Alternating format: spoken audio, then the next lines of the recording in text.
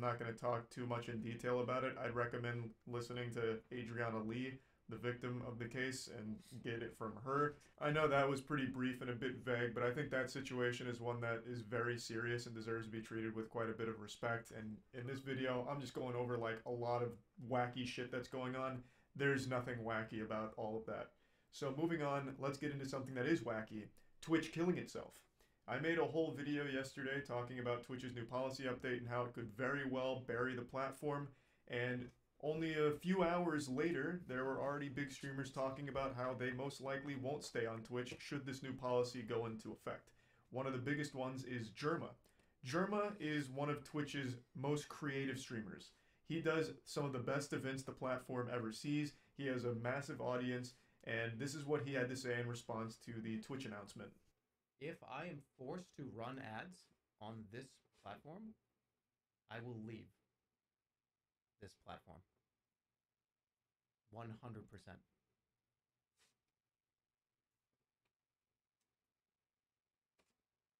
So, I'm not going to be forced to run ads. Now, here's the thing. Ads do play. Pre-rolls play.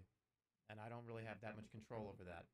I do have control over if one essentially runs while you're sitting here. And I don't want to do that. I don't want to run ads. Jerma's not alone here. Most streamers feel this way. Being forced to run ads sucks ass. No one wants to do it because it's intrusive to the content, it breaks everything up, and it's a terrible experience for your viewers. No one likes to be running ads. The people that do it, myself included, are contractually obligated to. For me, it's 3 minutes per hour. For most streamers, it's around that same as well, maybe 4 for some of them. But yeah, everyone hates running ads. It's like Garfield hating Mondays. It fucking sucks. And now Twitch is putting a much heavier emphasis on it. And like I mentioned yesterday, I'll briefly recap. Twitch put out a statement saying that they're getting rid of the 70-30 revenue split with streamers. The 70-30 split was the streamer gets 70% of subs, whereas Twitch gets 30. That was a deal they were offering to their top level streamers. I would imagine most, if not all, of the top 200 streamers on Twitch were likely on this 70-30 deal, and all of them were used to this split. And they announced that that will no longer be the case going forward. It will be dropping back down to 50-50 in the future. And they also made it clear that they'll never do the 70-30 again, which means all of the streamers that never had the 70-30, who've always been 50-50, won't ever get to experience it, which is just another slap in the face to them.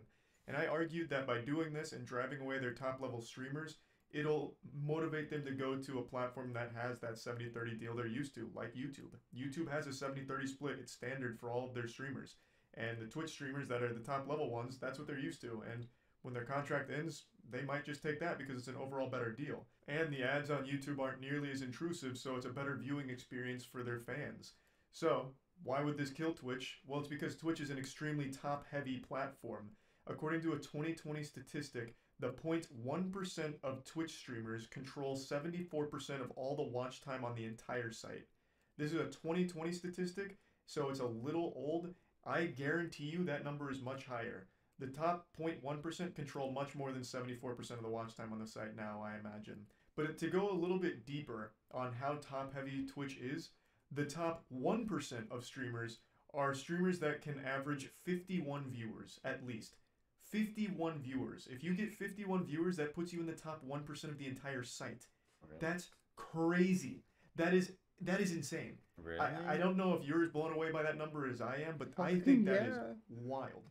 So going by the 0.1% controlling 74%, you'd have to imagine that the top 1% control like 99% of all the watch time.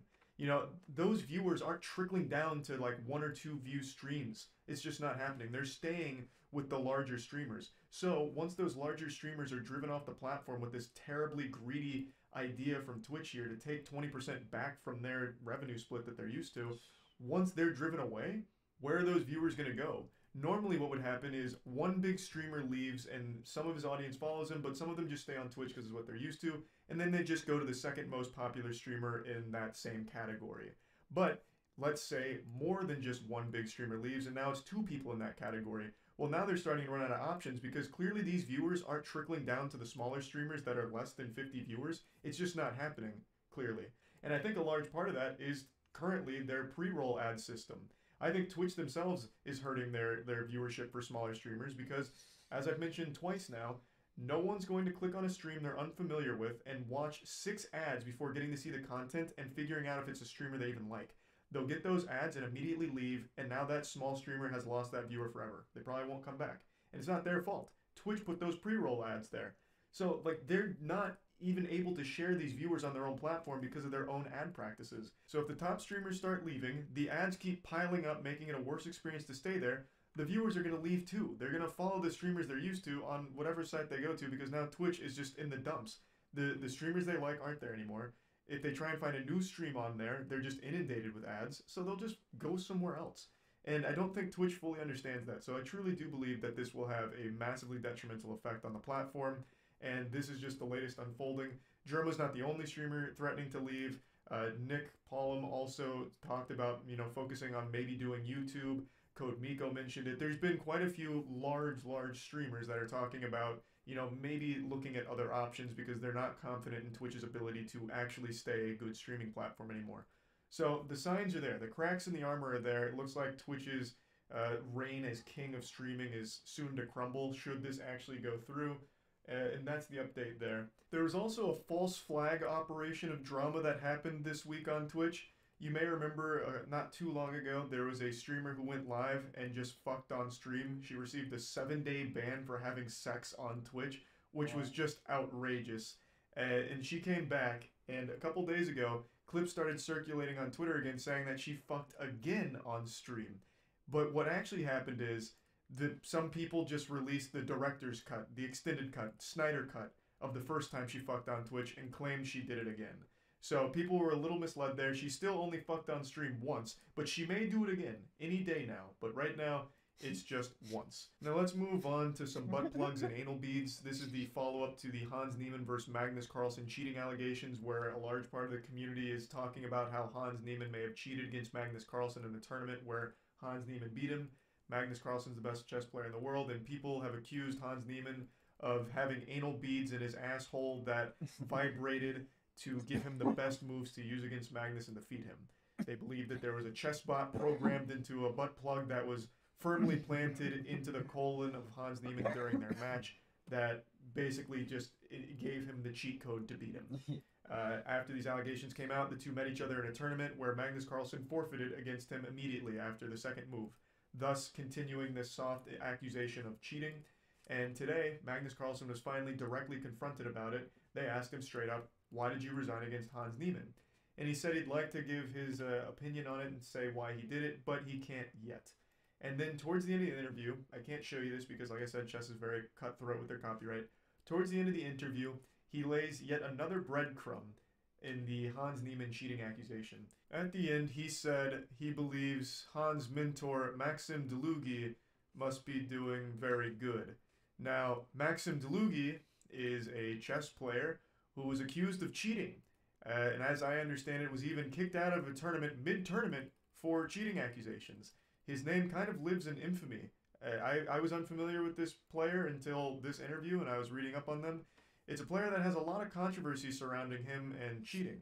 This obviously got the chess community pretty fired up here because that can't be a coincidence that he would name drop that player knowing his history.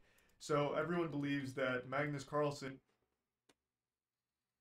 It's been a bit of a wild week over on twitch.tv for many reasons, but what I'm making a video about is their most recent announcement, which has to do with the partner subscription revenue split, because that has a little bit more of a spillover effect onto YouTube, many people's content strategies, maybe me a little bit with live streams and YouTube, so I thought it'd be more appropriate to actually speak about here.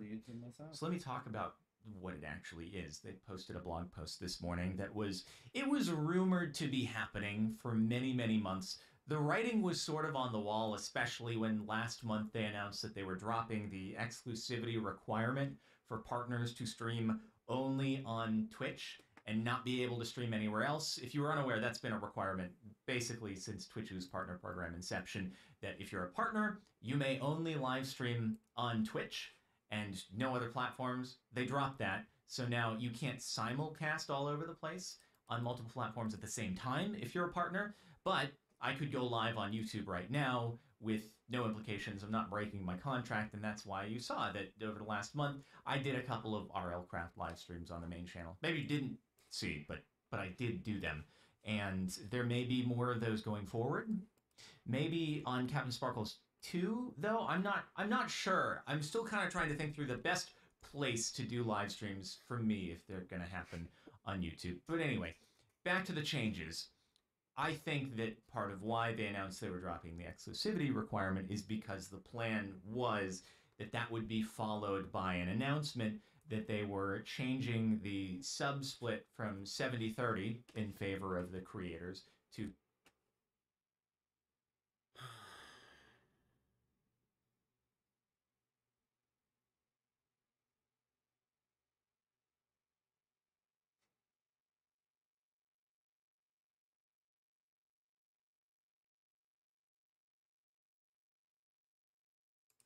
Alright, Twitch is in serious trouble.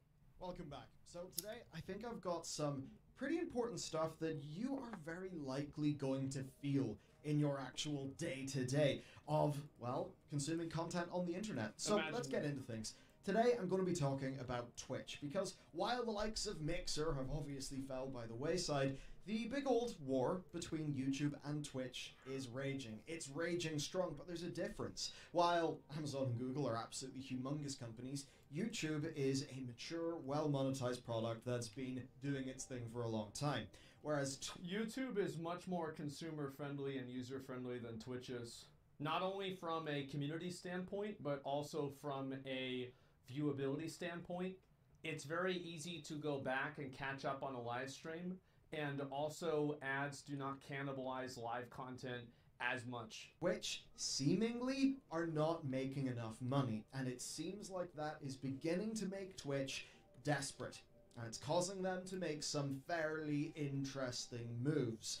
We're actually in a situation where, per Senpai Gaming, we actually have bidding wars happening between Twitch and YouTube, where YouTube are literally just more willing to pay money to acquire talent. YouTube has more money. That's why. Like, Google and Amazon are both massive platforms, but YouTube and Twitch are very different sizes. And it's like Amazon Game Studios, the guys that make New World, don't have the trillion-dollar resources that Amazon, as a shipping and, you know, manufacturing and you know, like a fucking... they send you like underwear with a drone within 30 seconds of you thinking about ordering it. Those people that make the video games don't have access to the amount of resources, distribution, website, whatever you want to call it. So like, Twitch is just... I think that Devin Nash said, and it might be a little bit different now, but whenever he told me, he said for every one user on Twitch, there are 200 users on YouTube. That's a lot of fish. And so, big surprise, the people working at YouTube have got way more fucking money. Way more. But it goes beyond that. And YouTube actually used to not be profitable. Whenever Google bought it, YouTube was not profitable for a considerable period of time. Now YouTube is actually profitable. I thought that wasn't true, and I looked it up on stream like 2 years ago. For like Twitch a decade, yeah. Changing up their platform. Yeah, look it up. They're changing up their rules. So Twitch clearly needs to earn more money, and that is not going to be good for either of us. Unlike this platform. Brilliant. Today's sponsor. They're the best way to improve your prospects and to develop your mind. That use Instagram Live. I can remember like Minx was doing it. I think Kai's done it. I would say Gideon's done it, but Gideon's not a Twitch partner anymore, which is, by the way, complete bullshit. Free Gideon. Twitch respond. But either way, all I'm saying is that people were not honoring this anyway. Like Facebook or, of course, YouTube, but there is an exception for TikTok and Instagram live streaming if people want to do that.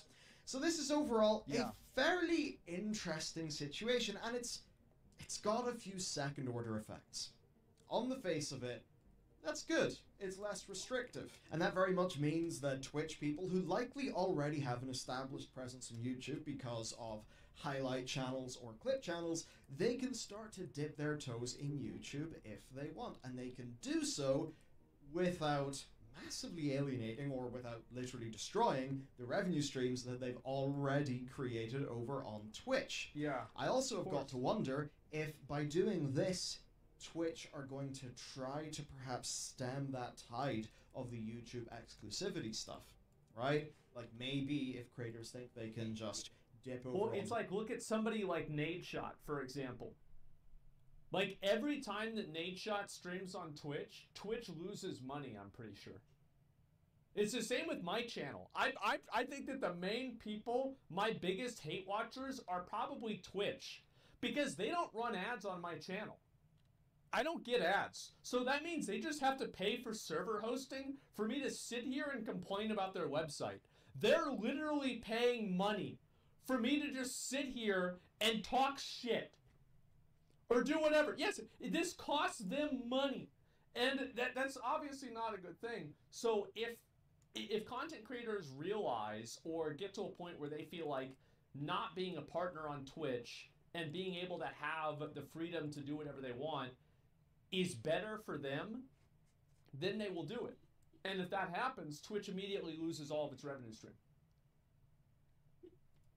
The YouTube side, maybe that could like dampen down that talent acquisition space for a bit. It's also the case that if people are to wander over to YouTube but still keep their Twitch, well, that means that all those subs are still going to be bringing Twitch in money. But still, overall, you obviously My can't... understanding is that Twitch makes almost no money out of 70% split subs. My understanding from somebody who told me, it's going to say it, is that about 24% of the money that Twitch makes from subs automatically goes into payment fees and other sort of transaction fees. That's like 24% or something like that. Maybe it's somewhere around there. And like you would know this if you've done any sort of like online business. You know, you're gonna have like a transaction fee for doing that, especially if it's validated through you know, like MasterCard or Visa or something like that. It costs money. Stream both like at the same time. Yes. So while a streamer could move over and start streaming Fees on are YouTube insane, some yeah. days, Twitch and other days, it really doesn't make that much sense. So it's a bit of a bizarre thing. What it will do, I think, is That's why make they're more pushing people ads. feel like they can move off Twitch. And I think they've opened themselves up to something that's going to be dangerous for them in the long run here. And that is that it seems things are only going to get worse on Twitch insofar as their business goes, right? And if things I think that Twitch really needs to get rid of the idea. Like, I think that it should not be possible to run more than a minute worth of ads. Yeah. Like, why is it? Like, so if 3 minutes of ads, why not let me run 20? Well, I mean, at that point, just let me run 20 minutes of ads. And then whenever that 20 minutes is over, I'll do it again. Yeah, I mean, why not? 3 minutes? Are you kidding me? How many TikToks can you watch in 3 minutes? You have to pay anything for that. It's insane. Like, and streamers they get paid a lot of money for these ads, right? They do. I do. And so that's how I know. But like, fuck, man, it's just not it's not a good viewer experience. And I think that the moment that you start, if you are not improving the end user experience, that's where the money really comes from. That's where you grow. It doesn't really matter. Like, if there are streamers on the platform, like, yeah, there can be a bunch of big streamers on a platform, but if the platform sucks, people aren't going to use it. Look at Mixer. Look at YouTube for the longest time. So you need to have the experience be good for the end user. That's what matters more than anything. Now, I don't think making people watch 3 minutes of ads makes the experience better. But I think it's so lucrative, and it's also required in a lot of partner contracts. If they have custom contracts, And like, of course, I mean, the people like, you know, these are people getting paid, you know, custom contracts pay out a tremendous amount of money, like 7 figures sometimes, right, for bigger streamers. So it's not like they're not going to run the ads, but it creates a bad experience for the viewer. And it gives YouTube, ultimately, like, what does this really come down to, right? It gives YouTube a massive competitive advantage over Twitch. They say, hey, come over here, and you don't have to watch as many ads. There's a better video player. Like, it just makes YouTube better. Going to get worse, and the barrier to switching platform has reduced. There's a high chance that's going to erode Twitch's streamer base, or make new people think that they can just start streaming on YouTube, and that is going to be a better place to do it. And one of the reasons why this is all quite scary for some people is the leaks. So these leaks came out, they're very interesting, and one part of what was leaked was no more exclusivity. The other parts are a new tier system, Tier 7 fans are coming. Oh my god, the Tier 3 meme is going to go away because now we're going to go all the way up to Tier 5. What is Wrath of the Lich King coming out? Or is it only going to be Burning Crusade? Please, let's go all the way up to Tier 10. That'll be great. Yeah, let's try to maximally capitalize on... in my opinion, I think the Tier 3 is more than enough. Tier 3 is more than enough. I think that, like, once people are paying, like, theoretically, if you have, like, a $50 sub, let's just think this out, you know, like a $50 sub or a $100 sub, I think that creates a really weird relationship between, like, the broadcaster and the people paying that money. I find that to be... That's a weird situation waiting to happen. Am I crazy? Like, I feel like that's a weird situation for the people doing it. It's weird for... It's like if you gift subs, like, I feel like it's different because it's like a one-time thing. But this is like a recurring payment structure. I think it's too much. Yeah. New revenue split and incentives for more ads. Now again, they pay out the ass for ads. Ads, you make great money with ads on Twitch. That's why everybody runs them. But the problem is that most people, and especially most streamers, don't think long term. Like, I was thinking about this the other day.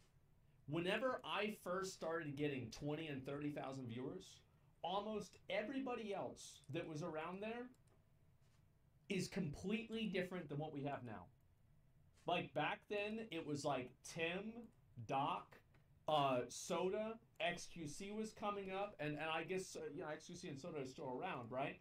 But, like, many other people are not around. Like, whenever you think about the top, like, 50 most popular streamers in 2018, most of them are probably not on that list now. There's a lot of them. And I think that Twitch streamers probably don't think long-term enough. Incentives we've seen, the new revenue split is the major thing we've got to talk about, and obviously the exclusivity we've seen as well. Now, that rev change is really, really rough. There are actually plenty of Twitch creators that are on a 50-50 contract, but changing that from 70-30 to 50-50, I think is clearly a situation where Twitch are willing to... They have pulled back, it seems to me, they have pulled back the amount of creators that have a 70-30 split tremendously over the years. Users... And that's a lot, right? Like, imagine you have 1,000 subs. So like $2.50, so that's $2,500 versus $3,500. That's $1,000 fucking dollars. That's a lot of money. But think that they will actually, at the end, come out on top financially. I think that would be a very short-term kind of decision that overall would just obliterate them in the marketplace, because YouTube, for all member-related things, is 70-30, right? 50-50, 70-30. Which one would you choose? It's a good point. I think anyone in their right mind would choose 70-30. Yes, but YouTube, it's harder to. I don't know about this now because I haven't watched a lot of YouTube streams. Oh no! But it's I going feel like crazy you to probably grow get a up. lot more subs and a lot more donations and a lot more bits and stuff like that on Twitch. I feel like that's the case, but I'm not going to quantify and say, yes, this is 100% true. I feel like that's the case. I wouldn't know about that. So I think that this is another thing that's going to be pretty damn bad. Doc has said as And much. as Twitch is caught in a cycle where they have to more deeply monetize a smaller amount of people, Yeah. well, that's only going to get worse. And I feel like there's a chance it could spiral. Now, YouTube by no means is at its inflection point as a game streaming platform. But what about 2 or 3 years' time? I mean, YouTube certainly has significantly less stream-related drama than Twitch does. And to dive a little bit more deeply into this, we've got to talk about how much streamers earn. So this is posted by Zach Busey, who works just a hell of a lot of what he does is within the streamer space. We've watched So- his living on Twitch, probably closer to actually 20,000, maybe. I don't know though, because those are also people that might also have other sources of income as well. If you Somewhere take what the around there. 8,000th streamer on the list made since 2019, it's $29,396. Divide that by 2, you get basically $14,700, Wow. which is below the annual minimum Wow. wage of $15,000, and that itself may even be a charitable estimate. So you can 20K a see, year. you know, you're 8,000th in the world. You would think that really would mean you've climbed to the Yeah, 20K a year sucks big fat donkey dicks. But I think, again, a lot of those people are probably making closer to 40 or 50, and some of them could be over 100. Like, I see, like, some girls, like, they have, like, 200 viewers and, like, 75 subs, but they're having donations, and they're getting, like, $3,000, $5,000 donations. So I think that there are a lot, and, like, whenever you think of, like, that is another extreme circumstance, but whenever you think of the entire spectrum of extreme circumstances in total, I think that's closer to 20,000 people, probably maybe 30. Somewhere around there. top of the hill? No. So obviously, Twitch are making a hell of a lot of money from a relatively small number of streamers playing ads and getting subs. So any changes in the deal will be pretty important there. Well, it's Not- also like a lot of the viewership on Twitch is centered around the highest channels. Like here, I'll do a very easy comparison. Let's go ahead and just look at. I'm just gonna close my eyes and click a channel. Let's see, right about here, whichever one's closest to here. Destiny 2. So let's look at Destiny 2, 1.8K. So if you add up all of these people right here, just like this front page, this is going to be a tremendous amount of people. And I think probably also the amount of people is there are a lot of like 30 and 40 viewer streamers, but for the majority of the different sections, I think actually this one's a bad example because there's not like one like really big streamer. But for a lot of sections, most of the streams and most of the viewers come from like the top 20 streams. It's very top heavy on Twitch. Advertising is, of course, massive for these platforms. Indeed, it is the main way that YouTube monetizes itself. Often YouTube have tried to do other things, and they haven't really worked out that well. But the thing for YouTube is, well, they're Google.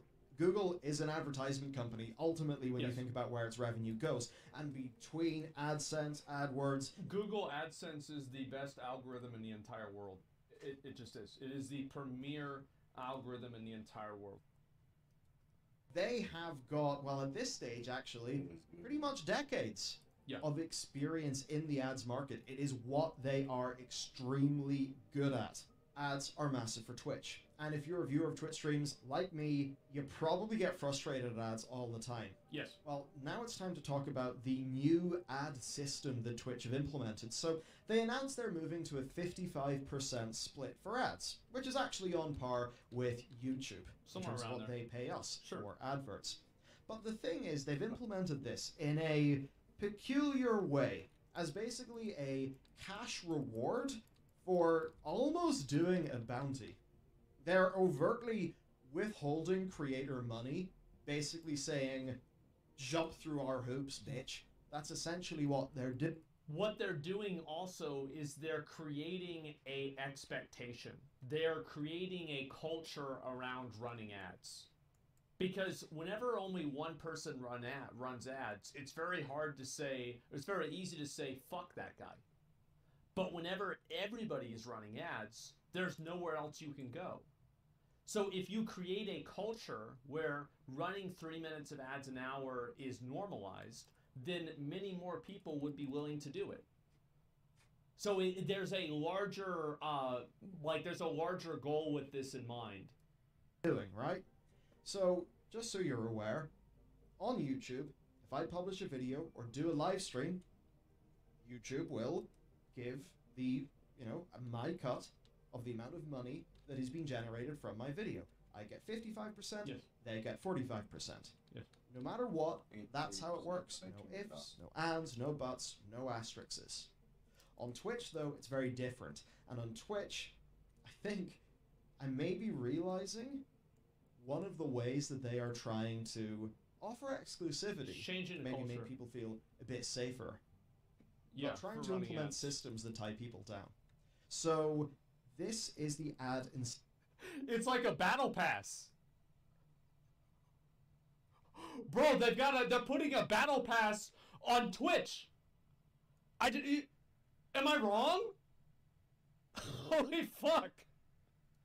incentive program, right?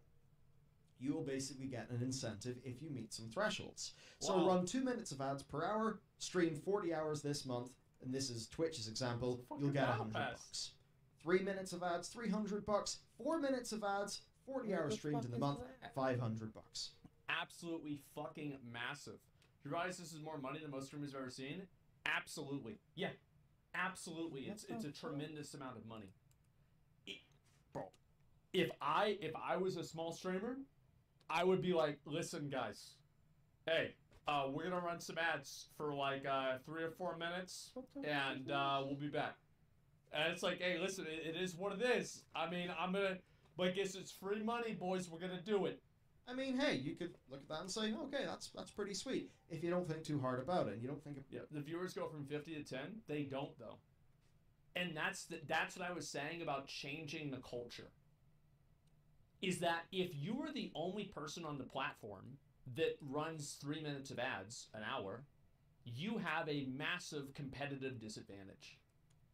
But if everybody else is doing it, then that advantage doesn't exist anymore. You see what I'm saying? I leave. Well, nobody cares about you. People care about the number as a whole. So I think viewers get into this power fantasy of like, oh, we're all gonna leave if there's any ads. I have the numbers. There's a reason why people run ads. It's because it's not true. about what they're actually doing. Now, here is an example I found from just somebody who was sharing their own data, as you can see there. 1 minute of ads per hour, stream 113 hours this month, $761. That doubles for 2 minutes, and it's $2,038 incentive for running 3 minutes of ads per hour for 113 hours this month. That is ridiculous. That is a huge amount, man. Wait, elaborate? So I will elaborate a little bit. Basically, while running ads might reduce your viewership by I think running ads constantly reduces your viewership by a maximum of around 10%. And oftentimes it's something less than that. Because one other factor is that running ads removes pre-rolls. And pre-rolls, completely wrong. No. See, this isn't an opinion. This is data. Like this is not my opinion about this. I didn't just randomly come up with this number. There's a reason why I was number 14 on the earnings report for Twitch. Okay? I fucking know what I'm talking about. So listen. Yes, there are a lot of people that might leave. But there are also a lot of people who bounce off a stream at the moment that they see an ad. So if you take away pre-rolls, Whenever you like balance that out between people leaving because there's an ad and people leaving as soon as they see an ad whenever they open the stream, and you remove that, it pretty much balances itself out. And whenever it doesn't, it's no more than 10%. You see what I'm saying? The only time I leave is whenever the high ad volume compared to the stream. Yeah, but a lot of people don't do that. Like, I understand that people think this, but I've run ads. Like, so for example, look, I'll show you guys. So this is my, that's what we're watching, right? This is what we're watching. And so right next to it, this is my button. And right there on my main channel is like the button to run ads. It's like right there. You guys can see that? I can click on this. I have accidentally clicked the ad button before. I don't do it on purpose. I don't run ads during my stream. I just don't do that. I can't run ads on this channel. Like, there's no, it says edit stream, clip that, raid channel, manage goals. There's no ads. I can't run an ad. So I've accidentally clicked the button. It never lowered my viewership. Yeah, it never lowered my viewership. So there you go. And I would, yeah, oh really? No, yes, really. Like, Twitch would not push that many ads if it was actually hurting them that much. You understand? They would not do it. Because it has this toilet break? Yeah, exactly. And what would you recommend? 130 minutes per hour? I have no idea. It makes more of a difference for small streamers. I think you could make an inverse argument for that. I think it really depends on a person, but what I'm saying is that from my experience, from what I have seen from my own personal data, from what I have observed from other people's data, from what other people have shown me from their data, everything has reflected that running and spamming ads only reduces viewership by a maximum of about 10%. And doing it sparingly with like only 3 minutes an hour, it doesn't really have any impact at all. And this is what the data shows. This isn't like my opinion on the topic. This is not, you know, something that I think or believe. This is what the data represents. Now, 113 hours is quite a lot. And That's bullshit. I know people are mad that I'm saying this. And they're mad because it makes them realize that they don't have any fucking power. They think that if they leave, everybody else is going to leave, and then they're the only one that left. Doesn't it suck whenever the numbers disagree with your opinion? Doesn't it fucking suck? I've had it happen to me too. Yeah, it fucking sucks, man. It's like you can feel so strongly about something, and the numbers just don't fucking reflect your opinion. If you are going to try to actually do a really interesting, engaging stream, you're going to have time out doing research, time out even working on your stream, like literally working on your stream. I have that a lot, actually. Like, before my stream, I look up ahead of time what YouTube videos I'm going to watch. Make it better for your viewers. Maybe some sponsor stuff, some business. You've got to handle your tax. You've got to do all the other things, believe me. I thought it would basically be easy, be paid to play video games before I got stuck into this whole shindig. Let me tell you, it ain't that easy. But what's really bad here, let's just say this individual did run 3 minutes of ads. It's easy to play video games. It's hard to actually be entertaining at the same time. That's where the real challenge is. Anybody can turn on a camera and turn on a stream, but it's making the stream entertaining. Getting people to actually show up is the problem. That's the hard part. Per hour for 113 hours. Well, if they did that for less, then, you know, less hours. I wish I could would see what not this earn the person's incentive. viewership was. Where The thing is, that incentive is the 55. Am I wrong, though, about it being like a battle pass? That's so fucking funny to me. Oh my god. 45 split. That incentive is money that they have earned. And Twitch is saying, unless you jump through this hoop, we're not going to give you this cut of the revenue that you have generated. That would be like YouTube saying, hey, we want you to generate maybe 200,000 watch hours this month. And if you do, we will give you this amount of money. I can see Belluar's perspective on this being kind of predatory or compulsory or some sort of negative manipulation. But I think that if you could argue that, I think, with a lot of performance bonuses with work. Like, how many of you guys have performance bonuses at work? Like, if you sell a certain amount of cars, or you do a certain amount of tickets, you process a certain amount of tickets. Yeah, like, these are just this is effectively a performance bonus. I view it as a performance bonus. Can I have a fucking Well, ultimately, that would be YouTube withholding Something revenue in that sales we're growth earning. So division. Yeah. it's bizarre. There are examples from high-profile streamers of this really paying. There are also examples of these being frankly ludicrous. But for me, the overall point is that this just feels like they are really, they're just, like you get a damp towel, you try to remove the water, you just wring it really tight. That is what it feels like they're doing. But of course, that's not all. We've also, I think, got to talk a little bit about some of the desperation that's happened with Twitch. Yeah. At least this is I like a funny story, right? So they started offering a thing called a boost, where you could basically give the person you're watching 10,000 impressions.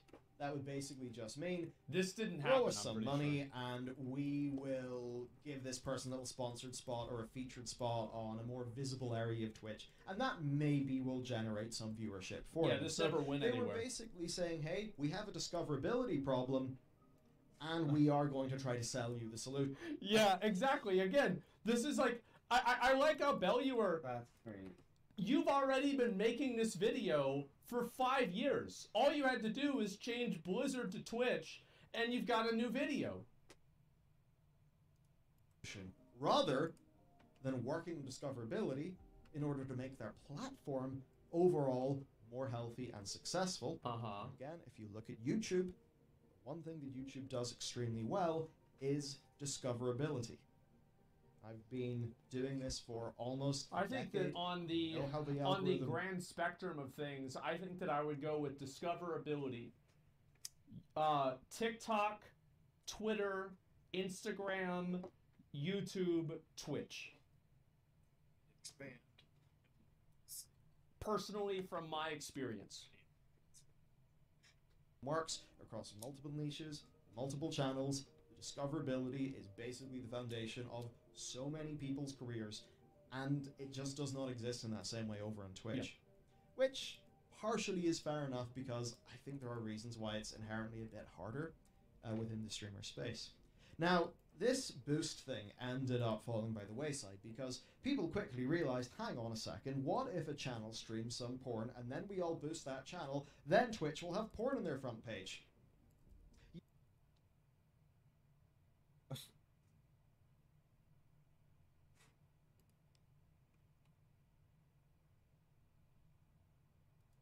Yeah, that happened. It was pretty damn hilarious, and Twitch stopped the program. But then they did launch another experiment called Boost Trains. Basically just, it's like a new sub-train thing that will give enhanced visibility. I think it's significantly better, but again, it is Twitch trying to monetize some of the discoverability issue. And I'll cover the number later, but about 70% of discoverability is from sources external to Twitch. Suffice to say, my best advice. Somebody's like, how should I get started streaming on Twitch? I'm like, all right, go to YouTube. But wait, I want to be on Twitch. I'm like, yeah, I know, go to YouTube. On YouTube, it is not like that whatsoever. The next thing then... Well, the reason why is because Twitch is a zero-sum environment. If you are watching me right now, you're probably not watching somebody else. Whereas on YouTube, whenever I finish this video, I'm going to watch another video after that. So if two streams are on at the same time, they will pull viewership from each other in a way that YouTube videos do not do. Is staff leaving the company, right? So key departures that have happened recently enough include their CEO, their COO, their CCO, their head of creator development, who you may recognize. Jesus DJ Christ. Week. I remember watching his StarCraft podcasts, well, literally a decade ago. And this is what he said afterward. We went down the Silicon Valley route, hiring from Facebook, from Twitter. Many new employees had little understanding of gaming or live streaming and were unwilling to learn what this community was, why it was special. I can really respect DJ Wee, because remember those fucking changes came out and about the hot tub stuff, and he went on his stream and argued with the community about it for an entire week. This guy understood Twitch. Yeah, he understood it. Now, whether he was wrong or right doesn't matter, but he was willing to get down in the trenches and fight for it. Customer was the content It's funny. creator. Yeah, it was great. If you're not passionate about the product, you're not really looking at it from the customer's lens. Exactly. Yeah. And so you don't have the same level of empathy. That's what somebody else said.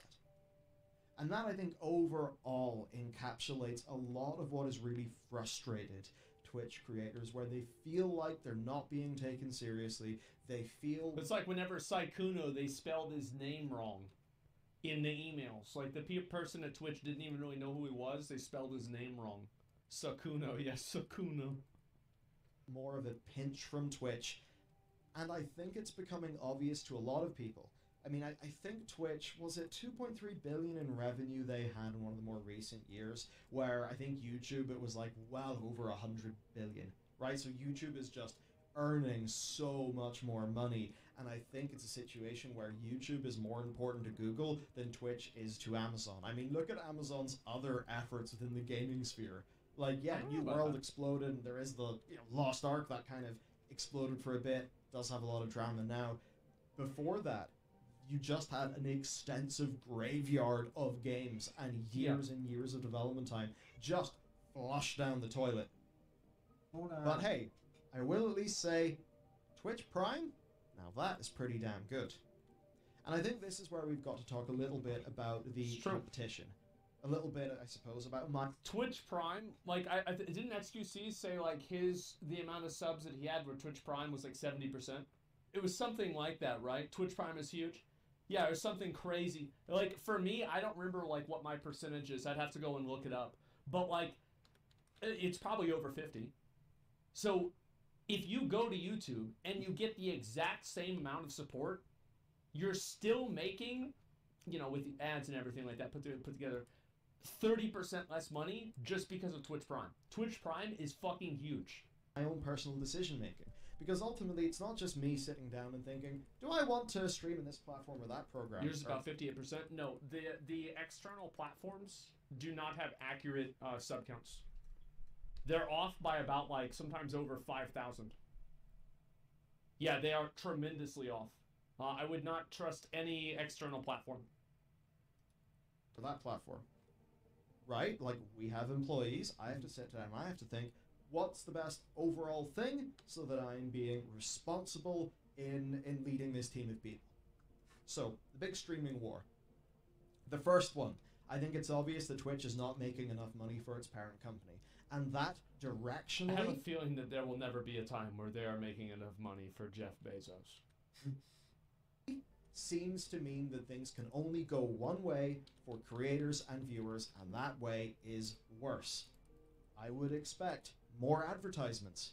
As an example, look at the ads that, like, literally this incentive program.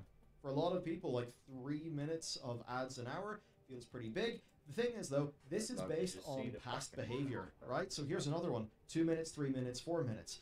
I have seen creators show their version of this where it's even more minutes of ads per hour.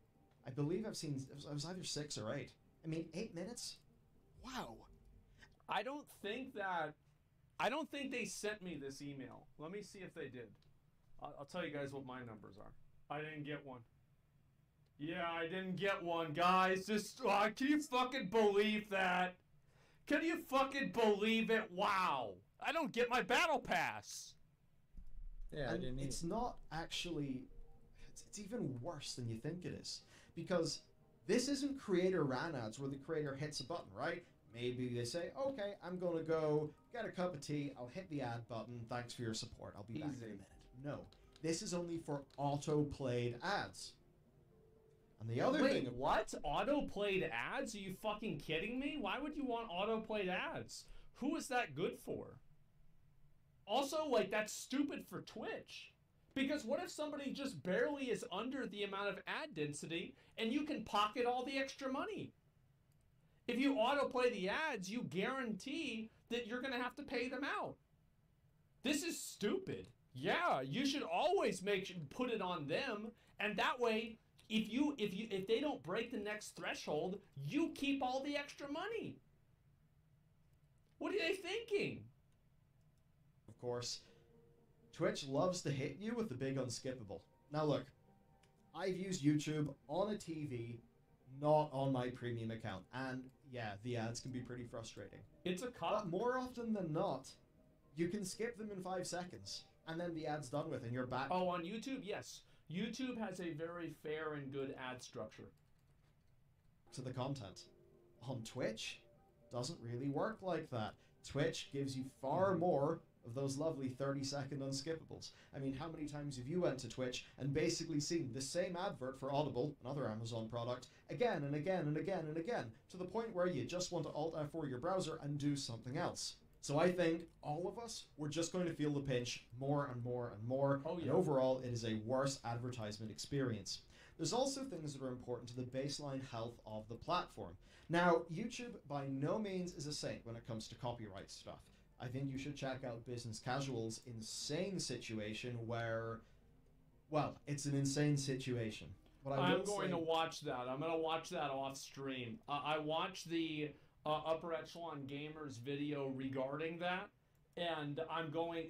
Business Casual DM'd me. He's like, "Yo, can you watch my original video and like, you know, see both sides of it?" Which is like, that's fair. That's absolutely fair. And so I'm gonna watch his whole video. It's just long. It's like a 2-hour video, so I'm not gonna watch it on stream. And I'll give you guys my my opinion on it afterwards. Broadly, though, is that because YouTube almost got sued into oblivion a long time ago, they've invested a lot of money in the likes of Content ID. They have as a very creator, they have very extensive and extremely you can say liberal or conservative based on like which perspective you have. Very aggressive ad and like, or sorry, copyright detection software on YouTube. It's very simple what it is. You see it on Stringent. Yeah, you could say that.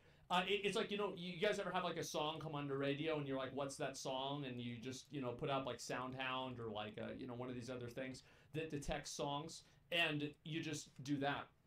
Well, YouTube has that. Shazam, yeah, Shazam, something like that. It'd be quite frustrating if, you know, you put one swear word in the first 30 seconds of a video and then it gets demonetized. Or, yes.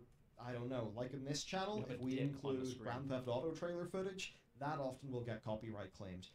But our content gets claimed, we're told so before we've pushed the content live, giving us an opportunity to amend the problem, put the video back up.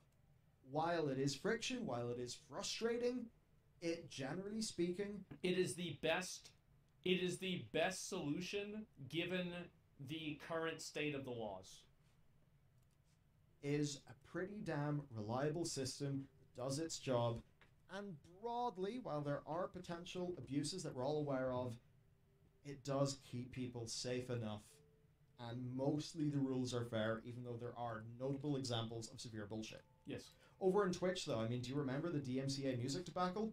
I mean, wow, what would have happened if the likes of, say, Riot Games didn't come in and just offer everybody their, you know, stream-safe music? But still, that's just another example of Twitch.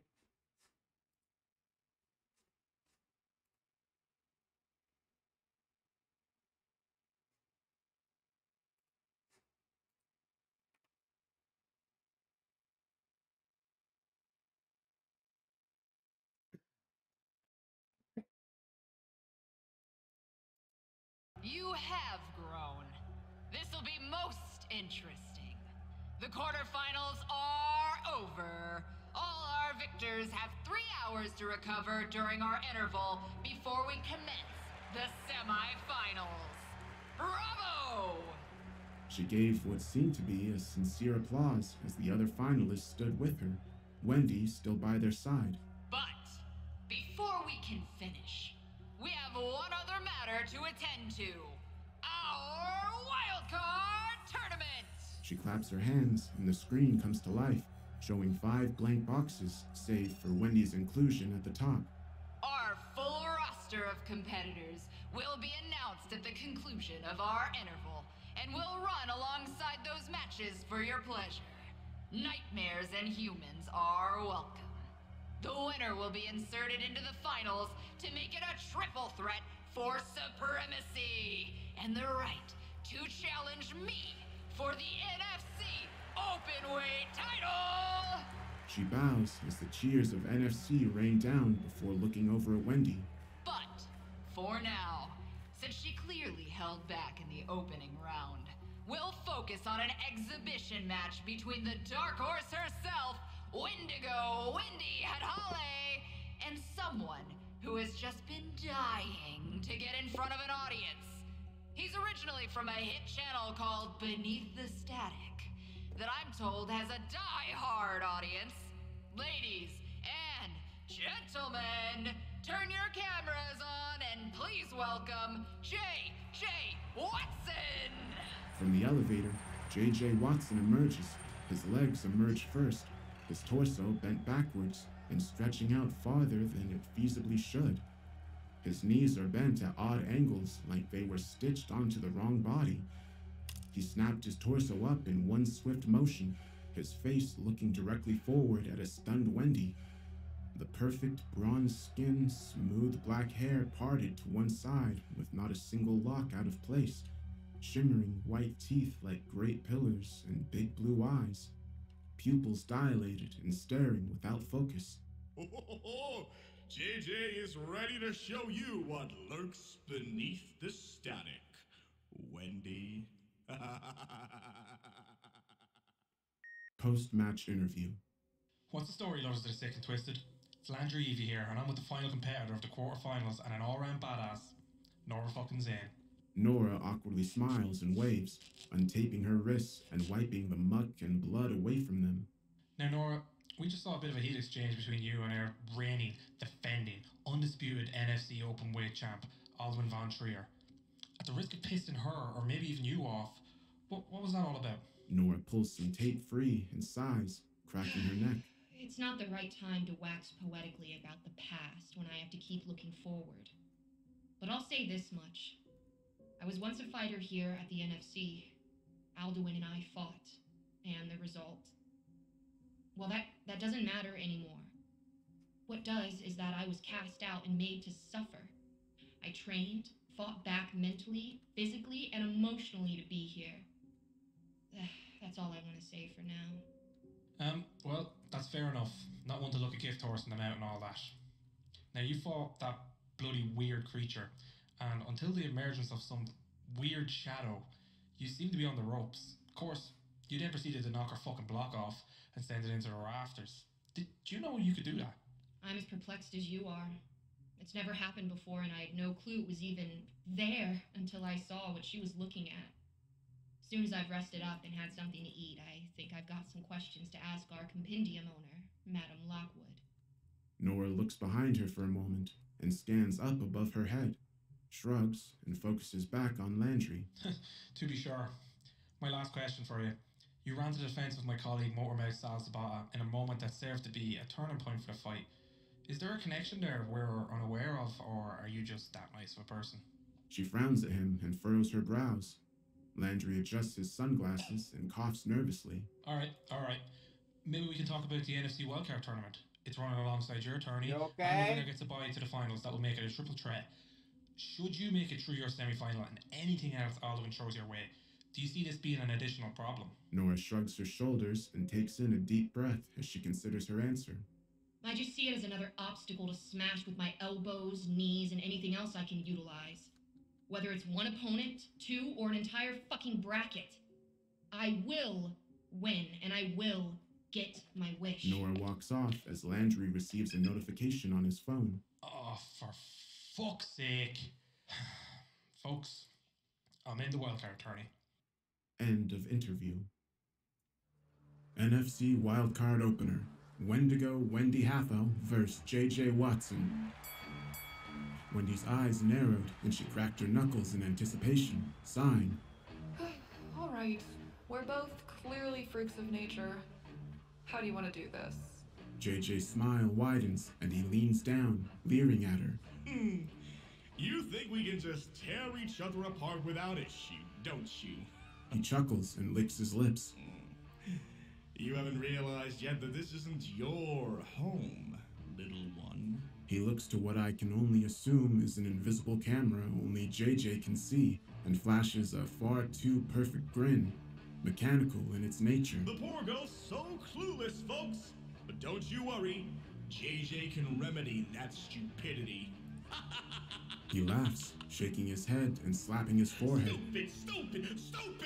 As his laughter grows more guttural, more manic, he drops to a knee and howls in glee.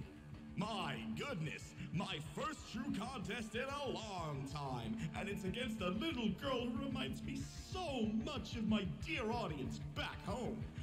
It's almost ironic. I can't get away from them how hard I try. I may as well say, honey, I'm home!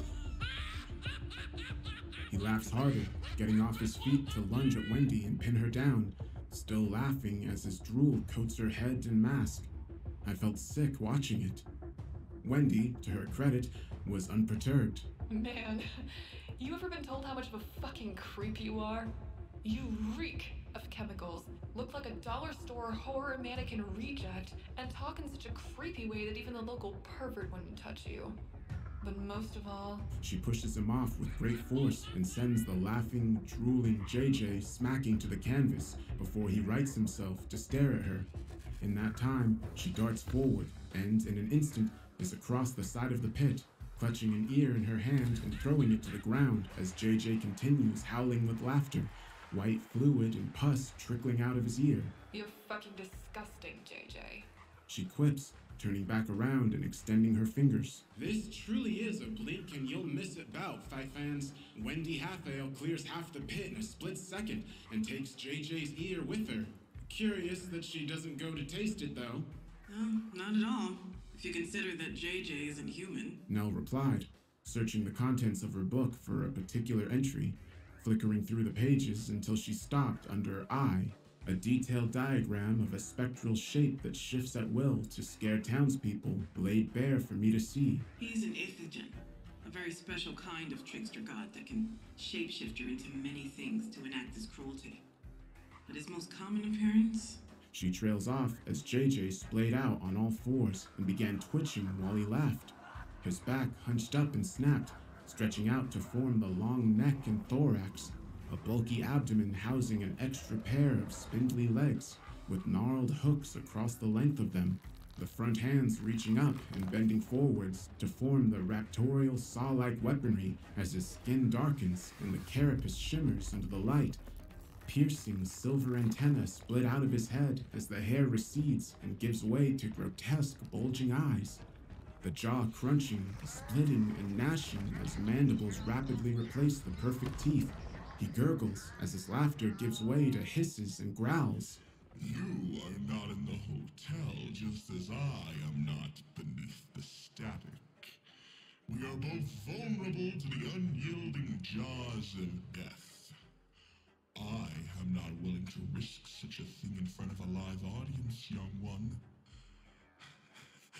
I will tear you to pieces and show you the world that lies beneath the static.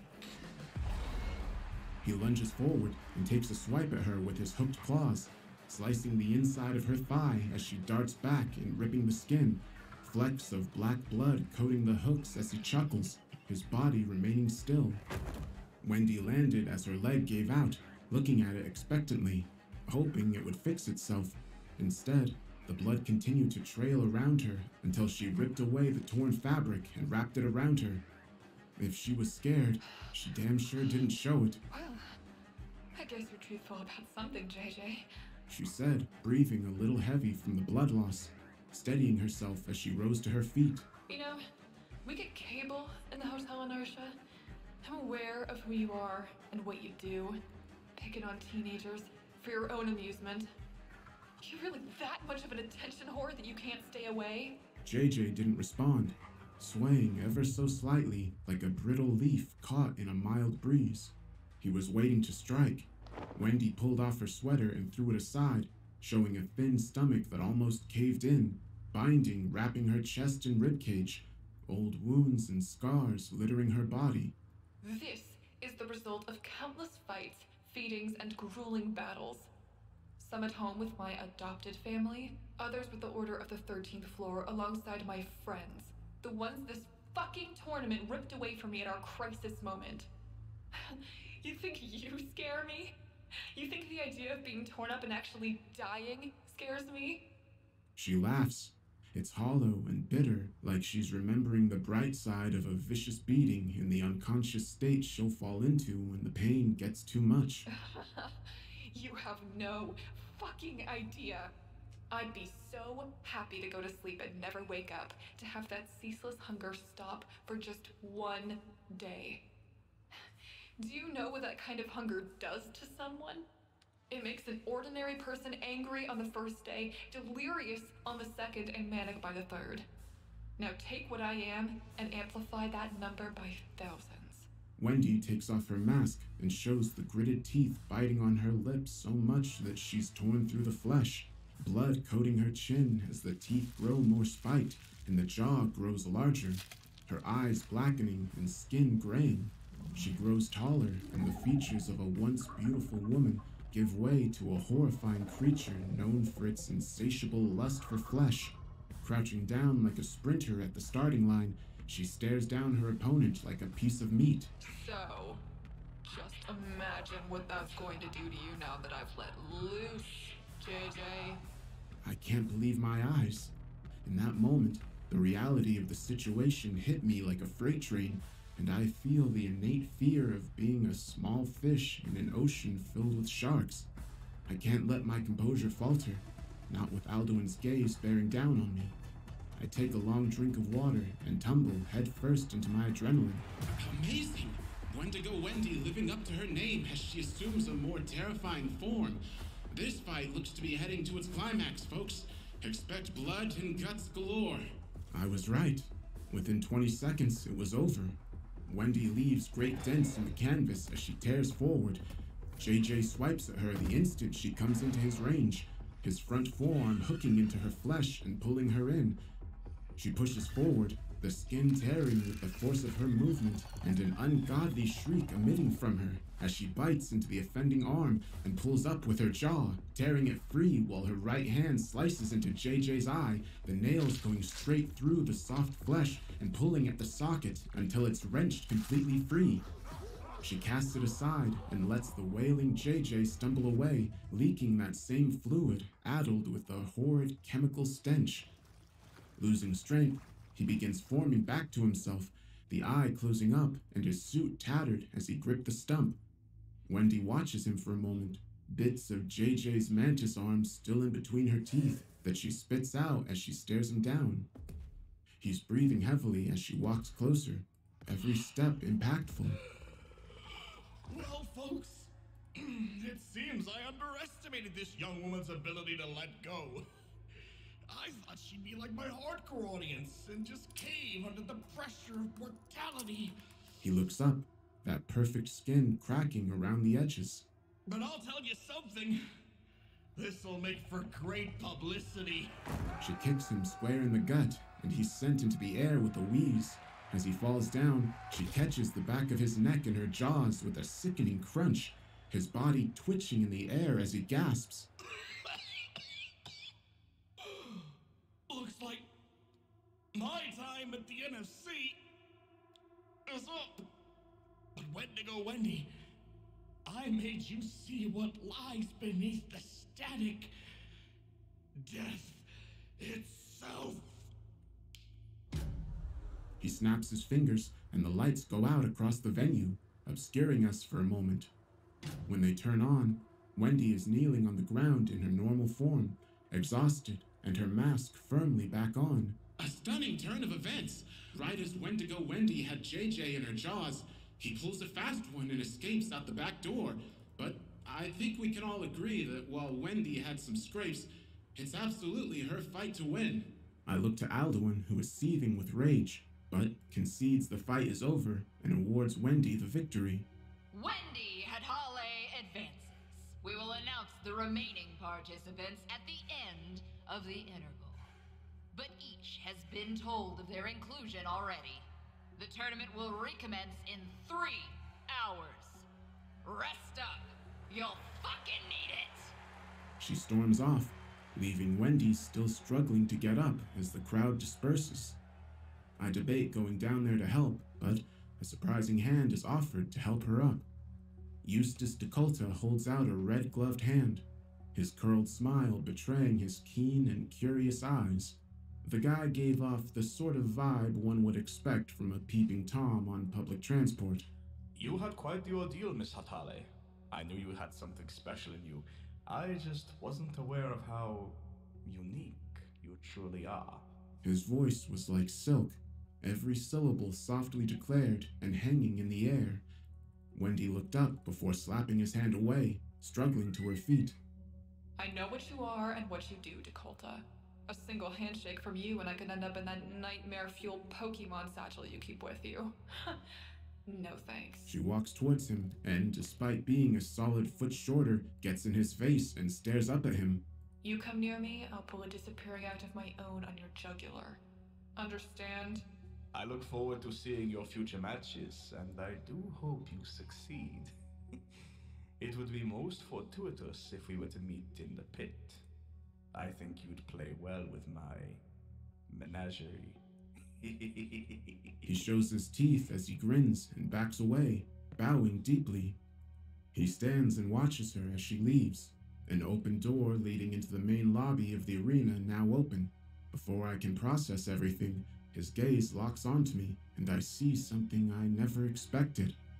The smile immediately dips into a low, sinister grimace. He looks at me with a hunger and a hatred I have never seen before. Hey, Sal! A voice calls behind me.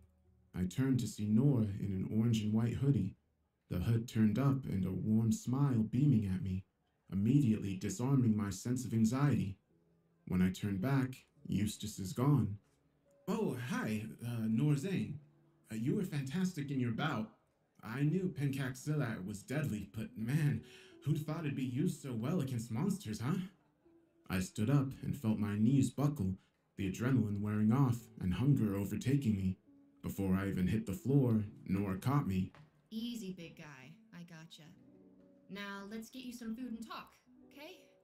You coming along now? Her informal nature was so unexpected from a woman I'd seen decimate something Asia fears across the continent, but I felt myself just naturally going with it. Nell looked and immediately busied herself with the compendium. No, I have far too much work to do. Research for the wildcard trends and whatnot. Oh, and there's that thing I have to attend to. Gotta speak to Alduin too about something. I'll catch you in a couple hours to go over notes, okay, Sal? She looked awkward and hurried herself past us as Nora stared incredulously. Huh. Well, that was a bit odd. But no matter, let's go get some grub. I'm sure you have some questions, right? I just nodded as she took me by the arm and kept me steady as we barreled past the denizens of the audience, still debating who would win various scenarios, old champions and other nightmarish specters. The upper ring was sprawling and hard to navigate. I had no idea how Nora was so familiar with it. As we descended to the middle floor where the vendors and entertainment was situated, we passed a bar serving strange drinks with a multitude of bottles. A beautiful Bernese mountain dog barking at the window, his big fluffy face licking at the glass until a man pulled him away. Hey, he's cute. Can we stop here? I asked. Feeling kinda thirsty. Maybe they have an adrenaline drink. She chuckled, but didn't stop as we made a beeline for the fighters-only cafeteria. Not right now, but I'll make you a deal. I make it through the semis. You can buy me a drink. She winked, and I felt my stomach knot up. I couldn't tell you if it was the hunger or butterflies, but Motormouth was very much silent for a little bit. You're wondering why I'm taking an interest in you, right? She called over the booming sound of the crowd and pumping metal music. I nodded. You showed a support in me when you called my fight. I looked up and thought you were cute. Got a thing for the nerdy ones. But that's not all, is there? I asked, my head pounding as I did so. Maybe it was the music. She looked back and flashed a cheeky grin. No, but that's a story for another day. We gotta eat, and you've got more interesting questions for all of us. She laughed as we watched a fighter far too drunk for his own good challenging a still-eating Miroslav Zanea to a fight. One side punch later, and the guy was on his ass and vomiting. All of us? What do you mean? The fighters! You've gotta meet and interview them ahead of the semifinals and wild card, don't ya? I shrugged, and she laughed again. Man, you really are clueless. Nell wasn't kidding. You're doing part of her job, too. I'm doing you a favor by bringing you with me. We passed a betting table showing the odds for the semifinals and wild card. Eustace and Wendy, respectively, being the odds-on favorites to win. Nora and Landry Evie being the biggest underdogs.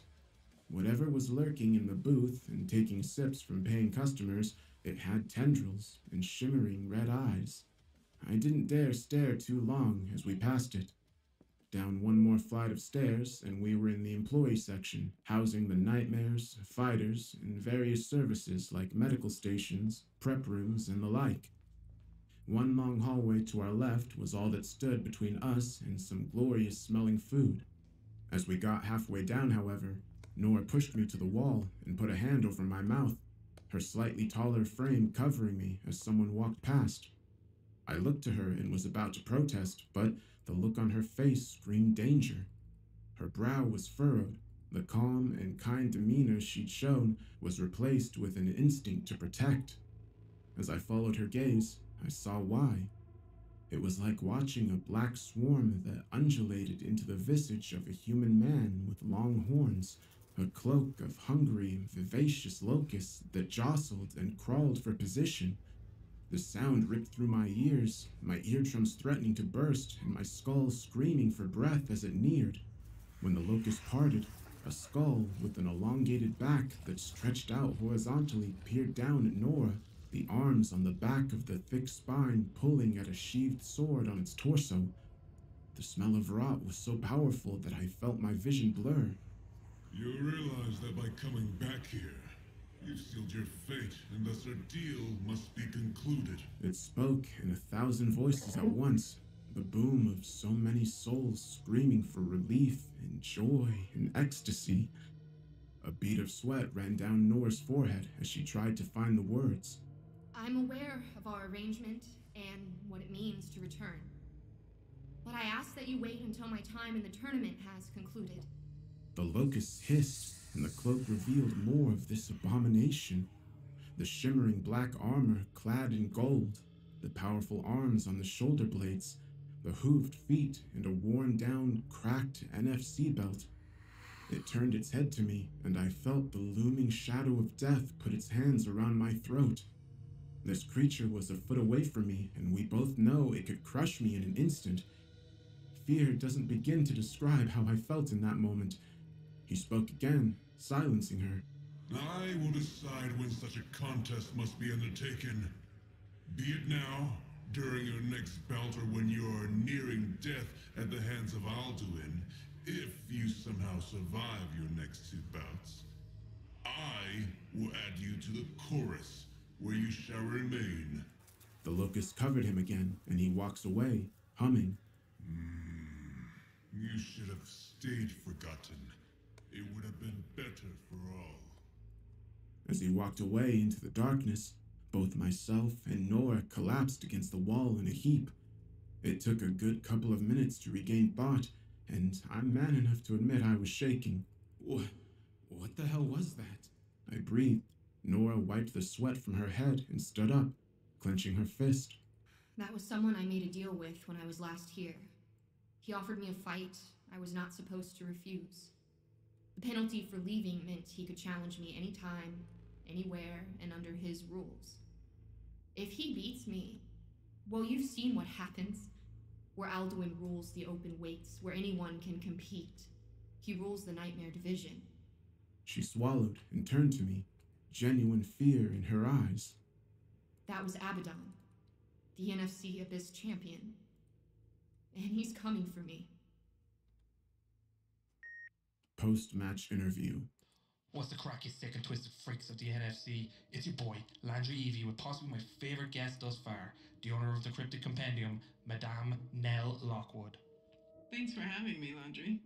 But shouldn't you be prepping for your match in a few hours? All in good time. I got my stretches done earlier anyway, so I just need a special brew to get me started. But on to you. It's well known that you've travelled the globe cataloguing the creatures of the night. But I hear you've also had a stint running a coffee shop and helping out with some special kind of bar. What brings someone like you to a place like this? It's true.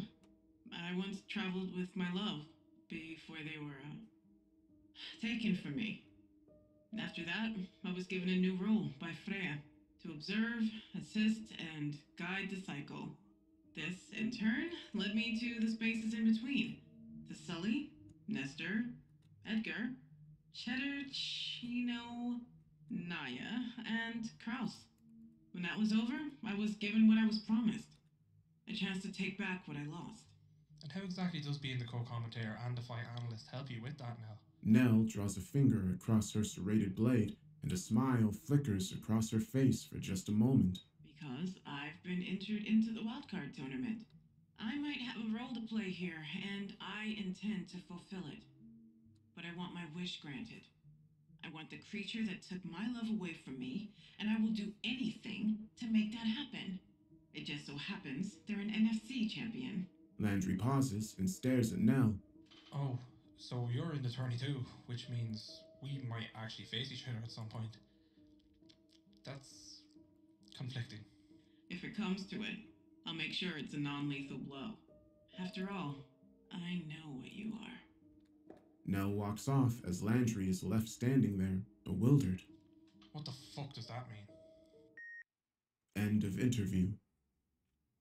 That was Abaddon, the NFC Abyss champion. And he's coming for me. She stared at the spot where he'd once stood, beads of sweat running down her forehead before blinking and smiling, trying to put the situation to the back of her mind as she took my arm and led me towards the bustling mess hall. Well, cross that bridge when we come to it. For now, we've got a meeting for you to attend. With that, she pushed open the doors to the semi-finalists eagerly chowing down on food. Rex Chug was downing a 40-ounce with glee. Eustace DeColta sat in the far corner, throwing food into his satchel and eating some soft bread. To the back lay Wendy, nursing her leg while listening to some music. A blood bag IV attached to her through a thin tube. Miroslav was undoubtedly still busy eating outside, and neither Nell nor Landry could be seen. Huh. They must still be training. Ah well. Good to see you, Nora. A large bearded man in his 40s sauntered over, his black apron sporting the cheesy line, "Saturday is a day for dads," across the front. A greasy dish rag hastily tucked into his pocket as he opened his arms for a hug, which Nora eagerly gave. He smiled, but didn't make eye contact when she let go, offering a gargantuan palm, blinking rapidly, which I grabbed, fear of bones being crushed immediately set aside by the warmth in which he held it. Nice to meet you. I'm Zunkel, the head chef, but you can call me Zunk. You the new guy? Oh, you must be hungry. Don't worry. I got a stromboli with your name on it.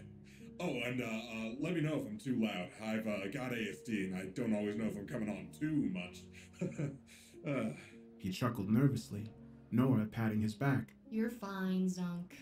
We'll let you know if you become larger than life. I promise. Sal, you want to eat, right? The stromboli is to die for. Plus, I can send the fighters over when you're ready. Sound good? Yeah, sure. Where are you off to? I asked as she stretched out her arms. I gotta train. I'll catch up with you before the interval is over, okay? You can ask me what you need to know then. Promise. Her hazel eyes shimmered in the light. I didn't know how to respond. Instead, I nodded sheepishly and she hurried off. Zunk put his arm around me and funneled me past the fighters to get me seated. He nodded and excused himself, rummaging in the back room as he prepared the meal. Do you remember why they let you out, Sal? The voice is low, guttural, and fills my ears.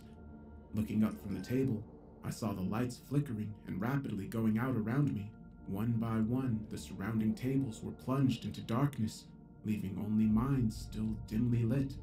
Do you remember what put you there in the first place, Sal? My body is frozen in place, like sleep paralysis, but with some limited movement of my head. The air is fetid, cold, and something is shifting in the dark, but I'm unable to see it. Whatever it is, it wants to keep its distance. But as the eyes fixed on me, I felt a surge of memories run through my mind as if a tape was on fast forward. Scattered moments of birthdays past and happy mornings spent with loved ones, years stripped away in an instant before my head hung forward, a cold sweat dripping onto the table while the remainder of my body remained still. Clammy, cold hands run their fingers through my hair and down my face. I feel sick, like I'm this person's plaything. The eyes across from me stay fixated on me. The same guttural voice growling out as I feel the hands gently push my head to look at the table. A card, a bottle, a choice. Sure enough, a face-down tarot card to the left, a piece of paper to the right, and in the center sat a bottle in the shape of a black human heart, ventricles and veins perfectly placed, letting the dark fluid rush around in its center and creating a slight steam as it bubbled from the top ventricle. The label read, "The Society of the Sunless gives unto you, the Kingmaker. With consumption, he ascended to his endless throne." A beast, a bar, a voice. The higher voice chimed behind me, rife with excitement. The cycle repeats, the threat retreats, and for now, rejoice. They kept repeating it as the drink bubbled over, the black liquid congealing on the table before thick smoke billowed out, the card burning at the edges and the letter unfolding to show my invitation from the NFC. My head swirled, the hands gripped harder, and I felt the higher-pitched voice come up to my ear, dragging its tongue along the nape of my neck and into my ear as I shivered. This time, it will be different. We promise. The hands eased off, and my body fell to the table, jumping up to fend them off. I was face to face with Zunk, carrying a piping hot tray with stromboli and looking perplexed. You okay, Sal? I got a stromboli. It's a specialty of mine. Yeah, I'm good, Zunk. Thanks. It's actually nice to have someone who works here show hospitality. He blinked and looked down at my shoes as he spoke. That's no trouble. Having been here a while with the bloody past, I know what it's like to want to start again. Oh, did Nell tell you? Tell me what? Is the stromboli not paid for? I quipped. He laughed heartedly. No. I'm your co-commentator until Nell either wins or is booted from the wild card. I've been here a while and I know my stuff, I promise. He tapped his fingers nervously. I don't want you thinking I'm just a glory hog. Nah, if Nell recommended you, then it's all good for me. I noticed that Rex was staring at me as he belched the last of his drink. Had he seen something? Hey, let me split that with you. He bellowed, rushing over. I sighed. Of course he hadn't seen. If it wasn't a fight or something to satisfy him, I doubt he'd see much else. He was an imposing mass of muscle and brawn that, on most folks, would scream intimidating, especially considering what he did during the quarterfinal match, but now he seemed chummy. A pair of warriors should always try to dine together. He cried, slamming his fist down as Zunk awkwardly split it. No, this is on odd number. He mumbled, smiling to me and heading back to the kitchen. Rex stared at him as he disappeared, calling out to someone called Sancho to take over the evening shift as the big door swung back and forth for a moment. You know he's the Jersey Devil, right? Dude has a sick history. And I do mean sick. Rex smirked as he bit down into the stromboli. The look of pain on his face when he felt the burning sensation run through his mouth was priceless. Fuck, that's hot. Nah, ain't nothing I can't handle, though. We chatted for a while, and to my surprise, Rex was pleasant. He had a prickly personality and was, to a degree, hot-headed, but he was passionate and dedicated to his gym. His reason for being here? He wouldn't say, but promised me it was worth all the broken bones he could muster. After that, I spoke to Zenaya and Eustace, neither of which giving me much info on their motivations or techniques. Zenaya slurred his words, probably from the drinking, and declaring, "State secret," with a wavy hand before he moved me on. Eustace, on the other hand, repeatedly asked me if I wanted to join the Order of Leshy so that I could learn his secrets. I didn't. Walking to Wendy, she sighed and bandaged her leg tighter. Anything I want to say has already been said. Come back to me when I'm in the finals and I'll give you the interview of a fucking lifetime, okay? I got shit to prepare for. She was frustrated, that much was obvious, but the more she stared at Eustace, the more I worried she was overlooking the talent within her own bracket. In any case, I didn't want to be a bother, and I excused myself to look for the others. No Nell or Landry in sight, and the remainder of the competitors were unknown, so I cut my losses and made a beeline for the upper ring again. It took some confusing turns and repeatedly bumping into fans before I realized how lost I was. Everyone passed me by without so much as an acknowledgement. The announcement rang out that I had 30 minutes to get to my seat and do my usual prep. To put it simply, I was mildly freaking out. Hey, buddy. You look like you could use a drink. I turned and saw that same bar from earlier right opposite of me. The doors open, and a young man in his late 20s washing a cup in the doorway. He grinned as a Bernese mountain dog stood by his side, trying to get out and greet me. Drool flecks already across his cheeks as he pants with joy. Not yet, buddy. Not the right time. He said before reaching into his pocket and pulling out a small bottle wrapped in a thick black cloth. You're gonna need this. Don't open it till you're sat down. But when you do, read the instructions and keep it close. You'll thank me when the time comes. I couldn't even say anything, staring incredulously as tired but wild eyes stared back at me from beneath thick circular black glasses. He whistled, and the dog, eager as he was to see me, turned back to follow him. He leaned his head back to call to me one last time before the doors closed. Oh, and it's good to see you again, Sal. With that, the bar was shut, and I threw caution to the wind, running up the stairs and trying to retrace my steps with Nora as best I could. Thankfully, I made it with some time to spare. No Nell sat beside me, but her book was propped up on the chair, and I knew she wanted me to protect it. The lights dimmed, and Alduin resumed her spot in the center of the pit with a swell of pride bubbling within her, the mic expertly in hand as the screen descended. Twisted freaks of nature, I welcome you back for the NFC Openweight semifinals and the remainder of the NFC Wildcard opening round. Before we kick things off, I'll be listing the competitors for the wildcard. I hope you're ready! The crowd shows their approval as the screen starts filling in the blank boxes underneath Wendy and a now faded out J.J. Watson. She's a bona fide killer from a bygone age.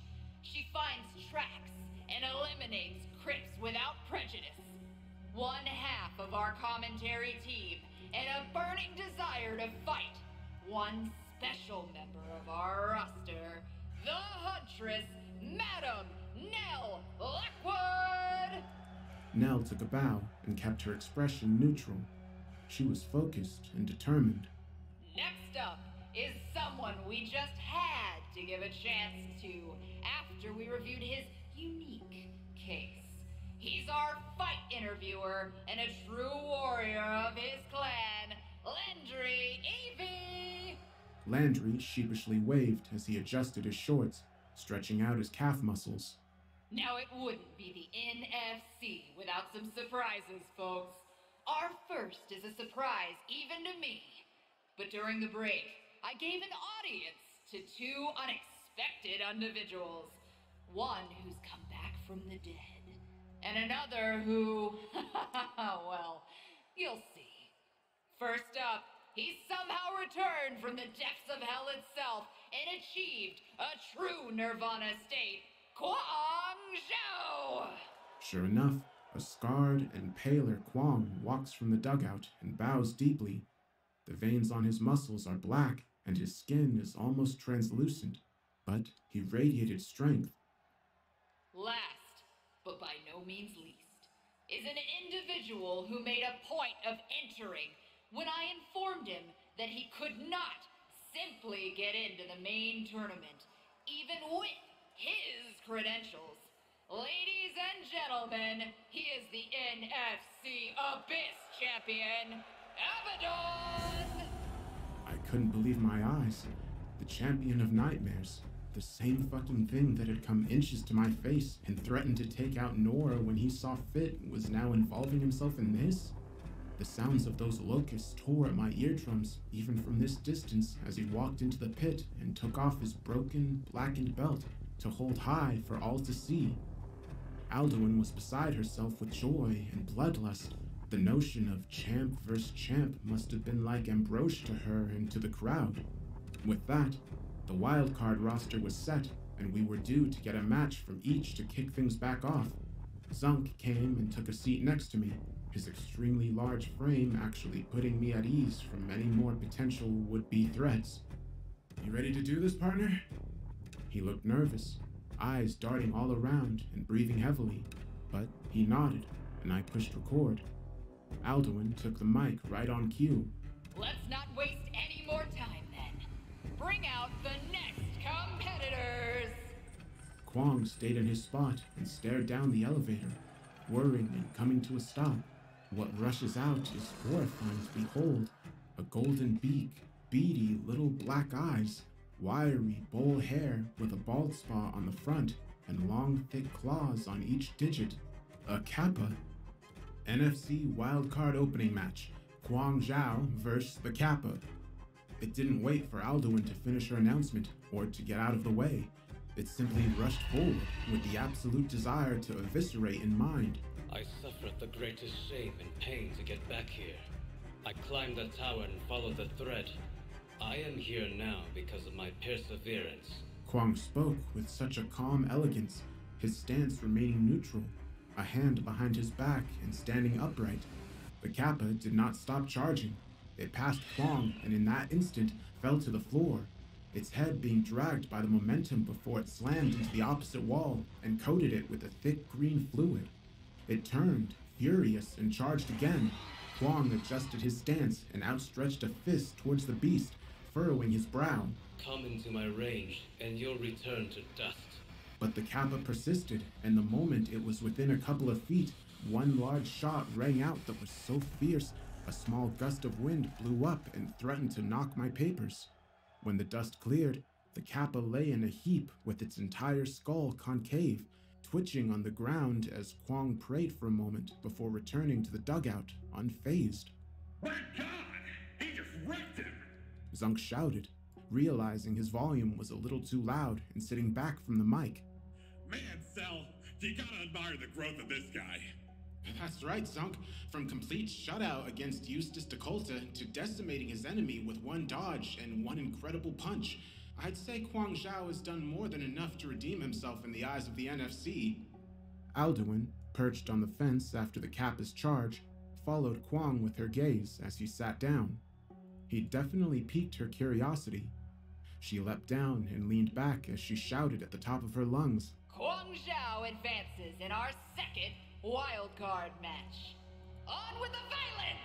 This time, it was Miroslav Zanea taking point. He looked, for lack of a better word, wasted as all hell, stumbling around and lackadaisical. It was very out of character for the usually stoic Dagestani. Still, he went into his usual position and seemed to have composure as Alduin announced his opponent emerging from the elevator. Our first semi-finalist is the Dagestani super soldier, Miroslav Zanaya. But his opponent will certainly be a test for him. Not physically, but mentally. The Kikimora! What emerged stood on thick red chicken legs, a basic dress, white shirt, and babushka hood covering the long black hair as two horns protruded from the base of the skull. Its skin was burnt, charred, and blackened, the eyelids completely stripped away and leaving bulging, milky white eyes in its wake. The lips were pink and cut, rows of white pillar teeth hiding just behind it. The lower jaw sporting 3 large bulbous sacs that pulsated. It moved as if it was a flickering image, hard to keep focus on the more clarity the lights gave it. It felt wrong to stare at it for too long, despite it being my job. NFC open-weight semifinals, Miroslav Zanea versus the Kikimora. The Kikimora flickered closer to Zanea, and something immediately felt wrong. Zanea had his head bowed in the exact same way he'd done his previous fight, but I could see no motion or movement from him. The closer the Kikimora got, the more my anxiety and fear grew. This thing was going to rip him to pieces.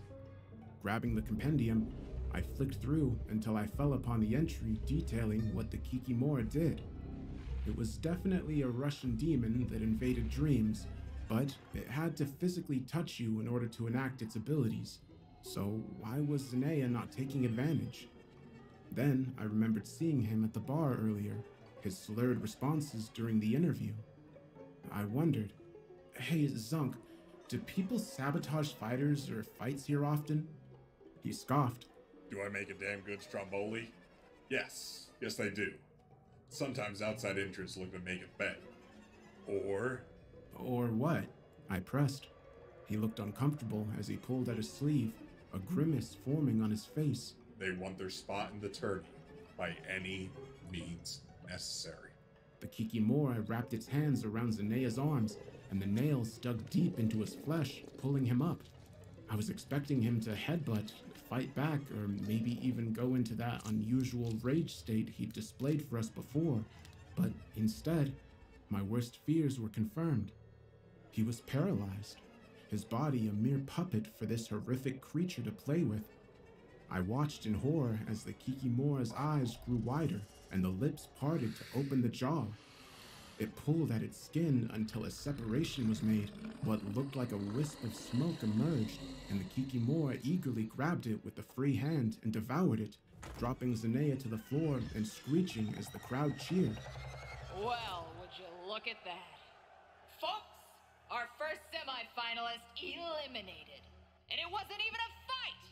What the hell happened to that super soldier power?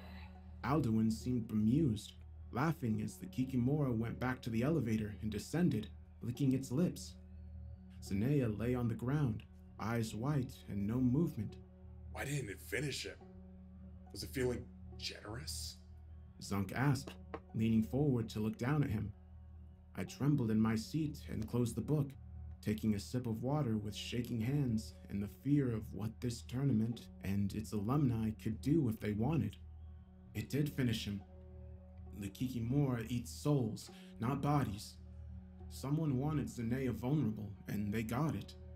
As the next 2 competitors took to the pit, I remembered the bottle I had in my possession, and I unfolded the cloth, realizing just how much I may need this in the other bouts. It was a silver bottle with a chain around it, ice cold to the touch with a combination lock over the cap and a code written on the inside of the cloth, a small note just beneath it. Professor Ambrose Ashton Smith's Silver Tear Potion. Your cycle shall not end so long as you keep this close. 1 glass for injury, 2 for death. You'll know when the time is right. Good luck, and protect them.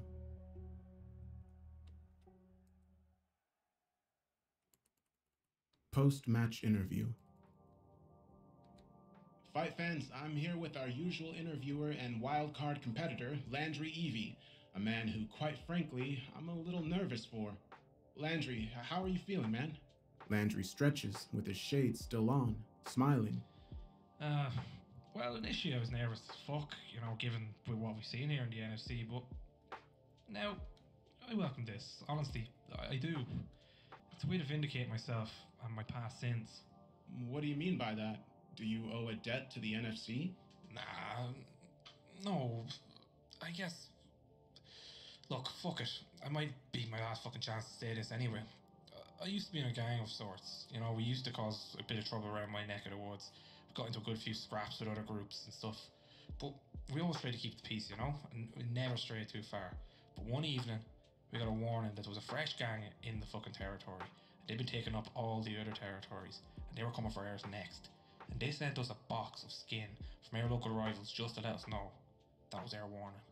Landry swallows, and he looks uncomfortable, pausing for a moment and shivering. These lads were dangerous, but my boys, they wanted to make a stand. They said they were going to die on their sword.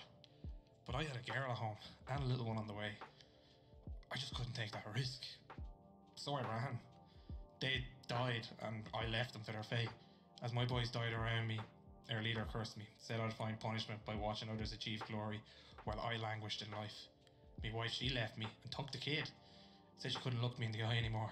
Told me that if I ever wanted to live an honourable life, I'd one day need to learn to stand my ground and wash away that shame. The NFC hired me soon after that, told me if I didn't sign up, they'd hurt my wife and kid, so I did what I had to, thinking I'd be stuck in this cycle forever. But I guess fortune's smiling down on me. That's... wow. Do you have anything to say to your opponents and rivals in the bracket? Landry takes off his glasses, and I see beautiful but pained emerald eyes, steeled with years of agony, as he looks at me and gently takes the mic he'd been in charge of for so long. Yeah, I do actually. I might not be some fucking supernatural being or anything like that, but you lot have nothing to fucking lose, and I have everything to fucking lose. That makes me more dangerous than the rest of you. I might be a happy-go-lucky lad having a wee laugh every now and then, but I still can fucking kill someone if I want it. I can still fuck anyone up on my day. When I bring my best, I'm as dangerous as they come, and I will bring my best in there. So if you underestimate me, or you bring anything less than your best, I'm gonna fucking tear your head off. Best of luck to you. End of interview.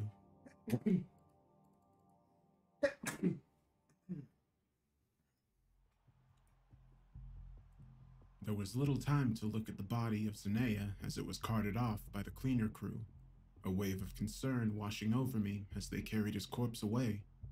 Something didn't sit right. Zanea was a phenom of strength and skill, possessing that otherworldly strength he tapped into during his quarterfinal bout. How on earth did he get overpowered here? Who would want to get involved? My mind was ripped from questions as Alduin put one foot on the balcony barrier and stood like an explorer surveying her kingdom, running a hand through her bleach-blonde undercut hair, watching Eustace DeColta take his place as the elevator shudders and the chain bringing it up heaved under the pressure. Eustace kept his hands in his pockets and grinned. Fight fans, we move on with our open-weight Grand Prix semifinals and turn our attention to one of the two invitational fighters looking to keep his mystique alive. You know him at the Nightmare Catcher, Eustace DeColta! He bowed in that overly courteous manner and regained his composure as the doors opened, and within an instant, that composure gave way to seething hatred. Black hair, long, bloodied antlers, a deer skull with small scraps of skin peeling away, a hunched-over frame with a descended stomach and wild, ravenous eyes, a Wendigo, an old, hungry one. Eustace looked up to Alduin with a look of shock and betrayal. She shrugged her shoulders. And his opponent, something I think will be most interesting to see. Given his fixation on one of our wildcard entrants, the Wendigo of Algonquin Blackwood. It locked eyes with Eustace and began charging, horrific growling and screeching coming from the beast as Alduin's smile grew and she threw her hand in the air. Begin! NFC Openweight Grand Prix semifinals. Eustace DeColta versus the Wendigo of Algonquin Blackwood. Eustace made no effort to open his satchel, to bring forth a nightmarish creature under his control and end things in a snap. Instead, he threw it aside with his hat and cloak, rolling through the legs of the charging Wendigo and rolling up his sleeves as it turned to pounce. My. So I am to be made a fool of in this Grand Prix, am I? Oh, von Trier, You are merely allowing me to show off my skills with the fiery passion of hate. As he enunciated the final word, his right fist volleyed into the stomach of the Wendigo. It winced, but did not stop its trajectory as it bit into the soft flesh of his shoulder, tearing a piece off and leaping to the other side of the pit to feast. A stunning development. Eustace Dakota has so far been the one to win this entire thing, yet he is now on the receiving end of some vicious punishment. Zunk, what do you think will happen? If he doesn't get that satchel soon, he's gonna end up sliced, diced, and not looking so nice. Meanwhile, our cannibal boy over there is snacking on that piece of Eustace like it's one of my Strombolis. Dakota has got to do something here. The Wendigo stared up at us as we spoke. Fear gripped my bones when I locked eyes and saw the sheer madness driving this creature to feast. I thought about the legends I'd heard of families huddled up during bitter winters, the spirit talking to the men and urging them to give in to their hunger and devour their family.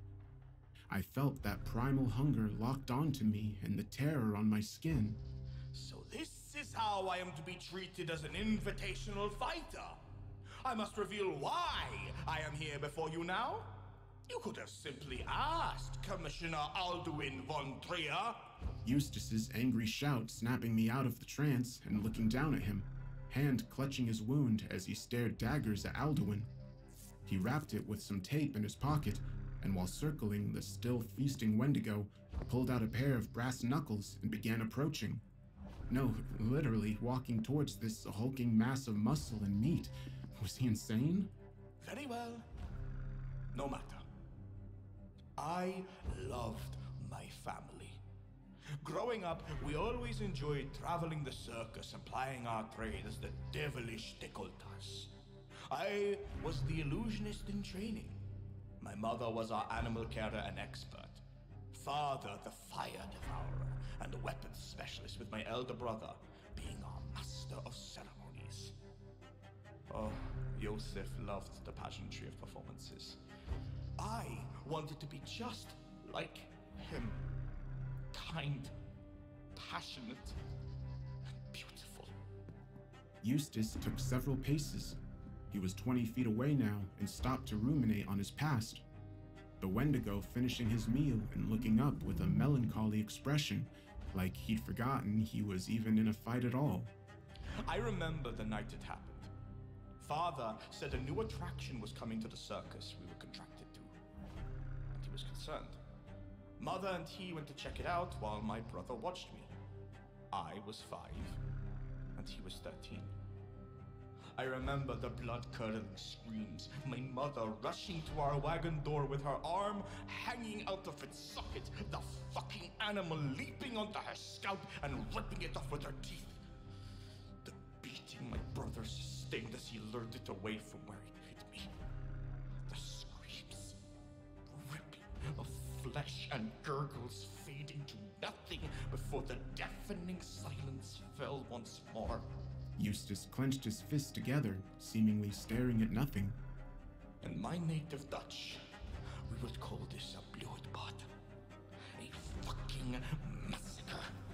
The Wendigo charged and ran straight into an uppercut from Eustace, brass knuckles firmly attached and sending the beast and some of its teeth flying as it toppled to the ground in a heap. Eustace breathing heavily. This was not a man accustomed to fighting with his fists. That abomination took my family in an instant. I vowed to never let it happen again. I joined the Order of the Moth and dedicated my life to finding, capturing, and where control was impossible, eliminating these creatures. He looked down at the Wendigo with disgust as he stepped over it, standing above its head and spitting on it. I have never seen such a thing like Wendy. My interest in her is unique, but she is the prize I have come to claim here. When I got word these creatures were housed here, I sought an invitation and acquired one with my then most recent capture. Here I am, waiting for my moment, and now with my eyes on a wish. He leaned down over the still dazed Wendigo and raised his fist, brass knuckles still attached, into the air as he spoke. A a wish to wipe out every abomination, good or evil. He drove it down into the skull of the creature with prejudice. 2 strikes, then 3. A 4th shattering part of the skull before the creature twitched and fell limp. Eustace, sweating and still bleeding, rose to his feet and walked back to his bag. Alduin's eyes watched him the whole time. What a come-from-behind victory by the Nightmare Catcher himself! Zunk, why did he not use his satchel? I knew the answer, but that only made it more disturbing to hear someone else confirm.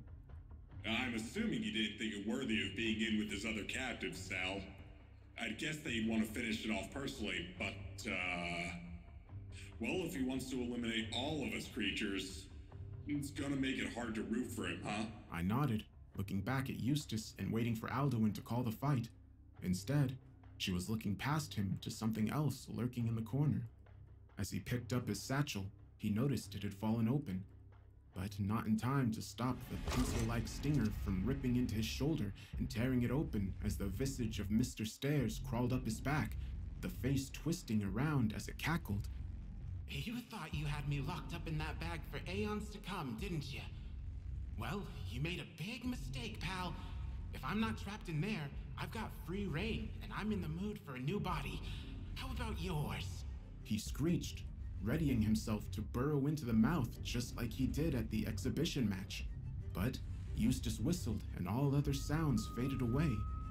It was a single note, but it rang through the venue, stupefying us into a silence. As several hands began blindly searching from the satchel, each with the EDK branding on the tops of them. They moved in the same way as a spider, but with a greater sense of agility. Within moments, they sensed Eustace and crawled up his person, grabbing at Mr. Stairs one by one until they completely enveloped him, squeezing his wooden frame. Eustace's whistling grew higher in pitch as they tightened their grip, the wood splintering under the pressure and making the hairs on my body stand on end. When it hit the apex, the doll snapped, and with a powerful gust of wind, a smog escaped the doll and floated out of the pit and down the elevator shaft. Eustace's eyes followed it for a moment, and it looked like he was intent to chase after. But he sighed and grabbed at his now pouring wound, grimacing before taking himself to the dugout, satchel dragging on the ground behind him as Alduin declared him the winner. A damn interesting story, Eustace. I knew this fight would bring out the best in you ahead of the finals. Let's keep this party rumbling and find out who will be joining you in the finals from the wild card bracket. He's in the Nirvana state. He's got that pure zen that could snap into violence at any moment. Mr. Game of Death himself, Guang Zhao! The attention moved to the dugout, but nobody emerged. Normally, up to this point at least, the fighter would be standing and waiting when Alduin called them out, a courtesy more than anything. Plus, after all he'd gone through to get here, you'd think Kwong would want to be right out there and claiming what he sees as his rightful spot. But 2 minutes passed and nobody came out, much to Alduin's chagrin. All right, someone fucking wake up the Monkey King and bring him here. He's had enough time. She slammed a foot down and the ground shook a tad. You too have been on your own journey through hell, Sabata. I looked behind me and Kwong stood there, his eyes white and his jaw slack. Someone was speaking through him. Someone sinister. This one climbed through the Gashadokoro for aeons and attained a higher state. He flitters between planes of existence and needed to suffer the most gruesome of fates in order to make the leap. But you, my word, you did it without even trying. He reaches out cold, clammy hands and grips my forearms. Zunk looking on nervously and unsure how to act. I have watched you travel between spaces, dip beneath the static, ascend the floors of inertia and fly across the valleys of death. I have seen you live, die, love, suffer, and struggle countless times, and yet you sit here before me, unable to even comprehend your brilliance or your danger. My eyes burned, and I felt the aura of a migraine rising in the back of my skull like I was dipping my head into hot wax. I felt sick, and the more I heard him speak without moving his lips, the more terrified I became. This one has been borrowed to pass a message on to you, Sao Sabata. One that you need to hear, even at the cost of this one's safety. Alduin looked up and began shouting to her security. As Zunk pried Kwong away with ungodly strength, he uttered something that chilled me to the bone, though I couldn't place why. He's already here, waiting to drag you into the void. Be aware. With that, his body seized and his nose bled profusely as he was dragged away. I stood there, dumbstruck and feeling like someone just walked over my goddamn grave. Alduin muttered something about fucking enlightened minds. You can't fucking trust them. Before declaring Kwong eliminated due to incapacitation and moving on. But I couldn't shake the inalienable feeling that something was watching me. Piercing eyes from somewhere unseen in the venue, and a malicious intent that separated itself from the competitors below. The kind that threatened to take me at a moment's notice whenever it saw fit.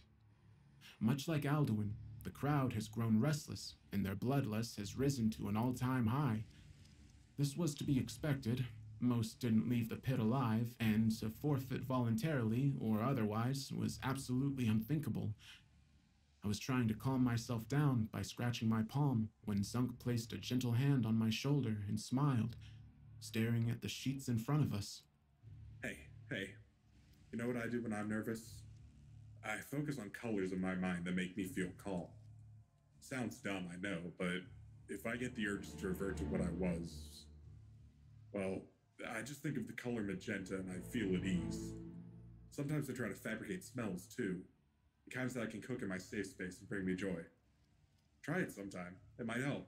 He smiled and briefly looked over, kind, weary eyes meeting mine and putting me at ease as I grinned back and thanked him. Well, what you gonna do? Summer duds. Happens. Am I right? Moving on to our next semi-final match, though. I don't think we're gonna get any disappointments. Ladies, gents, freaks of all kinds, he's the master of the death clutch, and our other invitational fighter for this year's Openweight Grand Prix, Ultraviolence Rex Chug! Rex emerged from the dugout, draped in the flag of his people, the brilliant Netherland colors proudly sporting his shoulders as he completed the walk and imitated a sumo wrestler, stomping his feet onto the ground before clapping his hands together and staring down the elevator opposite, much to the crowd's amusement. As the doors opened, a familiar foe stepped out for the first time in a while, his mouth still covered in nails and sporting no signs of major brain function. The puppet master stumbled out of the elevator and flopped to the ground, drooling and making no attempt to right himself. He looked exactly the same as when Eustace took Mr. Stairs and put him into the satchel. Rex stared at him for a moment and cocked his head before looking over to Alduin. Hey, Commish, you sure about this? I don't want to beat on someone who can't even fight. Ain't that against the rules? Alduin's eyes flashed, and she smiled wide at Rex, leaping up to her perch and laughing. You really shouldn't judge a book by its cover, Rex. Begin! NFC Openweight Grand Prix semifinals. Rex Ultraviolence Chug versus the Puppet Master. Well, fight fans and freaks of nature, we're once again greeted with an interesting matchup between the man who's made violence a part of his nature and a puppet master who used his nature to inflict violence. That being the case, I'm finding it a bit conflicting to call a match wherein the latter is at the mercy of the former from the get-go. Zunk, what are your thoughts? I looked to him, but he was fixated on the fight with such intensity that his grip on the table was beginning to bend the wood. He looked indignant at the sight. Rex walks forward and rotates his right arm as he does so. I hate to do this, but I got a reason for being here, buddy.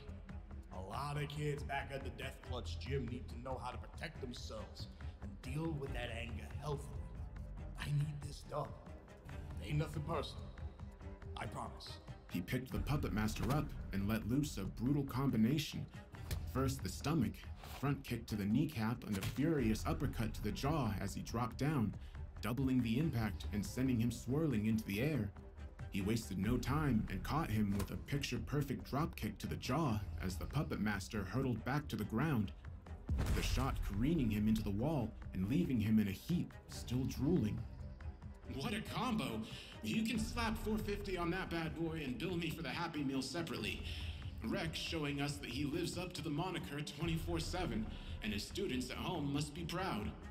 Though I find it hard to cheer with the opponent limp, it looks like this one will be over soon, and Rex Chug will be moving on to the finals. No, he's just biding his time. Zunk breathed, leaning forward to such a degree that he threatened to topple the table, his body quivering with anger. I looked back, and the puppet master still looked as catatonic as before, his head slumped forward, Rex walking over to pick him up. Man, I really thought you might perk up, but I guess not. I'm sorry. I promise to make this quick. Rex's left hand rose above his head, the fingers twisting into that unusual pose as they gripped the puppet master's chest. At this, the puppet master reared his head up, placing his hands on Rex's chest and opening his mouth, the nails driving further through his flesh as they split and fell out. Gone was the dazed-over look, and in its place was a man who knew full well where he was. Made you look, Rex. He hissed. But it feels so good to be back in my own body. Shame you can't relate, huh? He pushed Rex away, and in that moment of separation, punched the air as Rex had done previously, the crowd and myself holding their breath. For a moment, nothing happened. The puppet master stood up and wiped his face, holding his stomach. Well, I never expected this to be an easy ride, but man, am I lucky this happened when it did. You pack a hell of a punch, Rex. Shame it had to be me you met. But take out one meathead and Zanaya, take them all out, I suppose. Rex didn't respond. He couldn't. Whatever had inflicted Zanaya in those closing moments had made its way into him. He stared vacantly at the puppet master as he chuckled and threw out his hands, twitching the fingers and making Rex stretch out his arms and look up directly at Alduin. I told you, we wanted in, chimp.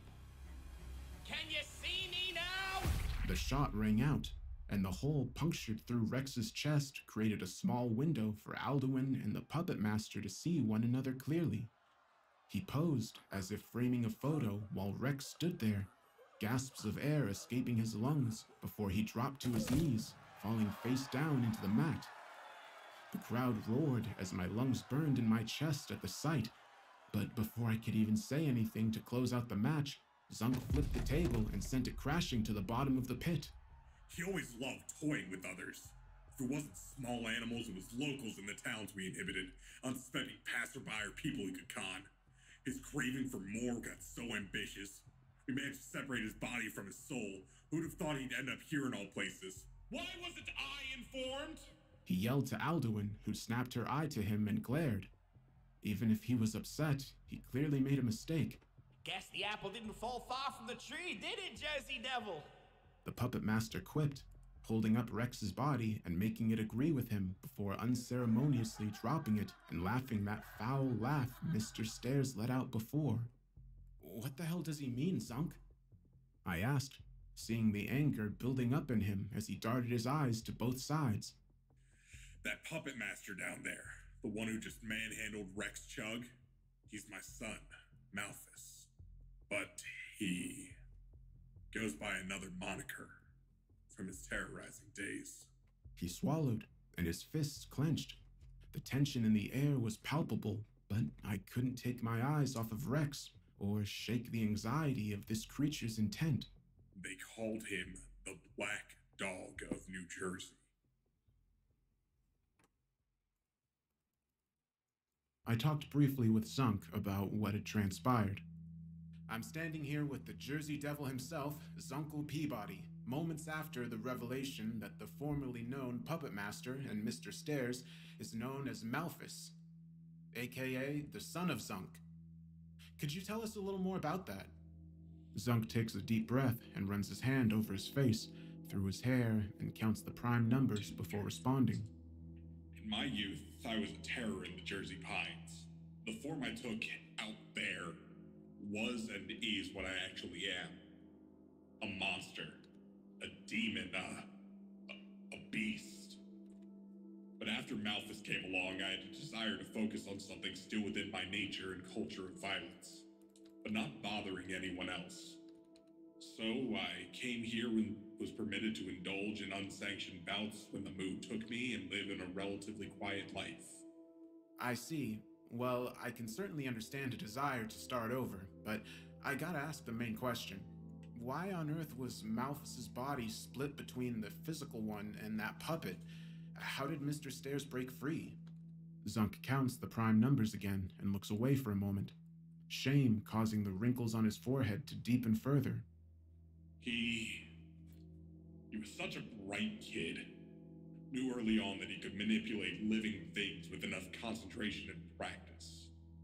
Started out making woodland creatures come up to him and pet them, then made dead ones dance before graduating them, mutilating them, and poking at their insides. Trying to find out how he could keep them as permanent playthings even when they were decomposed. Naturally, he'd graduate once more when he got older. That's where we stepped in. We didn't want to do it, but when several children start going missing, you need to act. Blood of the father, hair of the mother, and treasure of the offspring. We provided it to a cryptid expert, and they were able to separate Malphus's body from his soul, leaving a subservient husk. When they were a pair, it was contained and, though violent, didn't try to grow with ambition. Now he will want to go on a rampage. Wow. I'm so sorry you had to make that choice. Our fans were confused as to how the seal works.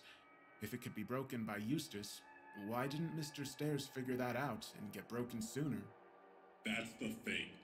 Eustace Golda was the one we went to for our seal. He made it. That's why it was so easy for him to ensnare Mr. Stairs in their bout. Exact same reason he was able to smash the doll when he got out. Though injury and distraction clearly played a pivotal role in the soul escaping back to its owner, I don't blame Mr. Decolta.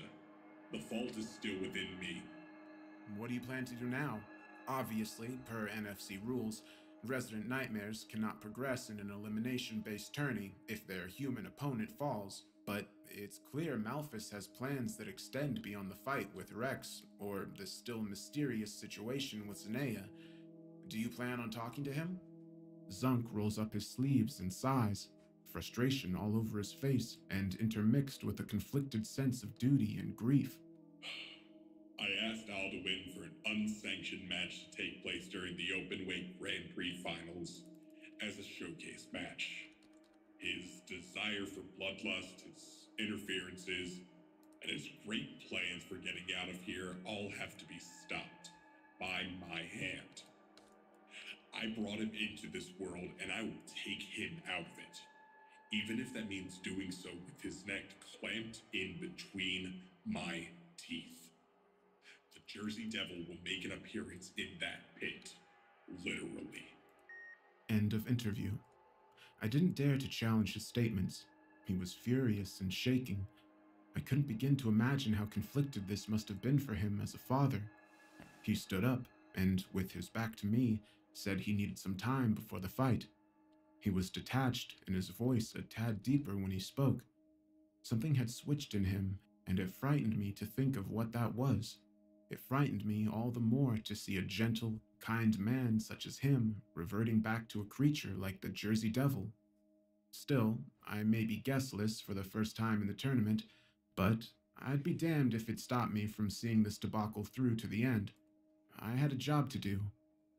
I took a long sip of water and removed my Hawaiian shirt, draping it over my chair and stretching before taking the mic as Madame Nell Locke strode to the center of the pit, taking one look up at me and smiling before directing her attention to the elevator. Fight fans! fans, we may have had an underhanded and, quite frankly, unsettling couple of matches, but this next one promises to be exciting. Nell Lockwood is a cryptid expert and someone who has innate knowledge of monsters packed into the compendium. I have no doubt she has memorized. What can the NFC throw at her she doesn't already know how to beat? Let's find out! I glanced over at Alduin and felt my stomach drop into the floor. She had that insidious smile I'd come to know that meant only one thing. She'd found a place to hit where it hurts.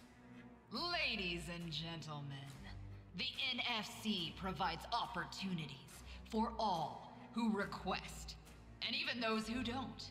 To that end, we are proud to let our employees under duress join our wild card tourney. She is the Huntress, the scourge of the monster community, and the owner of the Cryptid Compendium. I give you Madam Nell Lockwood! No bow this time. She simply pulled her serrated blade from its holster and held it in front of her defensively, patient, ready, focused. The doors opened, and out crawled a haired beast, snarling and ravenous. A lycanthrope, its fur standing on end as white striking eyes locked onto Nell. With an ear-splitting howl, it charged at her. Begin! NFC wildcard opening round match. Nell Lockwood versus the lycanthrope. I see. This is how it must be. Nell breathed, holding out her arms wide and smiling as the beast sinks its teeth into her flesh, growling. I stared, shocked at her behavior and struggling to understand her motives as the silver-haired creature tore into her, ripping away at the fabric and slashing her sides. What on earth is Nell doing? I called out, leaning forward and over the table, hoping my shouting willed her into activity, but she wasn't vacant or poisoned like Zanea or Rex. She wasn't offering herself up as a sacrificial lamb. No, she was being patient. As she smiled and looked up at the ears of this feral wolf, she whispered something in its ears before the sound of a blade cutting flesh with a resounding shriek rang out. The wolf jumped back and clutched at its chest, the gash superficial and immediately overlooked for another shot at the tender flesh he'd exposed on Nell's shoulder. You think putting me in front of something I care about, I'll bet twisted and distorted beyond recognition, will make me crumble? She called out, staring the wolf down, but clearly directing her words at Alduin. I lost what made him special so long ago. I mourned him and moved on. All that's left now is a desire to avenge him. She leapt back and avoided the claws of the wolf, landing on its shoulders as it fell forward. She brought the blade up again and grabbed at the hair on its head, wrenching it up with surprising force as it whimpered. Look at me, Alduin. Look at my resolve. Look into the eyes of a woman who will not be denied. She took the blade across the wolf's throat in one swift motion. It bucked her off and reared on its hind legs. Howling one last time, it rushed for her, only to fall short as the wound split open and blood spurted out, coating her in black as it fell before her. She stared it down until it fell forward, unflinching. After a moment, she kneeled down and slit the beast's ear off, keeping it in her pocket and walking away, back to the dugout in a stunned silence. Alduin shrugged, closing her eyes and smiling. What are you gonna do? Not everything you throw at the wall sticks. Nell Lockwood advances. We're close to rounding things out, and our next wildcard match promises to deliver something special. Another member of the NFC family, looking to restore his honor to his name, Landry Evie! Landry steps out into the pit, nervous but happy as he waved to the crowd, and even wore the Irish tricolor flag over his back, grinning from ear to ear. And his opponent, we searched far and wide for something special and unique, wanting to ensure one of our own gets his true best Well, we found it! The Headless Rider himself, the Doulahan! NFC wildcard opening round. Landry Evie versus the Doulahan. The elevator door opened and a black horse galloped out, a rider clad in a black cloak and sporting a whip in the free hand. Only, no, not a whip, not quite.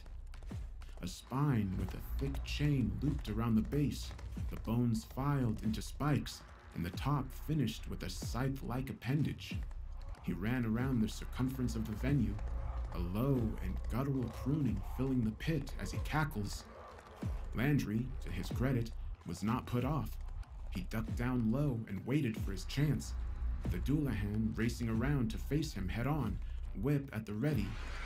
Landry dodged as he looked for an opening, narrowly missing the notches of the bone whip. He did this a handful of times, each exertion bringing him closer to tiredness, but his focus never wavering. He was looking for something. On the fourth attempt at dodging, however, Landry stumbled and was unable to leap in time. The notches of the whip cracked down on him with extreme prejudice, flecks of blood and flesh flying into the air with every succession. Landry could do nothing once he was caught. Every strike took him seconds to recuperate from and allowed the Doulahan more time to get into prime position to strike again. It was a mauling, plain and simple. One that involved my new friend and someone I admired. I watched in abject horror as this brave man was chipped away piece by piece, his frame growing weaker. A surprising turn by the Doulahan. This headless rider has waited patiently for his opponent to tire and will now rip Landry's soul away, one lash of the whip at a time. Can Landry do anything to stop this onslaught? I can only hope. I slammed my fist down and willed him on silently, not daring to raise the ire of the crowd or Alduin any further. As the horse came in, rearing up for another crack of the whip from its pale rider, Landry dropped to his stomach and the whip missed. In that moment, he rolled underneath the beast and clasped the hooves with both hands as the horse began to drop down. The struggle was immediately apparent. Landry was no super soldier or man of remarkable strength. He merely had the will to push forward, sweat beads running down his already damaged body and the shoulders threatening to separate under the pressure. There was one thing that worked in his favor as the horse reared back and collapsed, crushing half the Doulahan beneath its huge torso.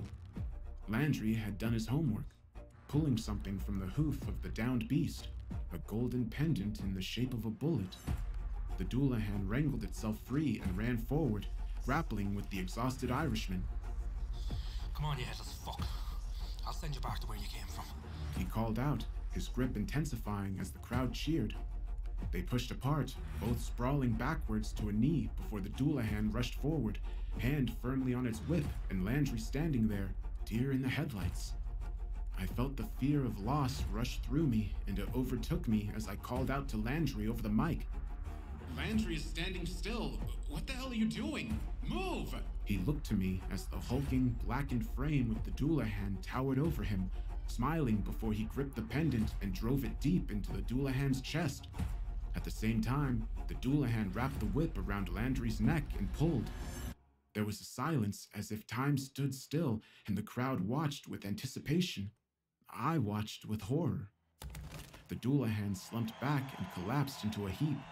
Landry stood, a hoarse laughter creaking out from his weary vocal cords, whip falling away to show deep lacerations to his throat growing redder by the second. Fucking gold. I always knew them fuckers had a weakness. This is how it's supposed to be. He dropped to his knees and looked up, his head tilting further and further back, the split in his neck growing deeper as he uttered one final word before it detached entirely and he dropped to the ground, dead. Sloan. My stomach was in knots and I could barely keep the bile back as I pushed onwards to complete my commentary for the match. But somewhere in the midst of all that fear, hatred, and disgust was a sense of pride. Proud that my friend had found a way to go out on his own terms. Proud he would be welcomed with open arms and that his family, though grief-stricken, would remember him fondly. What a display of heart from Landry Evie, a man determined to beat the odds, and beat them he did. Alduin, in a moment of uncharacteristic consideration, leapt down from her perch and took a knee by Landry's body, placing a hand on his chest and grinning. You did good, lad. Slán, may the gods be kind to you. She stood up and looked to the dugout, to the final 2 members of each respective bracket. Her lust for more was unquenchable.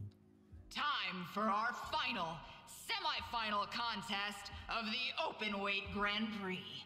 We decided to do something a little different. This time around, first up is a face we've all come to recognize and fear. Nora fucking Zane! Nora came out, black tape on her appendages and a long wound on her upper thigh taped up. She didn't get too close to Alduin this time, however, instead opting to stare her down as she stretched out. And her opponent, while not from our nightmare division, still a nightmare of her own volition. She was recruited by our talent scouts as a worthy challenge for Nora at this late hour, and was promised her spot in the finals should she win. Like I said, we did things differently this time. Her teeth glistened under the bright spotlight, thick black smoke coming from the direction of the elevator, but nothing was coming up the shaft. Ladies and gentlemen, you are in for a real treat. This young woman is a child of the void, and a great manipulator that even makes me blush. They call her... The smoke billows and forms into a large, amorphous cloud. A woman clad in a dark robe emerges with her hands caked in black lightning. Her eyes are wild and manic. She laughs and takes to the air. She's coming straight for me. Temperance! I breathed at the same time Alduin did, my head splitting under the strain of visions that ripped through me. I saw a bar, that dog from earlier twisting into some kind of snake-like abomination to defend me, or someone who I think is me. My friends fighting against several of these hooded individuals, with one well-dressed man standing at the front. His dark, glistening skin, his long shadow towering over the bar, feasting, always feasting. My bones rattled, and I shook with terror as this woman came closer. I know it's you. It's been so long, but I know it's you. She grinned, looking me up and down before backing off slightly. I am going to enjoy this. I want you to watch every bit of this. She dropped down to the ground and stood there, floating in place as Nora remained unfazed. Begin! NFC Openweight Grand Prix semifinals. Nora Zane versus Temperance. Nora wasted absolutely no time running forward and clocking Temperance with a flying knee, sending her through the air and freeing Nora up to strike her with a follow-up kick to the stomach, putting her firmly on the mat. Well, I see you have the brains and you've got the brawn. This cycle is full of wonders. Temperance cackled, righting herself and floating with one of her hands cloaked in the sickening black flames. Nora cut the distance in half within an instant, ducking a shot of the flames and grabbing Temperance by the wrist. Nope, I got both. Doesn't make him any less amazing or you any less dead. She reared her head back and smashed her skull into Temperance's before gripping the left arm, outstretching it and slamming her elbow and knee down to crush it between. The resounding snap confirming the break we could all see coming. Nora Zane is on fire, though thankfully not literally. This woman is a tour de force of violence and precision. What will Temperance do? I called, desperate not to lose another friend and terrified of what may come next. Temperance, to her credit, gritted her teeth and laughed through the pain. What will I do, Sal Sabota? Simple. I'll do what I was told to. Drag your unseen truth out of you by any means necessary. With that, she struck me. In an instant, she floated up and away from Nora and fired a single shot of those sick flames at me. As it struck me, I was engulfed in a searing pain that overtook me in an instant. There were no screams. There was no time. All I could see was darkness engulfing me as the sea of memories raced through my mind. A bar, a hotel, a plane, a tortoise. So much happening all at once, the pain ebbing away in the face of a blinding light. I was lost to the void, completely and utterly lost, sinking into a feeling of absolute nothingness, and the fear of that absence drove me to scream, but no noise came. My voice was, and still is, all I have. With that, I am a shell. It felt like hours, but within what I can only assume was a couple of minutes, I was hoisted up off the floor and helped to my booth by Nell, feeding me a drop of that silver-tiered potion from before. What the fuck? I breathed, but Nell soothed me. Not now. We'll talk after. You're gonna feel weird for a while. But the fight is nearly over, and I need you up and ready for this last one, okay? You need to show you're awake and alive. Nora needs to see that. Nell's face was racked with guilt and concern, but I did as I was instructed. Getting up, I saw a sweating Nora pinning down a laughing Temperance. A great shadow wrapped around Nora's frame as she screeched at the hooded woman. If he's dead, I swear I'll bring this entire fucking building to the ground! She bellowed, trying to strike Temperance, but unable to get through her smoke. Nora Zane smashes her way to victory and definitely, absolutely saved my life. I word vomited, and it did the trick. Nora lapsed in concentration for just a moment to look up, her body relaxing and allowing Temperance to slip out of her grasp and float back to the heavy smoke. I did as I was told. Nora, how you've grown. My master will be so pleased to see what else you can do. One final test. That's all it'll take. Then, they can eat you both, and close the cycle for good. The void will reign supreme. Oh, that I promise you. She gripped her arm and floated back through the void, still laughing as the crowd jeered and shouted expletives at her. Nora collapsed to the ground in exhaustion as Alduin sighed. Oh, god damn it. What is with our fighters today? Oh well. That was still a hell of a violent affair. Nora fucking Zane survives to the finals! With that, she was assisted off the canvas and helped to the dugout as Alduin dropped down one final time. There was only one fighter left. Abaddon. If you want something done right, do it yourself.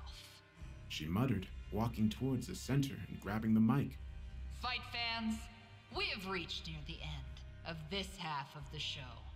And I don't know about you, but I think we need a bit more definitive violence. So, I'd like to extend an offer to our NFC Abyss champion, Abaddon the Destroyer. That fucking locust-laden freak walked out, and I could hear the faint screams of those poor souls rushing through my ears again. Nell squeezed my arm, and I centered myself as he stood on the opposite side of the pit. How about this? You last 10 minutes in the pit with me, right here, right now. I offer you a bye to the finals of the wildcard tournament. The crowd erupted in excitement as Abaddon looked around before holding up his broken black and gold belt, stepping forward. Alduin met his gaze and laughed, holding up her own. Oh man, that is the fucking spirit. Well, look at that. We got ourselves a main event, and it's gonna be bloody. She looked to me and winked. I did my job without thinking. Even my adrenaline pumped. A desire to see either one of these monsters fall, perhaps.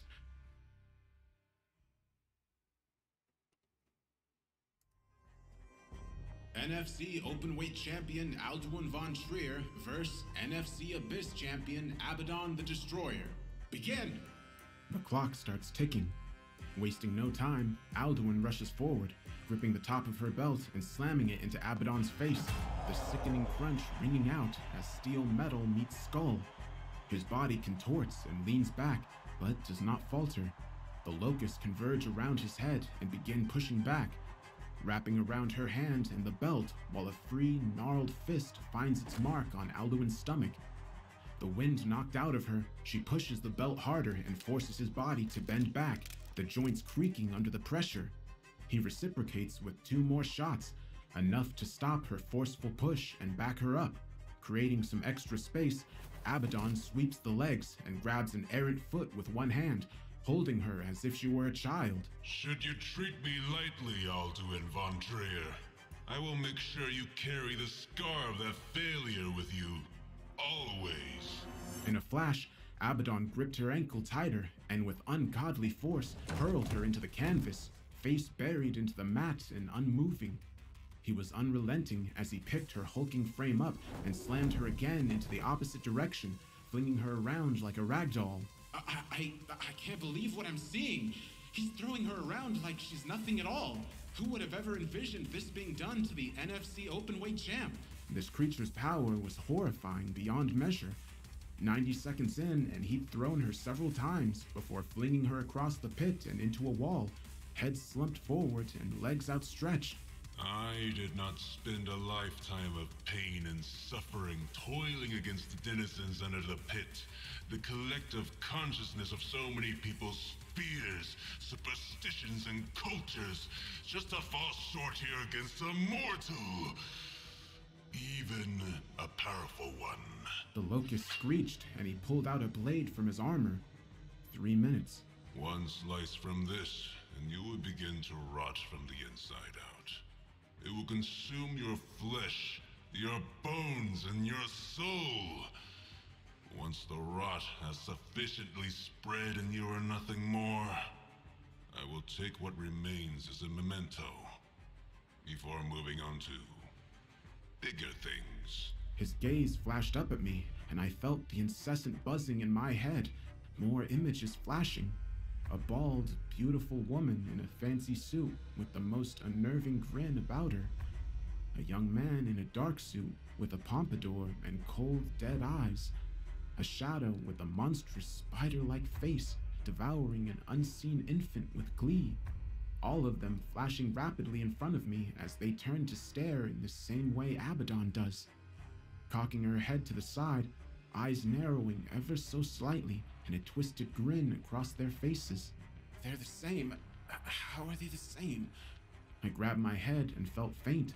So much was being thrown at me in such a short amount of time, and while it certainly wasn't the physical ordeal the competitors had gone through, the mental strain was taking its toll. I focused myself, straining my eyes in protest of the splitting headache, as the visage of Abaddon pulled out the glimmering black blade, a sickening drone filling the air. An unholy cacophony of suffering became Abaddon's marching music as malformed skeletal hands gripped the blade expertly at the hilt. 4 minutes. There is a reason the Abyss Championship was never within your grasp, Alduin. His droning voice undulating around the room. And now, it never will be. Bringing the blade down on her head, I don't think anyone expected her to lean into it, grabbing it with her teeth and staring up at Abaddon with eyes awash with passion. The sound of grinding as she stood up slowly, purposefully, her back beginning to split and let loose the dreaded wings. Pulling the sword aside and letting loose, she smashed her skull into Abaddon's and created some distance. You got some fight in you, Abaddon. I like what I see.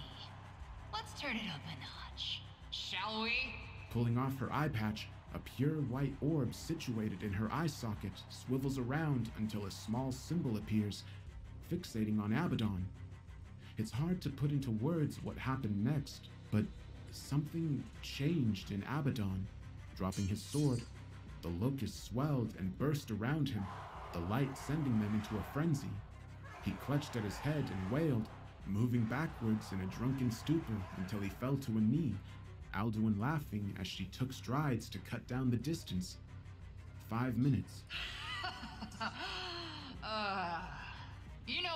never wanted the Abyss Championship, Abaddon. She raises a cinder block fist, every knuckle cracking and the muscles bulging under the pressure she was exuding. She cracked Abaddon on the skull, the force sending dust and wind flying in all directions as his face hit the floor and dragged itself to the adjacent wall. It's simple. I didn't want it. It was a limiter I didn't need in my competition. Picking him up by the head, she hurled him into the air and waited for him to come down before timing a perfect flying knee to the jaw. He fell in a slump, and every time he rose to his feet in defiance, she would strike him harder. 6 minutes, 7 minutes, 8 minutes, 8.5. Looking at the timer, I wondered if this abomination in Abaddon could survive an onslaught by Alduin any longer. But no matter what was thrown at him, he would rise up and cock his head, the bone fragments that made up his jaw pulling at themselves to allow for a hollow smile. He seemed to know something she didn't. Alduin's bloodlust was only growing. With every shot targeted, her growls and shrieks grew in pitch and fervor. I like you, Abaddon. You may be the most interesting one yet. She hunched over, those wings finally emerging from her back. They looked different, red tinged with black, larger and more imposing. In the place of jaws were several large fists, primed and ready to strike.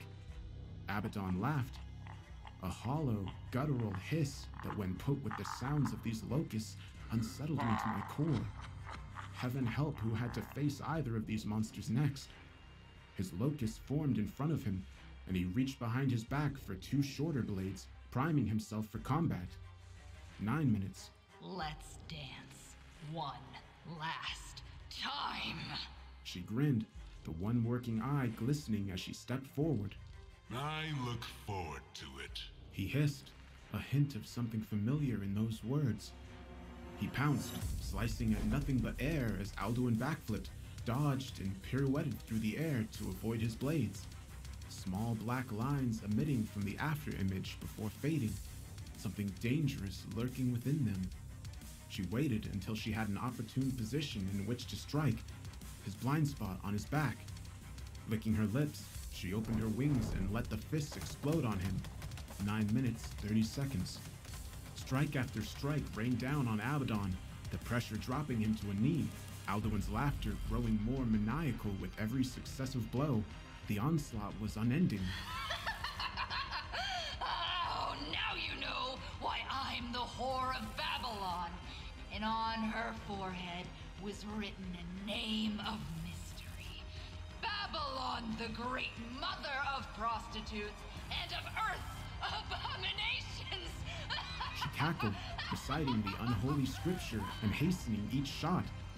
9 minutes, 50 seconds. It was over in a flash. The timer rang out as Abaddon slipped through the shots and the final pose stood before us. Alduin, a fist directed at Abaddon's chest. Abaddon, a pair of blades at Alduin's throat. The challenge was over. Unbelievable! The 2 champs of the most terrifying combat sport organization have just put on a stellar display. Who wins, who loses, who cares? These 2 titans of terror will now go on to their next challengers. The question on everyone's mind is, who the hell can stop them? The crowd gave uproarious applause as the 2 champions eased off, Alduin placing the patch on her eye and the cloak around her neck. Abaddon's locusts calming themselves to form his usual black veil. A promise is a promise. You're on to the wildcard finals. Win there, you'll get a rematch with me. Or a wish. I look forward to seeing which one it'll be. If you survive. She punched him lightly in the shoulder and walked off, laughing. This round's over. Interval starts now.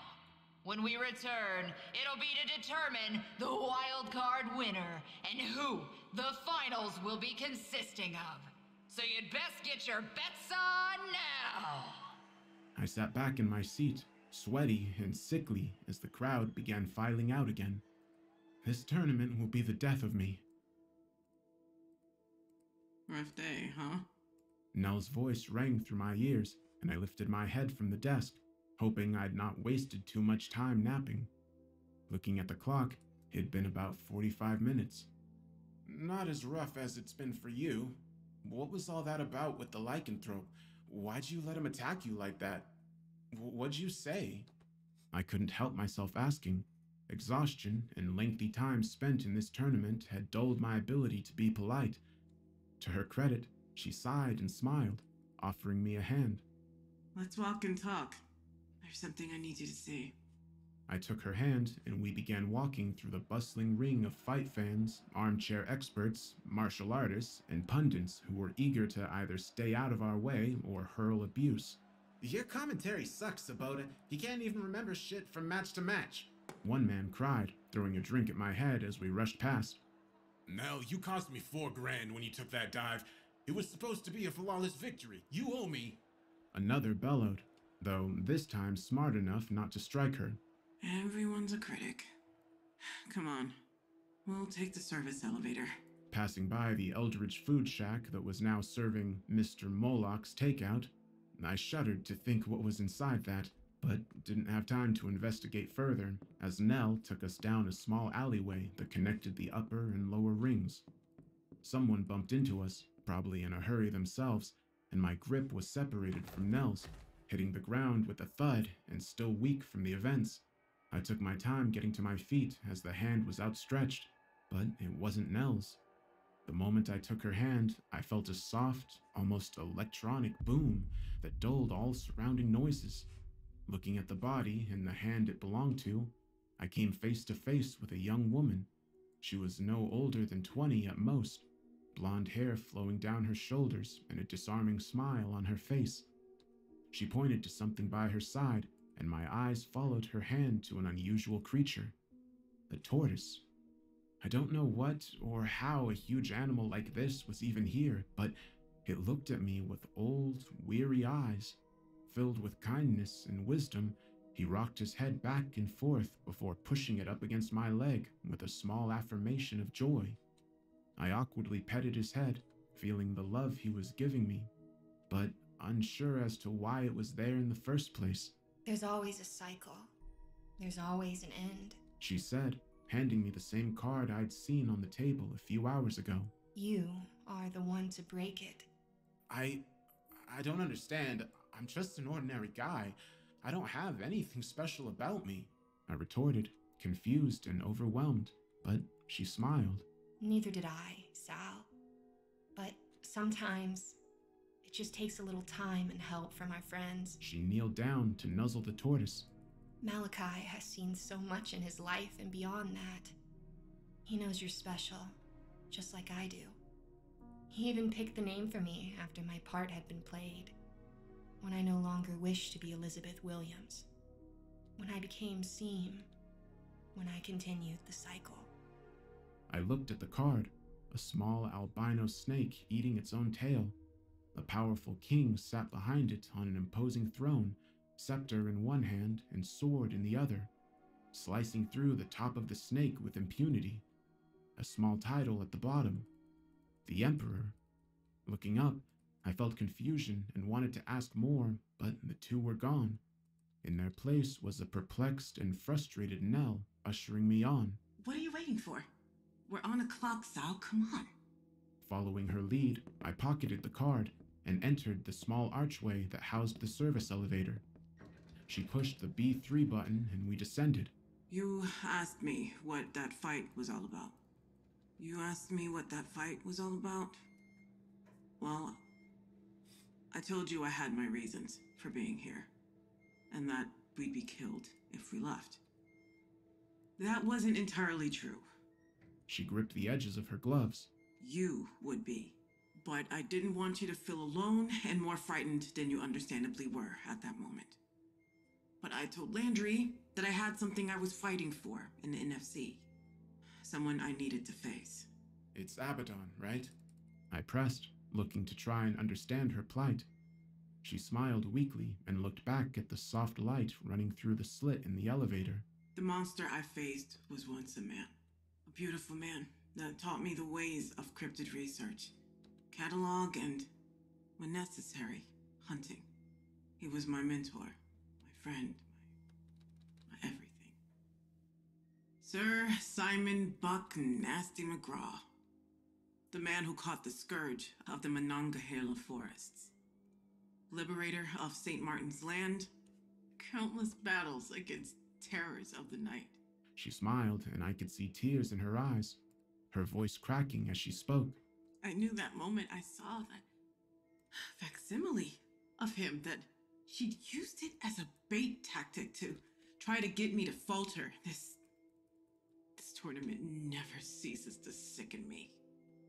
It may smell of Buck and carry his sins, but it's nothing of the man he once was. Alduin knew I had my reasons for being here, and so she thought fit to torment me with a fragment of what Buck is now. I did what I had to, and I'd do it again in a heartbeat. She turned to look at me, sincerity and pain plastered over her face. Because that's not my Buck. Not anymore. I don't know what I'd have done if I hadn't ventured down here and seen what they're keeping in the belly of the beast. I'd have never had the courage to set what's left of him free. The doors opened to a blacked out room the size of a warehouse, small lights flickering to life as we stepped out. When the room was fully illuminated, I screamed. On one side of the building was an endless sea of beds with humans of all ages and size strapped into their frames. Metallic, bloodied shackles strapped around their emaciated joints, their eyes pried open with thin pincers, pupils dilated and eyes darting around constantly. A thick, rusted feeding tube running down the course of their gullet and into their stomach, their muffled screams growing louder as they felt activity around them. Oh my god, they're aware? I cried out, wanting to rush over, but knowing better. Nell shook her head. To a degree, always dreaming. One of them dreamed about Buck fighting a beast days gone by. And that abomination popped out. These are where the failed captives go. The missing people we don't care about. The losers of those bum fights and dark web contests. The NFC shoves them down here, hooked up to their special machines to do... well, you'll see. I looked back in horror as one bed near us houses a thrashing, terrified woman. She shrieks and chokes on the feeding tube until it roars to life, her essence slowly ebbing away as something black and formless is ripped from her mouth, the tube running up the rafters and towards a large machine in the center. As it finishes its journey, the creature is dropped into the central chamber, soaking wet with fluids and screeching. It's a Strigoi, a Romanian vampire to be exact. As soon as it spies us, it tries to rip through the bars and lunge at us unsuccessfully. The central chamber whirs to life, and something unseen throws the Strigoi into a now open portion of the chamber, along a small walkway and into a cage with food and a bed, alongside thousands of others housing ungodly figures, big and small.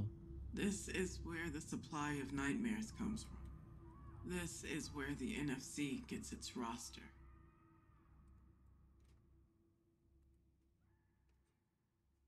The NFC would like to pass on a message from an anonymous source.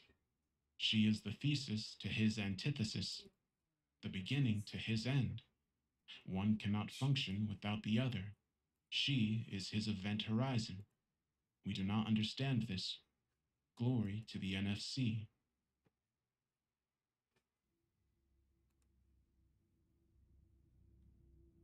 I backed away towards the elevator, every moment I spent down there just filling me with more dread and disgust. We need to get back upstairs, talk to someone. I muttered, hot bile rising in my throat. Nell, steadfast as she stared ahead at the sea of bodies stuck in perpetual limbo, some fighting in vain against the tubes, while others simply groaned and twitched. I see you found my nightmare division. Good. That makes this easier. The sounds of locusts pounding against my eardrums, the smell of sulfur and rot, an undulating black shape descending from the rafters on the other side of the room. Abaddon. I was but a wretched thing barely clinging to this reality. No sounds, no strength, no purpose. It was countless years later when I focused enough and was able to listen to the disorder of the universe that trapped into it. Became one with it. Was inspired by it. He looked down at his outstretched arms, rapidly rising and descending in size and structure as the locusts swarmed around it, giving form to whatever he willed.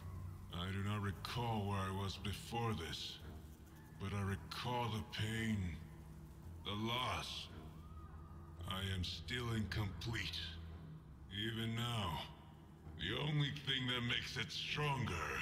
He casts his gaze around the room and lifts his arms, the locusts screeching as they descend on dozens of hospital beds, willing them into activity until the tubes come to life and the machine bellows as its mass produces more monstrosities.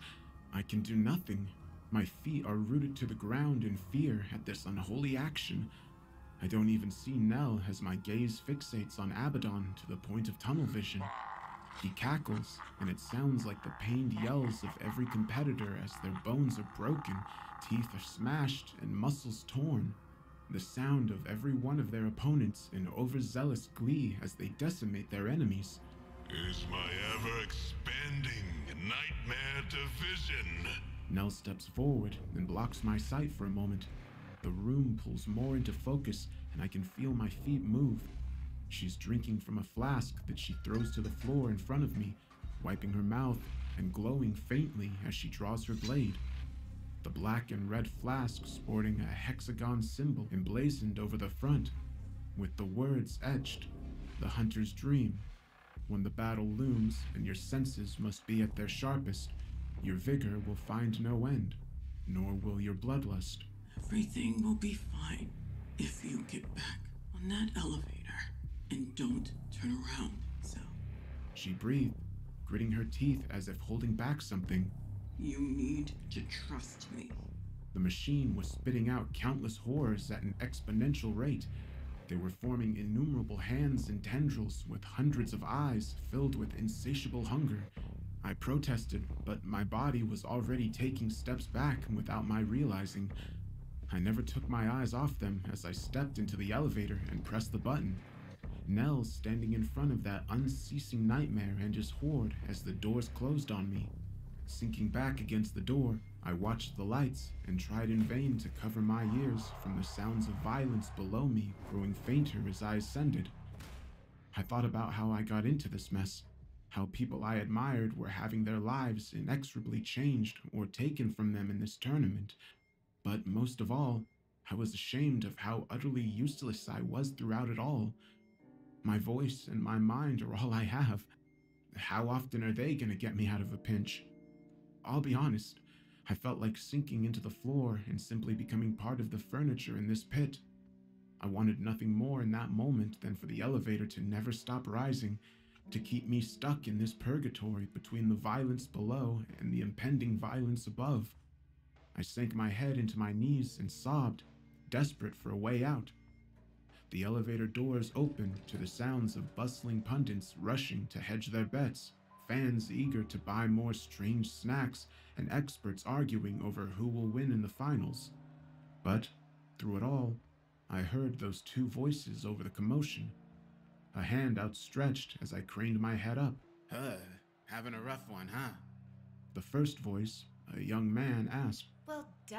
What would you do in a situation like this where you seem to be the only one who doesn't know what's going on, Tristan? The other voice of a young woman retorted. He chuckled. I suppose you're right. Would probably do what I did last time. Take one for the team. She sighed, and I saw her crouched in front of me, blurred through tears, but fiery red hair and a warm smile still visible. The man leaning against the doorframe to stop it closing. Hey, Sal, you won't know who we are, and honestly, that's not what matters. We're just here to do our bit. I took her hand, and she hoisted me up. Passing something on, we owed a favor. We wouldn't be here without that bit of divine intervention. He outstretched his hand to reveal a worn-down black iPod that I took into my hands, holding it like an egg. the screen glimmering to life with a small crack on the corner. Turning it over revealed a slew of stickers and a small note.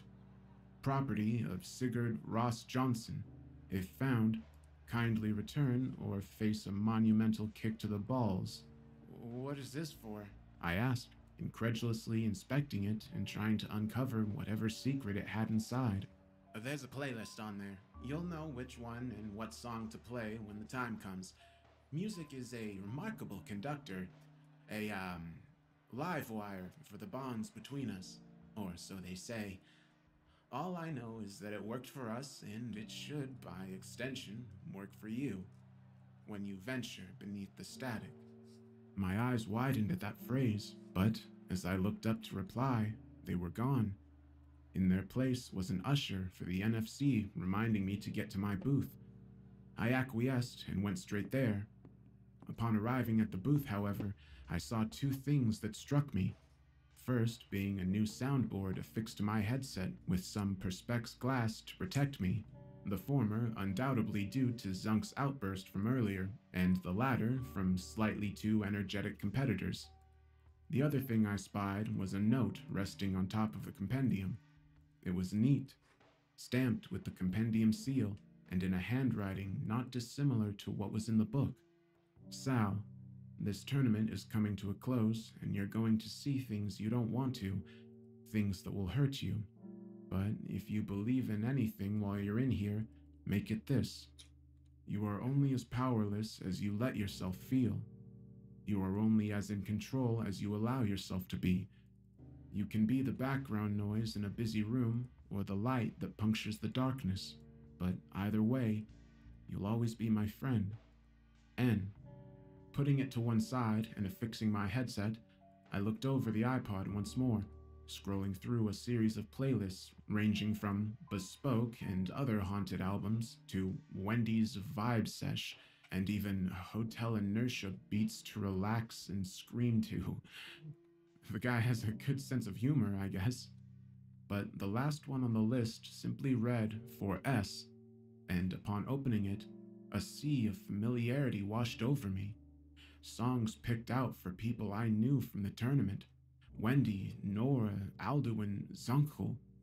Then, people I could only vaguely remember in flickering images, but nothing concrete. Kraus, Nea, Cheddar, Malachi, and C, before falling on the name that stopped my scrolling and pulled at the pit of my stomach. Nell. As if on cue, a shockwave ripped through the building, and the sounds of screeches and groans filled the pit.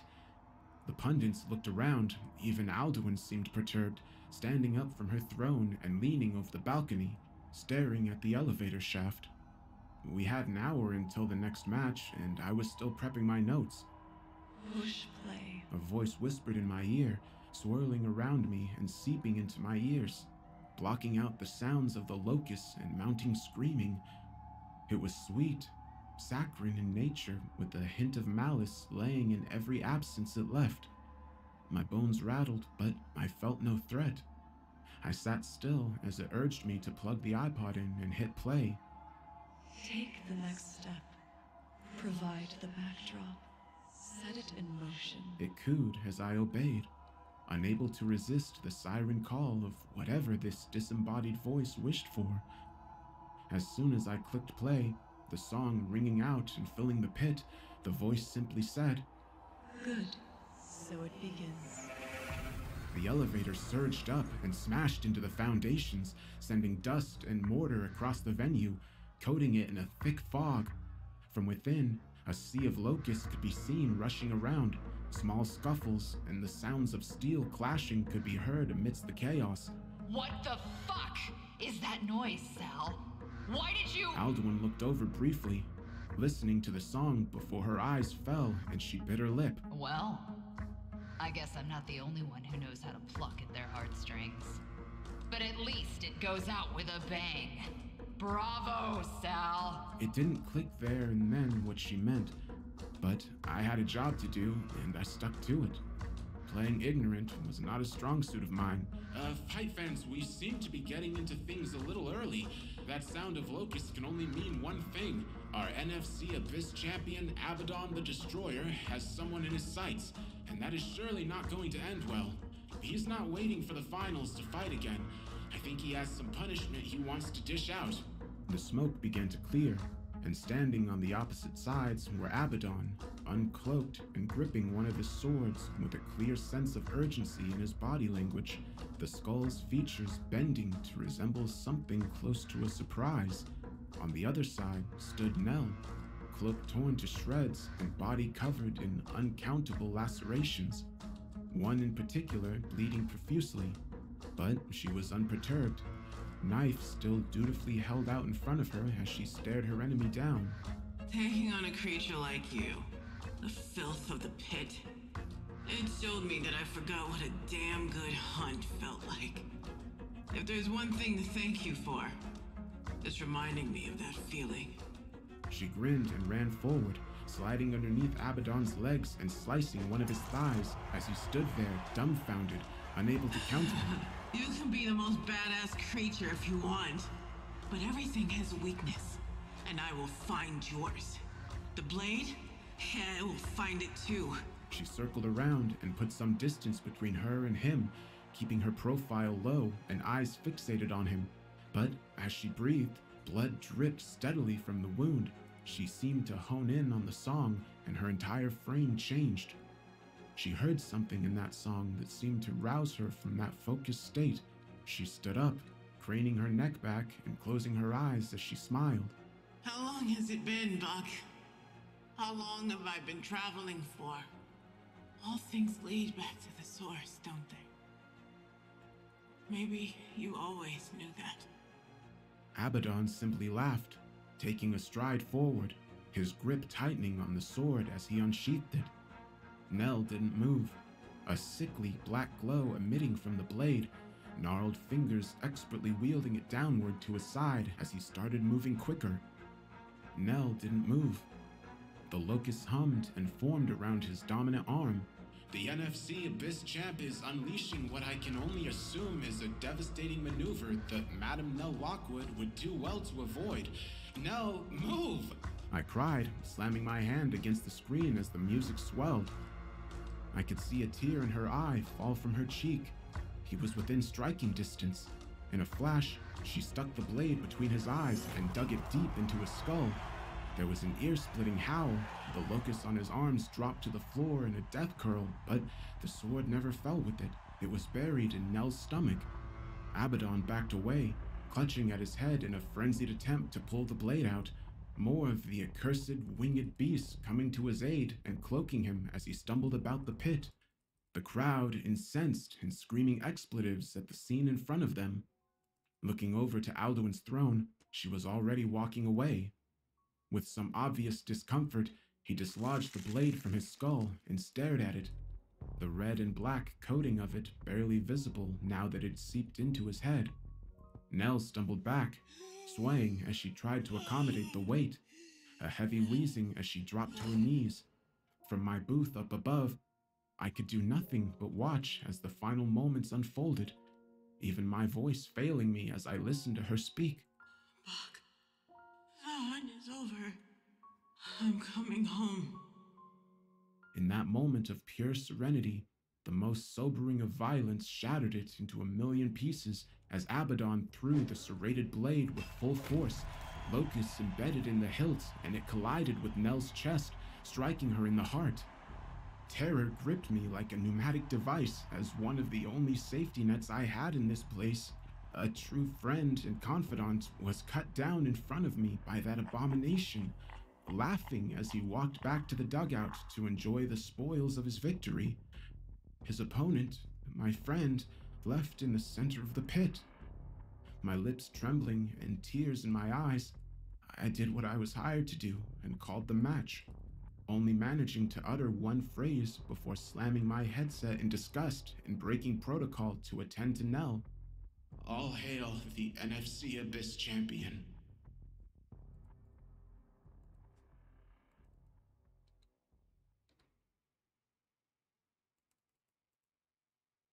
I'll be the first to say what I did was unprofessional. I broke protocol, climbed down from my commentary booth amid the sounds of boos and jeers from experts, Zunkel trying to reach for me as I ran the length of the imposing pit and towards my friend. Before I could make it to her body, however, someone stepped out and shot me a glance that froze me in my tracks. It was Wendy, her mask stained in red that trickled down her chin and eyes alight with rage. At this distance, in the same pit where many had already been slaughtered, I felt very much like a man who'd stepped into a tiger pit. You have a job to do, Mr. Sabata. I strongly suggest you get your ass back up to that booth, because things are gonna get messy. She stared up at the empty throne room where Alduin usually sat, calling out the MIA champ. Alduin, bring me Abaddon, now! I stared at her for a moment, before my body willed me back up the side of the pit, and Zunkel graciously yanked me up by the collar, concern racking his tired face. I can't take you anywhere, can I? Look, there's time to figure out what happened with Nell, but we have a job to do. Once this is over, we can discuss next options, okay? Keep it together, Sal. Before I could even reply, a manic laughter ripped from the throne room, and Alduin's voice boomed out. Oh man, since she's not yet past her semi-final match, let's give her the next challenger! The elevator roared to life as the sound of dozens of footsteps, scrapes, and incoherent babbling grew in intensity as the elevator reached its destination and came to a screeching halt as the doors opened and the multitude of eyes, teeth, and claws tore at the doors to get out quicker. The lights were switched off, and Alduin's voice tore through the stunned silence. With the lights out and the sole lights coming from my recording equipment and a sea of at least 12 pairs of hungry, ravenous eyes darting around the place, I was unsure I'd be able to accurately provide commentary. After all, seeing and providing context is my job. Still, I persevered. Fight fans, I apologize for my lack of professionalism a few moments ago. Being unbiased is part of my job, but when it's a dear friend, you struggle to quantify the line between professional and personal. I hope you'll forgive me, and you'll be thankful to know Zunkel is back to keep me in check. Zunk, we've got ourselves our very last semi-final match of the wildcard tourney with a power outage. Zunk stared down at the darkness below before his eyes fell upon the iPod still connected, spying Wendy's playlist and letting a small grin slip across his face for a moment as he saw the song. I think what happens next is we see just how far righteous anger can take someone, Sal. Sure enough, as soon as he hit play and we directed our attention down at the pit, we could see flashes of brilliant light as these small creatures darted about the place, each looking for an opening in Wendy's guard to strike. Their bodies were small, nimble, and the ribs exposed as dark brown skin stretched across them like thin paper. Flecks of drool foamed around their mouths, and their eyes, bulbous with a sickly yellow, somehow widening when they spied their chance to dive for Wendy. The realization hit me, and I felt a mixture of horror and disgust wash over me, looking to the compendium for guidance only to confirm my suspicions. Some of these were children.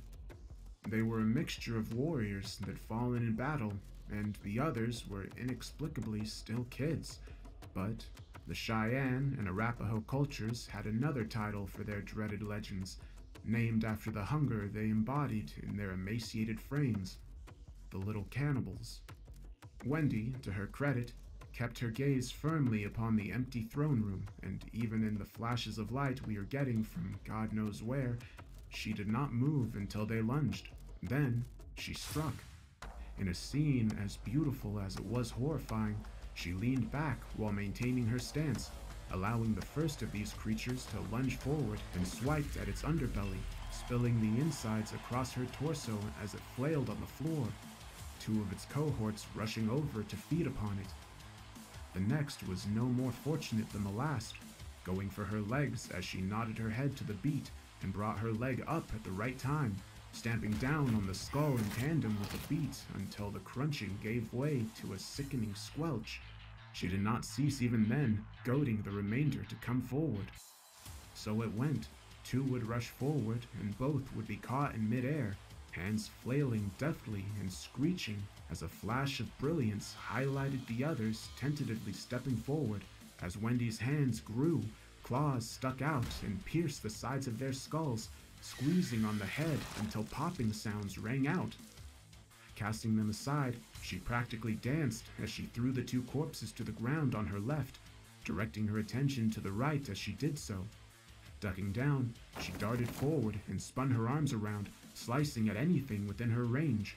When she was clear to the other side, 6 more gripped their necks, stomachs, and eyes as they fell into a heap. The 2 that were feeding now, directing their blood-stained faces towards her as they leapt into the air, mouths open to chew away at her flesh. She responded by simply sticking a fist out and allowing one to chew on her, the latter being swiped mid-air, taking the head clean off. She held this final one up as an example to the crowd, her expression unchanged even when bathed in this light. Do you like hurting other people? She asked, seemingly to nobody as the main spotlight began to flicker to life, intermixing with the deep purple.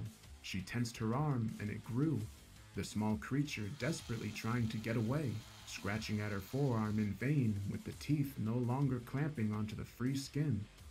In a flash, she ripped the tongue and organs from its skull, throwing them into the air as she held the remains of the skin and bones, using them as a bat to smash the viscera towards the throne room, towards Alduin.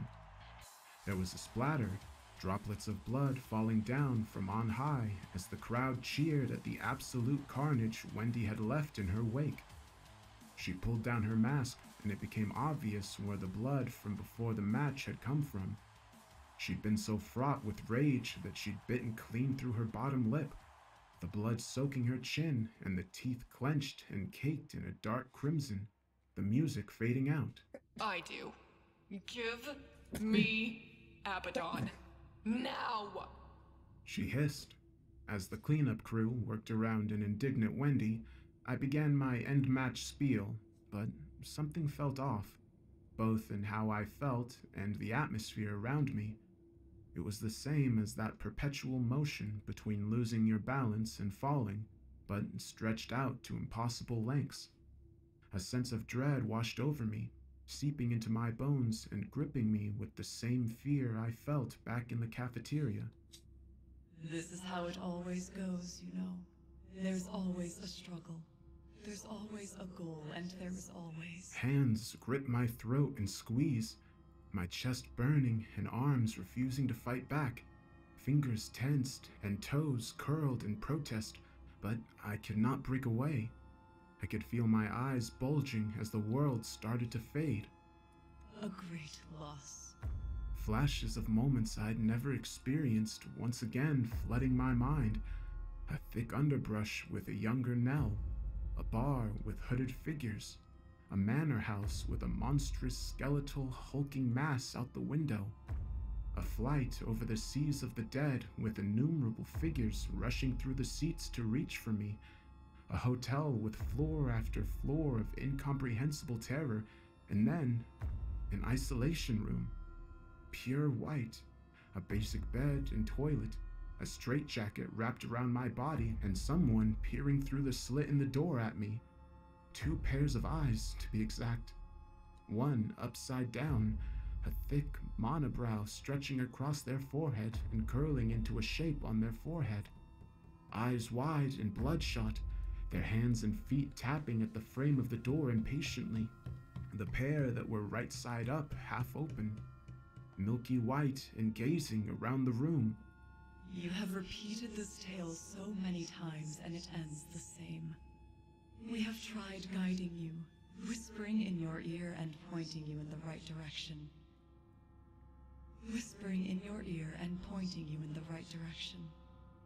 But it seems a more direct approach is necessary. We see many forks in the road and paths to take. We can only point you to the right one. The voice below called out after repeated tapping from the one above.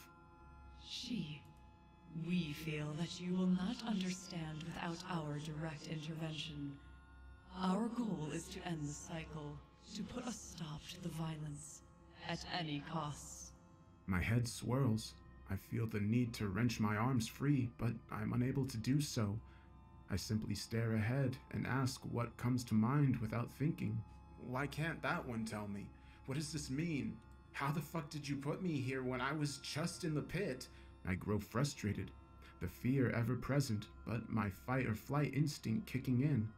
She sighs, and the tapping resumes as furtive eyes above burn with anger. She cannot speak. Lodach sees what I don't, but hears what I, Moira, cannot. We are 2 of 3 sisters that are tasked with ensuring you go on the right path, as all things should. So many have died because of your conflict, and we cannot abide it. You are a part of something that has existed in a balance for aeons, and it is up to us to end the cycle. We brought you here to help you remember, to help you act. As for the pit... She clicked her fingers, and one of my arm restraints grew loose. As I moved it, she beckoned me closer, and the air trembled around the door as I took each step, offering out a hand through the slit that, despite my better instincts, I walked towards and took it. The second I got into range, she gripped me tightly, her skin starting to tinge an ugly puce. The veins coming to the surface and pumping rhythmically with the beating on the door as Clodagh began smashing her skull against the metal frame. I could hear something muffled in the distance, the beat of a drum. Flashes of images flooded my mind as I saw the visages of my friends laying dead at my feet. Rex, Landry, Zunkel, Nell, Nora. You never left it. We just needed you to reach out and set the next reaction to an action. Music is something that transcends time, space, and reality. It holds within it so many emotions and ties that cannot be broken. Some embolden the weak and others decimate the strong. We're most curious to see what this one will do. The visage of these 2 women in front of me flickers in and out. I'm sat back in the booth, and my hand is outstretched onto the next song, and Zunkel is staring at me quizzically, ready to switch the volume dial back to an even number. Sure enough, the screaming of locusts joins the music as a weathered Abaddon glides from the dugout, still holding at his skull where the jagged wound sits, decidedly less of his locust swarm with him, as exposed bone and scratch marks are visible from his previous battle. Alduin walked back to the throne room, cape wrapped around her and arms folded as she grinned. You had my curiosity, but now you have my attention, Wendigo Wendy. It looks like we've already reached the end of the wildcard tournament. Only 2 remain, and the winner will meet Eustace DeColta and Nora Zane in the openweight Grand Prix finals. I'm excited to see who has the balls to do what needs to be done. Who among you is ready? She screamed into the mic, the crowd cheering, some for Abaddon, a lot for Wendy, who had, by this point, hunched down onto all 4s and kept her eyes locked onto a stoic Abaddon. I don't give a fuck about any of that. I just don't want to lose another friend to a fucking animal like this. To a tournament that pits unwitting contestants against creatures in a game they know they'll lose. I'll take him out before he can go any further. And then, I'm coming for you, bitch. Alduin chuckled and threw her hand into the air to signal the start of the bout. Begin! NFC Wildcard Finals. Wendigo Wendy Hathale vs. the Abyss Champion Abaddon the Destroyer. Perhaps it was the fear of losing respect from the crowd. Maybe it was a desire to finish things quickly and heal up. But Abaddon did not hesitate to rush forward, throwing his locust in front of him like a thick cloud. This was the first time his entire frame was visible for all to see. A thick metallic plate covered his lower half, inscriptions littering the sides, and a black belt holding it together, 2 small holsters for his swords on either side. He was nimble, so much so that within just a few seconds he was behind Wendy and striking her with a blow to the back of the skull, the force sending her flying across the pit. The locusts were waiting for her body to drop, picking her back up and holding her in place as Abaddon ran in for another strike. A stunning start to what we could agree is both the finals and a grudge match. Wendigo Wendy showcasing how much this fight means to her personally, as well as the desire to take on the Queen of the NFC. But, as Abaddon has shown us in the last fight, he is the Abyss Champion for a reason. What do you think will happen, Zunk? Zunkel leaned back in his chair and pulled some food out of his bag. A piping hot stromboli that he took a hearty bite out of. I stared for a moment at his lackadaisical approach, waiting for him to finish. I think we've only just begun to see the violent delights this tourney has. And seeing all this competition, this bloodshed, it's making me hungry. Not just for food, but for my own shot in that pit. I'll tell you one thing though. Abaddon is making a grave mistake rushing forward.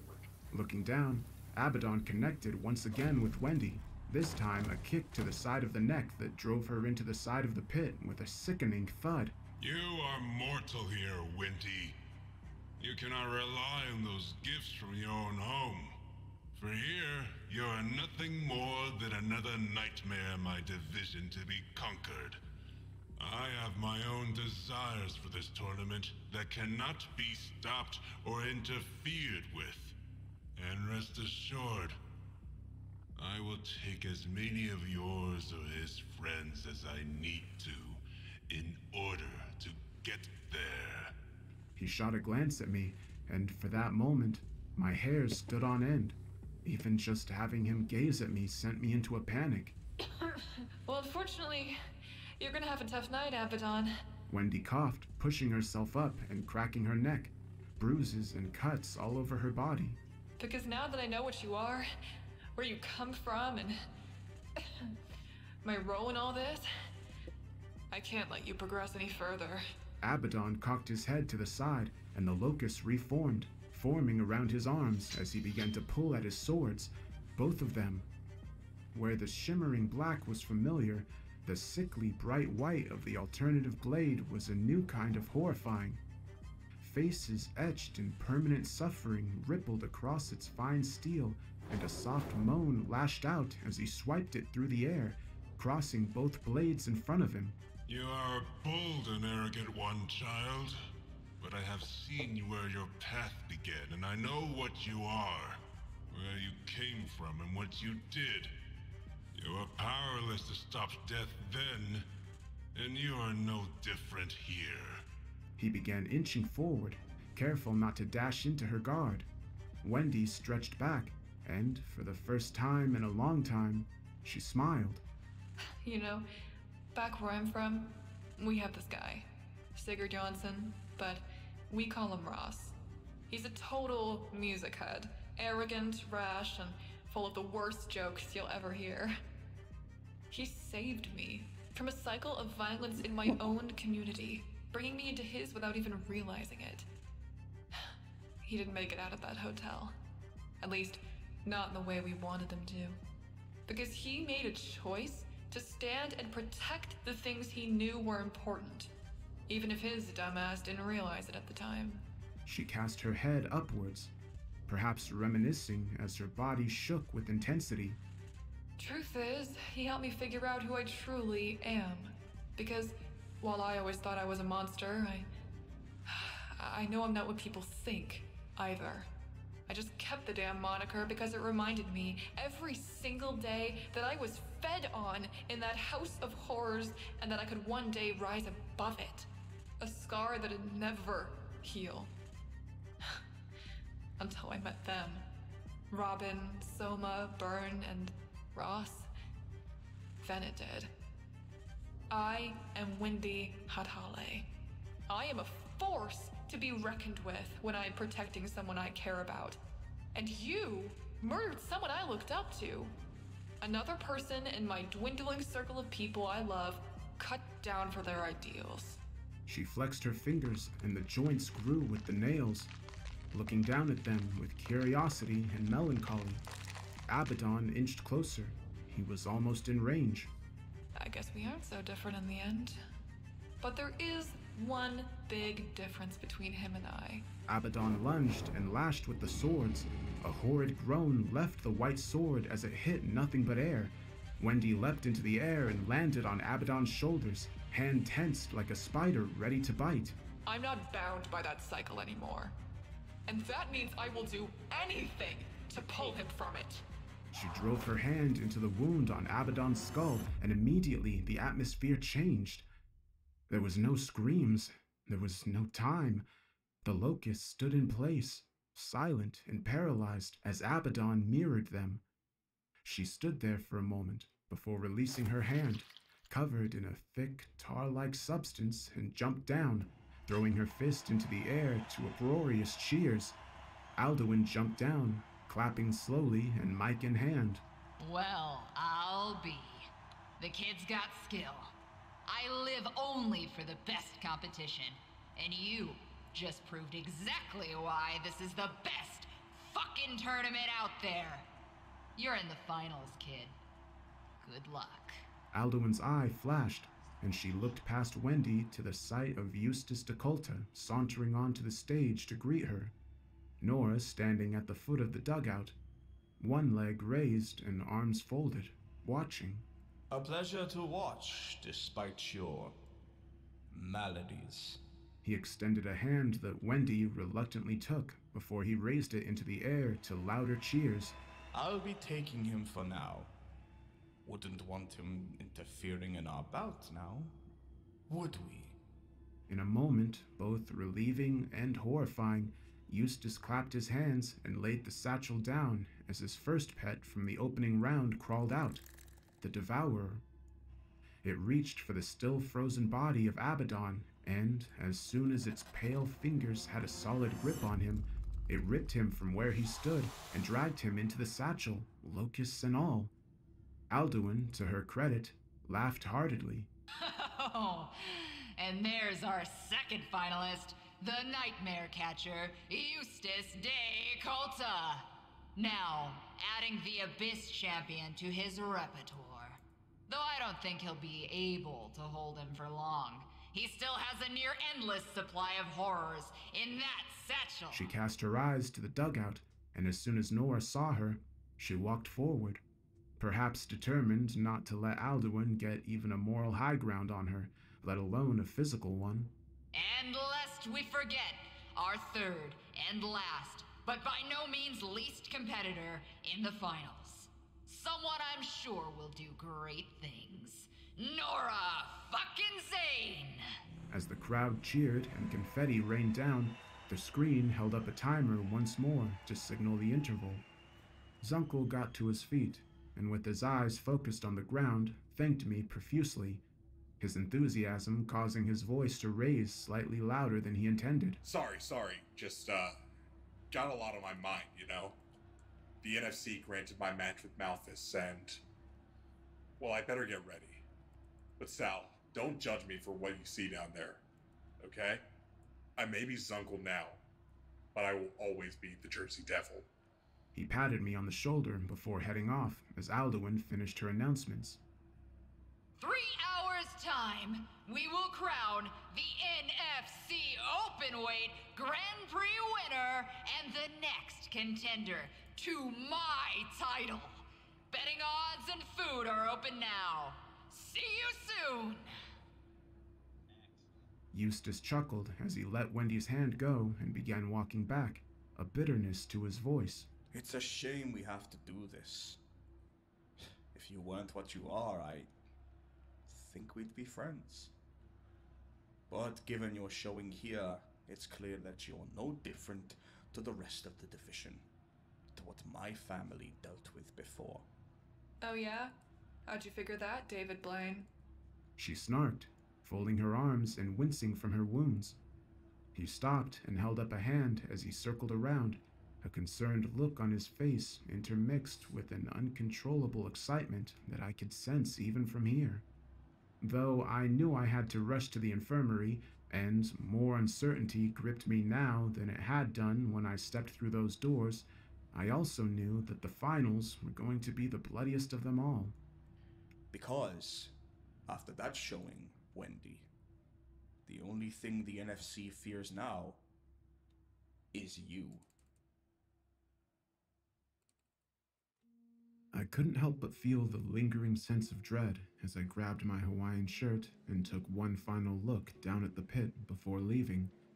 the finalists walking off to the dugout, with Nora flashing me a grin and pointing down towards the infirmary, Eustace muttering something under his breath as he caressed his satchel, and Wendy staring at Alduin as she sauntered off with a cackle. The only thing the NFC fears now is you. What the hell did he mean by that? Alduin, Malphus, himself, and even Zunk were all feared competitors. Why would Wendy be the one to fear above all others? Still, there were more pressing matters. I had to get to the infirmary, and fast. Dodging the crowd of experts and would-be fighters wanting to give me a piece of their mind, I navigated through a large group of men before finding myself turning towards the darkened steps below, a dingy infirmary sign hanging and a shape lurking in the back I assumed was Nora as I walked toward her. They called out, the vocal cords raspy and weak as if this was their first use in decades. "Nora? I can't hear you. What are you trying to say?"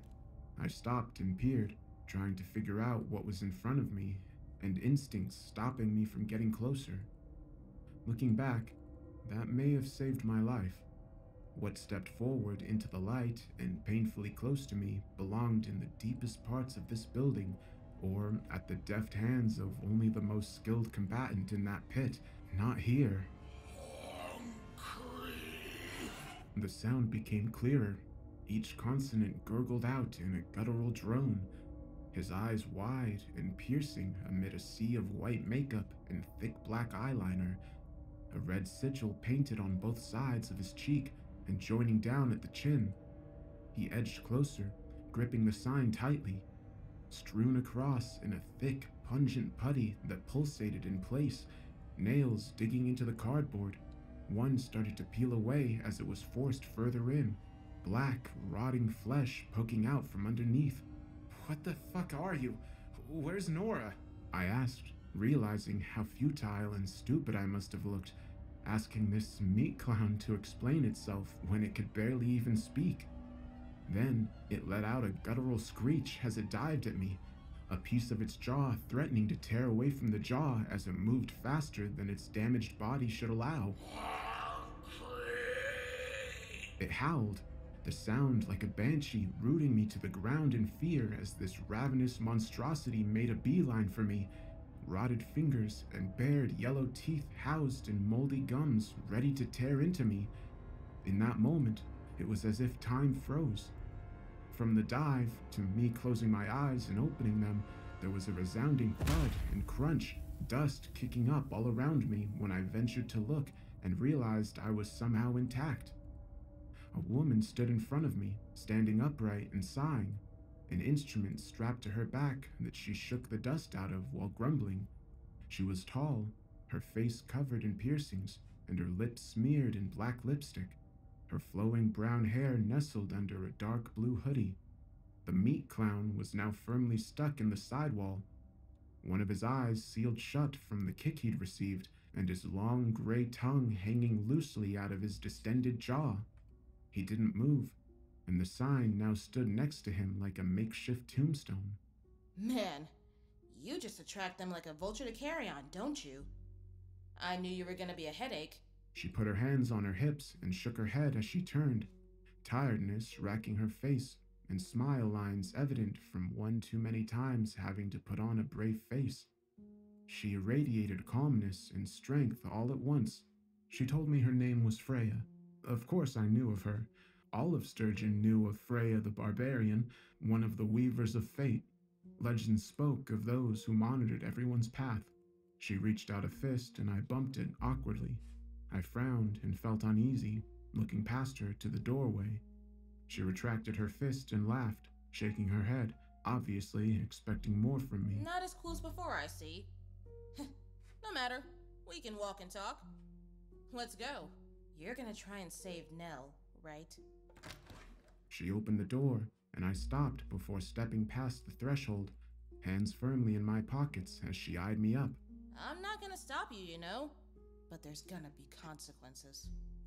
After a moment of hesitation, I walked ahead and passed through the dimly lit hallway, trudging behind her as she spoke, flecks of light illuminating her and showing a woman under strain, scars on her face from incessant acne that she'd inevitably once picked at, bags under her blue eyes, errant hairs that stuck to her face. When she caught me looking, she flashed a side grin and pushed them out of her face. Even someone like me isn't perfect, you know? Gotta embrace the bad with the good. Wouldn't want any of my fans to have unrealistic expectations. Still, they'll persist. Much like you, they're compelled to. She paused as we reached the double doors and turned away from me.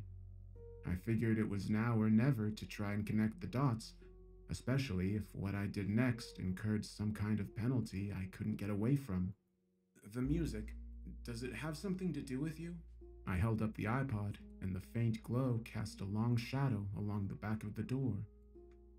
She turned, and upon seeing it, her face sank for a moment as melancholy settled in. Yeah, my sisters know how to bring me to the party, even when I don't want to be brought. My job is to oversee actions and consequences. As the bard, music is my primary connector, and since I'll always be drawn to those moments and to, well, you, it was inevitable to be here. But something is different this time. They want to put an end to the cycle, and can't do so without my being here.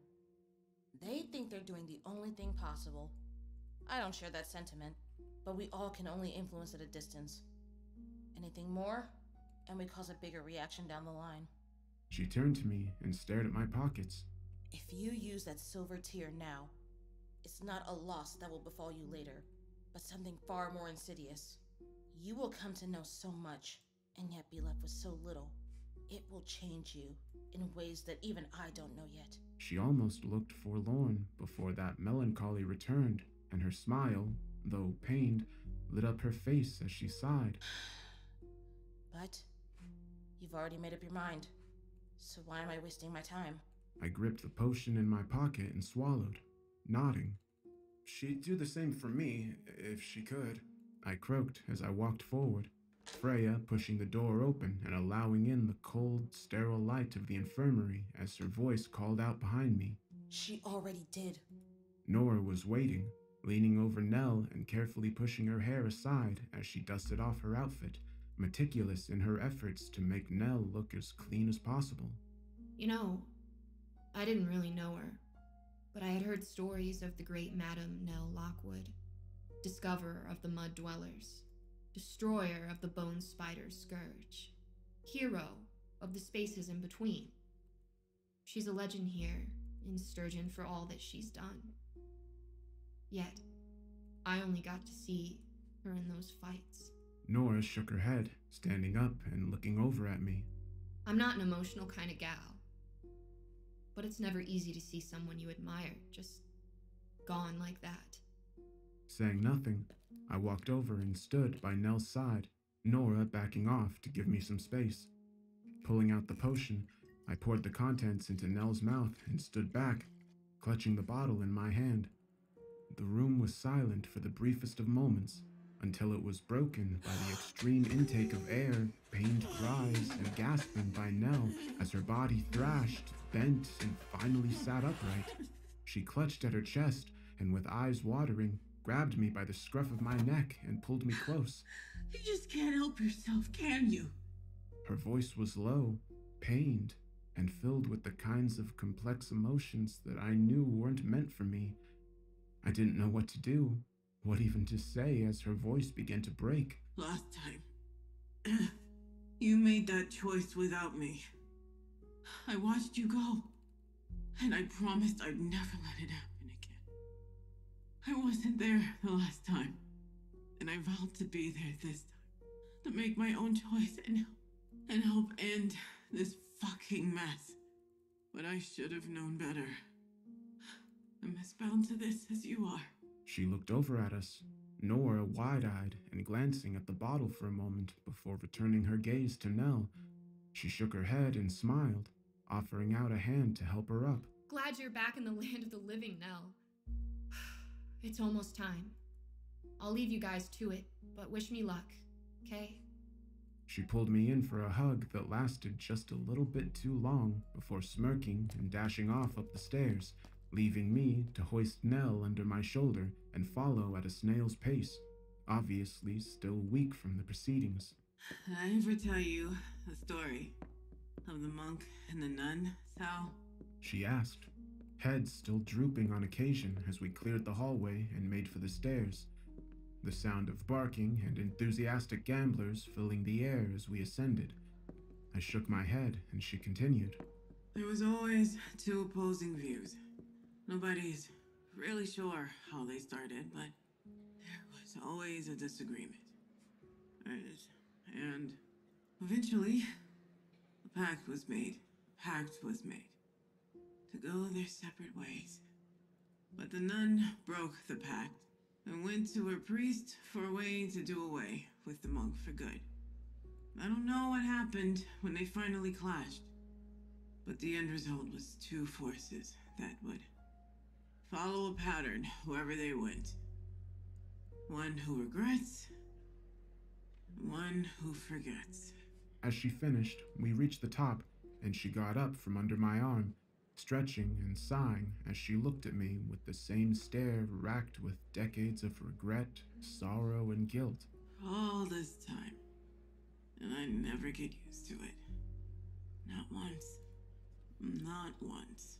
She caressed my cheek with a hand and shuffled back to the booth, grabbing a bottle from her bag and drinking with vigor as I stood there, dumbfounded, and knowing I was the most obscure piece in a much, much bigger puzzle.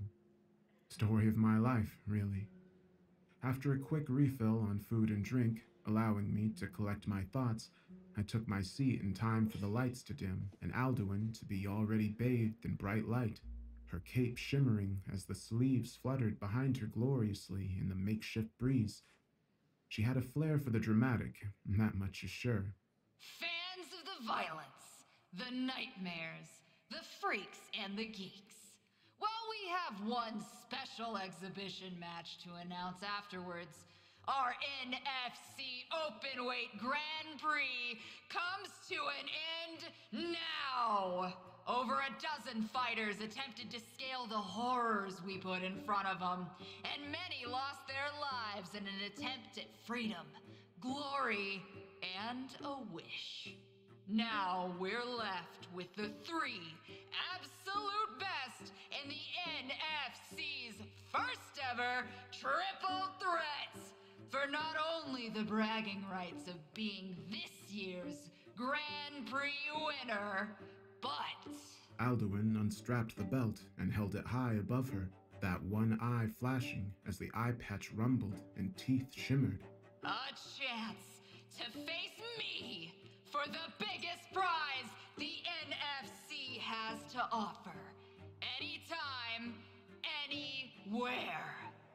Glory to the NFC! The crowd erupted with cheers and chants as they stomped their feet and bellowed at the top of their lungs. They'd been waiting all night for this. We all had. For all the blood and guts and losses I'd seen down there was a distinct part of me that was excited for this. Turning my preamp on, I prepared myself for what was to come next. If I was to end it all here, I'd give the performance of a lifetime. Without further delay, we bring you our finalists! First, she fought off winged beasts, vampires from the Far East, and showed us why she's still got the heart of a champion, Nora fucking Zane! Nora walks out, fresh tape on her wrists, ribs, and legs, knees padded up and feet bare. She looks calm and collected as she takes her spot opposite Alduin, quietly waiting. Second, he's one of only 2 invitational entries in this tournament and represents the Order of the Moth. He has a satchel full of literal nightmares and, if you'll pardon the pun, is the dark horse of this tournament. Ladies and gentlemen, Eustace de Colta! Eustace walked out with purpose, but no fancy hat, cape, or full suit. Instead, He was wearing his blazer and shirt with the gloves off and only his satchel adorning him. His face sullen, much like Nora's, focused entirely on the next steps he'd need to take.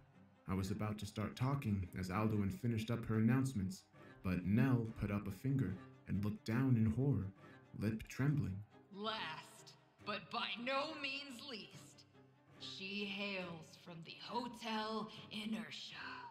She ripped Justiano in half, nearly tore the Corporal J.J. Watson to pieces, eviscerated the swarms at Taiyan, and nearly took out our NFC Abyss Champion Abaddon the Destroyer, winner of the NFC Wildcard Tourney, Wendigo Wendy Hatale! Wendy stumbled from the dugout, her hoodie in tatters and the face mask nowhere to be seen.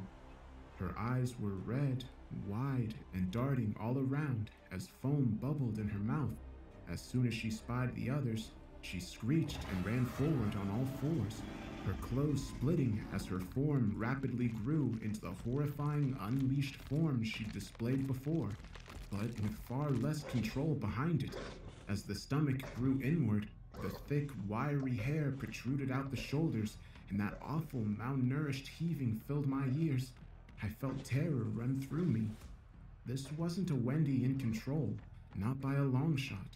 Alduin leapt out of dodge and up to her perch, a look of shock and uncertainty across her face as she surveyed the situation below, taking a moment of pause before shouting the phrase that seemed almost ceremonial, but nevertheless served its purpose in snapping me out of my state and hitting record. NFC Openweight Grand Prix Finals. Eustace DeColta versus Nora Zane versus Wendigo Wendy Hathel. Eustace had already maneuvered himself far enough away to open his satchel. Without any change in his focused expression or word of warning, the long, spindly arms carrying monstrous, hungry hands poured out of the satchel and towards Wendy, grabbing onto each of her limbs and trying to hold her in place. Nora, watching this and seeing an opportunity, rushed forward and secured a flying knee to Wendy's jaw, connecting with full force and sending her skull bouncing back before returning to face forward. What a stunning display of teamwork by two of the three finalists. In an unexpected turn straight out of a Shakespearean tragedy, we've not only seen fan favorite Wendigo Wendy go completely feral as the finals begin, but Nora Zane and Eustace DeColta recognizing the enemy of their enemy is their friend, even for the briefest of moments. Nell, glad your brush with death was only that, a brush. But what do you make of this? What's going to happen in the long run? Nell's usual cool exterior and knowledgeable bravado was nowhere to be seen, not due to exhaustion, injury, or her earlier thoughts, but because of what she was seeing down below with Wendy, the woman who had fought so bravely and valiantly when she fell. Perhaps somewhere in the back of Nell's consciousness, she saw what Wendy did, saw how she reacted to Nell falling in that pit. Maybe Wendy felt as if she was drawn to Abaddon the same way she was. In any case, she shook her head fervently before finally speaking into the microphone as Wendy broke free of the arms, breaking some and biting clean through others, spraying blood across the pit as she tore towards Eustace. She's going to be killed. They all are. Nothing about this was by chance, Sal. Wendy let loose a claw and grazed Nora's shoulder as she let out a pained howl, creating distance with a vicious kick to Wendy's knee. Nell persisted. Look at it.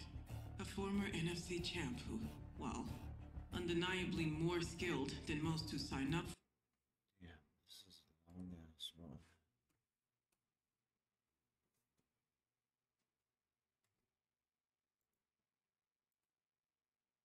I gotta sit one night, or else I'm not gonna be able to take back to work. So, I guess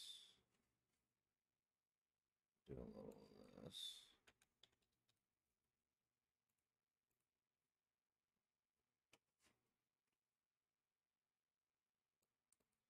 Yes. Why not?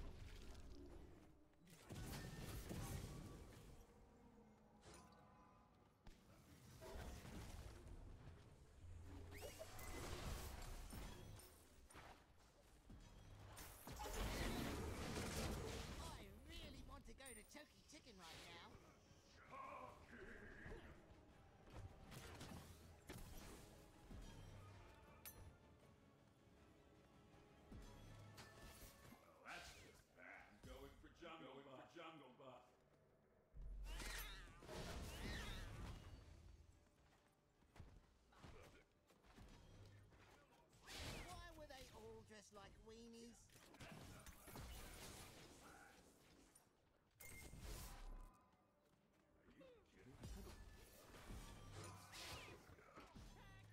Teach me the ways. Great work. It's wild out there. Yeah!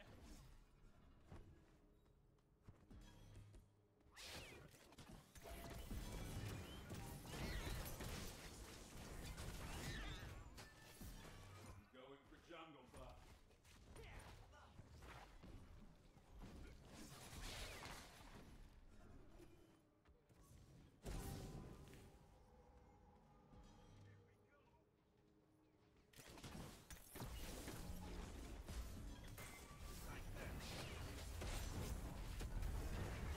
Garbage stays a very dangerous state.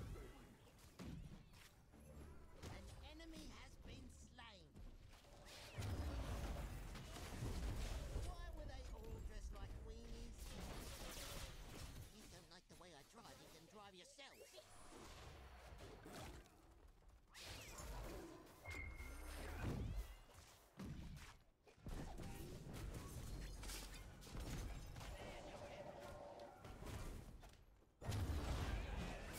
Returning middle lane.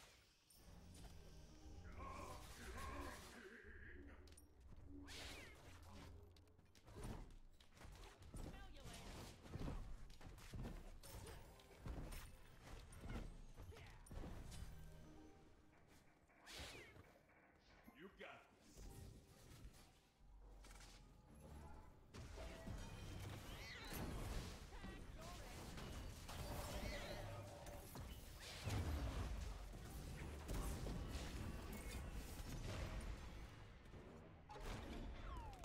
Ally has been slain.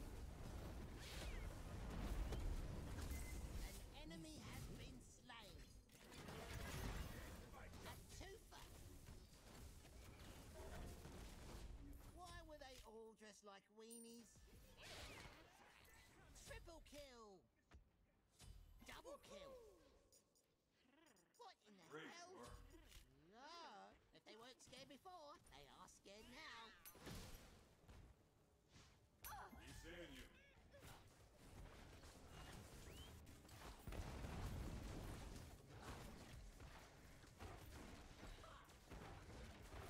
I'm going for jungle buff. Your team has destroyed a mountain.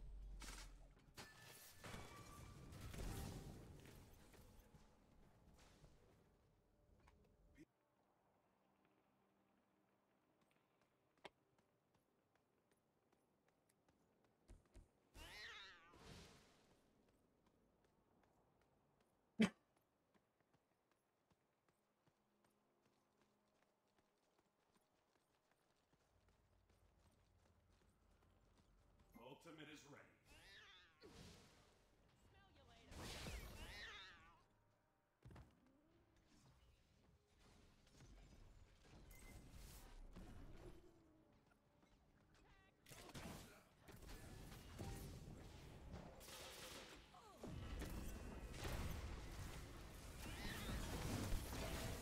An enemy has been slain. A twofer. What in the hell? No.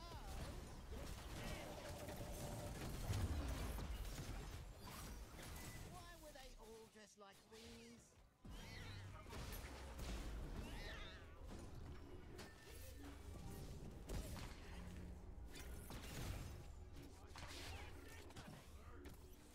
An enemy has been slain. Oh, you have been slain. Why were they all dressed like weenies?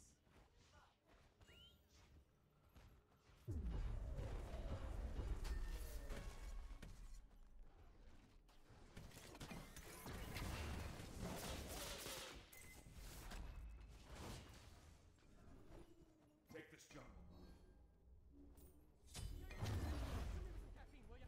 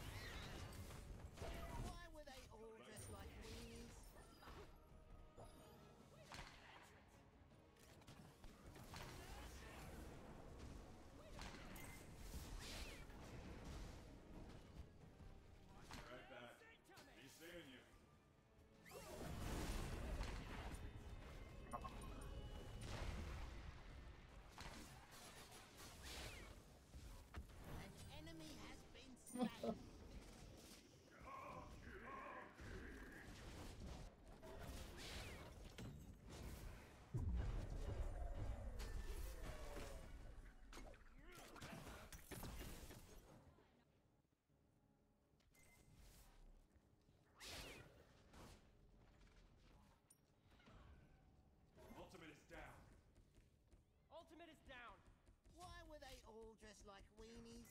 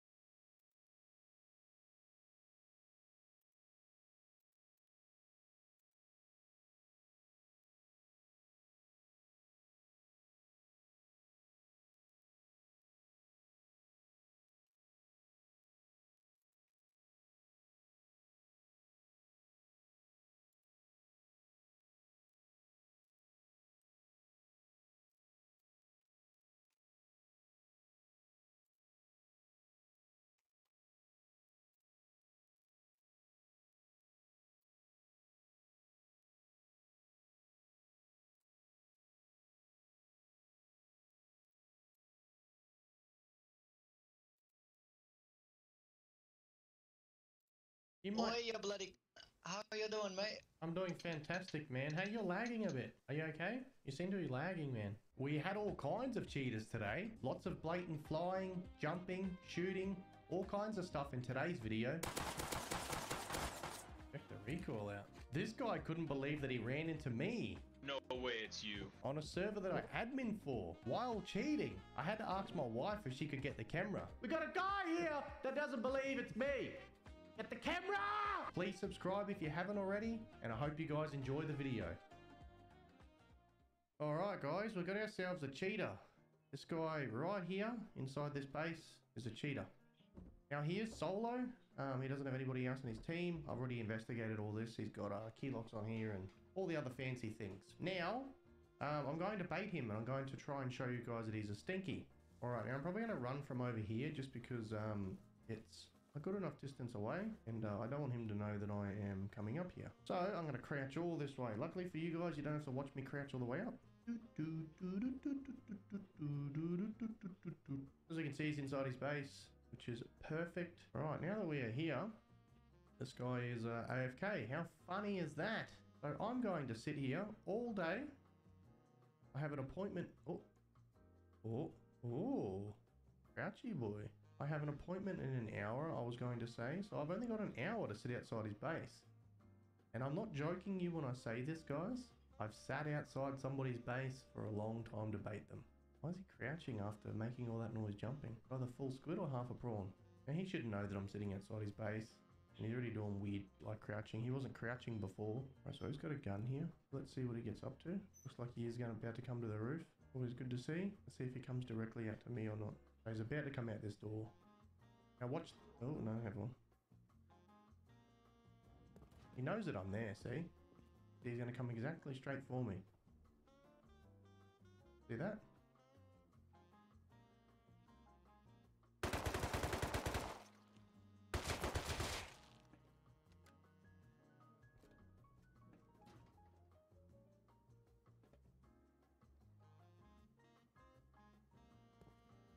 Very naughty, mate. You shouldn't be cheating in Rust, sweetheart. Yeah, that's all you've got is to clap your hands.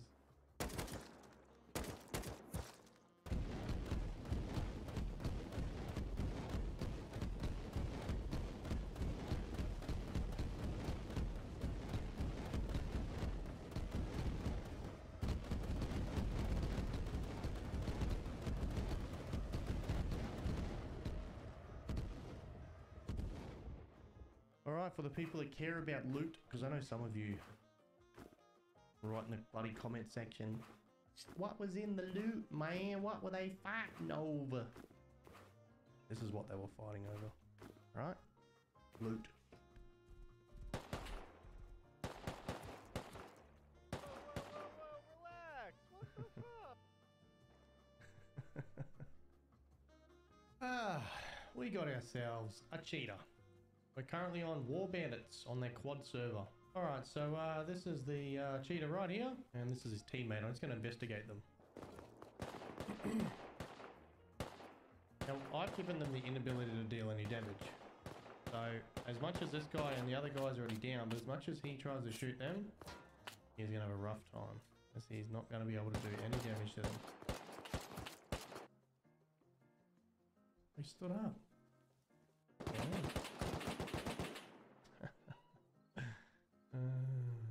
Alright, here's their base. All we're going to do is we're going to go out here to the snow and we're going to have a chat with him. This looks like a pretty good spot. Hey champion, how you going? You got a microphone, sweetheart? No microphone. Alright, let's make this guy lag. Yeah, your PC's about to get very laggy, man. I'm sorry about that. This guy here'd be lagging out now, so. Alright guys, we got ourselves a stinky little cheater. This guy right here is a dirty bugger. We're going to have a little bit of fun with him. We're going to make him throw all of his items out in front of him.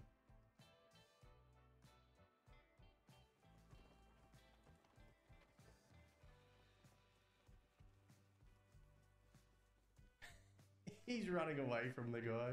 Now this is nighttime. This is very nighttime in game. I've got it daytime for myself so that we can see a little bit better.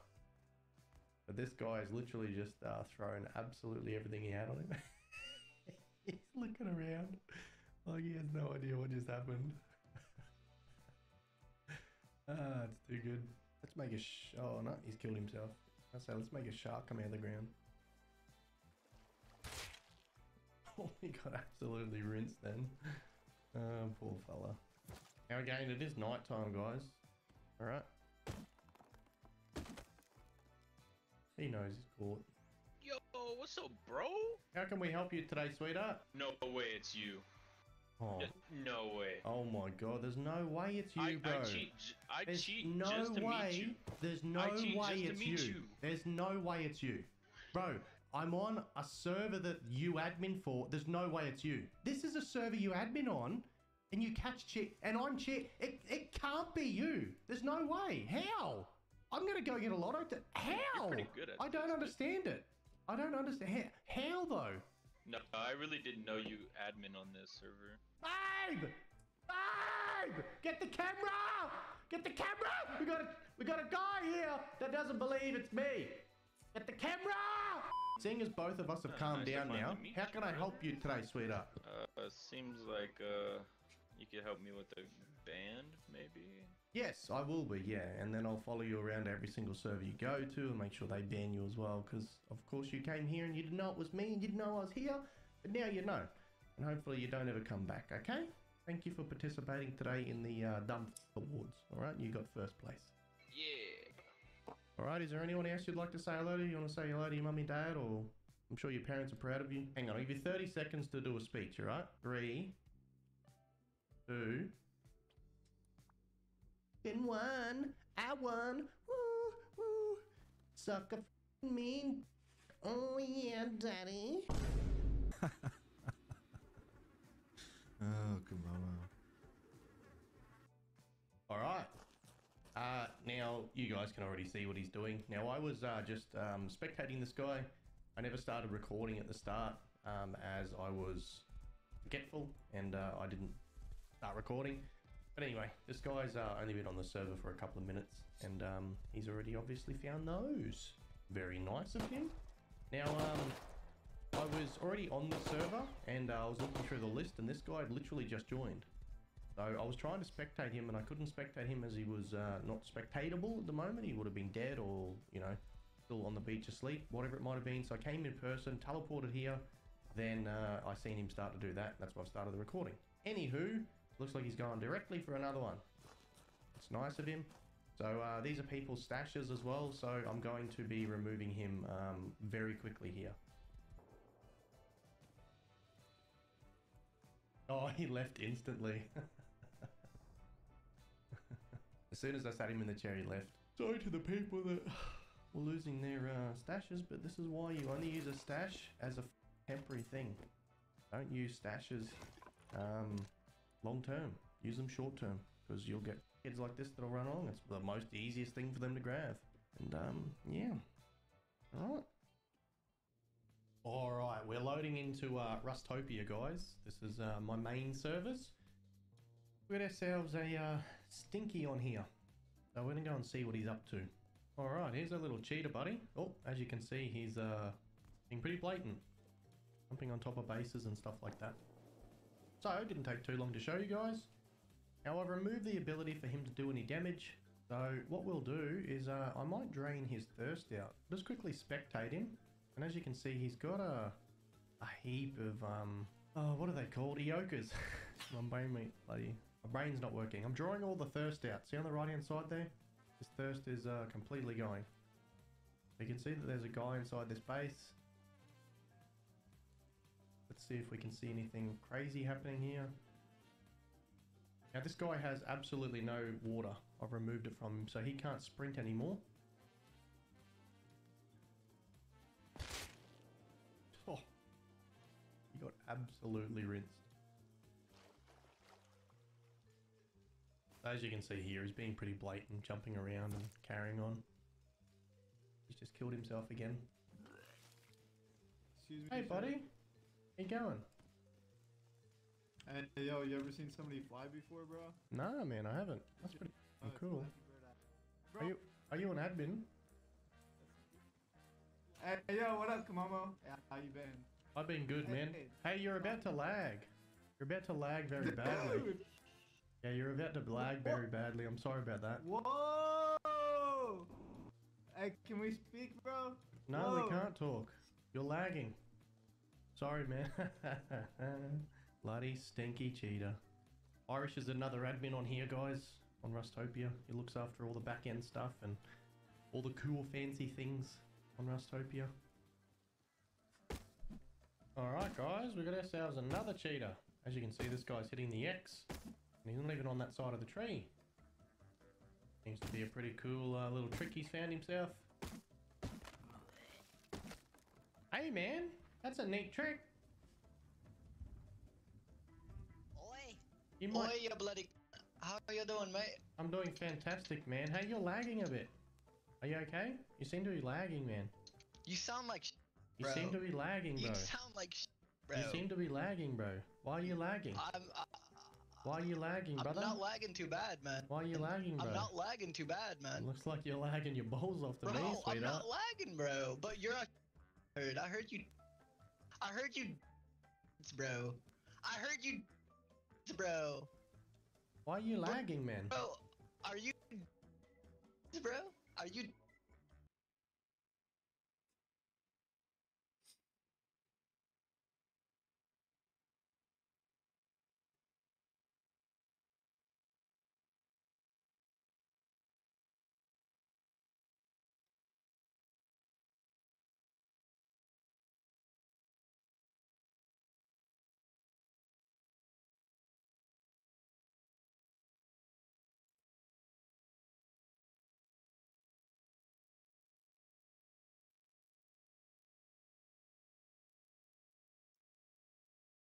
Hello guys and gals, me Moodhar, and ooh, ladies and gentlemen, another video about the old Rockstar games. Now, ladies and gentlemen, today we're not going to just talk about GTA 6 leaks, because this plot thickens even more. Now, to understand, when we talk about what happened in the last week, obviously, you know, if you're in the world of gaming, one of the biggest leaks ever happened. Now, to talk about video game leaks, alright, one has to go all the way back to the Half-Life 2 leaks, you know? Back in the day, before Half-Life 2 ever dropped, ladies and gentlemen, a hacker by the known as Alex Gembe, a German hacker, actually infiltrated Valve's network, got access to their servers, and downloaded builds for Counter-Strike Source, Team Fortress 2, and at the time, Half-Life 2, ladies and gentlemen, full-on game. One of the biggest leaks at the time ever had actually happened. Now, because of this, Valve actually would suffer around $250 million at the time of a loss. Now, this person actually ended up getting arrested because at the time they ended up getting a fake call from the FBI about a job interview. And when they turned out it was really actually Valve, the feds and the German cops ended up catching the guy, got to their location, apprehended, and sentenced them to 4 years probation all the way. Now, ladies and gentlemen, to understand why I'm telling you this story, GTA 6 has been leaked, and without a shadow of a doubt, this is the largest video game leak of all time. You know, there's a lot of stuff that's leaked, apparently. Obviously, we've seen the developmental footage, if you've been following it, but you've probably also heard that there's insider builds probably stolen as well, too. And there's more to leak, you know, as time goes on. There's a whole ransom being thrown around, and the person who's given it appears to be somebody well under the age of 18, probably somewhere around 16 if you will. Now, if that sounds wild to you, let's get into how this has happened. Now, if you've been following the GTA 6 hack, you probably have also heard of the Uber hack. Now, if you don't know, Uber is a service that you can use to basically, I don't know, order a ride share and go from point A to point B, okay? I don't have to explain Uber to a lot of people, but Uber jumped in, you know, September 16th and gave a security update. Now, of course, Uber has actually been compromised, and here they detail an Uber EXT contractor had their account compromised by an attacker. It is likely that the attacker purchased the contractor's Uber corporate password on the dark web after the contractor's personal device has been infected with malware, exposing those credentials. The attacker then repeatedly tried to log into the contractor's Uber account, each time the contractor received a two-factor login approval request, which initially blocked access. Eventually, however, the contractor accepted one, and the attacker successfully logged in. From there, the attacker accessed several other employee accounts, which ultimately gave the attacker elevated permissions to a number of tools, including G Suite and Slack. The attacker then posted a message to the company-wide Slack channel, which many of you saw, and reconfigured Uber's OpenDNS to display a graphic image to employees on some internal sites.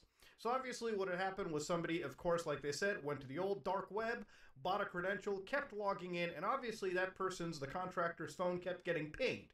Now, normally, if your phone is getting pinged with two-factor requests, and you haven't tried signing in, that should force you to change every password across the board because you've been compromised. Accepting one of them, you're probably not accepting your own login, you're giving that login to somebody else. And when a hacker gets in to your account, they can do all kinds of nefarious things to you and the people that your account is connected with. So of course they took some measures to identify the issue. They basically wanted to make sure the attacker was no longer accessing the systems and then to make sure that all of their security stuff was on point. So the impact for the Uber hack here, the attacker accessed several internal systems and our investigation is focused on determining whether there was any material impact. While the investigation is still ongoing, we do have some details on our current findings that we can share. First and foremost, we've not seen that the attacker accessed the production, public-facing systems that power our apps, any user accounts, or the database we use to store sensitive user information, like credit card numbers, user bank account information, or trip history. We also encrypt credit card information and personal health data, offering a further layer of protection. We reviewed our code base and have not found that the attacker made any changes. We also have not found that the attacker accessed any customers or user data stored by our cloud providers, AWS, which is Amazon Web Services S3. It does appear that the attacker downloaded some internal Slack messages. So of course, they basically said that, don't worry, if you use Uber, your information is probably not screwed. Our stuff, our backend stuff might be. But of course, ladies and gentlemen, what's most important is who is responsible, which is where the plot thickens. We believe that the attacker or attackers are affiliated with a hacking group called LapSus, which if we've never talked about before, we probably have in the context of other massive cyber attacks that have happened last year and just this year alone, which have been increasingly active in the last year or so. The group typically uses similar techniques to target technology companies, and in 2022 alone has breached Microsoft, Cisco, Samsung, Nvidia, and Okta. There are also reports over the weekend that the same actor breached video game maker Rockstar Games. Now, of course, Uber is working with the Federal Bureau of Investigation and the U.S. Department of Justice to make sure that the people responsible for this, who, if they might actually be lapses, behind bars. Now, of course, to understand over here, this really does shed some light on the entire situation. So to understand, Rockstar Games has been one of many companies that has been hacked by this entire organization. For those of you who don't know who Lapsus is, they've gone through so many different hacks that's insane. So for instance, back in 2021, they attacked the Brazil's Ministry of Health. In 2022, they went to attack Okta, literally at the beginning of the year.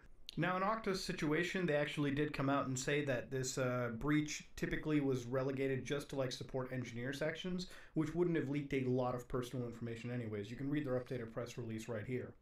Then they attacked Nvidia a month later, where they actually stole like complete silicon, graphics, computer chipset files for literally all of their recent Nvidia GPUs. And that does include the 30 series cards, which are currently the most recent cards at the time of filming.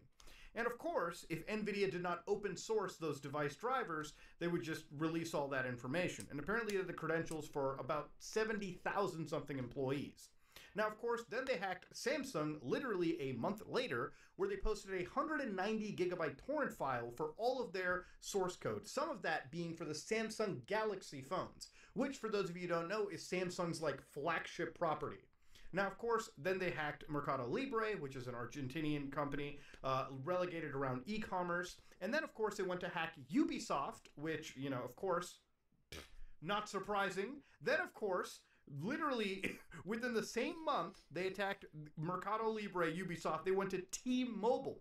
And then, of course, after that, they went to Microsoft, all within the same goddamn month of March, where Microsoft was effectively hacked in about 90% of the source code for Bing's search engine was stolen. Now, I'm sure some of you will sit there and be like, wow, these people are actually cracked, Muda. How many cyber attacks is that in this year alone? It's not about how many cyber attacks alone, it's about the targets themselves. I mean, these are massive mega companies, and really, their security is brought up into light. Now, I have to believe because of the pandemic, and because we're switched to a remote work environment, obviously switching that rapidly and that quickly has opened up a massive area of cyber attack possibilities. A lot of companies that used to work in closed boxes inside their own companies are now forced to share data across multiple platforms, Slack, Discord sometimes, okay, various platforms that are susceptible to actually being hacked. And without proper hygiene on your cybersecurity, employees make some of the biggest mistakes possible. And that's where we're exactly looking into. So I guess the reality is how does a hack like this actually happen? Now, in the case of Lapsus, what they actually do is something known as spear phishing. Now, spear phishing is effectively when you target specific key members in a company. So, of course, in a company, there's tons of employees. You've got all the way from people at the very bottom, all the way to your CEOs at the top, okay, your executive, operators. Now, of course, all these people have email addresses and point of communications. So once you have their email addresses, all these people have to do is create multiple emails, all right? Multiple phishing emails that they can send to all of these people. Now, granted, maybe a majority of them will not accept it, but there's probably going to be one boomer, one old person, one person that doesn't look too deep enough that'll actually bite the bullet, open the PDF file, open the compromising attachment, and effectively have their own system hacked or their credentials hacked. And once you hack one person's credential, you finally opened the barrier, and then you can start to work your way from there. And that's effectively what this company was doing. That's effectively what Lapsus was into. They were effectively gathering and using personal information and succeeding because they were so good at figuring out how to effectively spear phish these individuals. This is not like hacking in a movie where like somebody's sitting in front of a terminal typing like 300,000 commands a second. No, this is more like social engineering, finding out exactly how to actually hack somebody, how to hack an individual. Because here's the thing, computers are relatively safe. It's the person behind the keyboard, okay, the brain behind the keyboard, that oftentimes causes the biggest problem. A lot of these hacks happen because of severe human error or complete oversight or lack of actually looking at things deeply. Because here's the thing, people make mistakes, people get complacent. And what'll happen is once complacency kicks in, these spear phishing attacks tend to work. Now, of course, you also have to factor in that a lot of these credentials, once hacked, sometimes won't even be used by the actual person hacking. These credentials can be sold on darknet marketplaces for, an amount that somebody will use to buy and then use those credentials to attack you. You know all those crazy viruses that we looked back when people were taking advantage of like the pandemic, sending like weird COVID messages around or really any shady message on the internet? Probably there are young people that are pretty more like that are like technically literate would not probably fall for that, but obviously you fail to account that there's people who are older, they don't understand computers too well, that'll just blindly click on something that looks even halfway legitimate. And of course, no fault of their own. It tends to happen. Now, Lapsus sits around in the very large clearnet that we have. For anybody that tries to find out what this group is up to, plenty of security researchers, all they do is go on to Telegram, which is one of the most popular sort of messaging services, secure messaging services, and you can find Lapsus's open group right there out in the open, where they basically talk about, their plans, successful hacks, and then they effectively will sometimes put up actual leaks on there. Of course, Lapsus is a very real organization, and it's so real that some of their members have actually been getting arrested, of course, in parts of the world. For instance, in London, around 7 people were arrested, and what's shocking is they were arrested between the ages of 16 and 21 years of age. Yes, the average age of these individuals is relatively young. I mean, under the age of 18, these people have a great degree of intellect, intelligence, and operability when it comes to computers and cyber attacks, enough to be actually targeting these mega massive organizations. Even if it's social engineering, there's no doubt that these people involved have a degree of intelligence around actually using proper scripting, around actually using proper methodology to intrude onto a network. So of course, looking into Lapsus, yes, it seems like a bunch of kids, one kid in particular, might have actually hacked into Rockstar Games, Uber, and plenty of these like massive tech companies. Well, a group of young individuals. And, because of this, it's really spiked them up so hard this year that now the FBI And all the federal agencies in the country and across the world are looking into their activities and tracking a bunch of them down. So, you know, one of the things is I was reading around like maybe this person's going to get a crazy good job at Rockstar Games. And understand, you know, if you look back at the Half-Life 2 story, the hacker beyond it was given danglings of a job offer only to face time only to face like actual jail time. So, do I think this person's going to succeed in the way that they think they are? I don't think there's any actual job opportunity waiting for you. The grim reality of these cyber attacks is not only do they cause massive delays in a lot of developments, but they also cost a shit ton of money. If you think any of these cyber attacks didn't cost the companies anything, you'd be surprised. Some of these companies have lost millions, tens of millions, in some cases, hundreds of millions of dollars in complete loss, which is why they're working very closely with organizations like the FBI to make sure this shit doesn't happen again. So yeah, it's really wild when you look into the entire story over here and the real finale.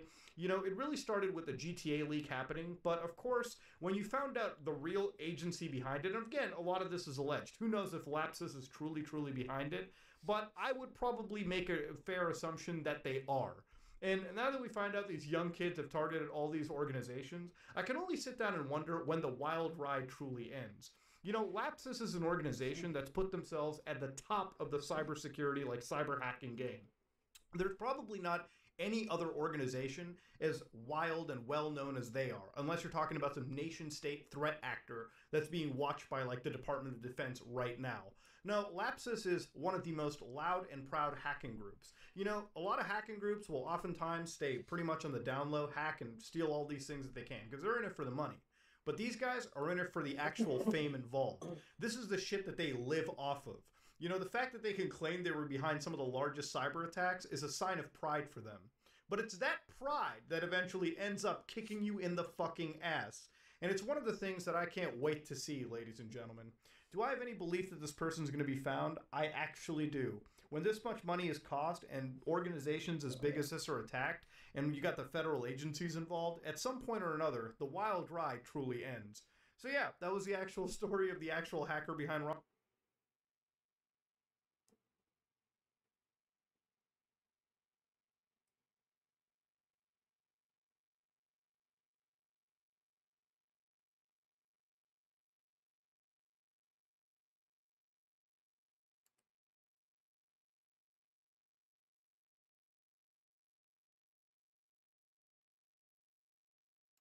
I'm in a cop car, dog.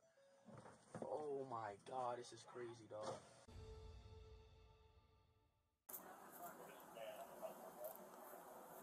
Hey, how you doing? You alright? Come here real quick. Just turn around real quick. I'll explain. You're not in any trouble. What the heck? Come to the back. Yo, bro. Hey.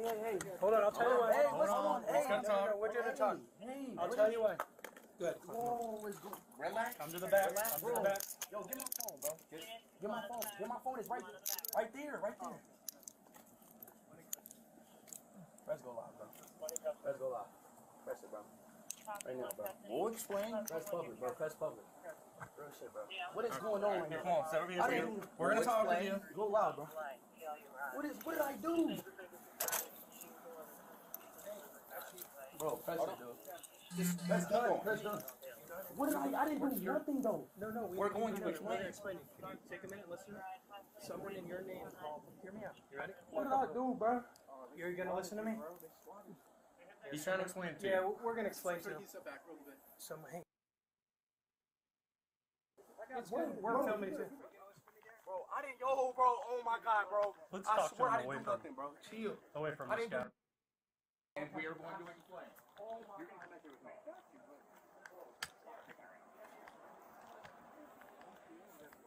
I don't care. Okay. What's going on? That's what that is. Y'all know what swatting is? Yeah, it happened to his boy Aiden last night. Okay, so this is one of those silly things that people. Yeah. Well, and he didn't. You know who he is, right? I don't know who he is. I don't know any of that. Right now. I don't care about any. We don't care. Well, I'm about just any letting you of know that. that's the situation. Like that. Okay. He got swat. That's what it is. Someone called him in. You can look on what. No, I believe you. I believe that that's. We've a thing. been live for the past 2 hours. Live doing what? Waiting for this to happen? No. Breaking a PS4. He plays video games live on stream. Like I said, there's 100,000 people watching. Okay. That's what he does. We're gonna shut that part down for right now. That's a full time. Don't turn it off. You don't gotta do that. We're gonna do that while we have a conversation. Yo, chat. Spam L in the chat. They're making us turn it off. But we'll keep y'all updated. That's his mom calling him. His phone, hold on. Well, his dad's out front. We're talking. Yeah, we've talked to his dad out front. I'm just his cameraman. That's all I am. But he was in Miami. Same thing happened to him last night. There's something going on right now. They're swatting. It's a thing that people do. They find that his address has been leaked. Well, somebody got killed doing that. Now, Yeah. where was that? That was. That's why he's freaking out, because he knows the risk of it. Yeah, that's. So you're saying somebody Oh, I know. called us Yeah, I know for sure. with some BS? Yeah, and if you don't believe me, you can. We literally just ended a live stream. He's been streaming for the past 3.5 hours, 2 hours, 2.5, 3.5 hours. Okay. You can see everything that he's done for the past 2.5 hours. Okay. So. Do me a favor. You can walk out here with us. Yeah. Leave your phone there for now. Well, here, I'll carry it for you.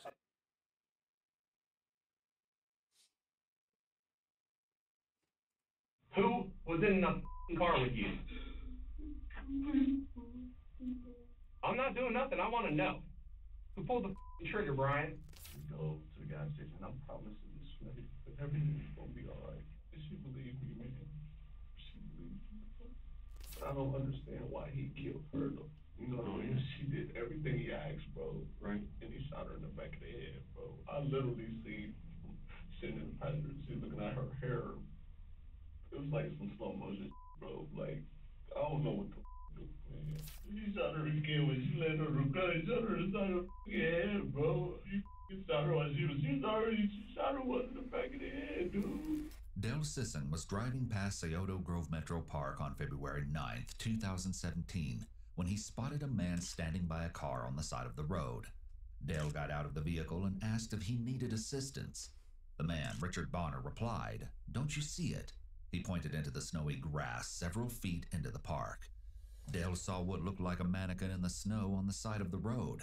As he got closer, it became clear that he was, in fact, looking at a nude female body, lying on her back with her left arm over her face.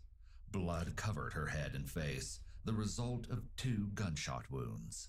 We've got cars going to 104. Okay. And all they could give us was the Scioto Grove Metro Park. So not sure, if it's at the entrance. There is possibly a body.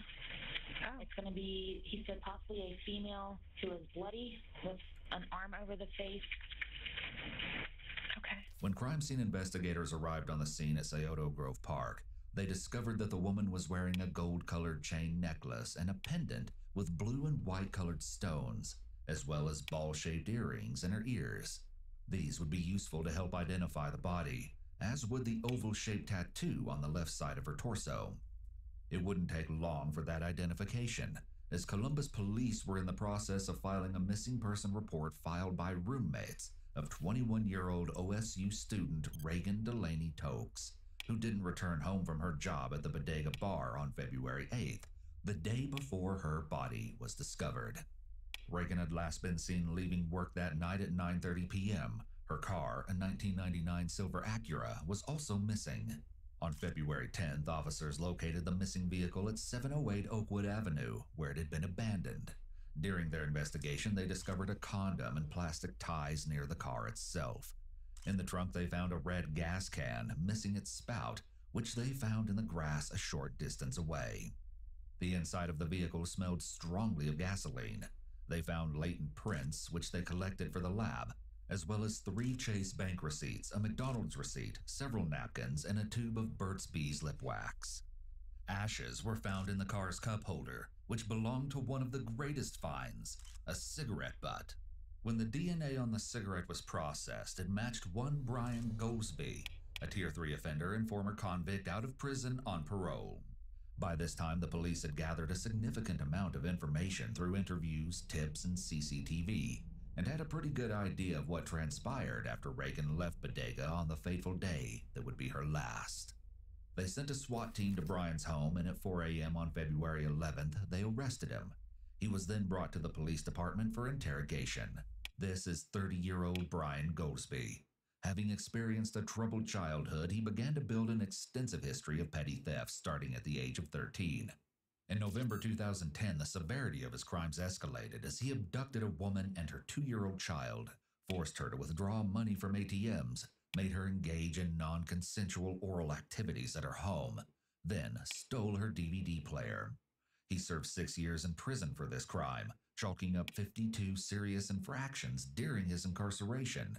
Now he finds himself in the hot seat again, this time for kidnapping, assault, and murder of 21-year-old Ohio State University student Reagan Tokes.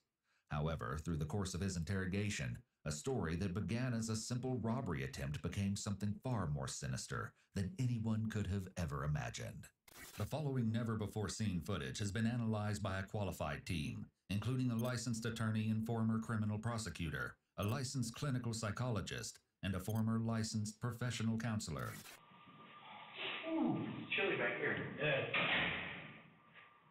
Brian, you ready? Don't see that, Brian. It's cold. I don't know how to turn shit. Give me a blanket or something. How long is it gonna take for me to get a cigarette?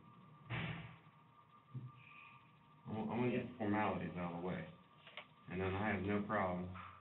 I'll work with you, you work with me. Here's the thing. Truth. Cooperation.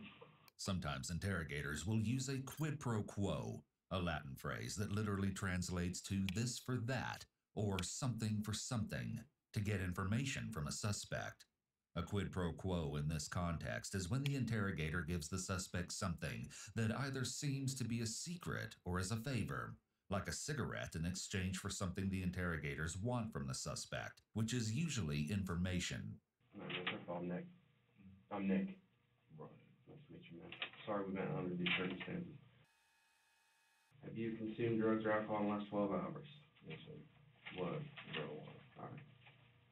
His admission to recent marijuana use may be a factor in Brian's seemingly relaxed state. The detectives have him follow along as they read his Miranda rights, then sign to acknowledge that he understands them. Have a Band-Aid real quick. Yeah. You want a Band-Aid for that? Please. All right. What did he flip you when they put those things on you? That's it. When they had them flex cuffs on you, when they cut that, or they pinch you, it's like a triangle. Yeah, these guys will go grab one. Triangles. The officers are being friendly and straightforward with Brian, which is a component of the Reed interrogation technique. Generally, officers will begin with a non-confrontational approach to build rapport, which often changes to more direct and aggressive questioning as they get to the important questions, or if the suspect is dishonest or uncooperative. Brian, you're not here by accident, all right? You didn't just happen to stumble upon this and you're here. You're here because we have a pretty good amount of evidence on what happened. You're staying on 4th Street, correct? 4th? Yeah, that's your address, correct? Yes, sir. All right. I noticed the ankle monitor says it's a group home, correct? You just got out of prison, okay. And you have an ankle monitor on, obviously. I'm just tracking you. Okay. The ankle monitor is an important part of evidence in this case, as it reports not only where he's been, but also a timeline of the locations that Brian has visited. The lead detective leaves momentarily to get Brian a Band-Aid for a cut on his arm, then resumes the interrogation. Where were you Wednesday night? Now, remember, before you start talking, we want to know the truth, okay? That's all we're after. We know what's going on, we just want to know the why. Okay, so where were you Wednesday? Suggesting that the detectives already know that he's committed the crime and are only interested in finding out the motive are part of the Reed technique's positive confrontation method. This technique encourages Brian to forego denials and affords him the opportunity to explain what happened. I can't get you cigarettes. I can have a cigarette. What do you smoke? Newports. I might have a pack. Let me go see. I'm gonna have to put you in some shackles. Leg shackles and we're gonna have to go outside. Well, you know what I'm saying? Yeah. We can't smoke in here, man. Hey, they're gonna want to know. We have to get all kinds of permissions before we do this. Right. Because to smoke cigarettes? Yes. Because I I gotta take you out of here to do that. I can't let you smoke in here. And they're gonna ask, is he being cooperative? Is he telling you what you wanna know? So the way that works, you give me a little bit, we'll verify that you're telling us the truth, we'll give you a little bit, give and take relationship. The detectives reinforce the give and take relationship they're trying to establish to motivate Brian to be honest and straightforward with them, and as a way to continue to build rapport. Tell me the truth. Where were you Wednesday? What was going on Wednesday? I was up north. The officers spend the first 10 minutes trying to establish a timeline of the evening. I was over my girl's house at night. What's your name? Can you give me your name? No, it's up north now. Yes. No, when you say up north, you mean... It's off of Atwood Terrace. Atwood Terrace? Yeah. Okay. Even though it's easy for detectives to discover his girlfriend's name, Brian refuses to provide names for anyone, possibly because of his general distrust for police, or to avoid being considered a snitch. His girlfriend's name is Hattie Jackson, and she has a role to play in the story as well. Hattie actually spoke to an officer and described her relationship with Brian. It was really strange to me because usually a man, they won't let you meet the people who's close to them unless they really like you or something like that. So I guess, but to me it was too early for that. So I started asking him for money. Yeah. For No. No, I didn't know. You were just talking about it. I never got to that point with him. I don't know why. Usually I would just have and then just leave and mind my own business. I don't like relationships. I'm not comfortable around males, all that. So I try not to get in a committed relationship. Okay. I ignored him because he wouldn't give me my money.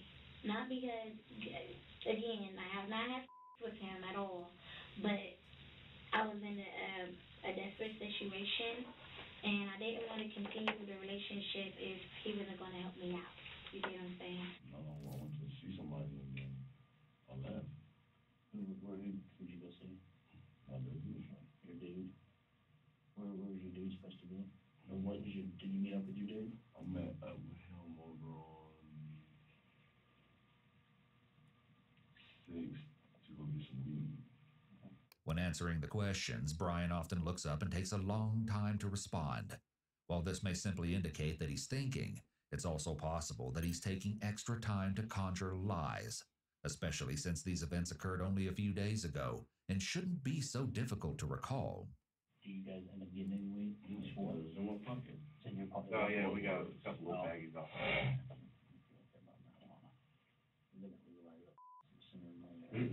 The dude tried to hand it to me, and I was like, I don't want that. Even as the detectives lighten the mood a little, Brian's demeanor doesn't change at all. Despite his seemingly calm appearance, he's probably extremely stressed, which is understandable considering he's being interrogated. He also has no interest in building rapport with the detectives. During Brian's 2010 interrogation for kidnapping, robbing, and assault that led to his previous 6-year incarceration, he wasn't as calm and collected as he is here. Please note that the following clip has poor video quality. Let's talk about what we got the DVD player, Brian. And Brian, right now... I told you where I got the DVD right player now, from. No, you didn't. Brian. It was out the car wash. Stop. We're past that point. Okay? Dude, I got you on video, okay? We're not going to sit here and play this game anymore. I got you on video at the ATM after you freaking robbed the girl last night. You ain't got me on no video. I got you on video. You got me on video. You don't have Bob Who all the way. You said rob somebody. Yeah. Man, you crazy, bro. Did you took her DVD? She gave it to me, bro. Why would she give you... She gave it to me. Why would she give you... Man, she gave it to me. Why? Tell me why. Why? She's giving you a already. So why is she going to give you the DVD player? She said she already had one, bro. What did you give her? She gave you give you $2 some money. I was asking for some money. We came in through the back way. I asked her for some money. After that, you know what I'm saying, we went to her house. We got in the house. I seen the bags in there. I was like, oh, shit, we had this. She's like, you don't even know what it is. I'm like, oh, it's a DVD player. Let me have it. My birthday coming up in January. She says, okay, sweetie, you can have it. So I left after that. She went upstairs and gave me a came back downstairs, grabbed the bag, and then left. Why is she pissed? Why is she so pissed with you? I don't know. Why is she telling us Different stories. That you robbed her last night, that you held a knife to her. Because I don't want to talk to her. Interestingly, one aspect of Brian's body language between the two interrogations is the same: crossed arms. This indicates that his arms hugging his torso is likely due to him feeling stressed about being interrogated, rather than a result of him being cold, as he mentioned earlier. When someone feels threatened, they often withdraw their arms as a way to protect their body. Despite Brian's different approach to the detectives now, there are many similarities between this former case and Reagan Toke's murder. Besides the DVD player, what else did you take? That's it, bro. Her cash. How much money? She gave that to me. I did not steal that from her. How much money did she give? She gave me $40. How much did you spend on weed? $35. So you kept $5? Yes. All right. Now, when you got back to the apartment and the Mercedes pulls up, tell me what's going on there when you guys are sitting there. Nothing. We all outside having a conversation. She walked by, she ain't say nothing to them then. She ain't say nothing to the, hey, he's out here trying to do this and do that. Come on, man, keep it real. I know, that's what I'm trying to figure out. That's what we're trying to figure it out, too. Dude. We're trying to figure this whole thing out, too. Nah, man, it's not cool. I mean, now, y'all doing your job is cool. You guys get back to the apartment. Why would she not say any female in their right mind if something was going on, bro? There were strangers or neighbors or something, she would have told them, man. Detectives are aware of this footage and the details of his previous case, and take this into account when considering what Brian has to say during the current interview. We know what happened. We want to know why it happened. Tell me what happened. I want you to tell me what happened. I ain't having cigarettes or nothing. Well, that's what the cooperation is, yet, man. I honestly, he said I give him some. You give me some. I haven't got nothing. I gave him a little bit so far. I mean, we can. It's very suspicious that Brian hasn't asked who or what they're questioning him about, as an innocent person would be concerned about this information. Furthermore, it's becoming clear to detectives that he will not participate unless he receives a clear benefit. This is actually something they can use to their advantage. But I want to, I can coincide and y'all let me know what's going on. Let me call my boss and see if I can get out from here. What's up with this stuff? I mean, I know that y'all's going to paperwork, but... Well, that's fine. Let me get the permission. All right. You probably won't allow you for a whole cigarette. Let me get half of it. And then we can hit the rest of it later. Okay. Having determined that Brian will need additional motivators, the lead detective maintains some leverage by limiting him to half of the cigarette. That way, he has another bargaining chip later when he needs it. All right. You said we're good to go? Give me a minute. Let me get your pack. Since we're already going to do it, can I see? No, I'm not going to touch anything. We'll do it out here now. Let's go smoke and then we'll come back. All right? This is the second time that Brian's expressed interest in the documents sitting on the detective's desk. This is one of the first visible signs of concern he's exhibited so far. Got some? Come on, man. Got you one.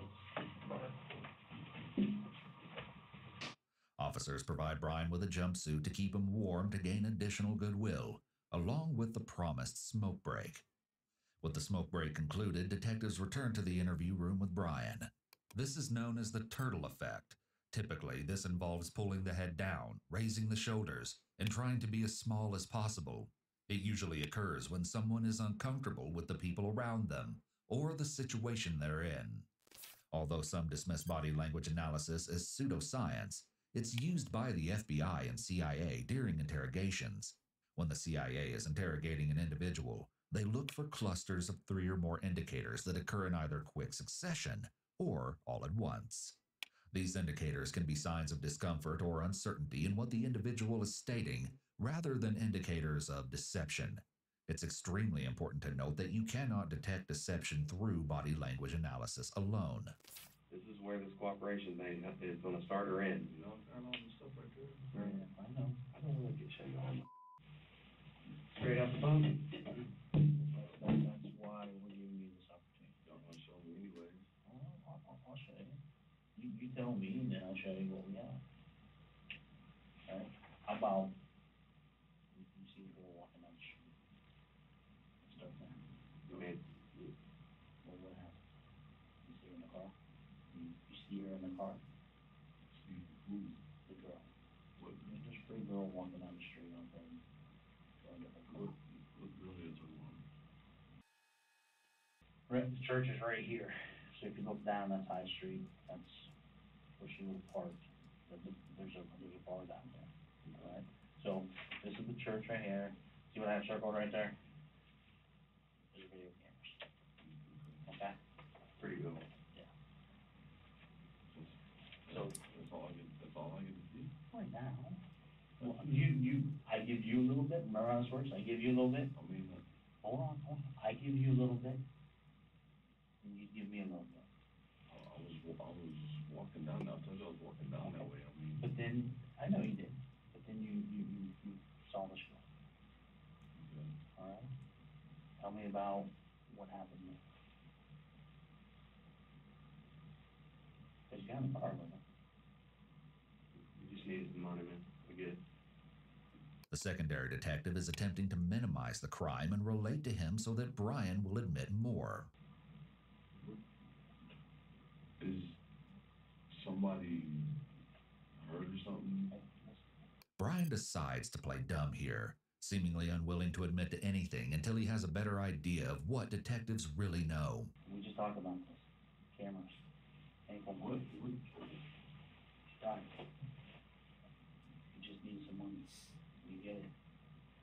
You needed to get back. You needed to get back to your place on Forest. Accidents happen, man. I'm still not. Well, you tell us about her, all right? About what was going on, and then we get a little more. Like you said, you're not here by any accident. I know, but I still want to know what's going on. I mean, We're telling you. Tell me about the girl. Tell me about why you got in the car with her. did she invite you in the car? Okay. Can we do this? Y'all tell me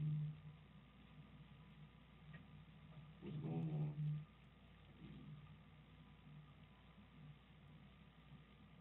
Yeah, we just. I'll tell you everything about that. Here, Brian attempts to take control of the investigation and ensure that he doesn't confess to anything that he's not forced to admit.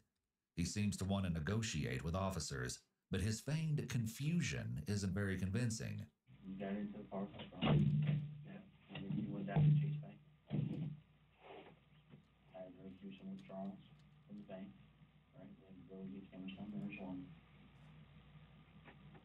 You didn't get out very much, only $60. Yeah. 60 bucks. Give me a little bit more. Okay. Then you need them, here's the receipts. Try to get 500 out, she didn't have it. Try to get 60 out, or you did get 60 out. Yeah, then there was $17 left. Then you try to get 200 and it was denied. All right? So you got in the car, but we know that. Did she invite you in the car? Did she invite you in the car? No. Okay. See, that's what we're talking about. And cooperation is the way to go. Brian's admission that he wasn't invited into Reagan's vehicle is a large first step, and the detective praises him, encouraging further cooperation. It's interesting that he didn't try to make up a scenario where she invited him in, as this story paints him in a bad light, but perhaps he knew that wouldn't be believable given his criminal history. Did you drive or she drive? No, is he so far in that movie? Really? What was her reaction when you got in the car with her? Was she scared, nervous, upset? Did she like you? Did she think you were nice? I mean, I'm not Did you treat her surprised. right? Like, Jujutsu Kaisen has some. Okay, and you told her you wanted what? What's happening? Detectives have now established that he was, in fact, in the car with her and that he had an interest in robbery. Of course, they do have a lot of information from their research into the case and are mostly interested in Brian's admission. One tool at their disposal is CCTV. At 4:57 p.m., Reagan is shown leaving her home for her job at the Bodega Bar and Grill, where she'll work until her shift ends around 9:45 p.m. Meanwhile, at 7:08 p.m., Brian Goldsby boards a Central Ohio Transit Authority bus, which will take him to the area of the Bodega Bar. noticed that he's wearing a large, white, puffy coat. Near the end of Reagan's shift, she eats dinner at the bar and at 9:45 p.m. leaves, turning east on 3rd Avenue where her car is parked. GPS coordinates recovered from Brian's ankle monitor show that he'd been roaming the area outside the bar for some time before Reagan left work, and the two intersected at the location of her silver Acura. Shortly after, Brian's GPS picked up speed, indicating that he was now in her vehicle rather than walking around on foot. Did she have any cash on her? No. So you told her to drive to Chase. You're at Chase around 10 o'clock and you try. That's the day. Turn that down a little. 30-minute delay. Try again. Right. What happens during that 30 minutes? Did y'all get some food or anything? Did you get a little action? Did you get Detective Fournet's rather unexpected question here may be a reference to Brian's previous case, pointing out similarities between the two. You sure? Pretty girl, I mean. Did you know you had pointing something at her? Right? Sure just looked like a gun. You pointing a gun at her. I don't have a gun. Pointing a gun at her in the car. I don't have a gun. Okay. What is it that looked like a gun? I didn't have anything that looked like a gun at all. When you pull up the Chase, all right?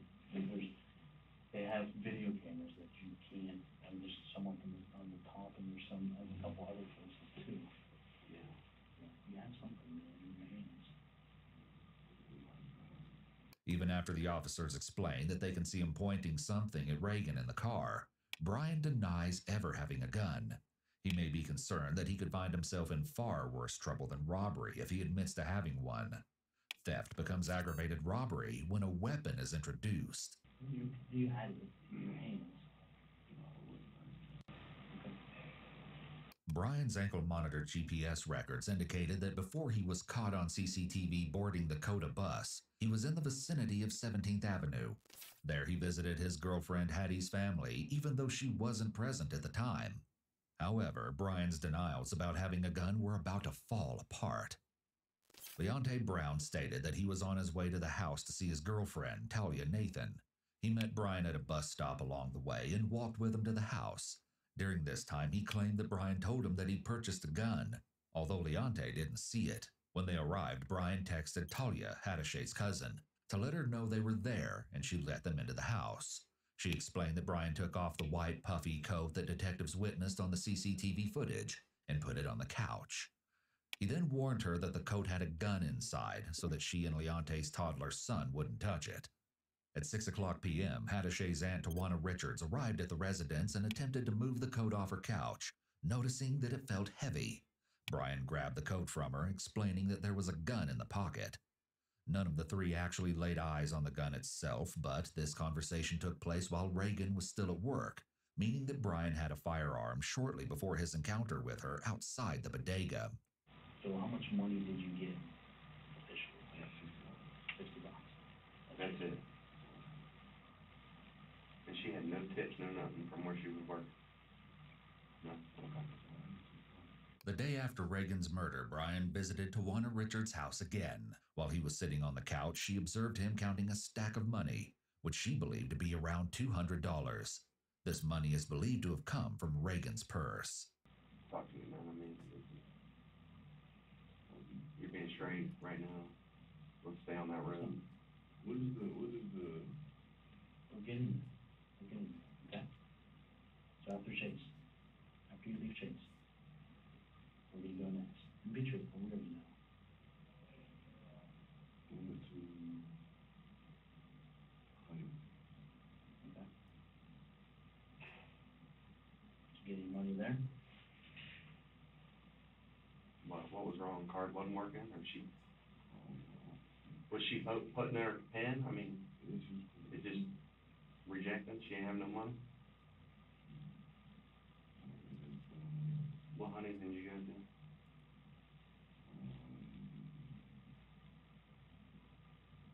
High Street, down the street.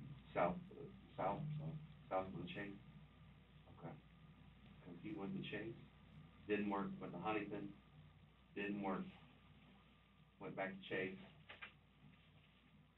tried a different card, right, $60 out, then you decided to try the other card again, right? And didn't work.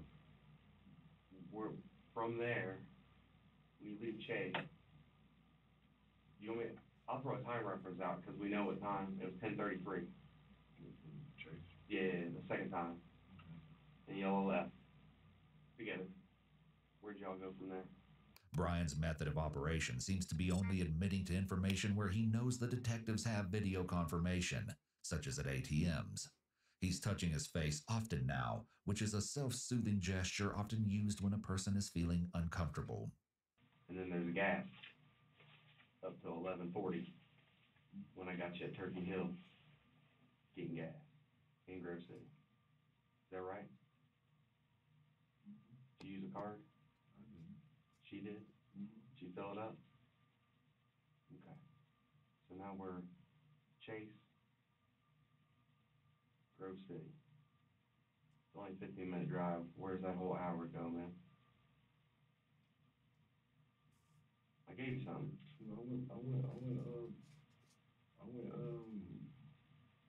It's during this period of time that the officers suspect that he assaulted Reagan, and Brian seems to have a clear understanding that making any admissions related to this incident can place him in significantly more trouble than only the kidnapping and robbery charges he expects. I had her let me out the car, and I had somebody pick me up. Brian has his hand in front of his mouth while he's talking, which could be a sign that he is being deceptive. People who are lying may hide their mouth in an attempt to cover the lie. Touching one's face can also be self-soothing during times of high stress. Brian, let's back up. Y'all not telling me nothing. Y'all not giving. I just gave you Turkey Hill. You didn't give me nothing after. I said that if you tell me I'm just gonna guess. I got you. Well, some of the stuff in here is written. We don't have. I didn't make photographs of Turkey Hill. A whole bunch of pictures. I do, but they're different things. Okay. Okay, like.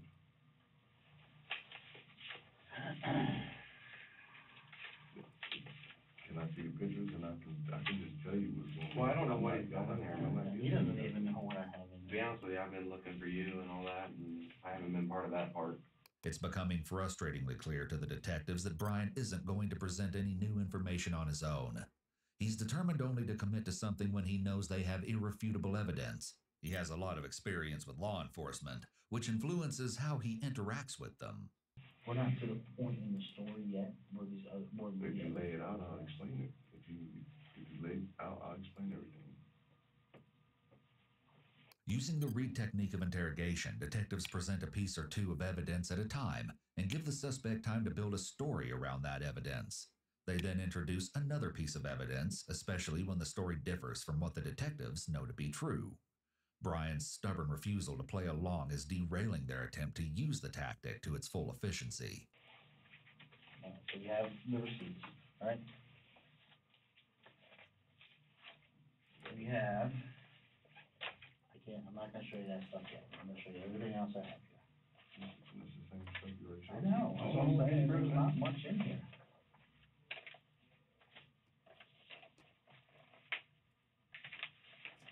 You need to tell me where you drive around, where you go next.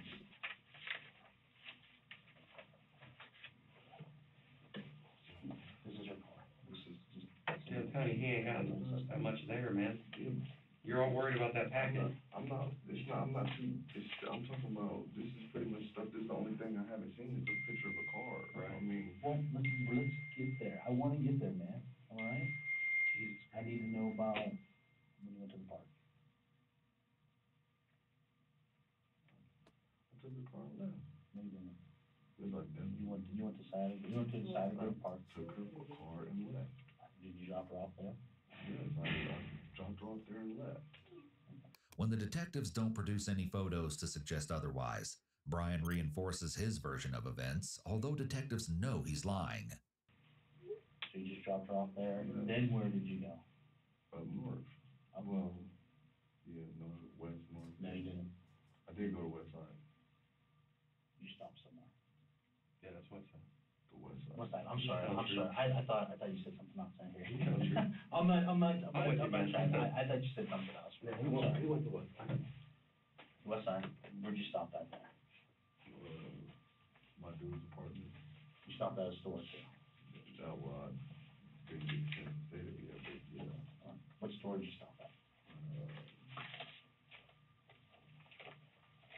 I don't know the name of that gas station. Okay. If I said it, would you know? Speedway. Yeah. Speedway? Alright, that's you. That's what these other pictures are, man. You a Speedway. What'd you buy at Speedway? After Brian's attempt to have the detectives put all the evidence on the table, the detectives methodically produce more photos to put him on edge, as he doesn't know what else they may still have. A gallon of gas. That's what this is. Showing what you bought. Gas can. Alright, so the gas can you bought. Spout. That's over on Oakwood Avenue. And there's just another picture of the garbage. Or the gas can. As far as pictures go, that's what I have. That's everything you have. That's not everything I have. That's what I'm saying. Photographs. No, listen to me. Photographs. That's the photographs that I have. We have other stuff too. Let's back it up. Just notes and stuff. Brian seems excited when he believes that the detective has presented him with all the evidence, probably thinking he can continue to deny anything else. The detective is quick to assure him that he has more evidence than what he's presented as a countermeasure. From there, you go to the park. And you do what? What happens? You pull in there. Was the gate open, shut? What was going on in that park? The actual grounds was shut. Right. So you pull in the entrance. Yeah. Okay. And when you left there, you got her out of the car. You get in the driver's seat. From there. Yes. All right. You ever take your clothes off? No. Alright. No. She takes them off then, herself? I didn't have her do it. I didn't have her take her clothes off. I did not have her take her clothes off. Was somebody with you? No. Okay. I didn't have her take her clothes off. As expected, Brian denies having anything to do with Reagan after supposedly letting her out of the vehicle. It's important to note that when the officers ask if anybody else was involved, he states that he was alone. What happens at the park? I leave. There you go. Yes, I do. Ryan. This is the important part. Okay. You ever take your clothes off? Right? No. Just listen. Alright. The detective shoots down Brian's denials here, which is part of the Reed technique designed to keep the suspect's confidence low, as often the more they are allowed to deny, the more comfortable they feel making those denials. You didn't mean to do this. Things got out of control. You panicked. I get it. I understand. You're not a bad dude, man. We're sitting here talking to you. You're not a bad dude. The officer moves to another Reed strategy, trying to make Brian feel comfortable enough to make admissions by suggesting that what happened was an accident and that he's understanding. This is designed to make the suspect feel like there's no judgment, downplaying the incident. This offers him an out, making it easier to admit than saying the crime was done in a cold and calculated manner. Things spiral and get out of control quickly. We've been doing this job for many years. It happens. It gets the best of everyone. Right? Including you. Brian shifts in his chair, likely a sign that he's feeling uncomfortable. When someone is sitting in a chair, they have 3 points that anchor them to that position: the back, feet, and buttocks. In an interrogation situation, when a suspect moves these parts of the body, it's likely a way for them to try and dissipate feelings of anxiety. All of a sudden you're doing something and it's going on and you just things just get out of control. What is out of control? Out of control means you had to take the clothes off. Right? No. Ryan, you did. No. It seems that when Brian asked what out of control meant, he was considering latching on to this suggestion that what happened was accidental. Listen, I just told you. You get it. We understand. home and I didn't have her take her clothes off. I've been honest with you so far, and you still haven't shown me the pictures over there. It's just a fur. It's just a fur.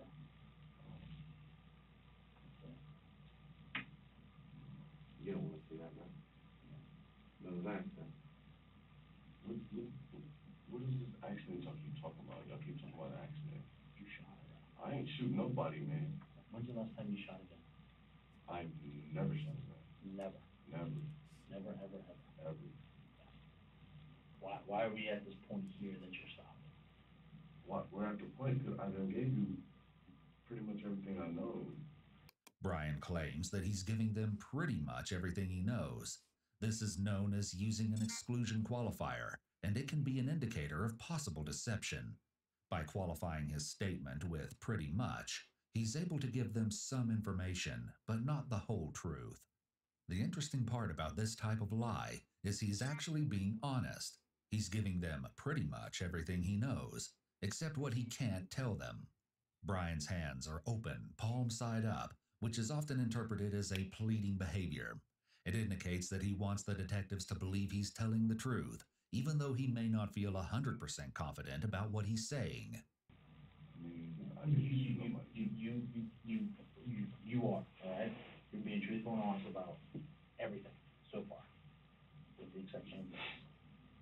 So you let her out, right? And she is found naked and dead there the next day. Okay. All right? And you leave. It's freezing cold. Listen, Brian. I don't shoot nobody. All right, just listen to me. It's freezing cold out. So let's just listen. If we go along with your story, all right? You let her out. It's freezing cold out, and you leave. Is that what you're telling me? Yes. What's she gonna do? I don't know what she does. She's gonna get the hell out of there and run to the house. Listen. I don't. Listen, I do not. No, listen. Anybody in the right mind would do that. If she just went through all this, you let her out. She's gonna run to someone's house. Listen, I don't know what she's gonna do. I don't even, listen, I didn't shoot nobody, man. You did. Brian doesn't even refer to Reagan directly when defending himself, choosing to say, "I didn't kill nobody," rather than "I didn't kill her" or "that girl." While he does use the pronoun her from time to time, it's never in association with her death. This may indicate that he's attempting to distance himself from her. Despite his anger at being accused, Brian shows no emotion or surprise whatsoever when he learns the fate of Reagan Tokes. This may be an indication that he already knows what happened to her. It could also be a symptom of antisocial personality disorder, or APD. People with APD have a much higher threshold for showing emotion or feelings, and don't feel fear, worry, or guilt the way that others do, which is why some people are able to commit horrific crimes. It's important to note that, to our knowledge, Brian has not been diagnosed with APD. Well, what other explanation could there be? What you mean other explanation? Where you guys pull into the park, right? Okay. She's found dead, naked, right there. What other explanation could there be? I don't know about any other explanation or nothing. I didn't shoot nobody, man. I've never shot a gun in my life. Let's just think this through for both of us. I mean, can we at least do that? I mean, I'm not self-centered by any means necessary, you know. But you're trying to tell me that I shot somebody and I didn't shoot somebody. I told you everything that I even gave you this with the gas can, because when I got the car, you know, I tried to burn the car because I had a car. But as far as me shooting somebody, I ain't shooting nobody, man. For the first time, he offers an admission that was not dragged out of him in an attempt to distance himself from the idea that he murdered Reagan. However, expending the extra effort and taking the risks involved with burning the vehicle seems beyond what is necessary for a simple robbery. All right, so when she got out of the car, did you give her anything? Did you give her a phone? Did you give her her purse, her coat? Did you give her anything? Well, I got rid of all of that. What'd you do with that? Where's all that? I don't know that. Well, where's all that at? I need you to say that. If you're saying you didn't shoot her, where's all that stuff at? You don't know that. Well, that will prove you didn't shoot her. We know where you put her stuff.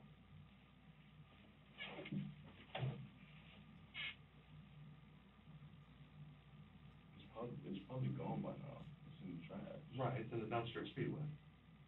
Dumpster at Speedway. No, I'm just kidding. No. But What trash did you put? it was somewhere.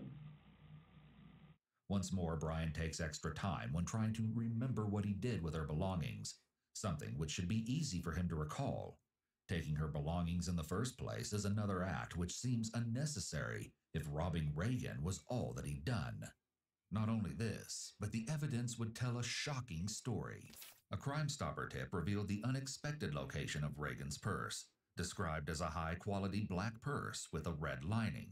According to the source, it ended up in the hands of Hattie Jackson, Brian's girlfriend. The source of the tip may have been Catherine Gayhart, Hattie's aunt, as she told officers that she'd submitted a Crime Stopper tip related to the purse. In that Crime Stopper report, the source alleged that Hattie took the purse, wiped off the blood, put her own stuff inside, and laughed about what happened to Reagan Tokes. Though this has never been confirmed. Did you see her with the purse? Yeah, I did see her with the purse. I was here with my cousin while we were packing up their stuff. I wore gloves because before that I knew I had heard and I seen her with the purse, and so I didn't want my fingerprints on anything. So I wore gloves to pack up all her stuff. And she was talking all kinds of trash and everything, and I seen her with the purse. That's when I took a picture, 2 pictures. Okay, so you took the picture of. And then I got what day was that? Do you remember? It was Valentine's Day. Okay.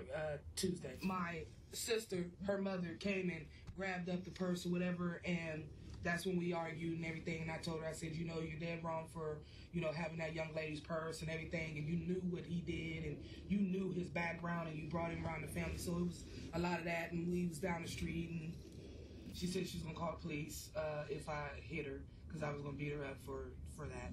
And I said, well, call them, because as soon as they show up, I'm gonna point directly at you and let them know that you have this young lady's purse. So that does not sit right with me, because she doesn't care what happened to that young lady. And I think it's bullshit. Excuse my language, but that's bullshit. Yeah. This information certainly shed a bad light on Hattie Jackson. Detectives were very interested to understand her side of the story. How'd you get the purse?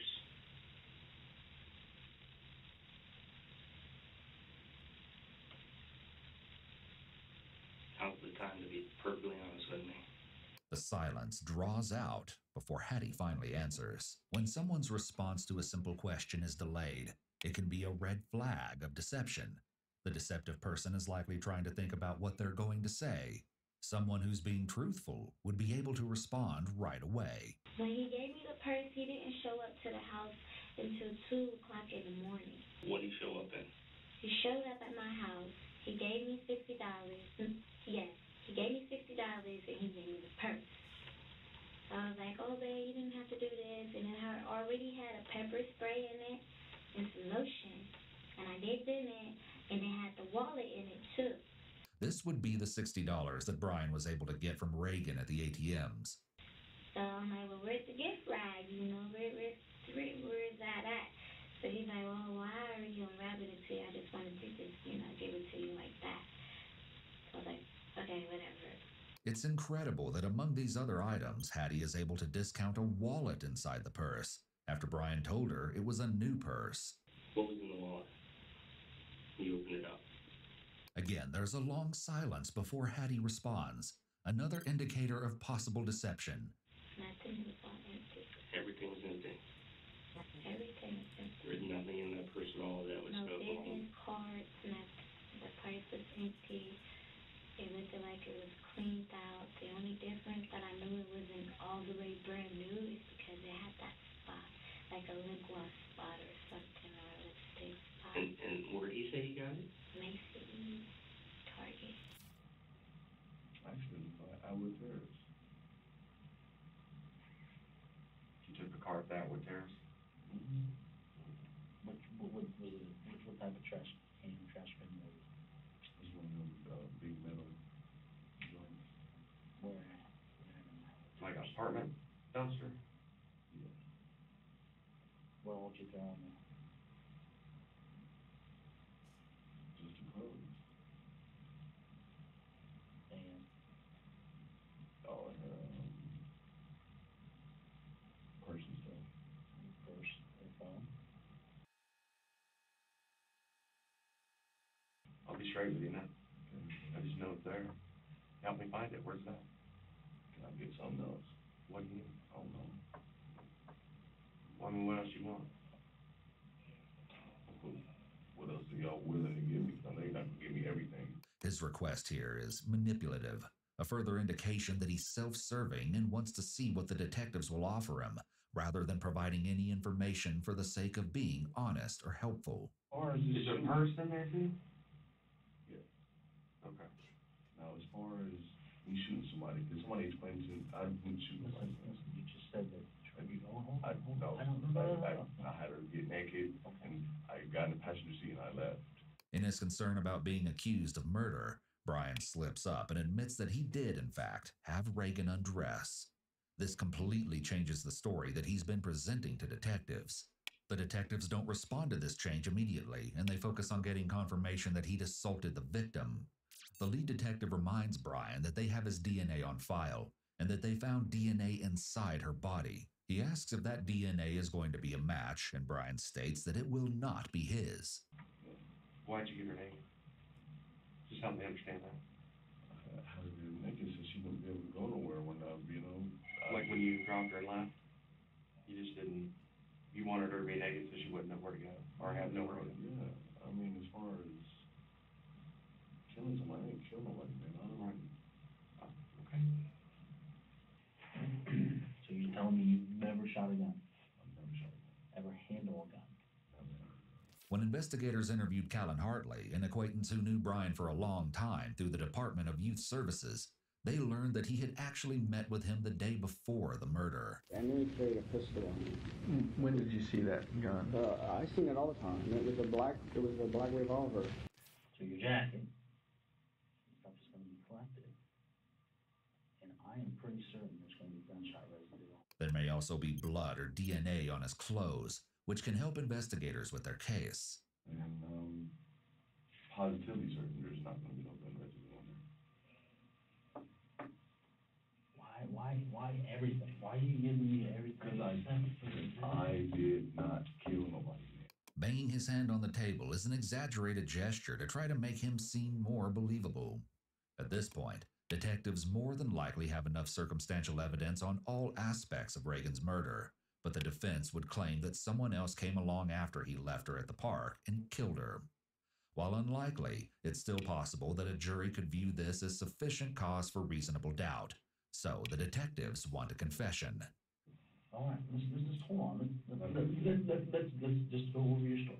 You pull in to the park, right? And the gate's closed, right? Is that right? Don't they got cameras out there? They should have cameras out there. They don't. Brian's entire demeanor changes as he references park cameras. More than likely, he already knew there were no cameras there, which is why he took her there to commit the atrocities in the first place. You shot her in the head, man. I didn't shoot nobody in the head, man. I understand how this game works. I understand y'all have a job. No, I'm not talking about that. Okay, I'm sorry. Let me rephrase that word. I'm not playing the game here, man. Sir, I'm telling you. I understand how this police investigation stuff works. TV says good cop, bad cop stuff, but you're still trying to get me to admit to something I didn't do it. I've already admitted to taking her to the bank and having her get money out of the bank. Now you're trying to tell me that I killed somebody. I didn't kill nobody, man. Like many narcissists, Brian thinks he's smarter than he is and knows more than he does.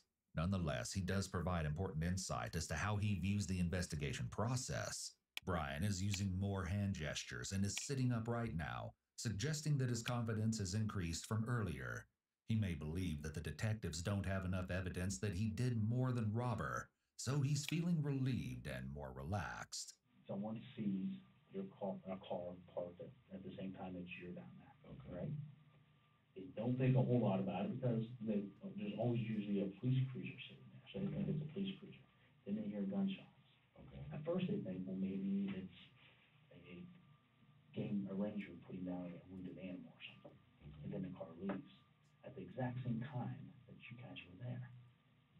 You guys, like, okay, so let me, you said, so somebody said that they, no, would you say somebody said that they did what about hunting? If someone heard gunshots out there, all right? Okay. How can we explain that? This is an interrogation technique known as planting seeds of doubt. I couldn't tell you, man. I don't That's know nothing me. about no gun, man. I told you there's no cameras out there. I know, but you know that, like, whenever you go into something, they have a counter because they want to know how many people is going into the park, right? So there's a box there, and it's called a clicker. And every time a car goes through there, it keeps track of it, right? So at the time that you guys are in there, it says, yeah, hey, there's a car in there. And then the car leaves. And then there's no other car until 6 a.m. So there was no one else back there, man. There's no other car back there. So, are you telling me that somebody can't walk on foot, or yet you're still trying to go back to me shoot somebody? You keep telling me about this. You have a gun? You have, I mean, I didn't, you have all of this stuff. Enough, Your picture of the gun is probably in there. But you're probably not showing it. I mean, if it is, then you probably would have showed me. You could say something to me right now about it. I haven't held a gun in many, many years, man. Once more, Brian is fishing for information as to what evidence the detectives have, so he can continue to make denials. How are your fingerprints going to be on? I bet my fingerprints don't be on no gun. What if they are? I know my fingerprints on a gun. I haven't held a gun in years. Right. You're not hearing what I'm saying, man. You're not hearing what I'm saying. I don't know what else you want me to give you, man. You asked me all of these questions, and I told you everything. Nobody in their right mind is going to admit to nothing like this. When Brian taps on the table with his hand, he's using an illustrator to emphasize his point. However, when illustrators are mistimed, this can indicate possible deception. Brian's hand tapping on the table doesn't match up with the words coming out of his mouth. Illustrators should sync up to natural punctuation points, but Brian seems to be random and ends suddenly during the same sentence. Nobody in their right mind is going to admit to nothing like this. This use of an illustrator may be just for show and an attempt to make the detectives think he's being truthful. Because they know they're going to jail, man. Nobody in their right mind is going to admit to it. People do all the time. To a murder? Yes. No. This is a telling statement. He didn't say that an innocent person would never admit to it, so this is a good indicator of Brian's state of mind. It also indicates his major reason for not making any admissions is to avoid facing additional jail time. They know that they have all the overwhelming guilt of what happened. Look at this girl, man. Look at her family. Look at this. That's her, right? I did not kill that woman. That's her. The whole Ohio State community, man, is scared. The detective attempts to appeal to Brian's sense of guilt and remorse to try and gain a confession. However, this technique only works if the suspect isn't a psychopath or sociopath, which would make them unable to feel these emotions. Well, where we're coming from is you were the last person with her in the car. Hold on. Can I talk? You're the last person with her. You were with her. Last person we know that was with her by your own mouth. You get her naked, which still doesn't make quite much sense to me because you left her for dead at that point anyway.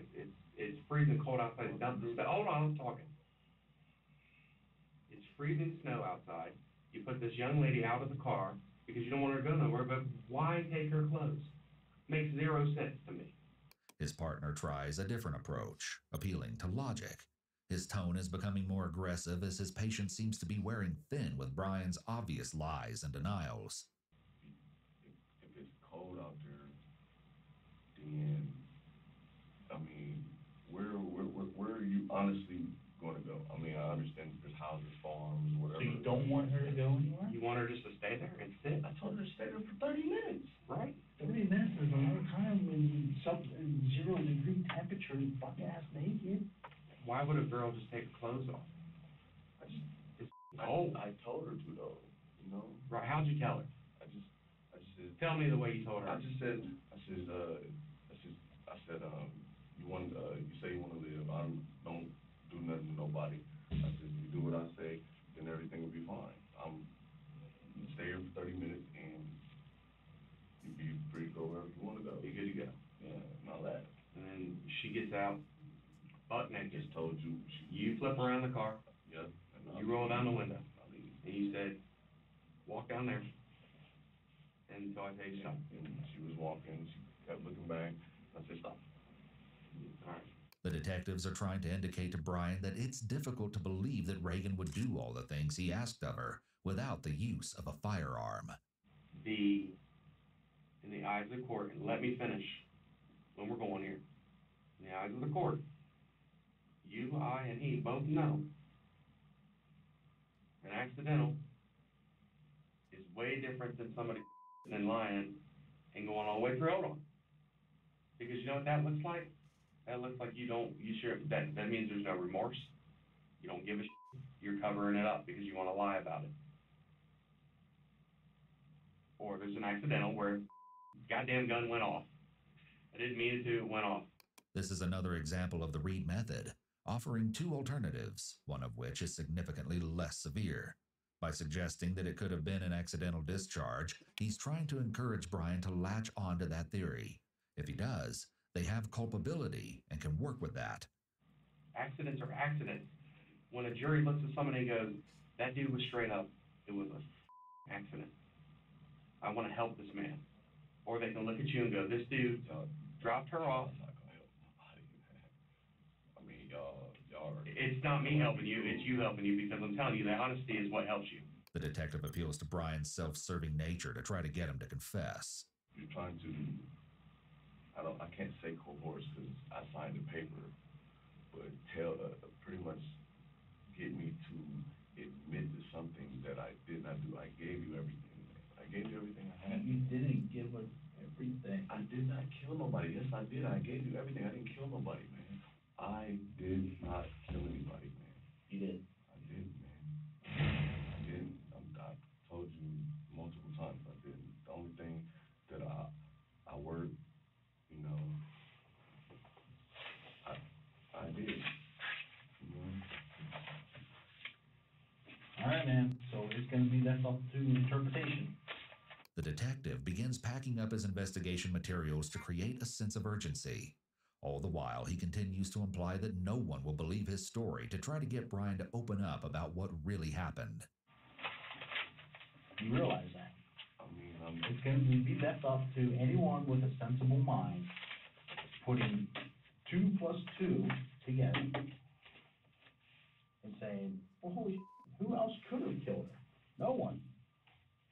Can I tell you how it's going to look? That's all I get. Can I tell you how it's going to look? It's going to look like this. Leaving him alone with a single detective is another tactic to try to get a confession. A one-on-one situation is a lot less threatening, so he may be more comfortable about revealing the truth.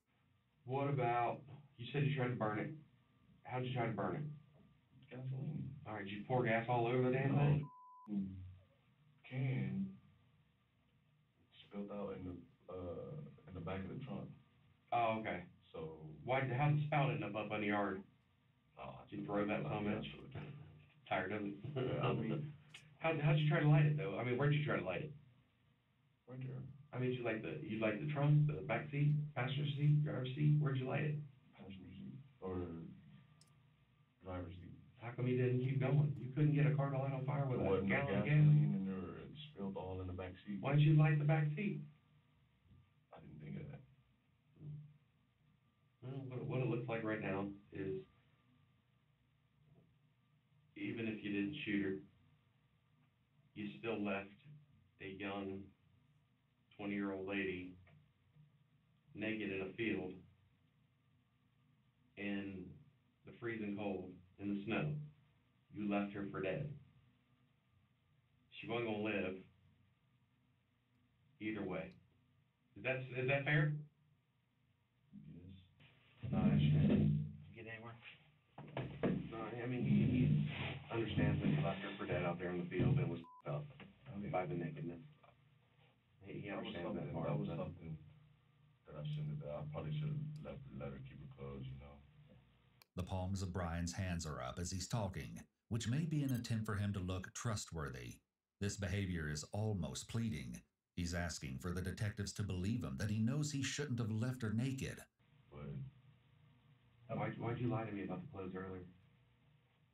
You lied. You said you didn't get her naked. You fought me for a couple minutes on that one. You did. Oh, and then the next thing you know, you slipped up and said I because dumped them in a dumpster.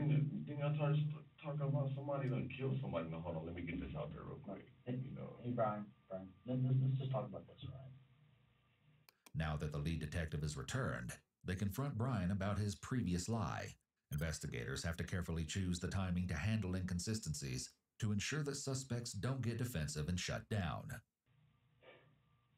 You get out there, right? And you can sit there and say, no, but that's not the case. You get out there, something happens, all right? You shoot her. Listen, you shoot her, but she doesn't die from the gunshot. She dies from the cold air, the freezing cold temperatures. All right? People gets shot and doesn't die.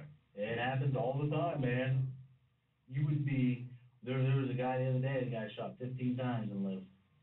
It happens all the time. Yeah, so just listen. Let's just look at that, all right? I know that you shot her, but maybe the cold air killed her. Maybe the freezing temperatures did. This new story is yet another attempt for detectives to get Brian to admit to a smaller wrongdoing so they can gain some ground to see greater results. That's Mother Nature, man. That's out of your control. Something happened. She got shot. Cold temperatures killed her. That's a possible thing that could happen. The detective becomes more emphatic, pressing Brian over and over, trying to get that confession. However, Brian maintains his calm demeanor. The only thing y'all haven't did yet is beat me up and try to force me. Do you really think we're going to do that? I'm not saying that. I'm just trying to get you to explain or get you to understand that I did not shoot. And I'm trying to get you to understand that doesn't make sense. So I want to go back to one other thing. What makes no sense to me is she's driving a car to Chase. You're not that intimidating. I don't mean to say that to be rude, but this girl had plenty of chances to get the away from you. How'd you keep her there? How? I said all I wanted is the money and everything would be all right. Right. But eventually, after she had a chance to run and turn to you. Right. After 2 hours of being with her, she's worried and she's scared. She's got to be scared that this ain't gonna work out for her, and I don't know why she didn't run. The car pulled up right next to us. Where? Parsons.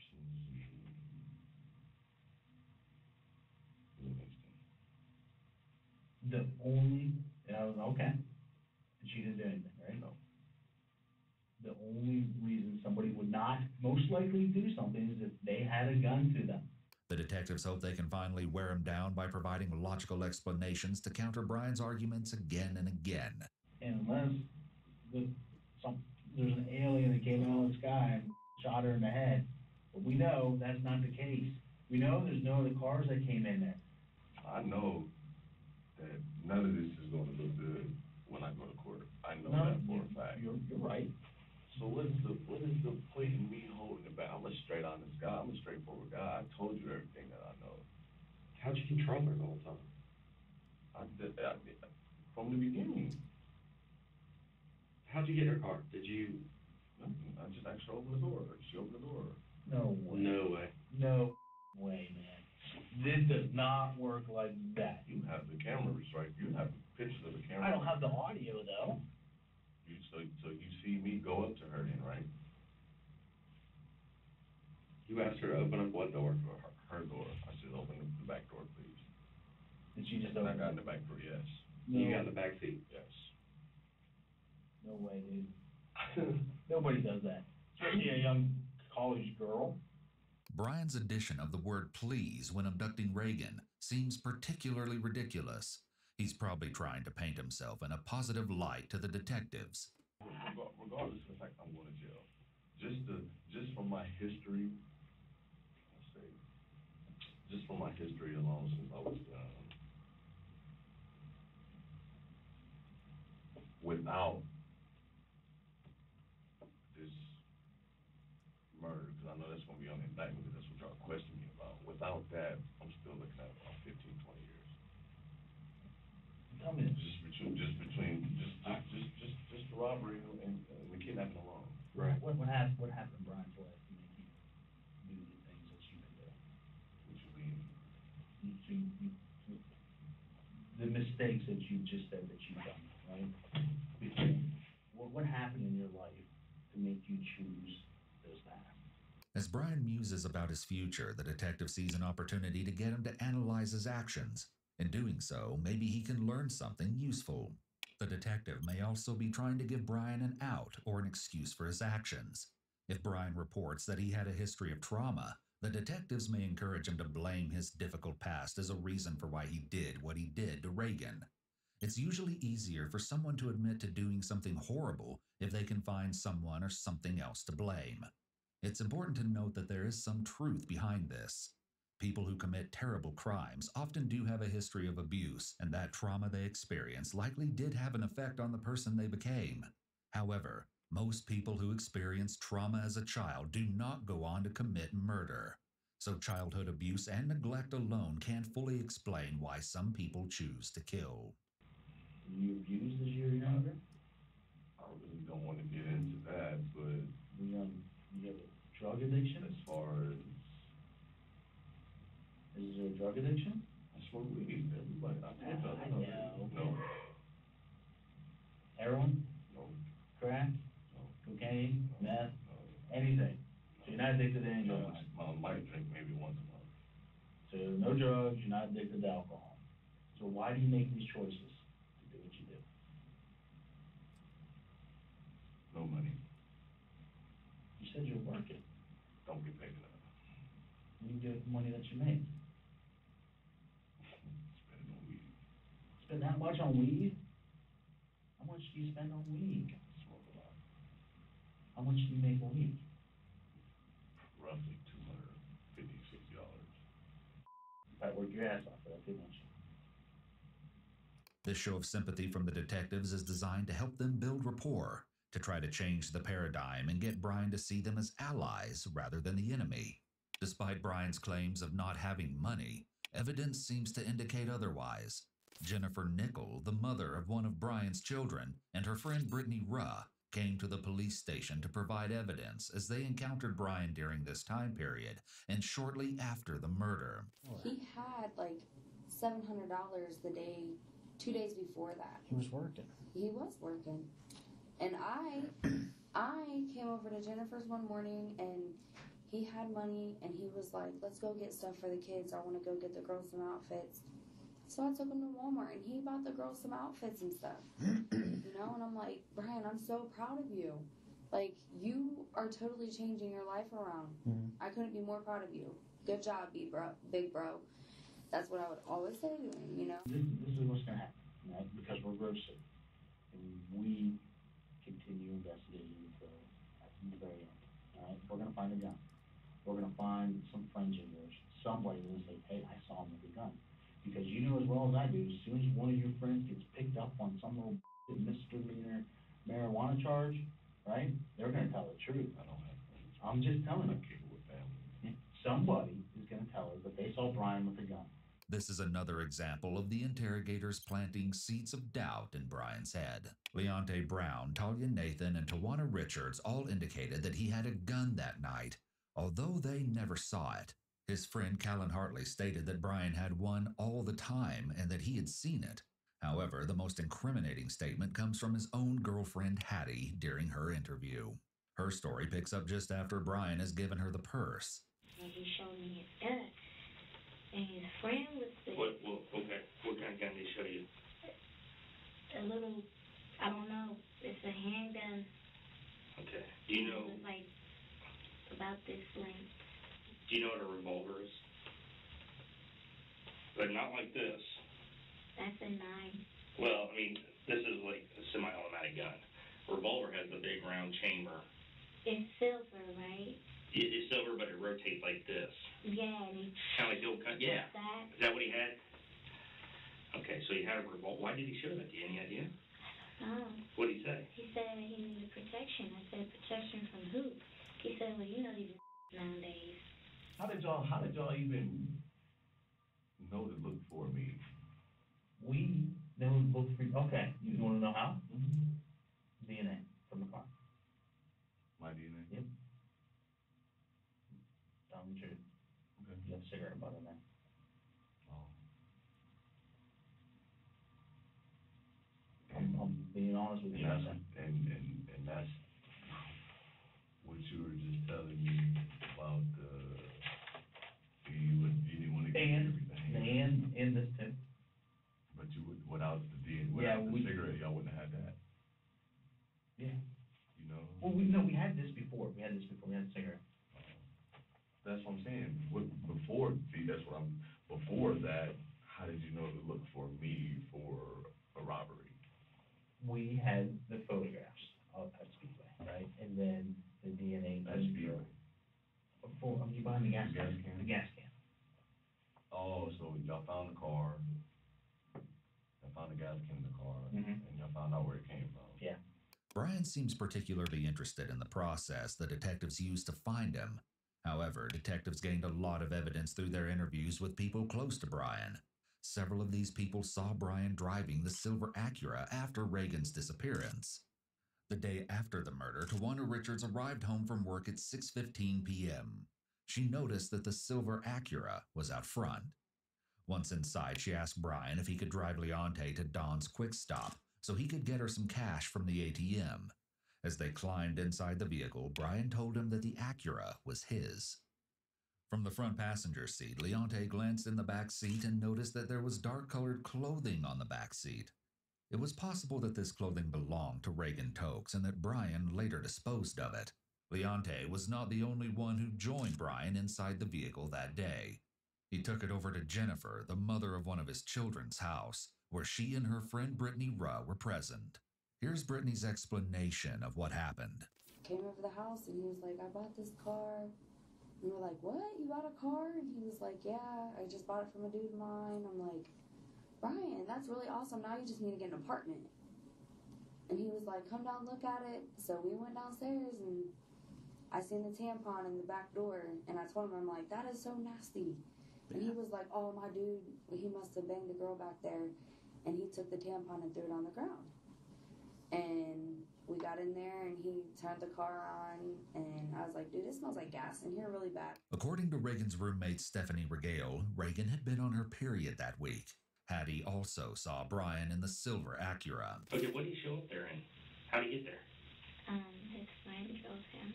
He said that he came with his friend, but he had dropped his friend off.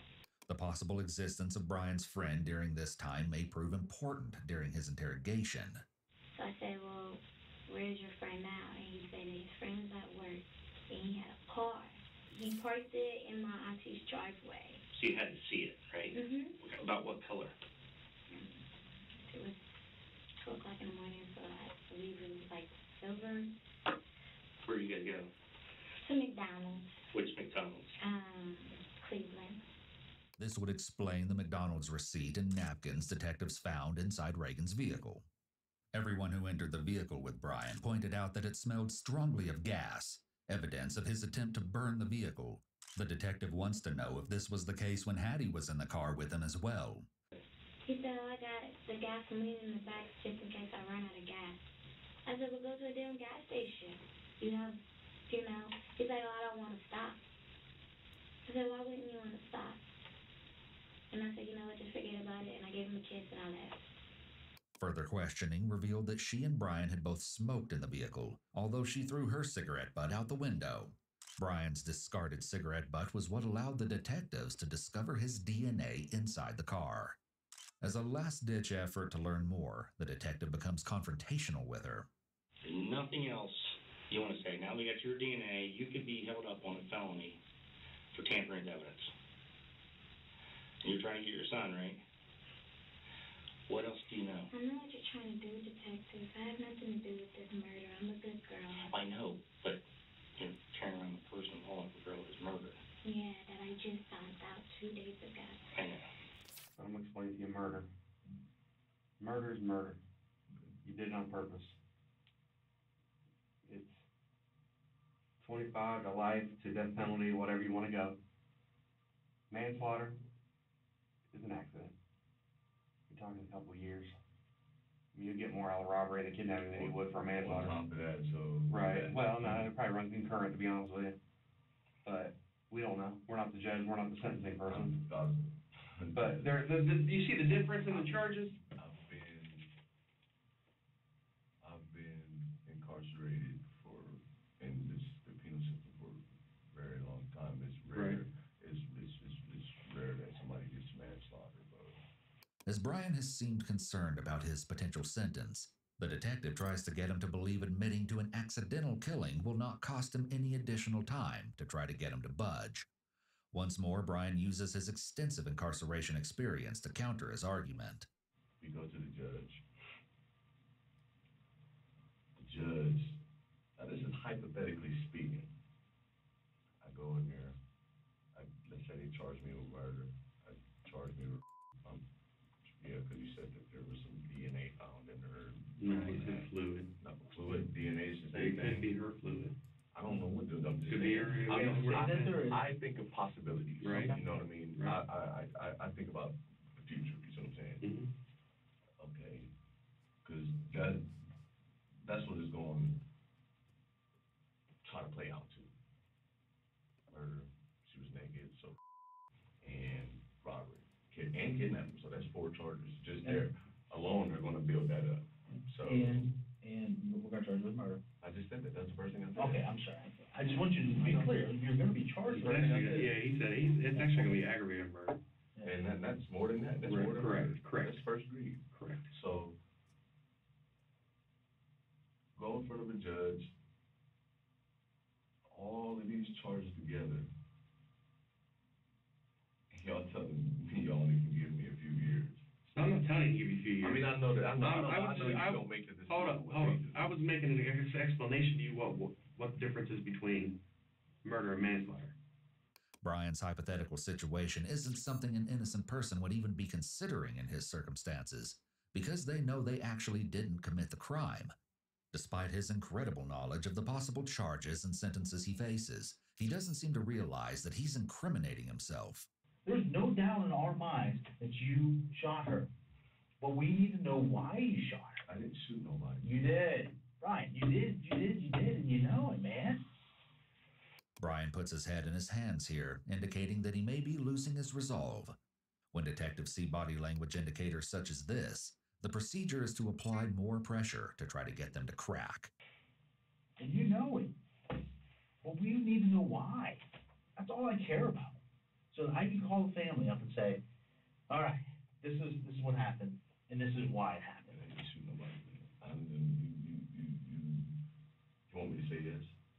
I want you to tell me the truth, man. I'm telling you the truth. If you want me to say yes, I'll say yes just to get this all out the way. He knows that detectives can't accept a confession of that nature, so this is likely a ploy to get them to end the interrogation. You're not gonna tell me why, so I can let the family know. I told you I didn't do it, man. I did. So maybe I should go ask the deer down the woods on why it happened. It's not making any sense, Brian. You know it. You know it. What? No, I was about to. I was just I'll give you everything that I know, and yeah, you be sarcastic with me. I'm not being no. Being sarcastic. Ask deer. You're right. I mean, I gave you everything I know. Because I'm getting. knows, man. I got 2 little girls out there, man. I ain't killed nobody, man. All I wanted is money. I never shot nobody in my whole entire life, man. Never. I never had a gun except for when I was like. There's no one else that could have. So you're telling me after I leave? There's no one else that could have. Nobody else did that. No, she's not sticking around. Man, I can kill Have you ever been outside in the freezing cold? I used to live out in the street. Okay. Man. Are you gonna stand out in the freezing cold? When I got out of the joint this trip, I didn't have nowhere to go. Are you gonna be out there freezing cold? Are you gonna stand out in the freezing cold, sub-zero temperatures, in the freezing cold, naked? No. After over 2 hours in the interrogation, Brian seems to be wearing down and becomes emotional. Whether this is an indicator that he's close to confessing or if he's just putting on theatrics to appear more convincing is unclear. Tell me why. tell you why. Why you shot her? I didn't shoot nobody. Right. You shot her, and you know that you did. And I don't know why you're not telling us. Mr. Rick, I didn't shoot nobody. I didn't shoot nobody. I gave you everything that I know. Step out for a while. Come on, Brian. Detectives are now aware that Brian is not going to confess. Frustrated, they end the interview until they can decide what to do next. Brian held his composure with the detectives for the better part of 2 hours. Here, he looks distressed and exhausted. You stuffy? Yeah. I got a size problem. After a 10-minute hiatus, they call for Brian again, this time with a new approach. This case may sound straightforward so far, but just wait. Brian will soon reveal one of the most bizarre stories we've ever heard in an interrogation in order to try and explain what happened to Reagan. Brought me here to shoot me. What? Brought me here to shoot me. No, yeah, right. No, I wanted to go over one thing because there's one hole that I think might be a possibility. When you picked her up on 3rd, when you were smoking weed with your buddy up on 3rd in the alley, where'd your dude go? Back at the beginning, you said you was your dude. Probably went back home. 100% he wasn't in that car with you. At some point, we'll see if there was a second person in that car, and if he's the one that pulled the trigger, then we need to know that. No, and that's the case. I would still be an accomplice to all of that. No, I'm the only one that was in the car. The detective seems to be providing a way out by offering someone else to blame. Once more, Brian gives a suspicious answer that shows that his concern is still only for himself. You sure? Nobody else? Even if you take away the accomplice, if there was somebody else in the car that he pulled the gun and you said no, then whatever, you know what I mean? Brian sits in silence for a long time, contemplating this scenario and its implications for him. The detective notices this. You didn't want to hurt nobody. You're not violent like that. But I think one way you could have controlled her was with a second guy.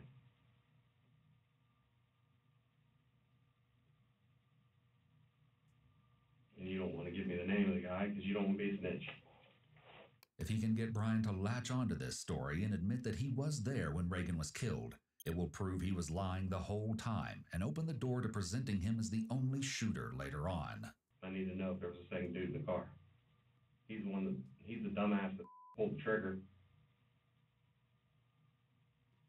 He's the one that did all the damage. The silence stretches on. That motherfucker, if he was in the car, he caused it to be a death, not you. Yeah, you wanted money. You were out there to get money. If there was a second dude in the car, now's the time to tell it. So I can start doing that route. It's not going to make a difference. It does make a huge difference. It's not going to make a difference because in the long run, I'm still going to prison, man. I'm still going to prison, man. Why you gonna lie to me now? Because it's not going to make a difference. You haven't lied at all night, and now you're going to lie to me. Because it's not. It does make a difference. I want to know. It's not going to make a difference, man. I want to know. The detective switches his relatively calm demeanor to suddenly yelling and cussing at Brian. Though yelling and cussing at a suspect is generally not a great tactic, and remaining calm and respectful but slowly getting more confrontational is a better route, he may be employing this strategically to keep Brian unsure and uneasy. This is typically called the fear-up tactic. It makes a difference. Your kids ain't gonna die. We can look out for them. Brian appears to be having an emotional meltdown now, which makes sense after nearly 3 hours of interrogation. He still shows no remorse for the victim or the crime itself.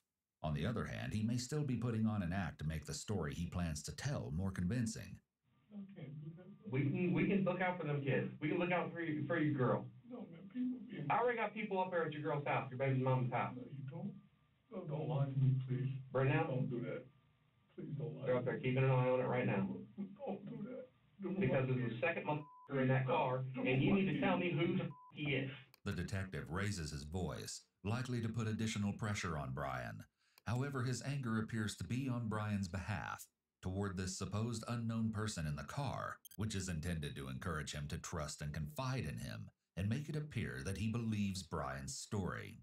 This is the only thing I have left, and I'm not even going to have access to want to go back to prison because she doesn't want to. You gonna have that because you ain't gonna get it because you gonna tell me who the shot this girl. She doesn't want to be with me if I'm being out there, man.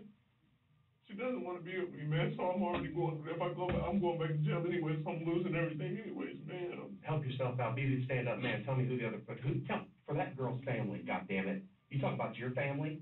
That poor girl's got a family too. No, man. As Brian continues to bemoan his own situation, the detective tries to get him to remember that he's not the victim here. This motherfucker shot her. Who was it? Man, listen. I was. Who was in the car with you? I'm not doing nothing. I want to know. Who pulled the trigger, Brian? If I didn't bring me money back for him, he used to know me. I used to go to school. Mm-hmm. That he was going to kill me. You and your family. Your baby. All right. That's all I got left, man. I don't have nothing. I already got a life in shambles. I know. I don't need this, man. I know you I don't. don't need this, man. All I wanted to do was take care of my kids and make sure that they was cool and provide for them. That's why I was working. I ain't never held a job this long. Now I'm lost out on my goddamn job.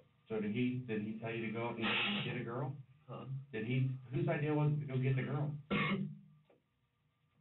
Brian's cough could be an adapter sign of stress as he tries to release some nervous energy about his new story. It wasn't to specifically get a specific person. It was to get money. Yes. How much money did he expect? He told me he needed about $2,000, $3,000 tonight, or he's going to go get my family. So. Okay. Like a week and a half ago, it was the first time I seen him. And it's like it was his mandatory thing. See, I stopped going to work. I was scared. There was times I wouldn't come home until 11, 12, 1 o'clock in the morning. Right. So, and I can't let my mom know. Right. She's gonna move and leave me anyway. Right, she's gonna freak out. You know what I mean? Right, so right. I'm trying to make sure that everything is cool. Everything you asked me to do, bro. You did. I did, bro. Just leave my kids alone, bro. Well, I want to There know. was some days, bro, I'm like Dude. $200-300, bro. Just leave me alone. So you were giving him $200 at a time. Yeah, sometimes I don't even have my check sometimes, bro. Well, let's get this. But Let me lock his ass up. I don't know his name. I don't even know how he knows my name, mom. Brian is quick to play the victim, and the detective plays along to keep him talking. None of the story makes sense and is unrelated to the crime he committed. Hattie did mention that Brian had dropped off a friend before coming to see her at 2 a.m., but he may have been lying to her. You were He driving was in the back seat. behind her Yeah. or behind you? He was behind her at first. Okay. And then he went behind me. He had us go pick him up from out east. Did he call your phone? Is there going to be a phone call from him? No phone. He told me again a time limit. If I didn't show back up in an hour, it was over with. Where'd you have to go? I had to go out east again. By 22nd. I had to go get him. Aware that the bank security footage would reveal there was no second man, Brian makes sure that in his story, he picks the man up afterward on the way to the park. When the detective questions him about the phone call, Brian is quick to point out there wasn't one, as it would be traceable. The detective knows this story is a complete fabrication, but he wants to get to the events surrounding Reagan's murder so he can prove that Brian was actually there and had knowledge that no one but the murderer would possess. Couldn't get no money out of it. So we left. Went back to Chase. Just you and her? Yeah. At this point, I'm scared of that. She's wondering why I'm doing this, you know. I don't have no gun. Right, she's scared. For a good portion of the interrogation, Brian has sat very still with his arms wrapped around his chest. However, now his use of hand gestures has increased as he tells this new story. Any deviation in behavior from how the suspect was acting in the beginning of the interview is important to pay attention to and could indicate that they are lying. But she's wondering, like, she said, can I just go home? I'm like, I said, baby, I wish I could, but I can't. She said, why? I didn't tell her, but I wanted to just run the car to cops, for real. This is particularly unbelievable, especially because of Brian's previous relationship with the police and his disdain for them. So he's like, I want you to meet me at this park in 10 minutes. If you're not here, all I have to do is make one phone call. I said, all right, we'll be back. Go to, and this is where I think that, well, I really, when she picked him up, the first time she looked at me like I was crazy. Like, okay, he told me to stop here, and was, why is he getting in a car type look? So, but when we dropped him off, and we went to go get the gas. You dropped him off where? Park. You dropped him off at the park. We dropped him off at the park. By himself. By himself. It's odd that they would drop off the man before going to the gas station, and Brian doesn't give a proper explanation. More than likely, he's aware that the stranger wouldn't show up on the footage at the gas station, and just wants a way to explain that. We go to the gas station, I'm promising this lady that everything's gonna be all right. Right. All we wanted was fun. And she believed me, man. Throughout this new version of events, Brian presents himself and his behavior in a more positive light, and much more meek and scared, which is at odds with how he handled himself with detectives for the first 2 hours. You get down to the park, what happened? We got there. He says, you get out. To I'm who? like, to me. I'm like, what's up? He says, you take off all your clothes. I'm like, well, what is she doing, bro? He said, just gonna let her go. He's like, bro, shut the fuck up. I'm like, all right. So, she gets out of the car. I get out of the car first. Then she gets out of the car. Then she takes her clothes off. He says, you driver's seat. I said, okay. Get out, go to the driver's seat. He calls her. Get behind her. She got her hands up. He shoots her back in the head the first time. She paused. He shot her again when she let her gun. He shot her inside her head, bro. That is the first time I've ever seen somebody get to my whole life, dude. He shot her while she shot her once in the back of the head, dude. It's much easier for Brian to explain the events of the murder as a witness than if he had to admit that he was the one pulling the trigger. Why the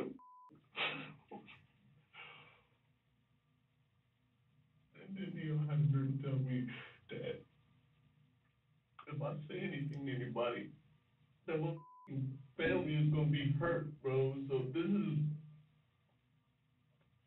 that's why I gave you everything that I knew this part, you feel me? Right. This is why I didn't want to tell you in the first place about this, because it's not going to stop now, because I'm about to be on the news. Brian is looking directly at the detectives now, likely trying to gauge their reaction and see if they're buying his story, or if he needs to add additional details to make it more believable. He's going to know that I talked to y'all. He can't touch me right now.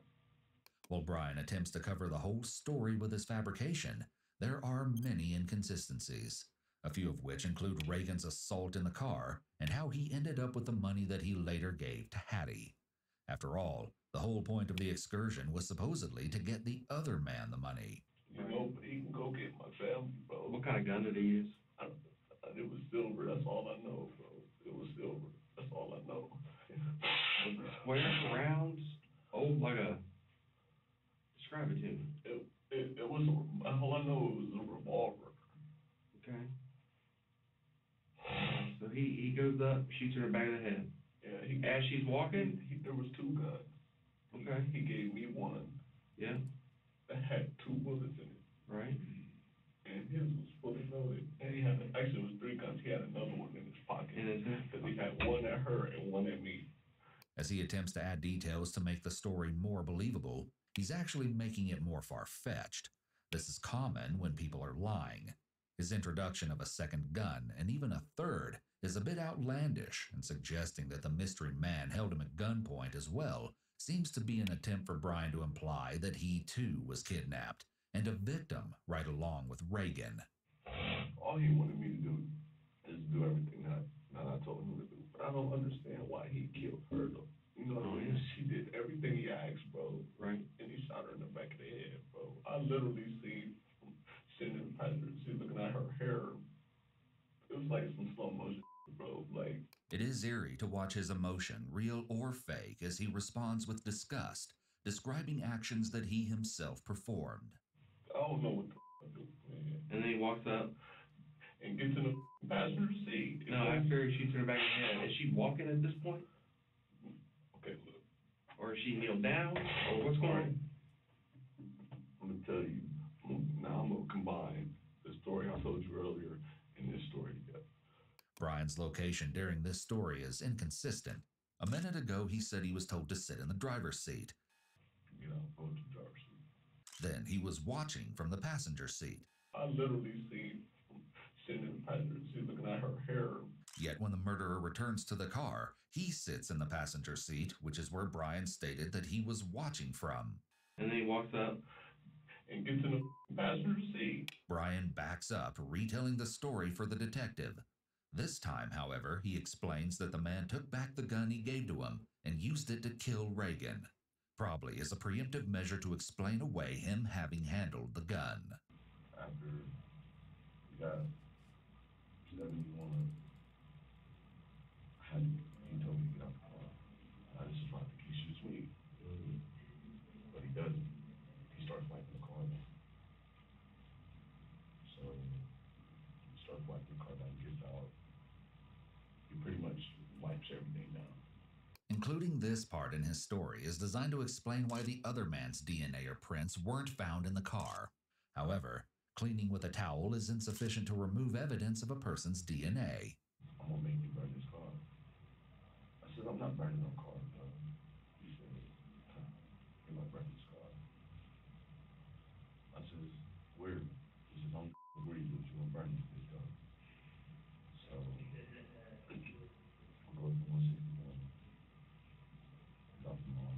Where? I can't think of for the life of me what these names of these apartments was, man. When he told me to drive around for a What's he go by? What name does he go by? TJ. TJ? Is he black guy? Tall, skinny, fat, brown? He ain't fat. He's like,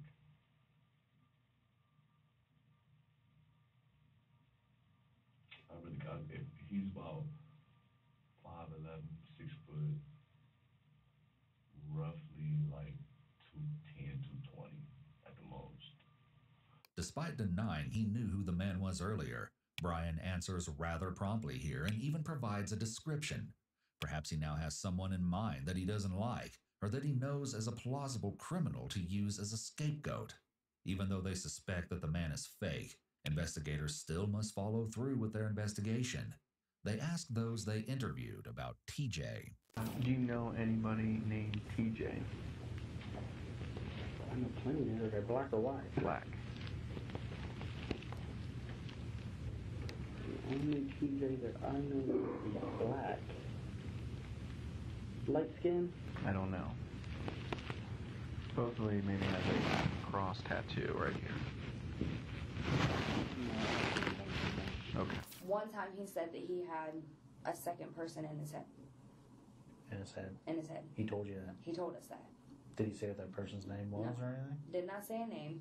I think it's a TJ, if there is a second person, because still to this day, like that day, he still won't tell us no detail on TJ.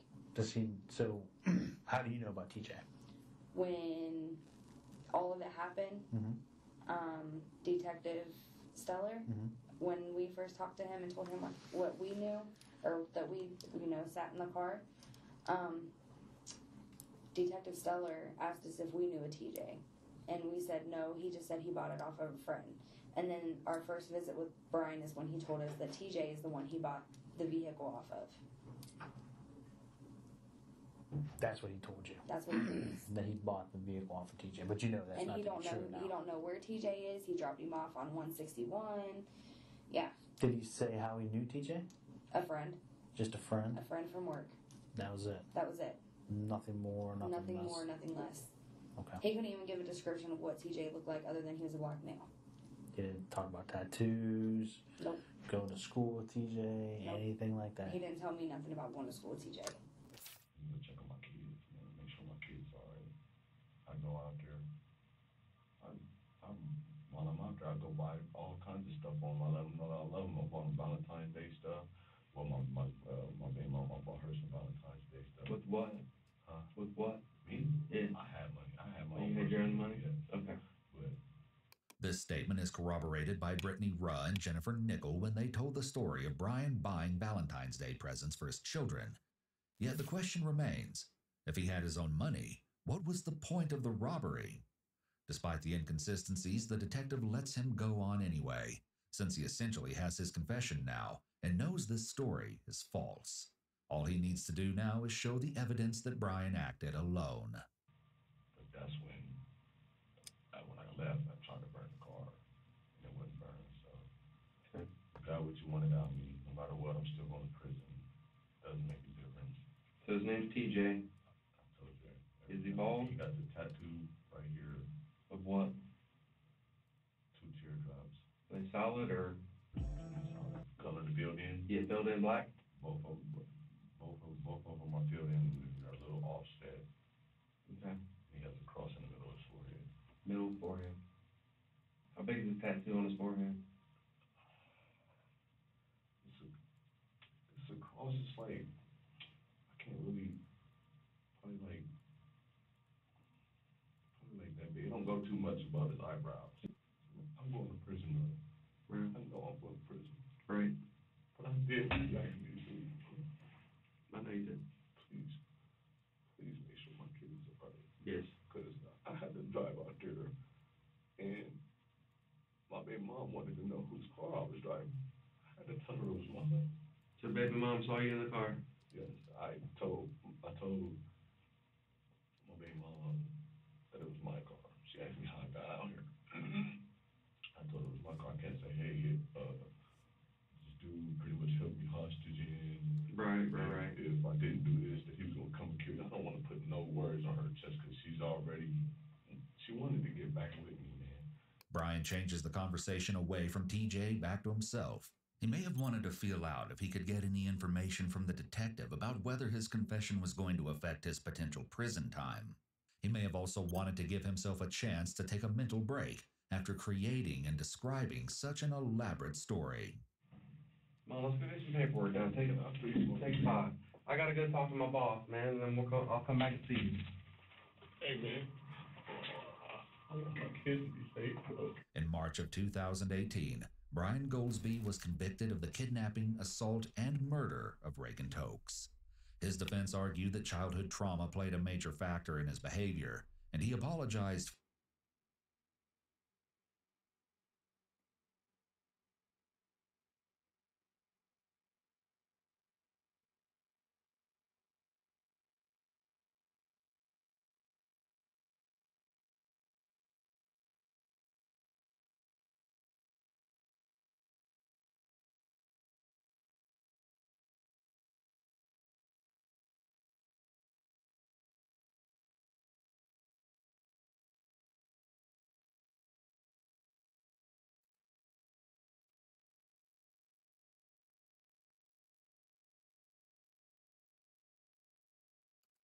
Sign up for these tourneys has opponents who are either way beneath her in power or just leave when their job is done in temperance.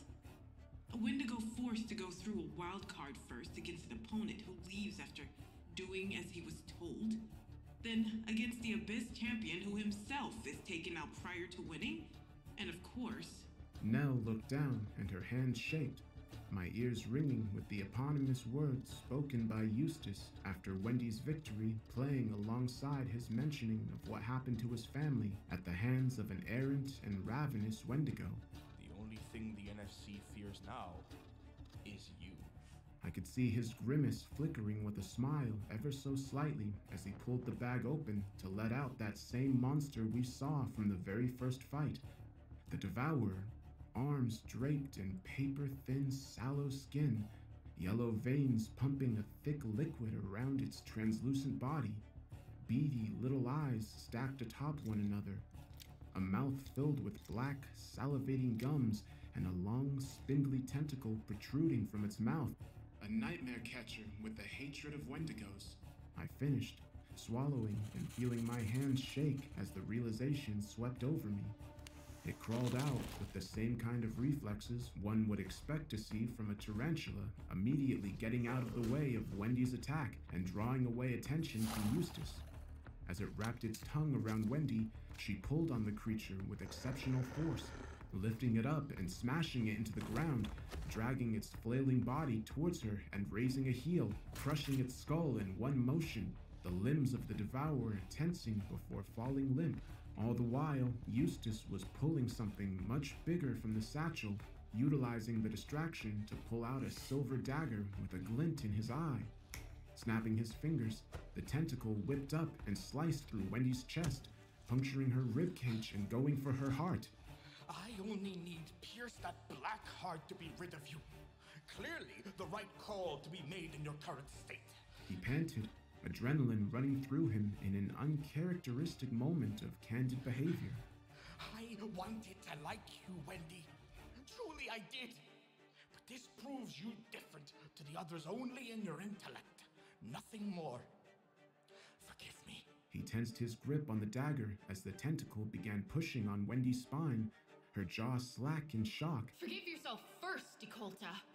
You took your eyes off another opponent! He barely had time to turn before Nora's elbow collided with his skull, followed with a stiff kick to the neck that dropped Decolta hard to the ground, sending his satchel and the dagger flying. Nora turned her attention to the situation at hand, rushing forward to try and wrench the mammoth tentacle away from the rapidly deteriorating Wendy, now reverting to her human form as the tentacle bored deeper into her. Alduin clapped with joy, lapping up every moment of pain, agony, and suffering as if it were the finest of cuisines. Eustace stirred on the ground, and upon seeing the dagger was closer to him than the satchel, gripped it tight and got to his knees, blood seeping through his teeth and his knees buckling over and over as he stumbled to get it together. First time I've experienced any pain since that night. How utterly appropriate. But you're right, Nora Zane. I overlooked the other great monster in this tournament, the woman who last held the NFC belt. I won't make the same mistake again. Holding it as if it were a throwing knife in a carnival show, he carefully aims in the exact same way Abaddon did to Nell. Zenea, Rex, Kwong, they all succumb to something pulling at the strings. They're going to kill each other before this is over. I breathed, legs shaking under the table and threatening to bounce against the audio equipment, but I don't even care. The moment hits me like a freight train, and I cannot help but yell into the microphone as time slows to a crawl. Eustace is about to throw that knife at you, Nora! Get out of the way, now! He threw it with prejudice, the silver sheen glinting as it cut the air and sped the length of the pit, hurtling towards Nora's back as she desperately tried to remove the tentacle. He smiled. She turned to see. There was a dull thud and the sound of flesh being split, a gasp from the crowd and the soft dripping of blood hitting the canvas. My heart stopped and I felt the world stop within me in fear of what was to come. Wendy, now human and with the tentacle still attached, held out a defiant hand that allowed the dagger to puncture clean through, digits twisting and shaking as the other hand tried to form a fist and pull the dagger out. When she did so, still breathing heavily, she stuck the tentacle in the back with all her might. It writhed and flailed before falling limp and detaching itself, a circular scorch mark on her back with a faint symbol still visible, but no deep wound observable. I don't know what you did, Dakota, or if you even knew you were doing it. But if we're gonna do this, I do it with a clear head. She dropped to a knee as Eustace stared incredulously at her, unsure of how to respond. She coughed heavily before regaining her composure. Looks like whatever I throw at you next will be it. Whoever's left standing could take on the Tony's Jaw wannabe behind me. Seems only fair since this is personal, right? She flashed him a grin, and it was so disarming even I couldn't help but grin with her. Nell shakes her head and chuckles to herself. Eustace staggers to his feet, smiling, but clearly not able to withstand much more himself. I wouldn't have it any other way, Hatale. I didn't come this far to falter now. Before he'd finished, Wendy cleared the length of the pit and stood in front of him, hair now a tangled mess as it blew down her face and her expression blank. Too slow. She hissed before striking him once in the stomach, a shot so hard it split the seam in his waistcoat and sent the buttons flying. He spat out blood and stumbled back, groaning while keeping his eyes firmly fixed on her. I need to avenge them. I need to fulfill my promise to the Order. I can't let something like you wander freely, knowing what you could do to anyone else! He cried, dashing for the satchel as Wendy dashed forward again. This time, she lashed out with a strike that was aimed for Eustace's stomach, but instead caught the satchel. The ensuing chaos was nothing short of a maelstrom of darkness and a wall of sound. As if a bomb had gone off, huge dust clouds kicked up around the venue, and a low droning followed, with several distinct footsteps, cries, and undulating sounds crept through the venue. Whatever Wendy had done to the satchel, it allowed everything Eustace kept to come spilling out at once. But within a few moments, the sounds spilled out of the venue. The dust cleared and silence reigned once more.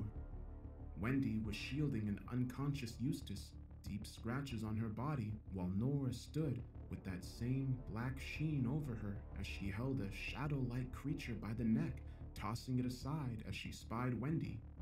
There was a momentary lull as the two women's eyes met. Nora cracked her neck, and Wendy moved Eustace to the side of the pit, panting and exhausted, but still game. You give me anything less than I'll know. Wendy quipped, rotating her shoulders and taking in some deep breaths. A cornered beast is more dangerous than a confident one. Nora smirked, the black sheen still visible but fading as she opened her arms. Of course. Which is why I'll let you get the first shot. You let me approach? No bullshit? Wendy's eyes narrowed as she began to close the gap. Can't beat the shit out of you without you getting closer. Nora grinned, tension in the air. Wendy gritted her teeth and faked a left hook, driving her right fist under Nora's jaw in a searing uppercut that landed clean and sent Nora's neck backwards. But Nora did not falter. With the arm in range, she held the wrist and with one well-placed punch to the elbow joint, completely broke the arm. Wendy screamed and grabbed Nora with her good arm, holding onto her wrist tape as she fired volley after volley into Nora's stomach. But again, Nora did not falter. Instead, she absorbed every shot until Wendy, inevitably tired, waited for her chance and struck with a left high kick to the head. As Wendy fell, her hand reached out and grabbed Nora's wrist tape again. The only thing holding her up, the sheer will inside her. Wendigo Wendy was out cold. The fight was over. As the moment calmed, the crowd erupted into cheers, and Alduin stood up, clapping and laughing heartily. I took to the microphone and did what I did best. That was the most intense fight I've ever seen. Not just here, but anywhere. This was an all-time classic, and I would love to see a playback again. And God, is it good to say, knowing that all three survived against the odds. What a final! What competitors! Give it up for the Nightmare Catcher Extraordinaire Eustace Dakota, wildcard winner Wendigo Wendy Halfale, and the NFC Openweight Grand Prix Tournament winner Nora fucking Zane. It was a beautiful moment, punctuated by the intense stare-down between these two women, Nor declared her desire to fight, and so in 3 hours, they'd go toe-to-toe for the ultimate prize, the NFC Openweight Championship, 9,995. Again in its rightful place as she finished Nell's sentence. The Unbounded. The same scourge that dogged us in the hotel. They were called the Order of the Eighth Floor before we came to know them intimately. The very phrase stood my hairs on end and made the surroundings feel like they rattled for a moment. Nell nodded. Yeah, Amos planned it out perfectly, even using Buck against me. Buck was special, you see. The McGraw family had been intertwined with the Lockwood family for over a century, especially as they were keepers of the compendium, the true bridge between the human world and that of the folklore. They safeguarded the threats and misunderstandings both sides would have. Buck, being their eldest and golden boy, he was special.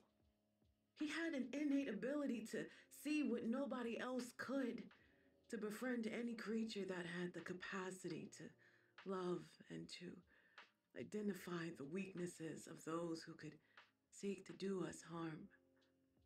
But in this particular instance, it was my specialties that were needed. My blood was used as bait. She took pause and passed the locket over, the faded image of a younger Nell in her 20s, dreads tied back in a bun with dimples in her cheeks as she smiled ear to ear. A dashing man in his 30s winking at the camera with his muscular arm draped over her, adorned in tattoos and a thick black beard, sporting a Stetson and a gold tooth that shone brightly from even the sepia-toned photo, his ears adorned with piercings and a stretched lobe on the right. Behind them was a burly man with slicked back hair, kind eyes, and mid-laugh as the black crow on his shoulder shrieked loudly. She directed my attention to the severed lycanthrope ear on the table, adorned with piercings and a small hole at the bottom of the skin. Amos's final cruel act was to make me undertake a choice that would forever change me. He'd infected Buck and made it clear I could either join Amos and leave Buck to his fate or help Buck at the expense of letting my dear father escape.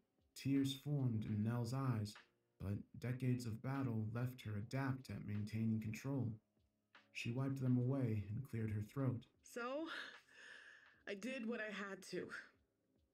I killed Buck. I killed Amos too.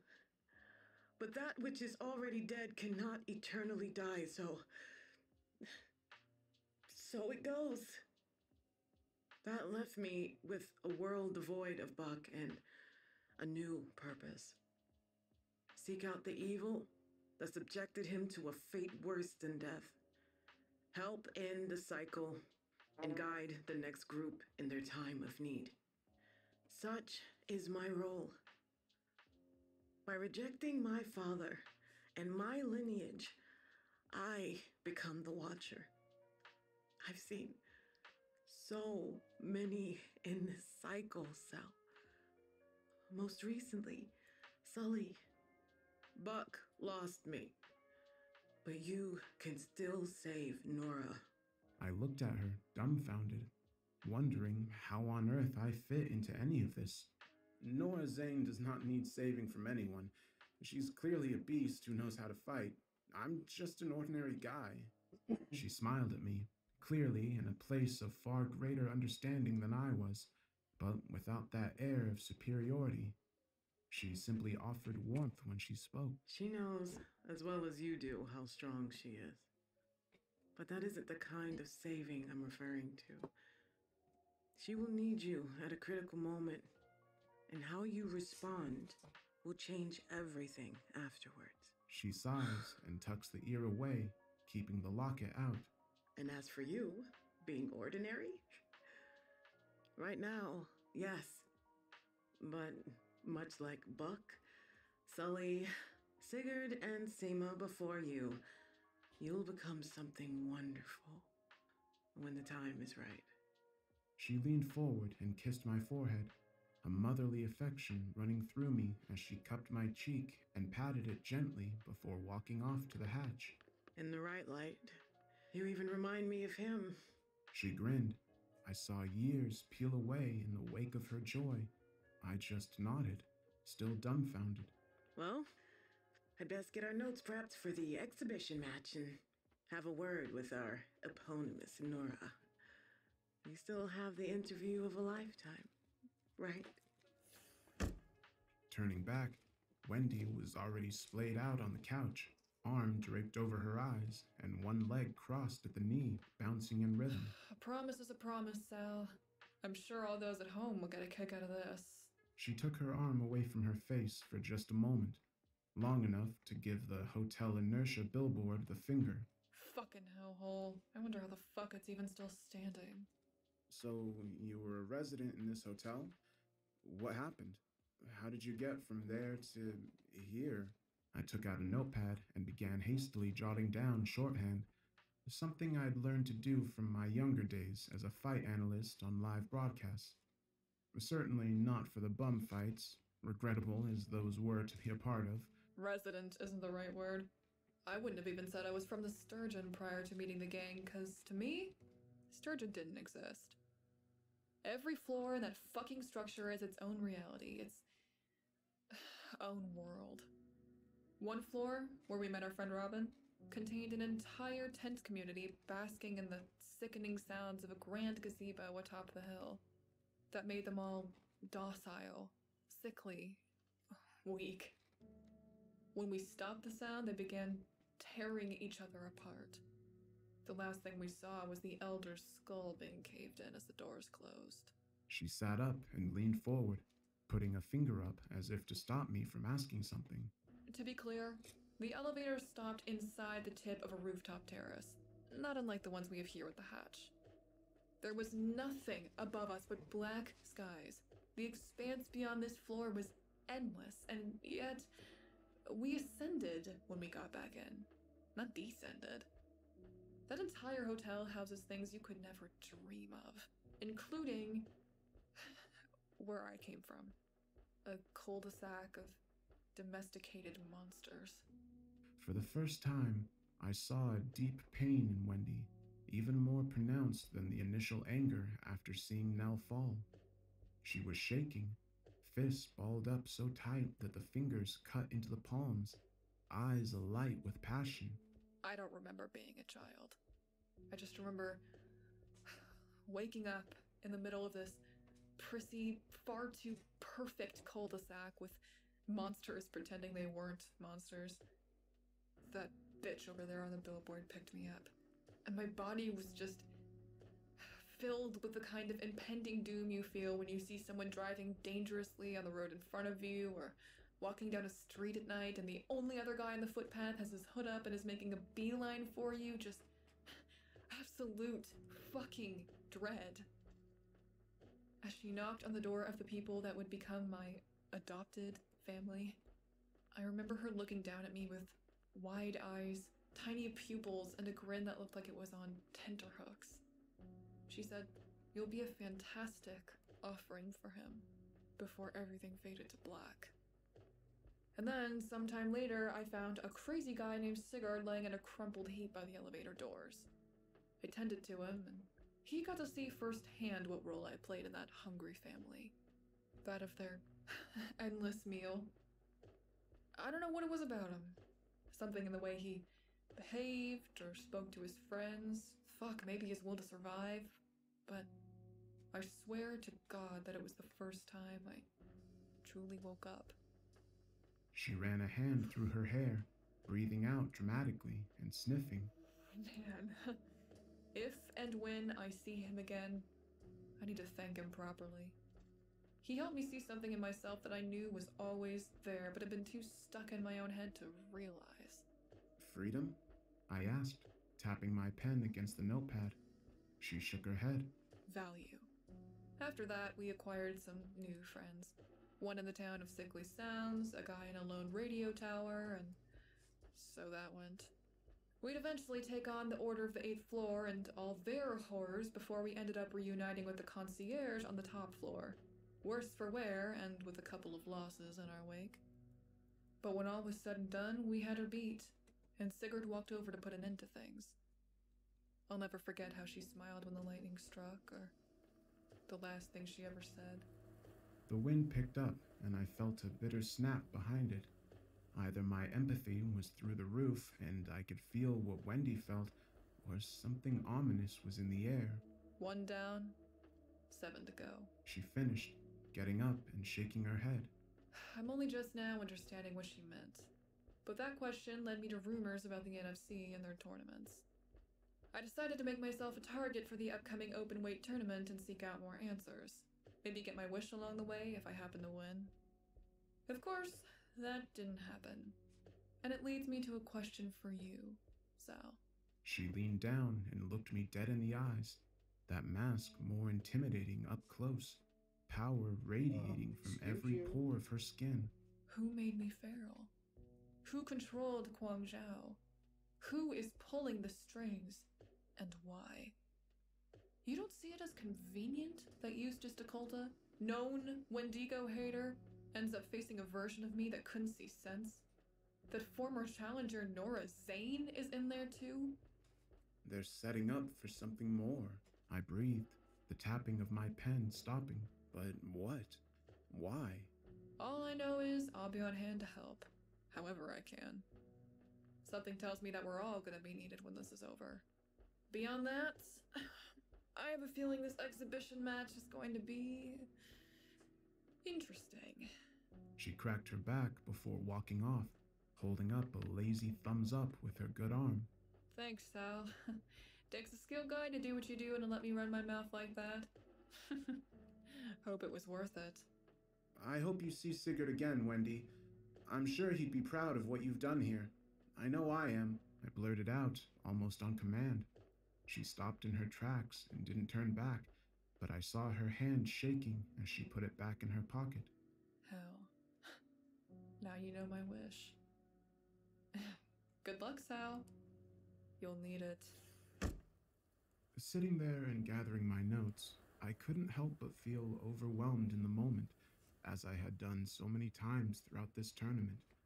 It's not so much that the world revolves around me, because it doesn't, but to even consider I have my own part to play in this is a lot to absorb from someone who is used to calling the action from the safety of a booth or behind a computer screen. Why someone as decidedly dull and boring as me has a place here among killers is beyond me. But the more time passes, the more I feel that surge of emotion and desire to do something. No matter what happens next, I have to do my part. I just wish I knew what it was. Picking up my things, I realized Nell had left her locket, and not wanting it to get stolen or lost, I picked it up. A flash of memories hit me like a freight train, holding on to a great beast as a younger Nell screamed in fear. A conversation shrouded in darkness with a pair of sunken eyes floating in front of Nell as I stood there, powerless. A deal with a gold-toothed shadow and a handshake that sent shockwaves through my body. Hurts, doesn't it, Sal? Whipping around, the voice seemed to come from all directions, and I immediately recognized it as that of Moira, one of the sisters. A tapping that sounded as if it was pounding on my eardrums, reverberating around us, the thick air ripe with the smell of sulfur. All those places, all those memories jostling for position, like a mass in your skull. It builds strength, malice, and accumulates the experiences you build over time before one day bursting and taking you with it. Life isn't like a box of chocolates. No, it's like an aneurysm. You never know which moment will be your last. Hands gripped my shoulders, and thick yellow nails dug into the soft flesh, pulling it up at my tendons and moving me without my consent. My arms reaching out for the locket, Moira giggling in my ear, and Cloda's incessant banging making my eyes throb. We are tired of waiting. Tired of constant missteps by you and those associated. If you cannot willingly understand the truth, we shall force it out of you. There is too much at stake for failure. Hands grasp around the locket, and the images begin to burn into my skull, downing a drink that burns my insides, a lightning strike surging through my body, a gunshot to the head, a plane crash, a white snake curled into my arms as I slip away, the tear-stained face of someone I know strangling me as I helplessly struggle and buck my hips for dear life. Everything ebbs out of me, and my knees buckle to the floor. All I see is red, my nose dripping blood, and the world fading into nothing more than a pink hue. She needs me. I gurgle, the hands pushing down on me with extreme force, the tapping evolving into a thunderous chorus of aggression at my resistance. More flashes as a deep shade of red fills my peripheral vision. A young woman laying in her apartment, blood everywhere, in an empty crib. The sounds of despair as the woman on the other end of the phone is beaten to death. Nell crouched over a body and sobbing. Nora's warm face as she hugs me before her last fight in the NFC. Why is she hugging me? Trust me. I'll win it for both of us. Something in me snapped, a protective instinct I didn't know I had, pulling at the hands and feeling the pain surge through my chest. I didn't care in that moment. I just knew I had to get up. No, I have to. I am all she has. We bring each other strength. You can't stop that. My body moved before I gave the command. My left leg flew out from under me and drove itself upward, front of the foot colliding with the face of Moira behind me, bone fragments and blood accompanying a loud groan as I felt my body freed and the thunderous booming returning to a tap. Not waiting for retaliation, I swiped the locket into my bag and dashed for the hatch, nearly tumbling down the stairs as I hit the button, breathing heavily. What the hell did I just do? I took my time walking back to the venue, nobody giving me any trouble or even a dirty look for once. If anything, people seemed to go out of their way to avoid even looking at me, which, after what had transpired previously, was welcomed. I sat down just as the 2-minute bell called out and the exhibition match was announced. This was going to be bloody. As the lights dimmed, Alduin walked over to me, cape billowing behind her and a manic grin on her face as a cinderblock hand slapped my back and damn near winded me. Sal! Glad I caught ya. Loving the musical vibes you've been putting out there.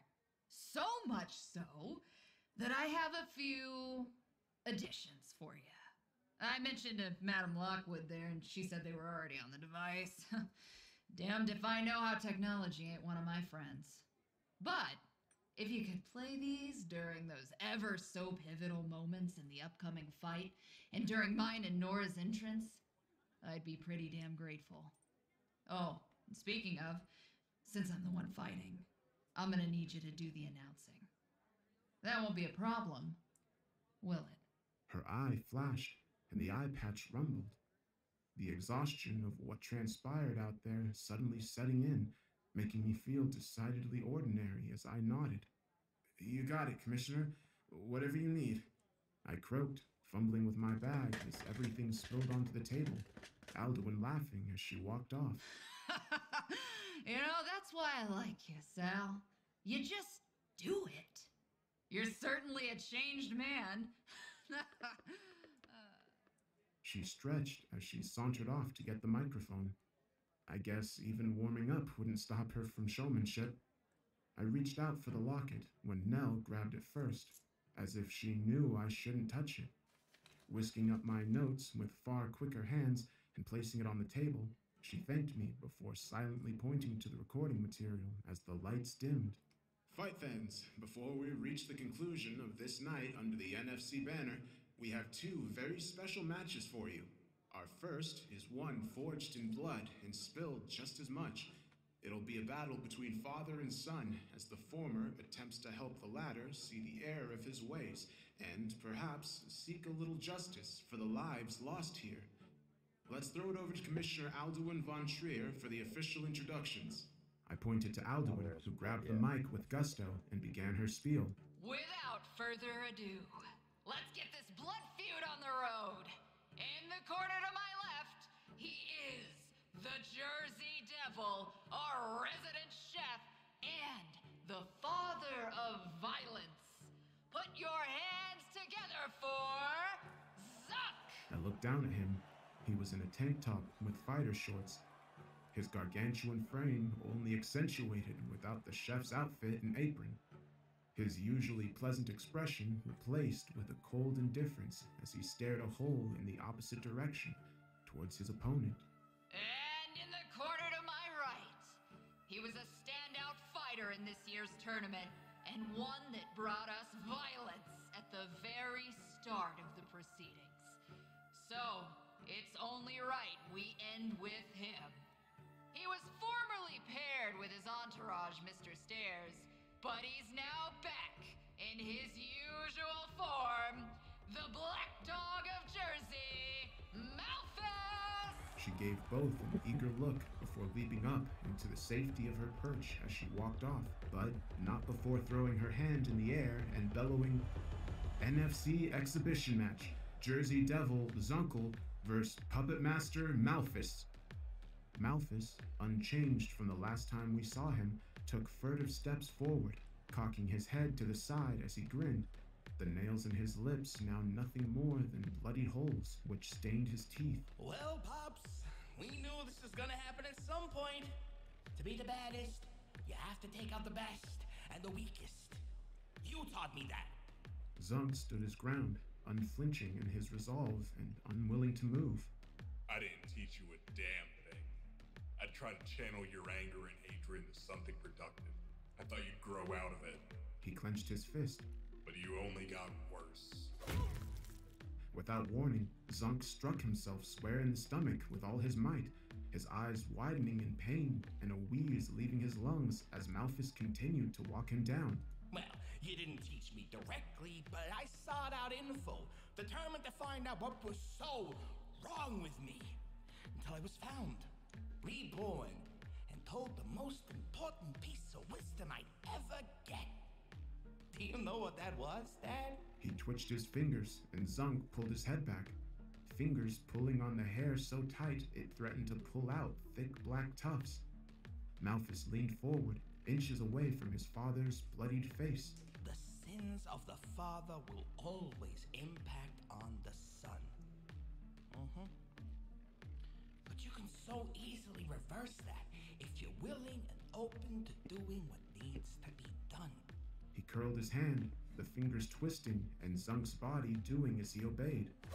His arm volleying back for another unprotected shot at his face, but his head also being forced forward by the other hand in a macabre torture technique. He's using him as a goddamn punching bag. Literally a...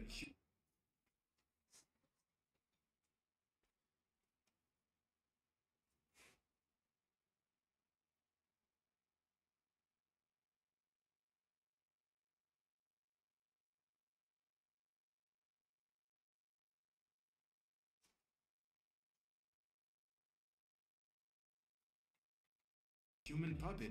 Is there anything he can do, Nell? I look over to her. The book is closed and she is resting her elbows on it, hands clasped and over her mouth.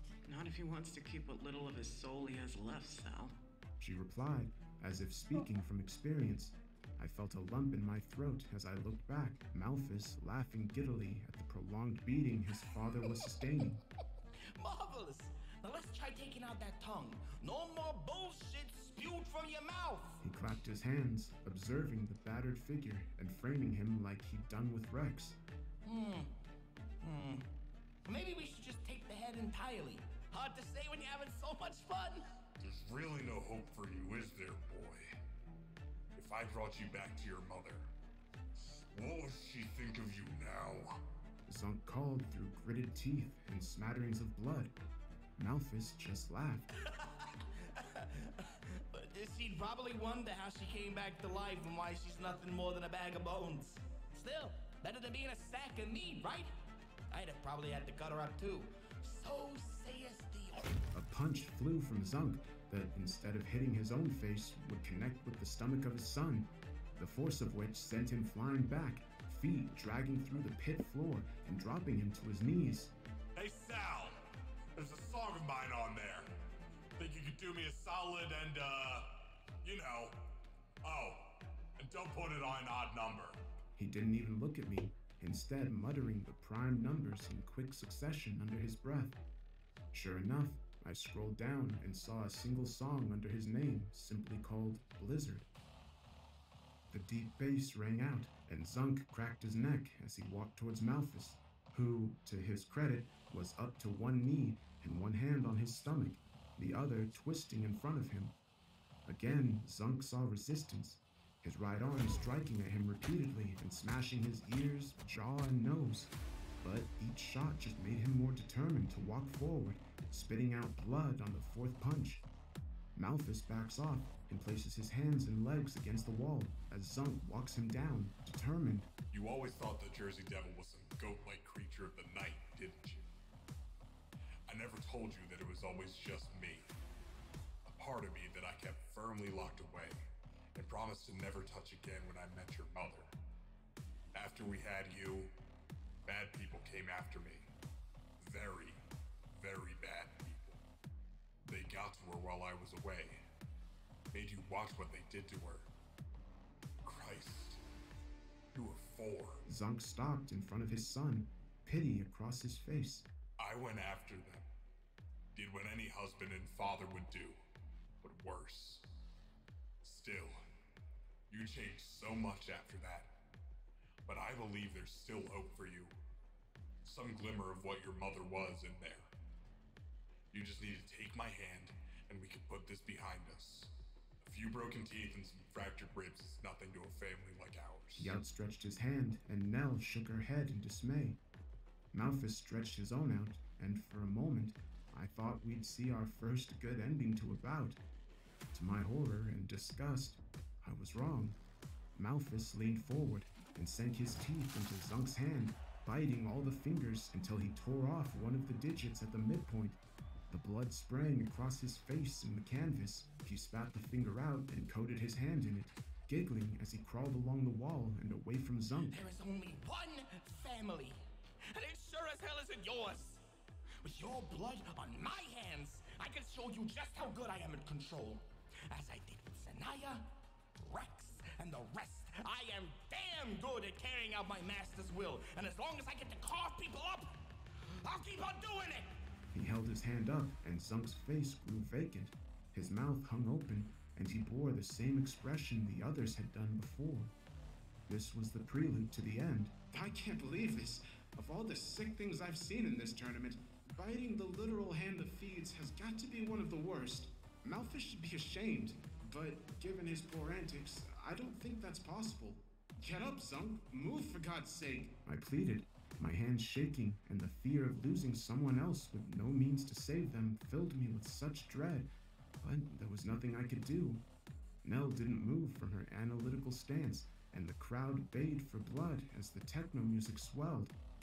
Malphus walked over with confidence, pulling a weapon from his back and brandishing it playfully as he got closer. He showed no hesitation as he drove the blade deep into Zunk's chest, dark blood running down his torso to the delight of his son. Guess blood ties do run deep, huh? Best of luck, Dad. I'll keep your legacy going and improve on it. He patted the shoulder of his still standing but vacant father as he began to walk back, never seeing the surging knee coming for his temple as he turned. Malphus flew through the air and crumpled into a heap on the ground as Zunk lowered his leg, sadness and disappointment riddled across his chest. Malphus tried to scramble, but Zunk was quick. He picked him up by the head, his gargantuan hands cupping the younger man in them as if holding a cocoon. He slammed him down once to pacify him before hurling him towards the center of the pit, no longer able to crawl away. Every step Zunk took bore the weight of what he was about to do, echoing the gravity of the words when he spoke. As of late, you've been doing terrible things. Things I cannot forgive, forget, or ignore. Please, Dad, I'm sorry. I'll leave the group and I'll stop what I'm doing. I'll change, I swear. Oh God, please help! He sniffled and darted frantic eyes around the venue. but none would intervene as his father homed in like a lion ready to kill. There is no other avenue left for you, Malphus. But let me offer you one final piece of fatherly advice. Zunk raises his fist, his entire body twisting back with the force he's generating, and his eyes glowing like that of the Jersey Devil he's synonymous for. Malphus is whimpering a mere backdrop to the swelling beat and his father's chilling final words. Leaving this world is not as scary as it seems. With that, he drove the fist down onto Malphus's face with such force that the venue shook. When the dust cleared, there was a divot left where Malphus's head resided. The decapitation marks on his neck clear as day, something resembling scorch marks across his neck lining, as Zunk raised his bloodied fist from the hole and walked back without a single word. It was over. I looked over at the broken body of a man who had spent this entire tournament dismantling the enemy, pulling their strings and making sure at least 3 families were torn apart by his insatiable lust for destruction. But my mind wasn't on that, nor was it on what was going through the mind of a man who had just rekindled the flame of his old violent moniker to take out his son. Hell, for a moment, it wasn't even on the upcoming title fight that would determine everything. It was what he said in those final moments of bravado that stuck with me. The claims of pulling the strings, making sure everything went to plan for his masters. But before I could ask Nell what she thought, I was handed a slip of paper that contained the details for the bout, the standard things like the fighters' names, monikers, and the match stipulations. There were 2 things on that slip of paper that caused me to break out in a sweat and my heart to jump into my throat and stay there. Just 2 simple sentences changed my world and raised the stakes of the title fight exponentially so. The match type, 3 stages of hell. First to 2 victories wins the belt. The names, NFC champion Von Trier and Sabota. Nora Sabota. Before we begin, a quote from reigning NFC openweight champion Alduin Von Trier. I've never been interested in anything other than seeking out and crushing the best competitor. It matters not to me who they are, their gender, discipline, orientation, species, or beliefs. Only that they have the willingness to seek greater heights and a chance at feeling something other than the basics this world has to offer. 2 tournaments, 16 fighters, 22 matches, 1 more to go. The NFC tears people apart, but in doing so, it's also brought me closer together with some of the best people I've ever known. So much so that the psych ward feels like a distant memory. Now I only see the final fight in front of me and the details on that paper. It's time. This is the end. This tournament has seen an untold amount of violence, losses, twists and turns that none could have predicted when things began. Now, I sit here with a slip of paper in my hands that not only highlights the importance of this fight with a 3 stages of hell contest, but bears the name of the challenger in a way that has my body quivering with fear and confusion. Nora Sabota. I breathed, hands shaking and fingers tensing on the paper, crumpling it at all the edges, and my index finger tearing through ever so slightly. A fractured image of an NFC fight I don't recall commenting on. My hand was already on the iPod, pushing the button for Nora's song. I shook my head and stared at Nell, bleary-eyed and unable to see her clearly, like a cameraman struggling to focus. Her image blurred and froze, the sound of footsteps around the corner thundering in my head. Freya walked into view, tired and hands bloodied. She looked like she'd been through hell. This is it, Sal. Once you start that recording and the match begins, you will put into motion things with far-reaching consequences. What if I get up, walk away, and take Nora with me? What happens then? I asked, hoping there was some kind of solution that didn't involve anyone else getting hurt. Your end would come at a different place, a different time, but with the same result. It's not enough. You have to do more. She put her hands over mine, and I felt the warmth, The rage and the desperation ripped through her body and into mine. You can still make this go the right way. But you have to be willing to stand in the line of fire, to be willing to give up something precious in order to see this cycle end. She pulled her hands away, and I still felt the cocktail of emotions surging through me and eating away at the fear inside me as she straightened up and looked down at the pit. This is where it all comes together. I hope you've been paying attention. Good luck, Sal. In a flash, I was stood up with the microphone in my hand and a defiant look on my face. I was acting on instinct, and I was ready. Those in attendance and following around the world, the NFC Openway Finals have ended, and we are at the end of all things.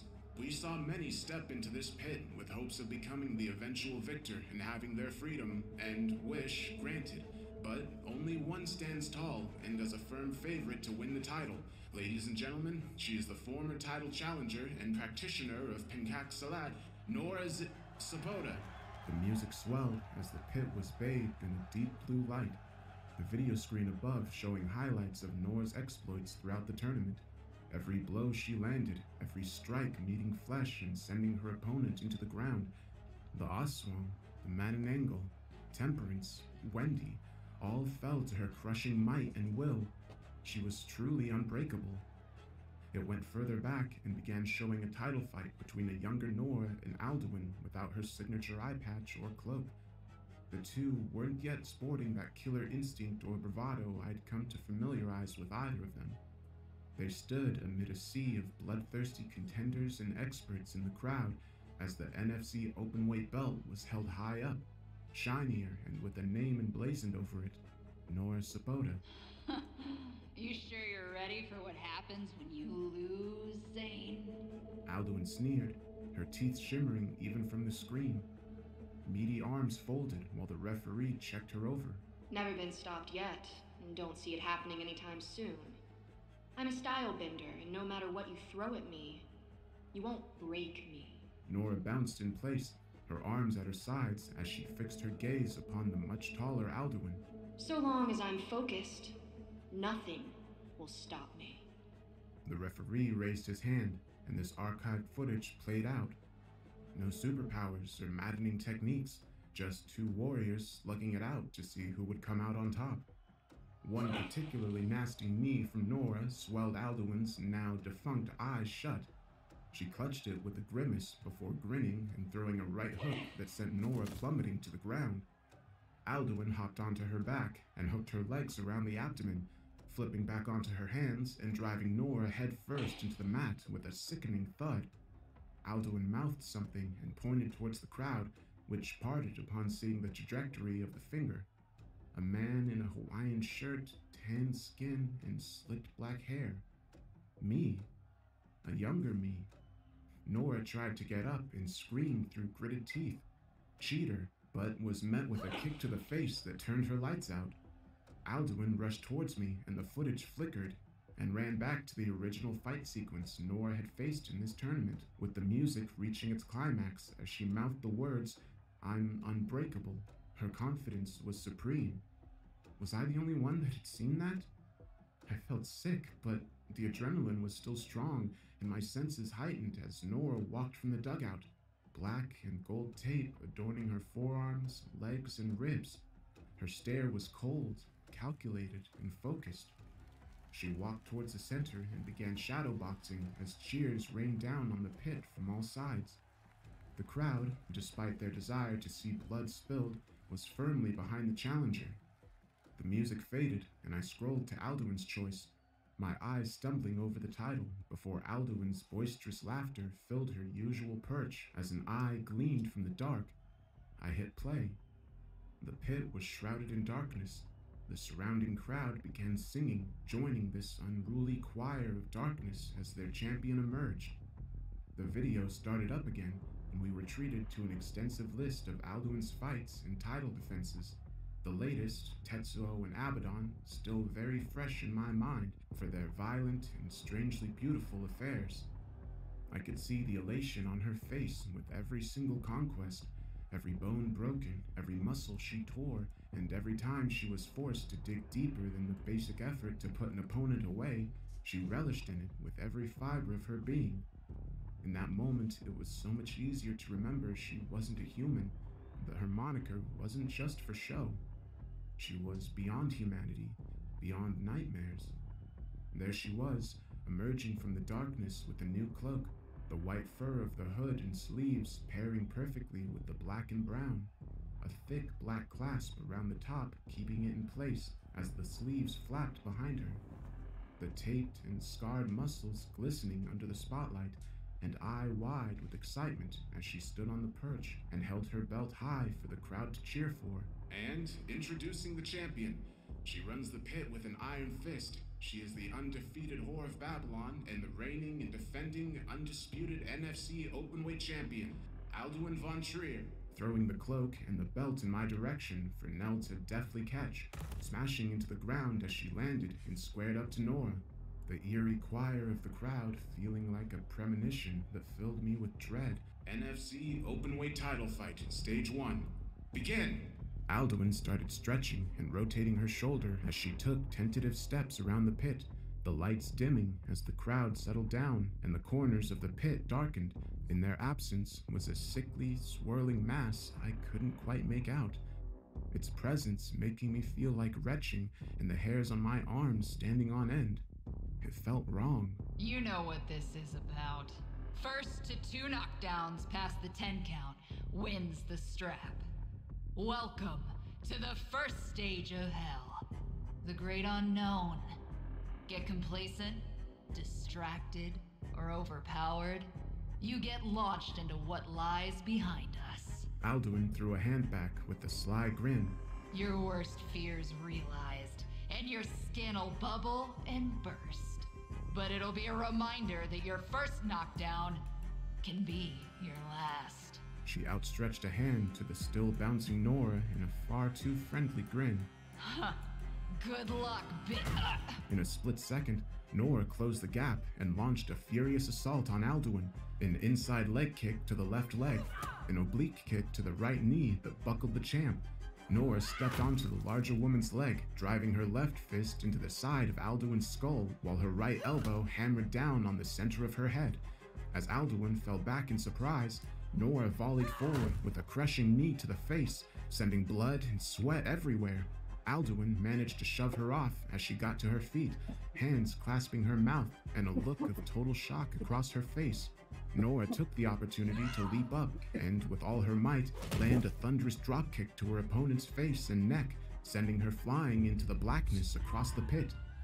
There was no sound of collision, just a faint scream as the counter rang out. I cannot believe my eyes. Did the champ just get complacent, or is Nora's Sabota that good? What a combination, and targeting every sweet spot she had. Kicks, knees, punches, elbows. The challenger is a force of nature. I yelled into the mic, sweat running down my forehead as Nell smirked. Sounds like you're really rooting for her, Sal. Know something that I don't? She winked, and I felt my stomach tie into knots. I still don't know what I was feeling then, but it was a surge of pride, joy, and hope. Maybe it was love. 8, 9, 10. The counter rang out, and the bell rang. Nora 1, Alduin 0. The spotlight focused on Nora, who stared directly at the spot Alduin had fallen into, refusing to showboat even for a second. She knew damn well this was far from over. I'm not playing into any more of your games, your bullshit, or your manipulation, Alduin. Get the fuck up and get out here. We're finishing this now. Nora's body tensed. Her aura grew black, and I saw something move in her shadow. A long figure ran from her feet and into the black wall, cutting through the darkness to run up the side of the pit with a pair of yellow cat's eyes filled with rage. From the large vacuous hole I assumed was its mouth spew a thick black fog that surrounded Nora, as if imbuing her with more strength. She breathed heavily, and her anger only grew. Come on! She roared. From the shadow walked Alduin, some of her exposed skin scorched and hands clasped on her eye patch as she walked. Manipulation. Please. I've never been interested in anything other than seeking out and crushing the best competitor. It matters not to me who they are, their gender, discipline, orientation, species, or beliefs. Only that they have the willingness to seek greater heights and a chance at feeling something other than the basics this world has to offer. Her back bubbled, and the wings she'd shown off in her match with Tetsuo sprouted, thicker and with the mouths already open. She unclasped her eye patch, and the bulbous white eyes swiveled around, the sigil burning bright over the front of it. I used this against Abaddon to keep him in check, but clearly, I do not need such a shackle against you. No tricks, no bullshit. She reached up and, in one swipe, pulled the eye out and tossed it aside. Clicking her fingers, a slew of chains rose from the small metallic holes around the tops of the pit walls, rising into the tops and above the crowd, linking together with a small circular opening that reached out to the now unobscured night sky. The stars far more incandescent than usual, as if all living things were gathering for this bout. When the chains were finished, a red hue enveloped Alduin's body, her skin reddening and her good eye downright flashing with the amber glint, the pit now resembling a thunderdome, and the black smog around them closing in, still unceasing in its desire to entrap and feast on any unwitting soul. The shackle, however, goes both ways. You're about to find out how much of a bad decision you've made. Welcome to Stage 2! NFC Openweight Title Fight, Stage 2. Nora dug her feet into the ground and charged forward, rushing to strike Alduin with a left hook. Alduin twisted her frame up to the right, and, while bending at an ungodly angle, struck Nora in the ribs, the crunch and resounding scream making my stomach turn as Nora was pushed to the side. Alduin did not let up. Flexing her arms once, she ducked low and ran forward, hitting Nora's exposed jaw before then driving her other fist into her stomach. Winded and unable to reply, Nora was powerless to stop Alduin as she drove the fist further in and lifted her off her feet. It was that sight that sent chills down my spine. The champion holding Nora's body up with nothing but her fist buried deep into her solar plexus. Nora twitching and writhing helplessly as Alduin's bravado shifted for something akin to righteous indignation. This is what happens when you insult the Queen of the NFC. She squatted down low, the floor of the pit warping underneath her and threatening to give way as steel-toe-capped boots bore her weight before she leapt into the air. Nora's body still draped over her fist. This is what happens when you try to tempt fate! She bellowed, pushing up on her fist and letting Nora fly higher, Alduin's wings beating furiously as the mouths opened and waited until Nora's limbs were in range. As soon as they were, they clamped down hard on her forearms, Alduin crossing her ankles over Nora's neck and locking arms around her head in an upside-down crucifix. She's going to do what she did to Tetsuo. I breathed, my hands shaking and the music blaring. No, please, no, Nora, you gotta move! I smashed the desk as the two of them collided with the ground, kicking up dust and obscuring my vision. When the scene cleared, Nora's body was stuck in the ground the exact same way Alduin's last victim had been. Her arms were drenched in blood from deep bite marks, the mouths of the wings lapping up the blood as Alduin simply stared at her downed opponent. This is not a knockdown. You have more to give than this. I refuse to believe you're falling so soon. She looked disappointed, almost despondent, as she walked over to Nora's limp body. I did everything I could to hold back my emotions, but I must have been shaking more than I realized as Nell put a reassuring hand on my shoulder. I think you're worrying too much, Sal. Remember how Nora got to where she is now? She fought tooth and nail to reach this point. Not to mention... Nell's eyes narrowed and she leaned forward. That shadow isn't just for show. Alduin pulled on Nora's ankle and ripped her out of the ground, pulling back on her right foot to deliver a crushing kick to the face. But before she could, Nora struck. She wrapped her arms around Alduin's waist, kicked her in the nose to release herself, and pulled her forward into an almighty suplex, smashing Alduin face first into the ground. A stunning maneuver by the champ, and followed up by the challenger's picture-perfect suplex, I said, thinking about Zanea for a moment as Alduin pushed herself up to an equal footing, smiling with blood pouring from her nose. Now that's what I want to see, Zane! Show me everything you've learned. Do not waste a single drop! She charged forward and beat her wings in front of Nora, blinding her for a moment long enough to let her wings wrap around her, take a bit of flesh, and exit, cackling. He had kids. Nora mumbled, dropping to a knee to clutch her arm. He had children, and you used that against him. As you use everyone. Alduin folded her arms, defiant in her stare. I told ya. I didn't manipulate shit. I just care about the fight. Yeah, you care about the fight. I know. But you pulled these people from their homes and put them into a death trap with only one way out. Nora clenched her fists, and the black aura grew stronger as she gritted her teeth. And I'm gonna remind you of every one of them! Alduin laughed and dove down for another shot at Nora, but this time she was ready. Grabbing the wings in midair and pushing her body back, Alduin struggled against her. You know who else had people that depended on him? Rex Chug, the Death Clutch Master. Sure, he was arrogant, but he was doing this to prove he belonged. Those students have no master because of you! She pushed Alduin away and punched the air where the wings resided, just like Rex. The shot rang out, and both would split open with gaping holes where the mouths had just resided.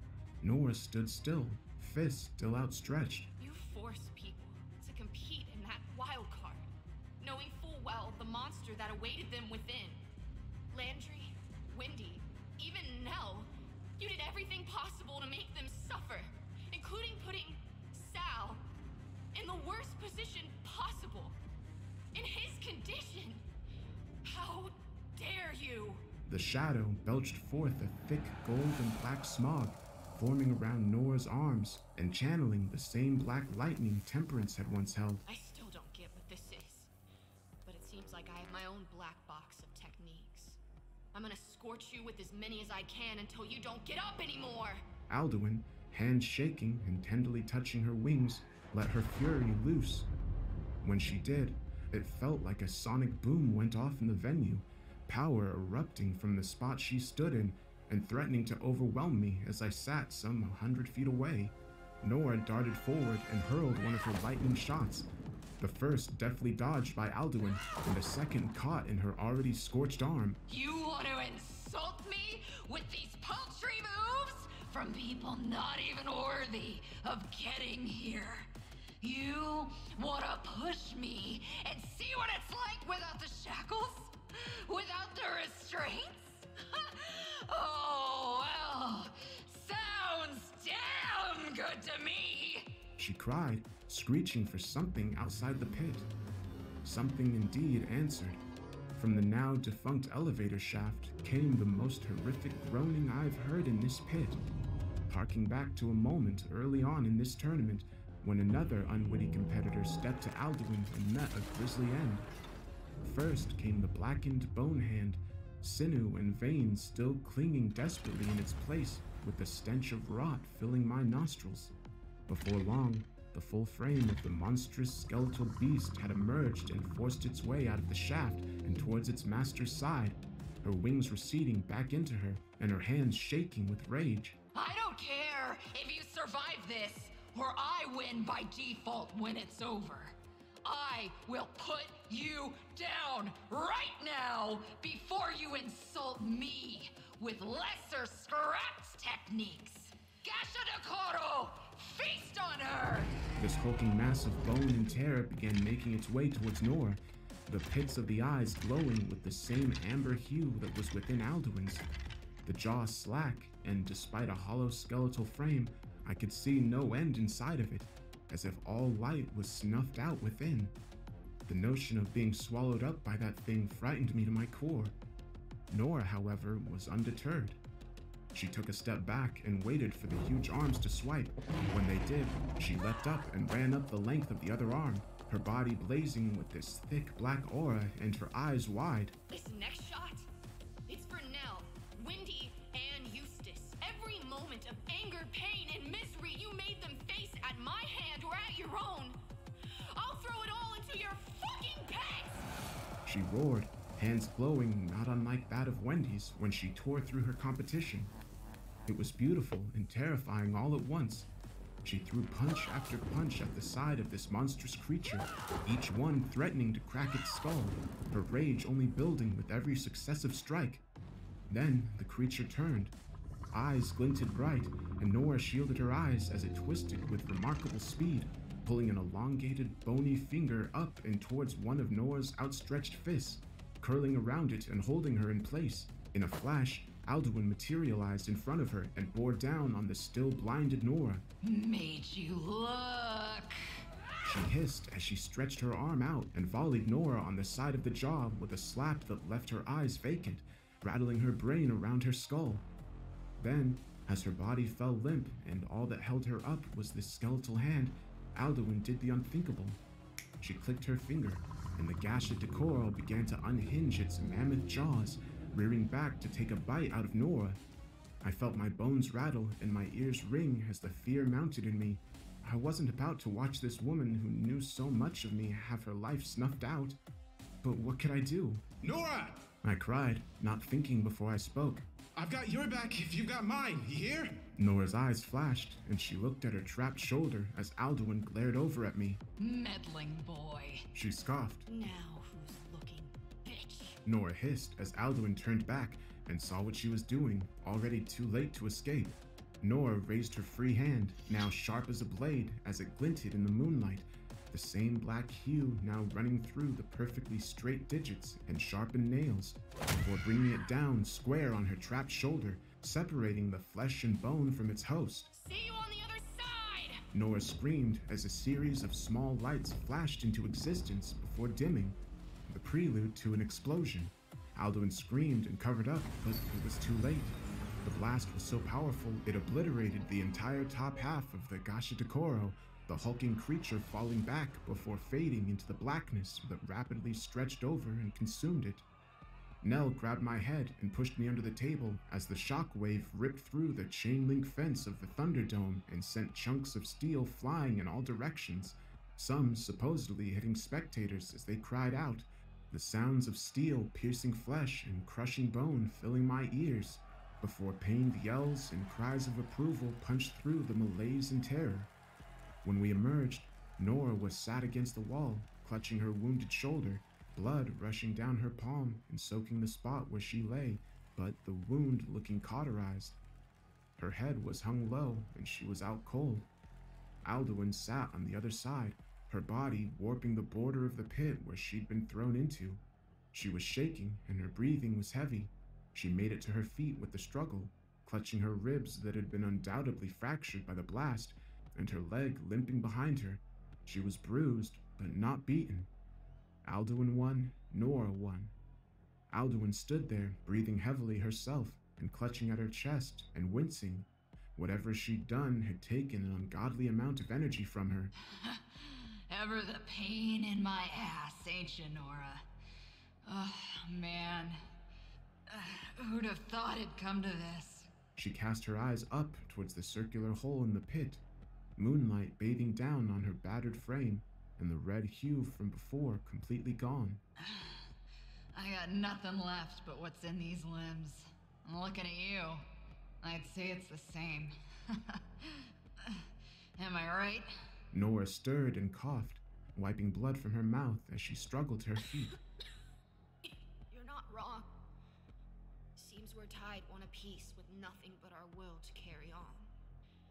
Seems pretty appropriate. The two women stood there amid the wreckage of their first two falls, still undeniably powerful and unyielding in their resolve. Incredible!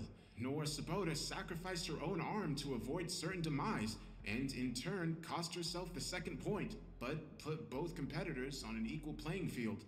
The champ is still on her feet. Nora is still on her feet. This means we go to the final stage. But what more can these fighters take? I was sweating, no longer from the heat of Alduin's power or fear of Nora's demise, but from the sheer thrill of competition intermixing with the uncertainty of what came next. Alduin motioned for Nora to step closer until she was around 10 feet away, standing in the center. She clapped her hands, and the central area of the pit rose up until it was above even us on the top floor. The bottom of the pit now fully engulfed in the black smog, bubbling over and writhing. In Alduin's hands were two knives. They were both placed behind the other's back foot. As soon as they were firmly in place, two long black tendrils rose up out of the pit on either side, taking the form of thick hands that grasped tightly around the lead ankle, interlocking the opponent like a shadow shackle. This way, we know without question who the true champion is. Alduin beamed, the scars of war now prevalent on her face. When one goes down, they go into the pit. If the winner isn't careful, they could go with them. So, watch your step. Nora looked at her ankle before looking over at the crowd where, by chance, her arm had ended up, singed but largely intact, save for the top being malformed and the shadow hue still present over it like a thick sheen. She looked back, grinning as she stepped forward, looking up at her enemy one last time. You say run? I say let's go! NFC Openweight title fight, final stage. The surrounding lights dimmed, and two huge spotlights focused on either side as the bell rang out and the women began slugging it out. A right hook from Alduin, a left uppercut from Nora. The two were unrelenting in their strikes. The moment either one backed onto the knife, the pain simply spurred them forward. It was pure combat, and it was beautiful. There was little for me to do but call it as I saw it, seeing these two fierce strikers stripped to the bare minimum as they fought on the precipice of their existences, knowing that the edge they tumbled over was the edge of everything. The two even began laughing as their shots became more vicious. You know what, Nora? You're a one-woman army! She chuckled, throwing her weight behind a monstrous haymaker that landed on Nora's jaw. She moved with it and followed it up with a shot of her own, laughing. Who are you, Duke fucking Nukem? Give me a break, I'm trying to win here! She leapt up and drove a knee into Alduin's jaw, the shackle firmly pulling her down and onto one of Alduin's own knees on reflex. Both women staggered but didn't fall. I'm just a woman, standing in front of a woman, asking her to hit me with everything she has! Then that's what you'll get! Several more strikes rang out before the battle wounds took their toll.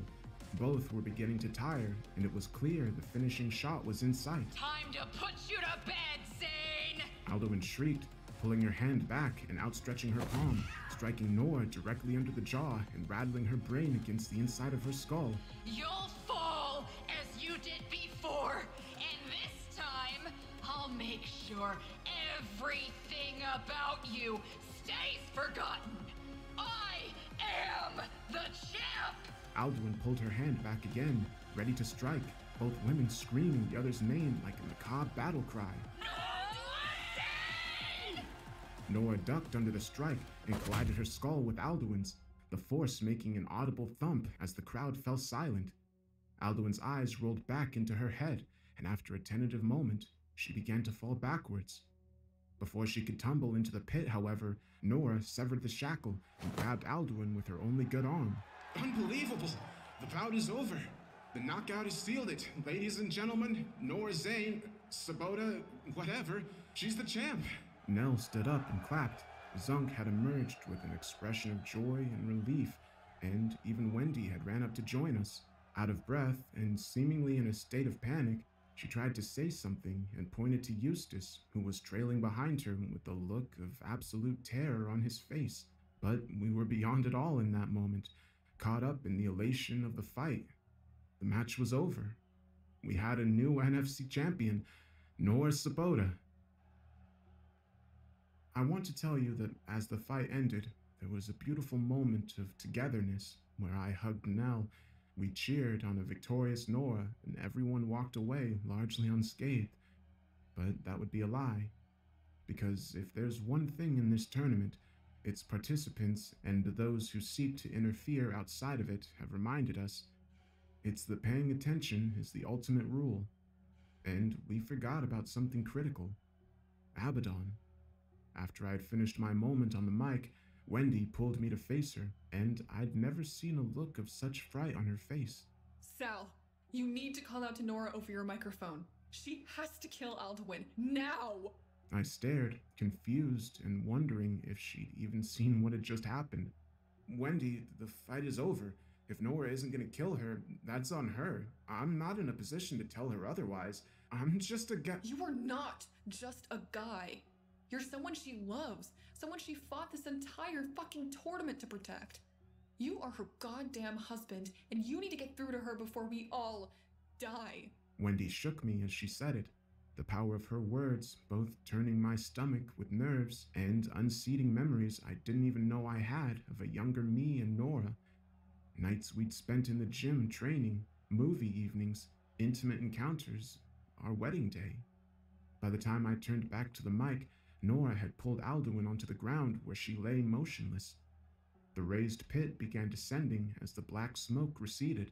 Nora, you need to put an end to Alduin now, I breathed, feeling disgusted with my own words.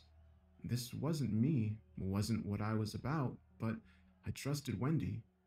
Nora looked at me for a minute, confused and unsure. The satchel! It broke!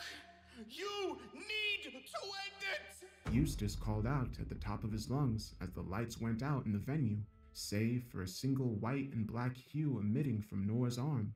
Her eyes widened and she sprung to action, jumping to the stands to grab her arm and leaping back from the second floor of the stands and down to where Alduin now lay, screaming at the top of her lungs as she used her own still clenched and disembodied fist to puncture Alduin's stomach, raising her body off the ground and skewering her there. Then, a voice came from all directions. I waited in the dark and the dismal for my moment. So much time spent putting the pieces into place. Blood spilled and pain endured. But all things must cycle and all actions have a reaction. This is but one of many. The locust. The sound of the locust. Not from the pit, not from the rafters, from behind me. I swiveled and it felt like everything was in slow motion. The uncoiled and exposed frame of Abaddon gliding up the stairs, his malformed hand already around Eustace de Coltz's throat as he smashed him into the wall and left him there, blood pouring from his ears. Wendy and Zunk stepping forward to defend me. Abaddon slicing at Zunk's throat with that sickening black blade in less than a second, swiping away at Wendy with a calculated shot to her arm and sending her reeling to the floor as Zunk clutched at his wounds, blood pouring down his apron. I know what must be done in order to put an end to this cycle, and while you both have done marvelously to put things into place, there's still something which you must give unto me. I will not be denied. His voice, calm and collected, screamed in my ears as if I was hearing something I shouldn't. My nose bleeding, and I was struggling to focus. Nell stepped forward, and Abaddon merely closed the gap, gripping her throat tight and lifting her off the ground as she kicked and struggled. This is how it ended for him, is it not? He jested, the sound of his laughter like hearing someone mock crying, ungodly, unsettling in its nature. How fitting. You may join him in the same manner, a cleanse of your sins.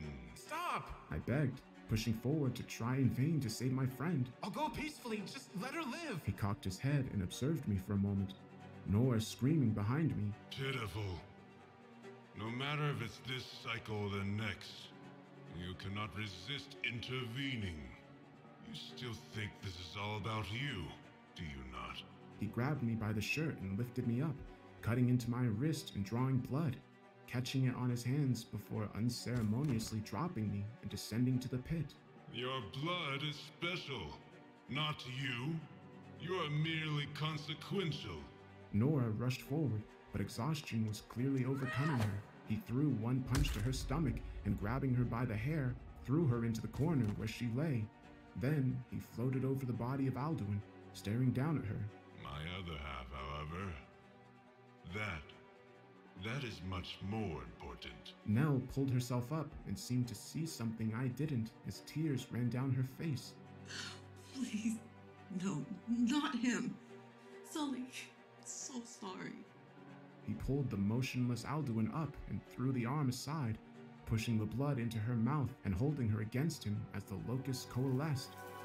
Whatever formed in that moment was unlike anything I'd witnessed in my life, an ungodly union of flesh, power, and darkness that threatened to engulf anything around it as it grew in size and ferocity with its greed. Whatever Abaddon had done by forming with Alduin, it was going to consume us all. As the wind picked up and the form grew, a black light burst out on top, through the circular opening overhead and into the darkness.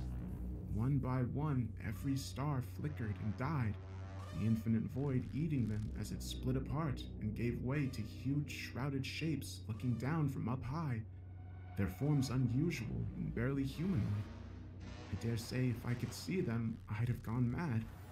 I see you've been busy. Is it time? The furthest from the left called. We've missed you ever so much. The longing has been practically painful. We need to feed, we need to grow, we need to consume. The last one said. Hurry, hurry, hurry, let me feast. You took far too long, ever the greedy god. I'd sooner rip your eyes out than thank you. Another said. The form in front of us, calling itself Amos, didn't speak in a way I could understand, but bellowed out sounds that changed in intonation and pitch, making my teeth rumble and my stomach threatened to upchuck its contents. When the center one spoke, my skull burned with images of lives I hadn't led, as if something within their words was forbidden to me. Very well. We shall intervene, but if you do not put an end to the cycle, we will cast you out. Something began groaning up above.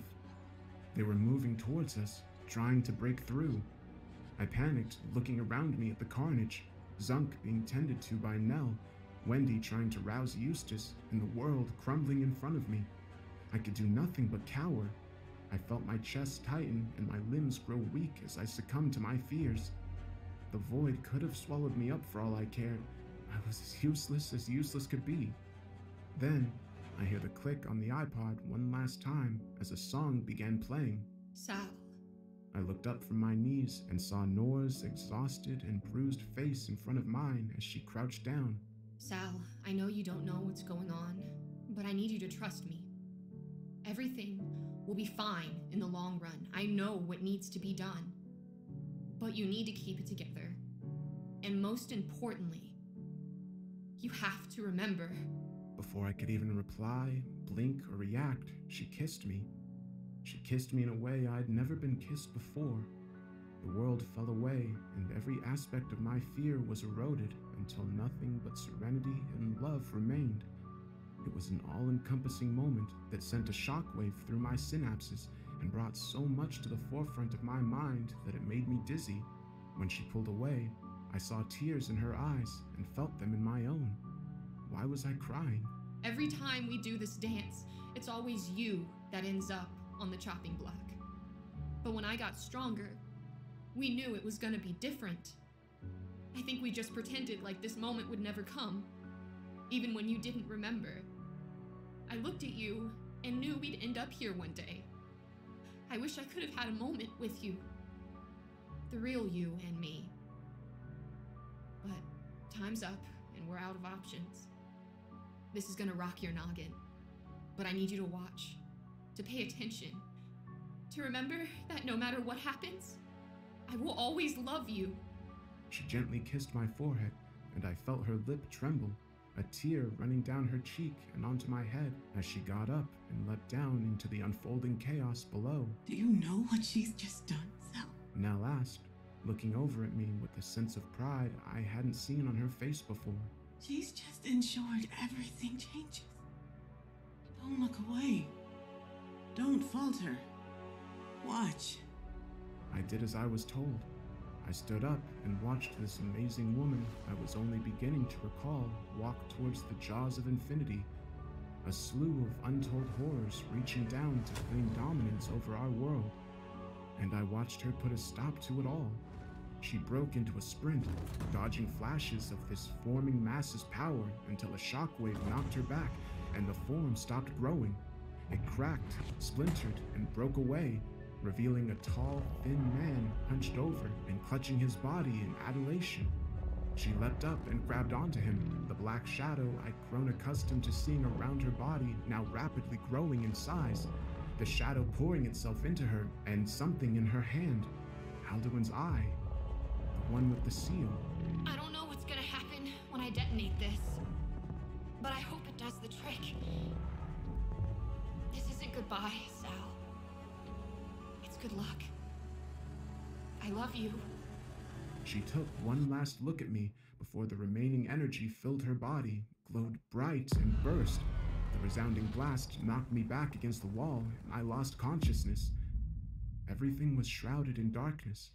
My ears rang as the music faded, and when I woke up, I saw the devastation that had been left behind.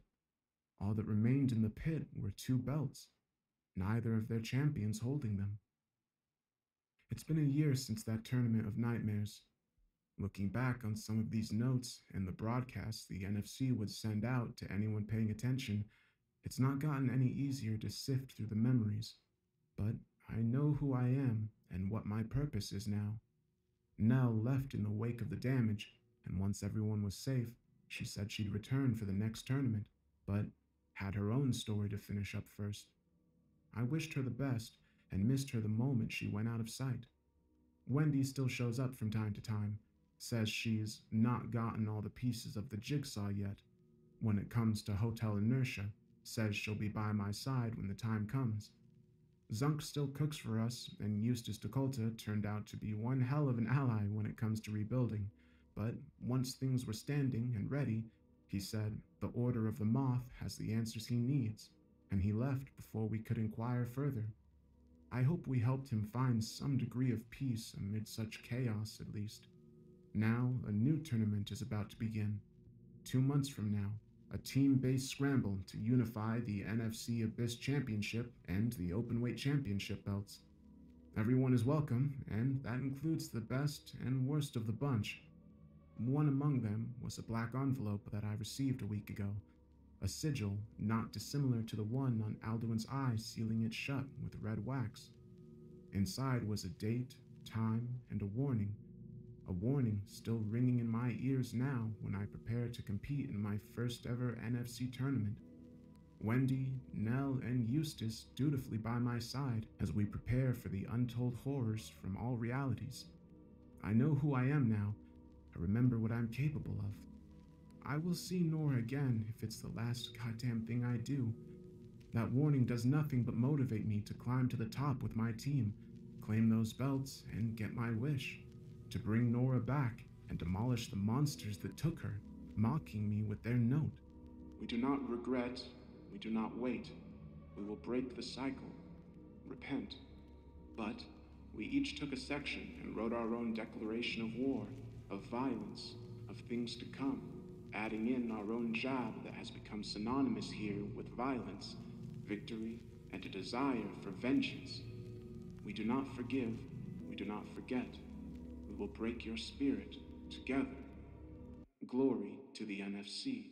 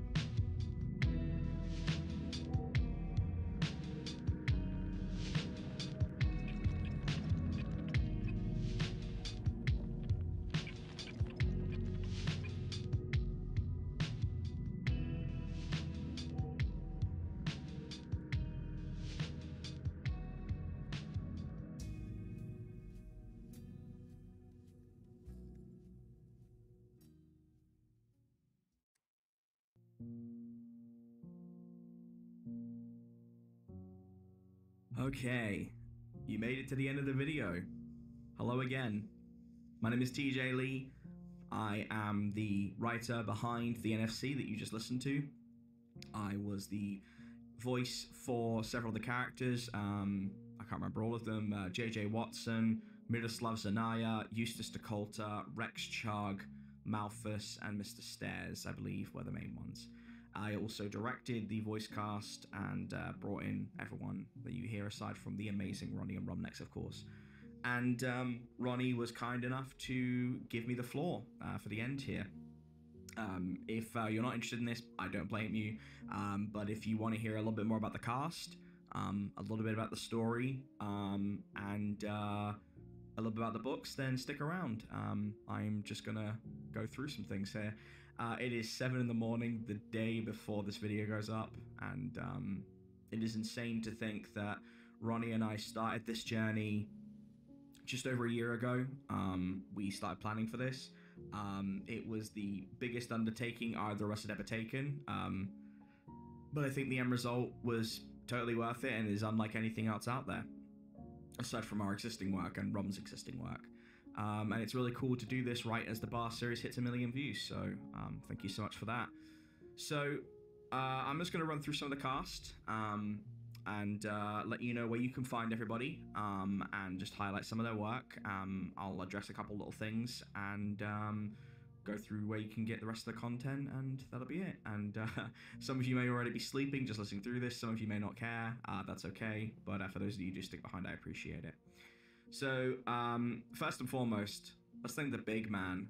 Let's thank the absolute legend, the unit, the Cheekmeister, Dark Somnium, aka Ronnie. Ronnie is someone I'm very proud to call a close friend. I have worked with Ronnie for a couple of years now. You guys probably would have heard me first through the Bar series, but he has been steadily adapting a lot of the Sturgeon-related content. Since then, we have worked on some incredible things. He has trusted me to do some more voice acting for the channel. There's some cool stuff I've been working on with him in the future. And when I approached him about doing this, because Rom had also been doing a couple of the arcs, it was just, it was a match made in heaven, and we knew we could make something really special out of it. I knew of the prison series that Mr. Outlaw Hugh had done. I will admit I had not read it until this summer. I don't really read a lot of other people's work just because I'm very careful about, like, I'll do homages to different animes and games and stuff, but not other writers' work. I'm very careful about that. But I loved it. I thought it was fantastic. I hope for fans of that they that this is living up to those expectations. I think Hugh and I both have our strengths. I have a larger universe that I have been weaving this one big story between for nearly 3 years.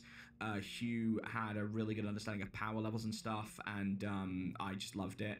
I wish I could have incorporated power levels a bit more into this, but I would have had to retcon some things. I actually put power levels into the second season, so maybe one day we'll get around to that, I don't know.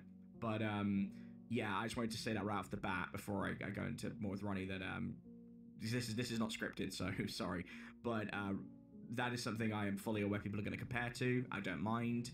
If you love that more, that's totally fine. It's very clear that Hugh and I had very similar inspirations, and I love his work.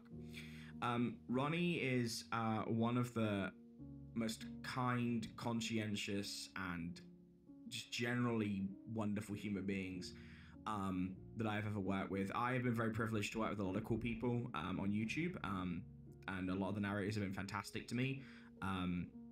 Shouts to Swamp Dweller, to Mr. Creeps, to Mr. Creepypasta, and to so many others. But Ronnie is my go-to guy, and anyone who knows me knows that.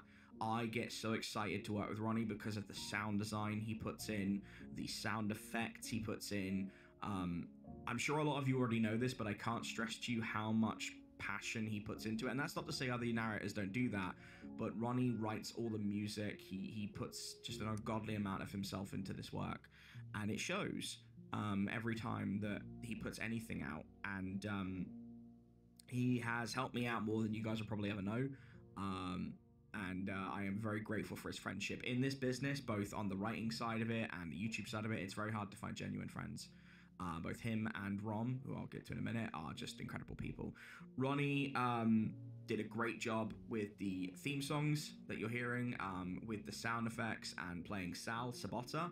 I realized very, very late that he was pronouncing it Sabota. That is on me, but it's okay. It's now canon. It's Sabota and Sabota. But yeah, none of this is possible without Ronnie, and I feel like it would be wrong to wait until the end to thank him. So, and I'll probably thank him at the end anyway, but, you know, give it up for Ronnie. This is his channel. This is his baby. The fact he is letting me do the intro and outro just shows how much of a gentleman he is. He does not need to let me do that. He is choosing to.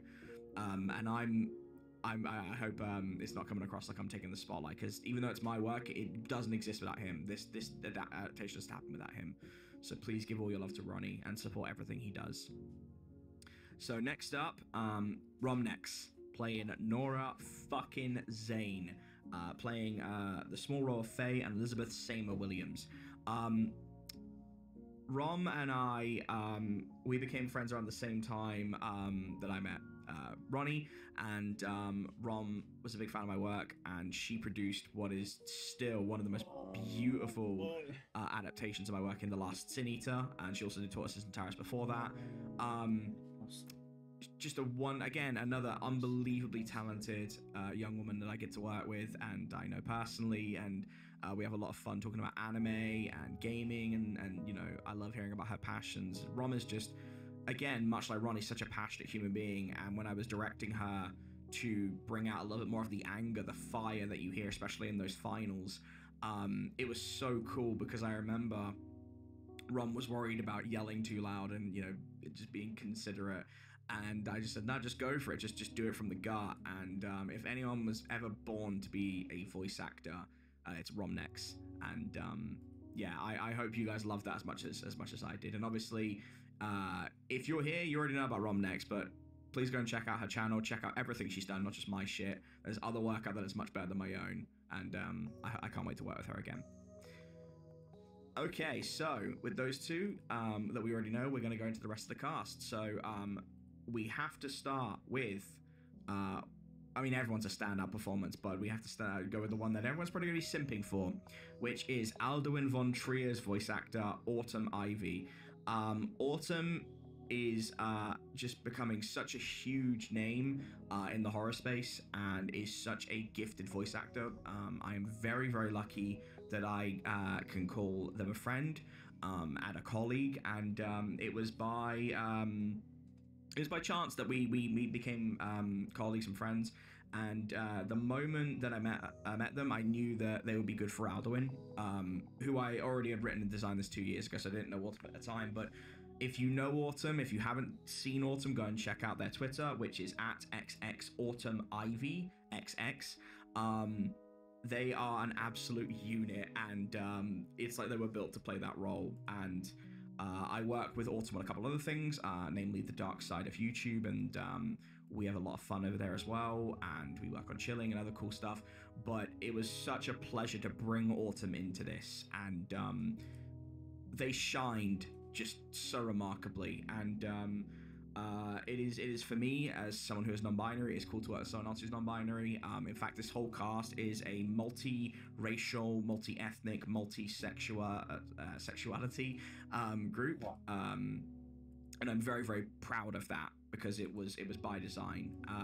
But you can check out Autumn in a lot of different things. Autumn has just been on The Mortuary's Assistant as well. Please go and support them.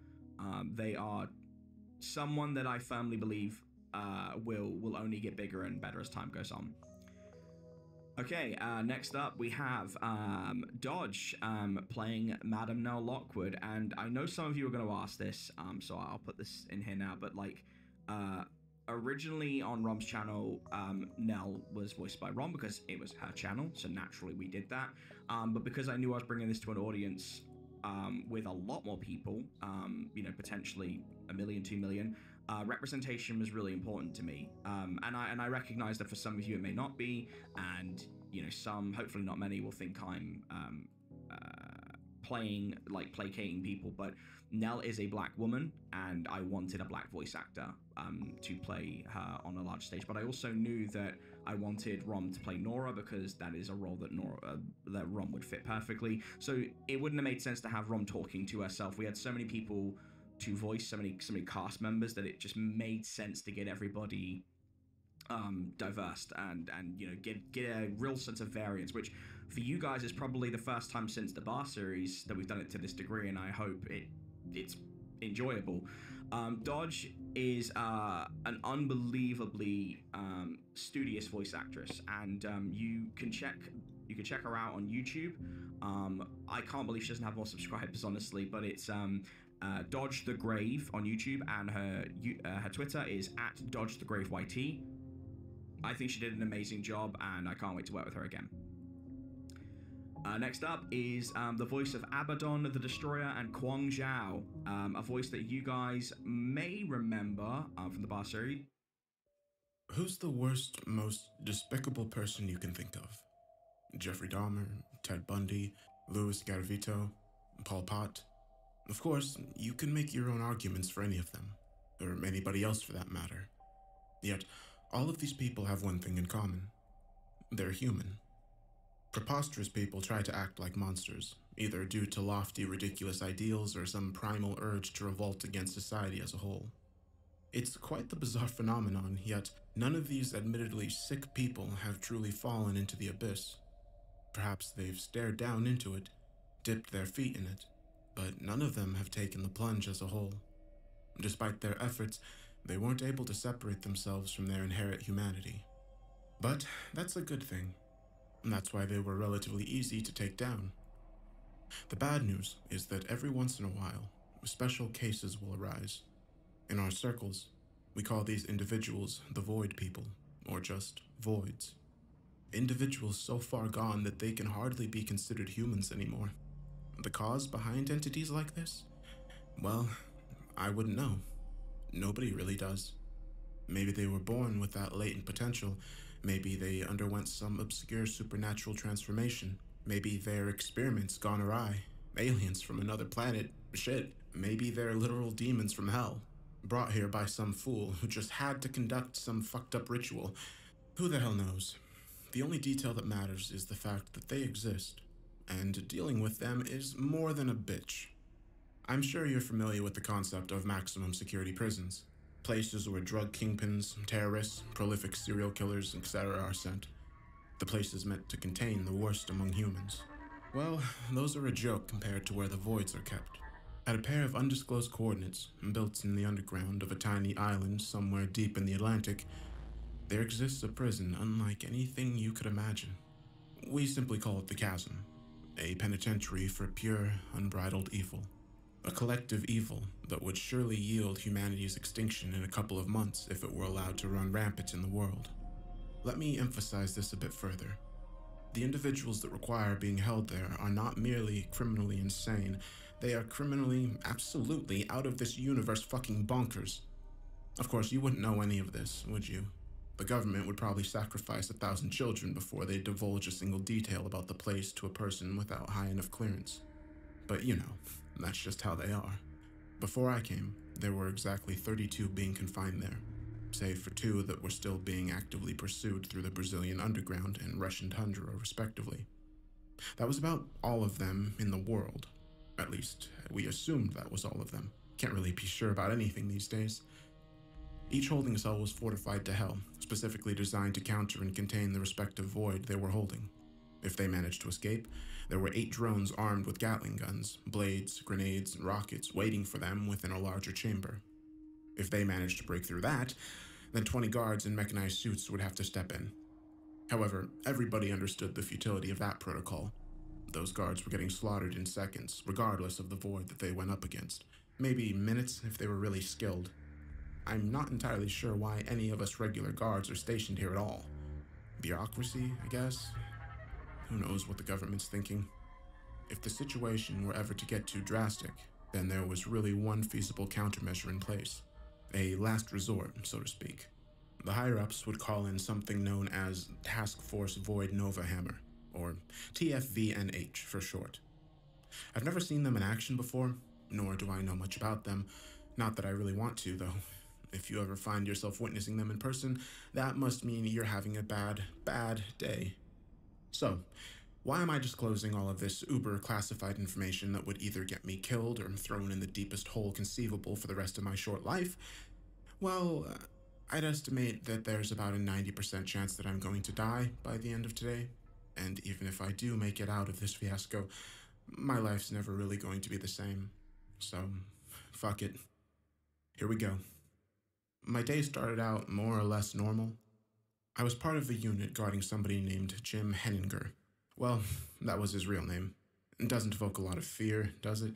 That's why we had to call him something else.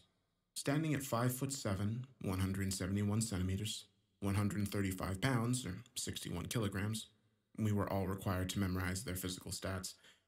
He doesn't look like much.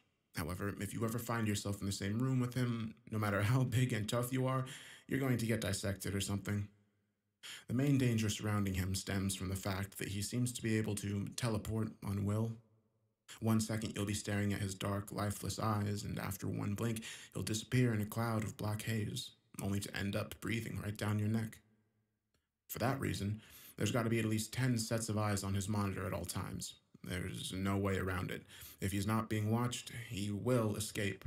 He's also kind of unkillable. No matter how many bullets you put through his head or blades you plunge into his chest, the guy just won't croak. And once he gets a scalpel in his hands, oh boy.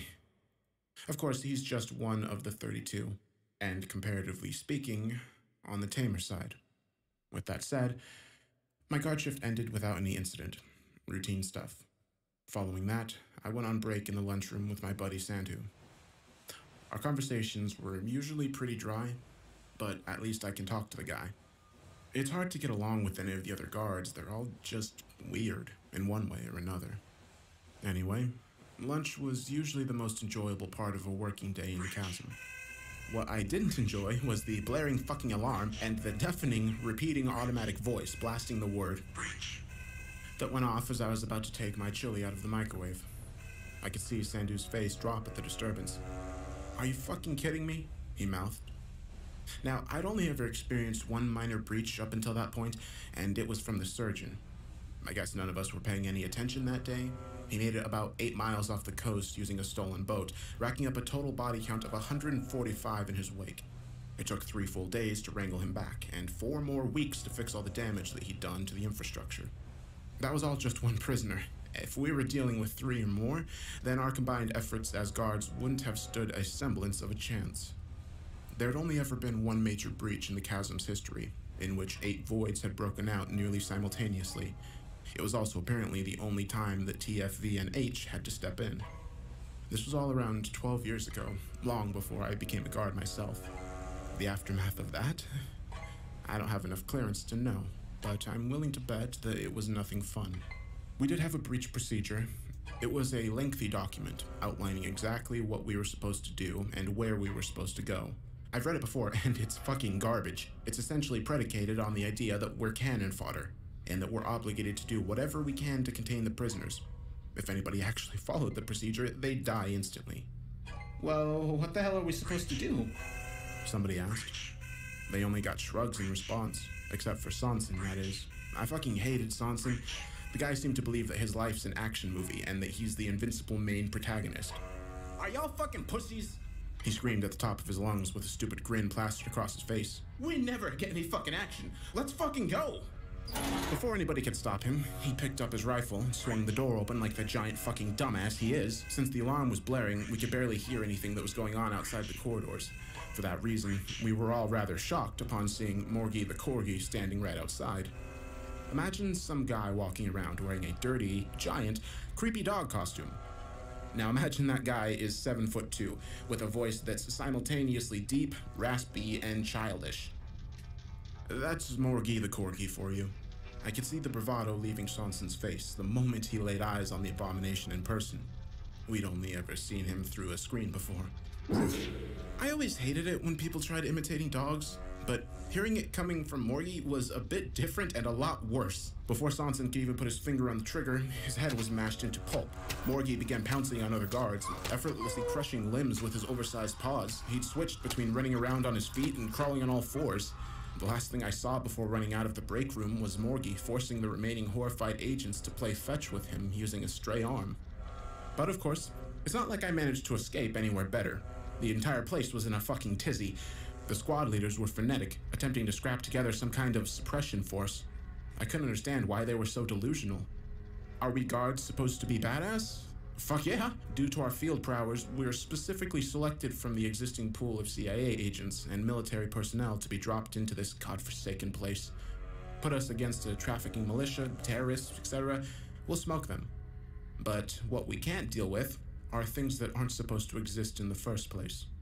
We watch creature features and slasher fics with the inherent understanding that we are watching fiction, a type of visual catharsis for our inherent fascination with the dark and grim.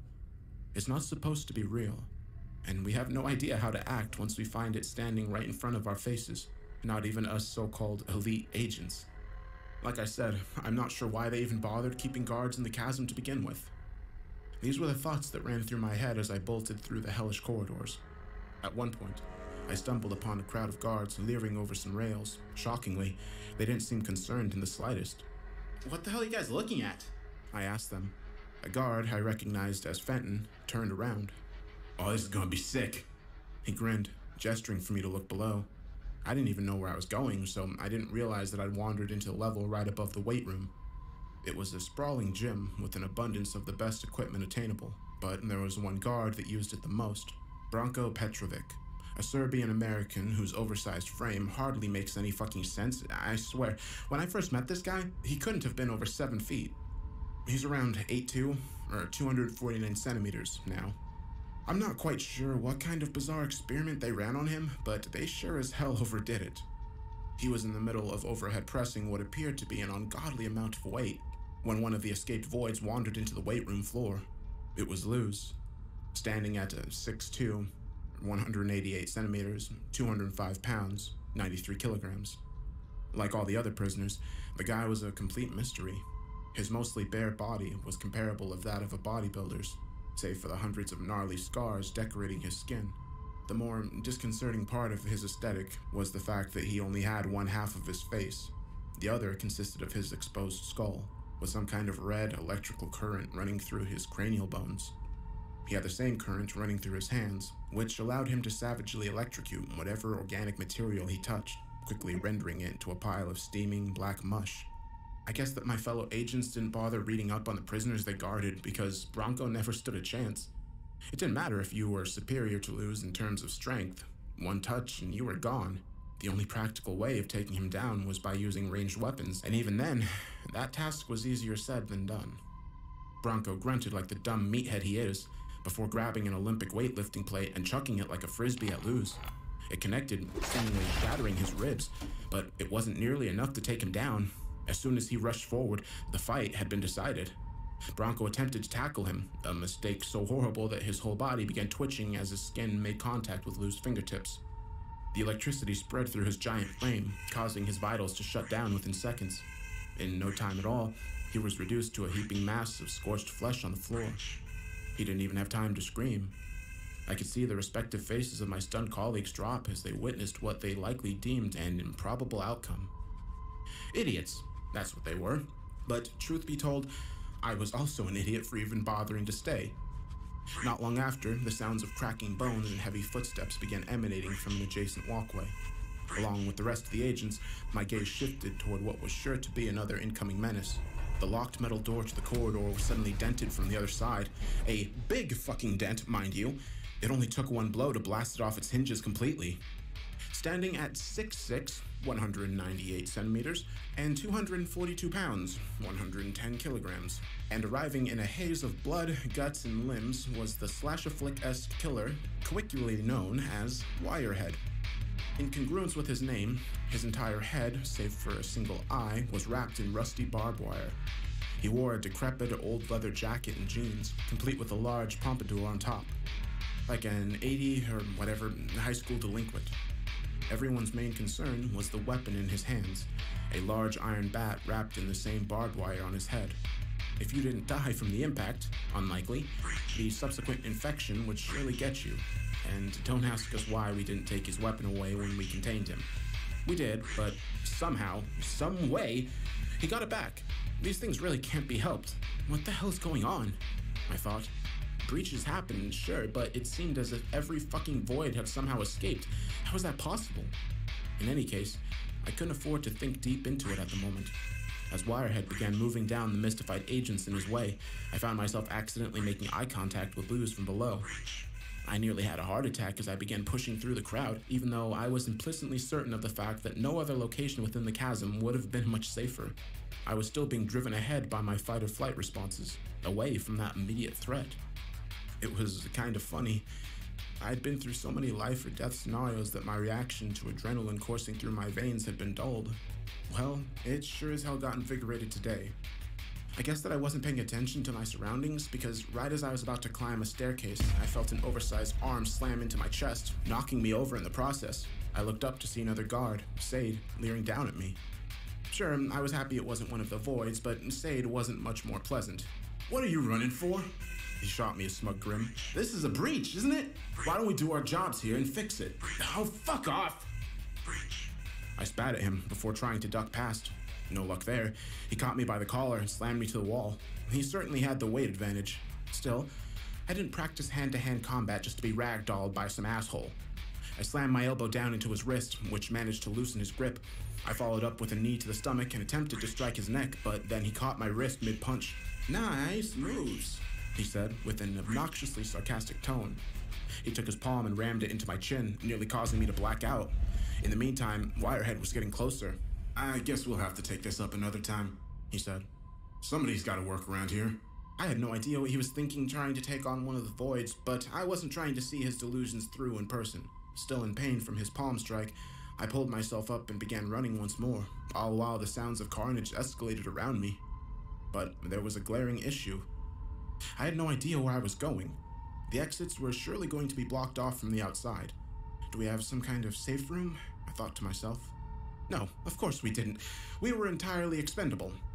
They 100% expected us to fight these things head on, even though there was zero fucking chance of victory on our side. There was only one thing I could do here. Survive until TFENH showed up. Obviously, that wasn't any kind of guaranteed reprieve, but my options were slim. Nevertheless, something rather surprising transpired. Amidst the cacophony of frenetic orders from our superiors, a familiar voice snuck in through my radio. Hey, Jason, you alive?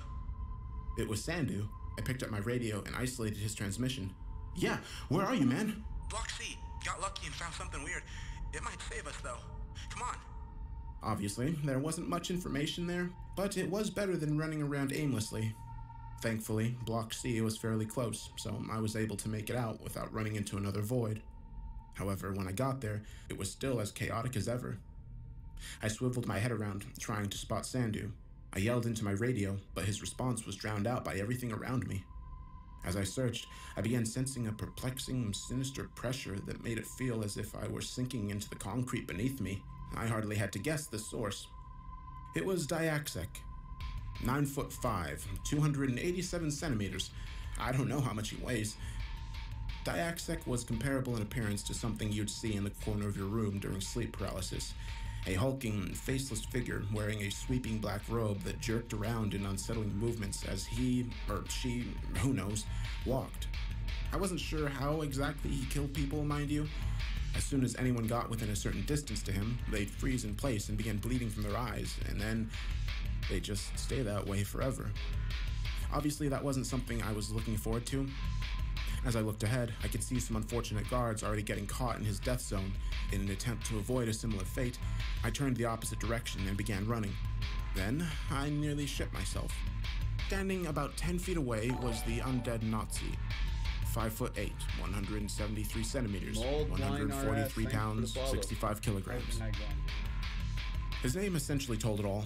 A man wearing a dirty, tattered SS uniform with a cracked gas mask covering his face. In one hand, he gripped his signature Kampfmesser 42 blade that was inexplicably unbreakable, no matter what the hell he tried doing to it. He held a flamethrower hose connected to a massive tank on his back, which sprayed out some kind of scorching black flame that would supposedly yield pain beyond comprehension if you were ever to come in contact with it. You could say that I was stuck between a rock and a hard place. The only other way out was taking the plunge over the rail in front of me, onto the massive screaming bodies 50 feet below.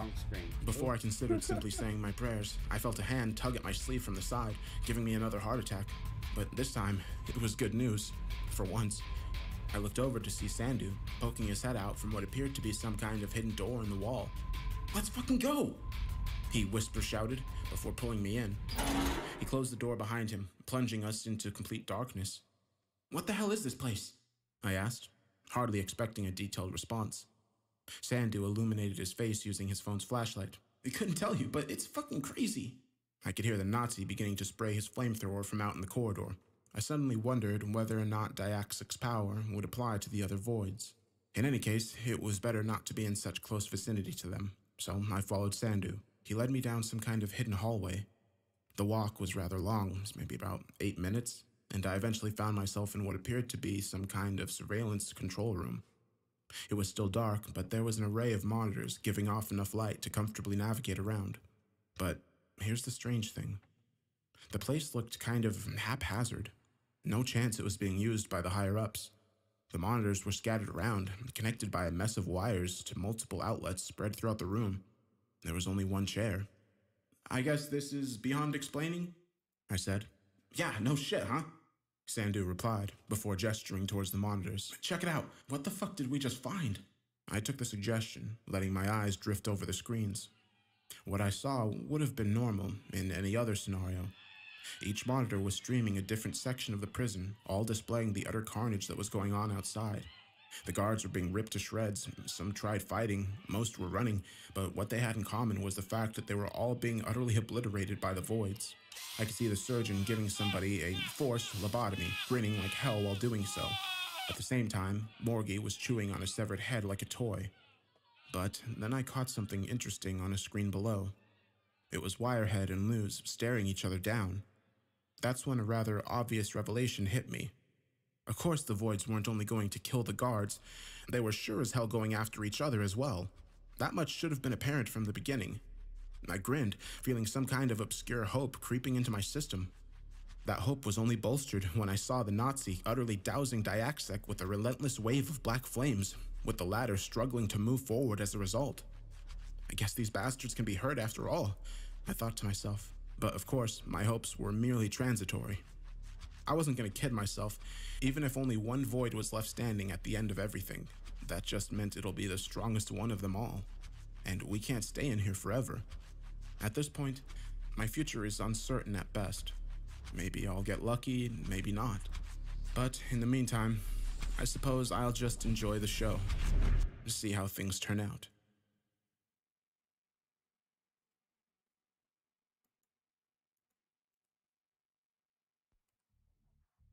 This place gives you the creeps, doesn't it? I couldn't disagree with Sandu's assessment of the bizarre room we found ourselves in. The monitors only illuminated the area up until a certain point. However, we couldn't see any walls, which meant that the place had to be bigger than what could be seen, either by a little or a lot. We couldn't know unless we decided to venture further into the darkness. Neither of us took that initiative, though, keeping it a mystery. Still, it didn't feel like anybody was in there with us, so we allowed ourselves to relax a bit. I took the first sitting shift, lying back in the chair and focusing on the monitor that I deemed most interesting at the moment. Wirehead versus Luz. Who was I rooting for? None of them. Nevertheless, I was morbidly eager to see these two horrific titans square off.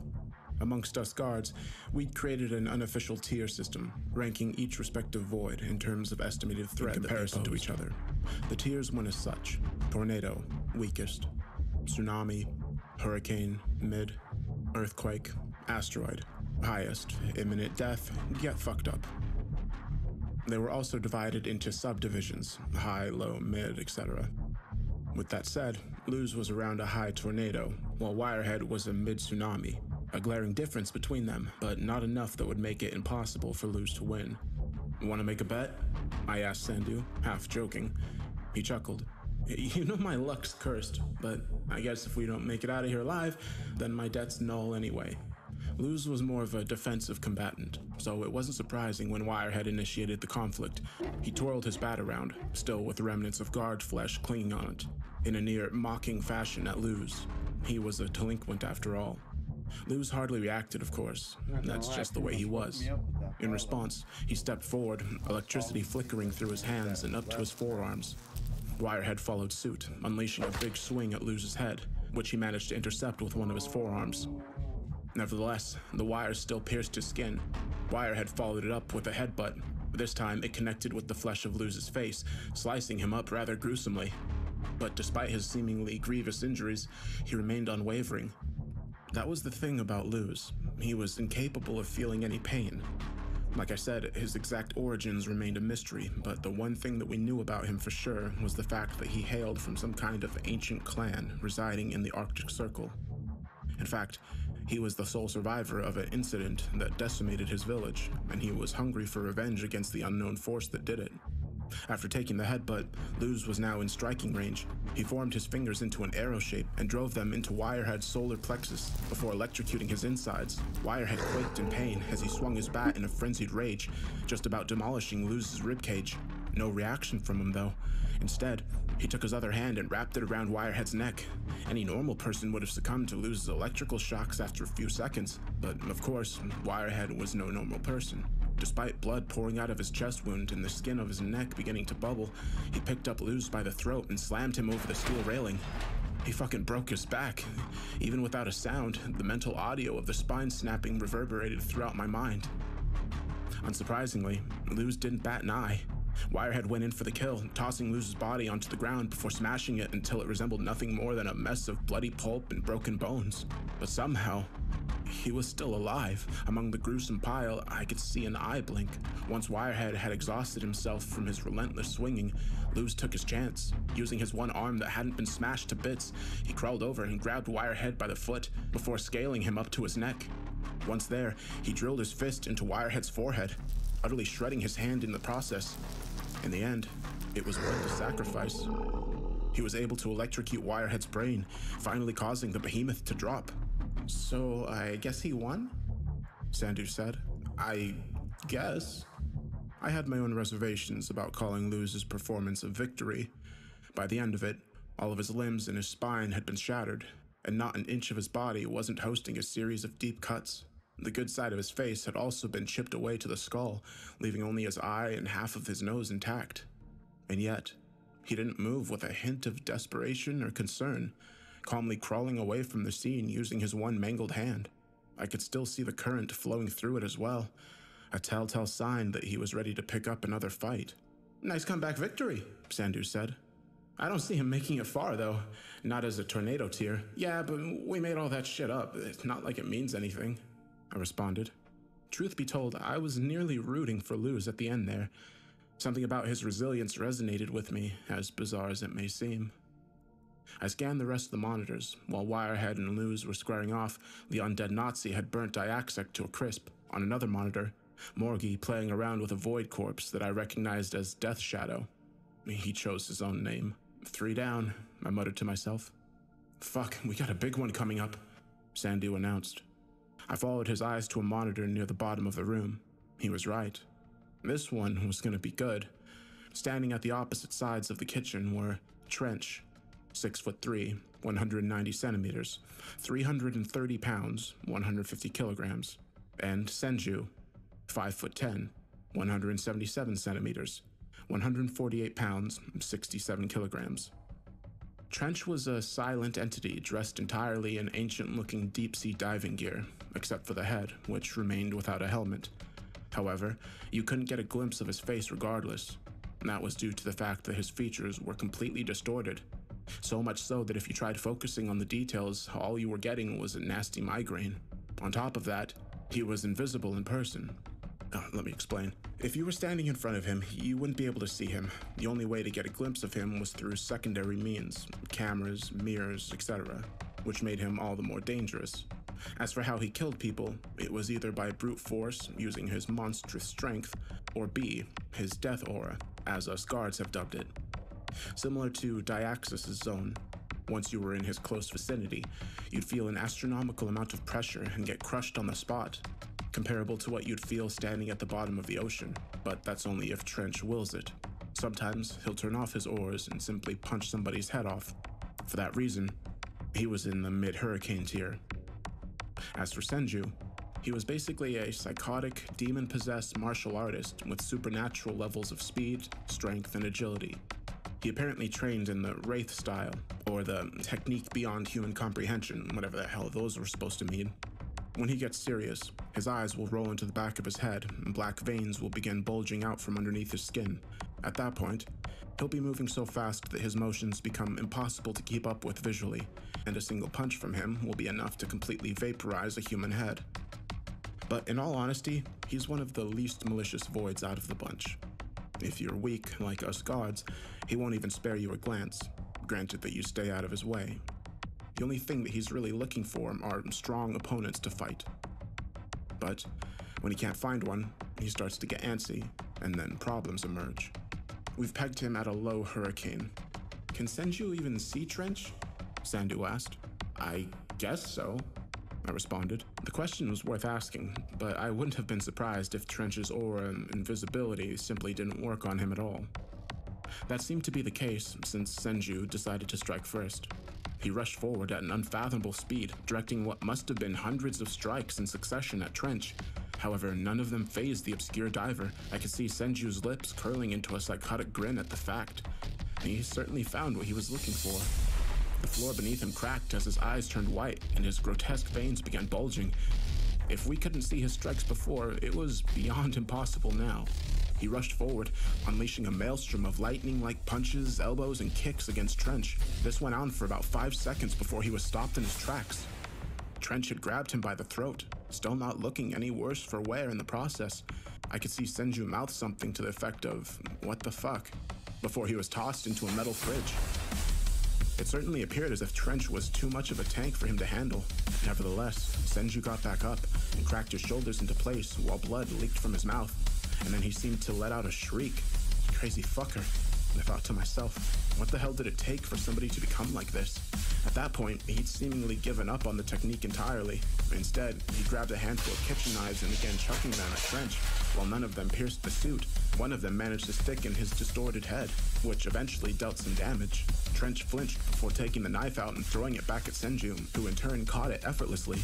At this point, he was howling in what I assumed was some kind of fucked up sadomasochistic jubilation. He found the weak point.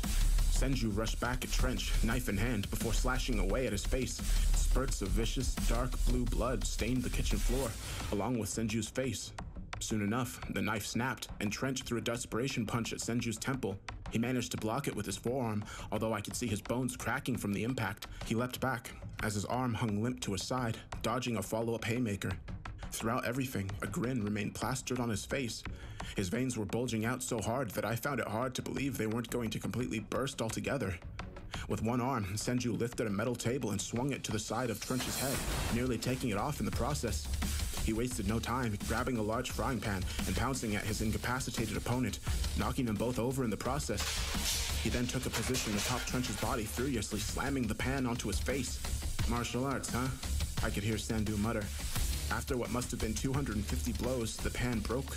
On the ground, Trench's head had been obliterated no less than 50 strikes prior. Senju tossed the scrap metal aside and looked up at the ceiling, presumably screaming his lungs sore in sheer combative delight.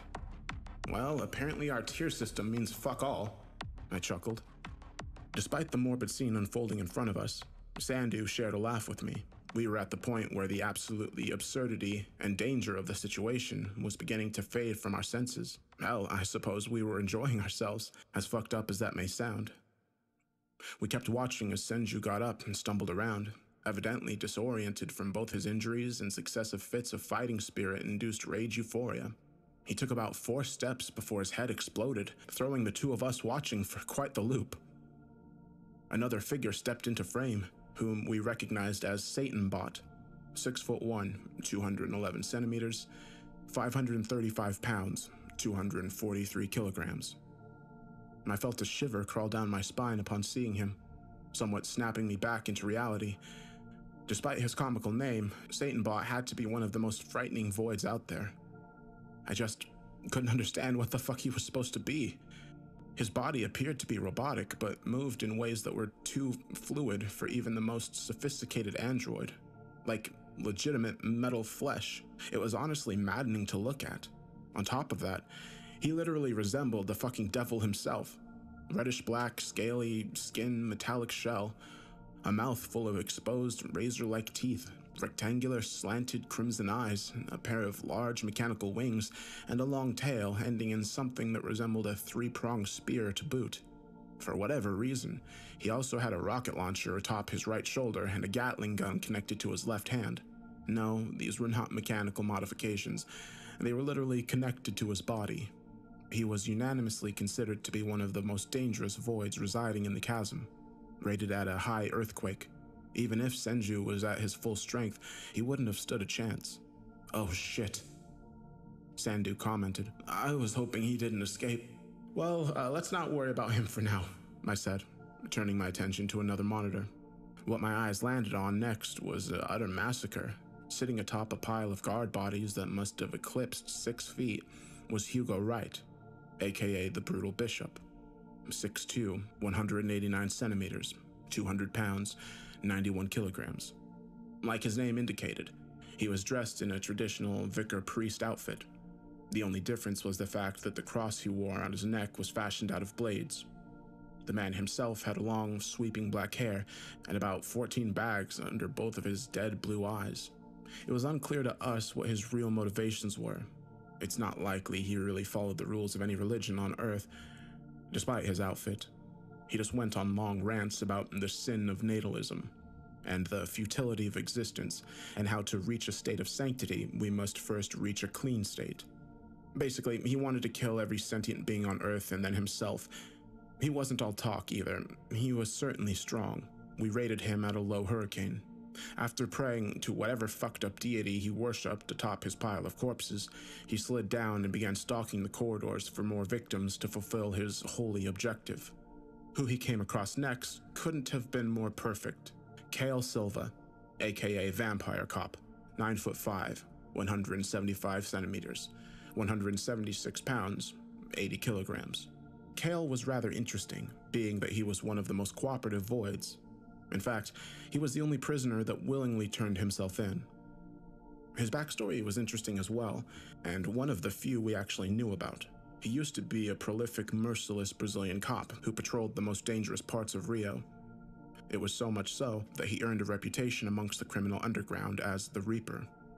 But he was still only human. During one fateful mission, his entire unit was massacred during an ambush attack by about a dozen distinct gangs who were all unified under the same goal of taking him down. He was the only survivor, but was captured in the process. After being brutally tortured in a warehouse for about 5 hours, the light suddenly went out. During this period of darkness, the only sounds entering his ears were those of carnage. Every single gang member was being obliterated by some unknown force. At the end of the bloodbath, he could hear footsteps slowly approaching him, before a deep, raspy voice whispered something into his ear. There's potential in you. Allow me to bestow you with an opportunity. He felt a sharp pain in his neck before the hidden entity spoke to him again. Fulfill your duty. And then he passed out. When he woke up, he found himself in his bed, with all of his wounds from his torture session just about healed.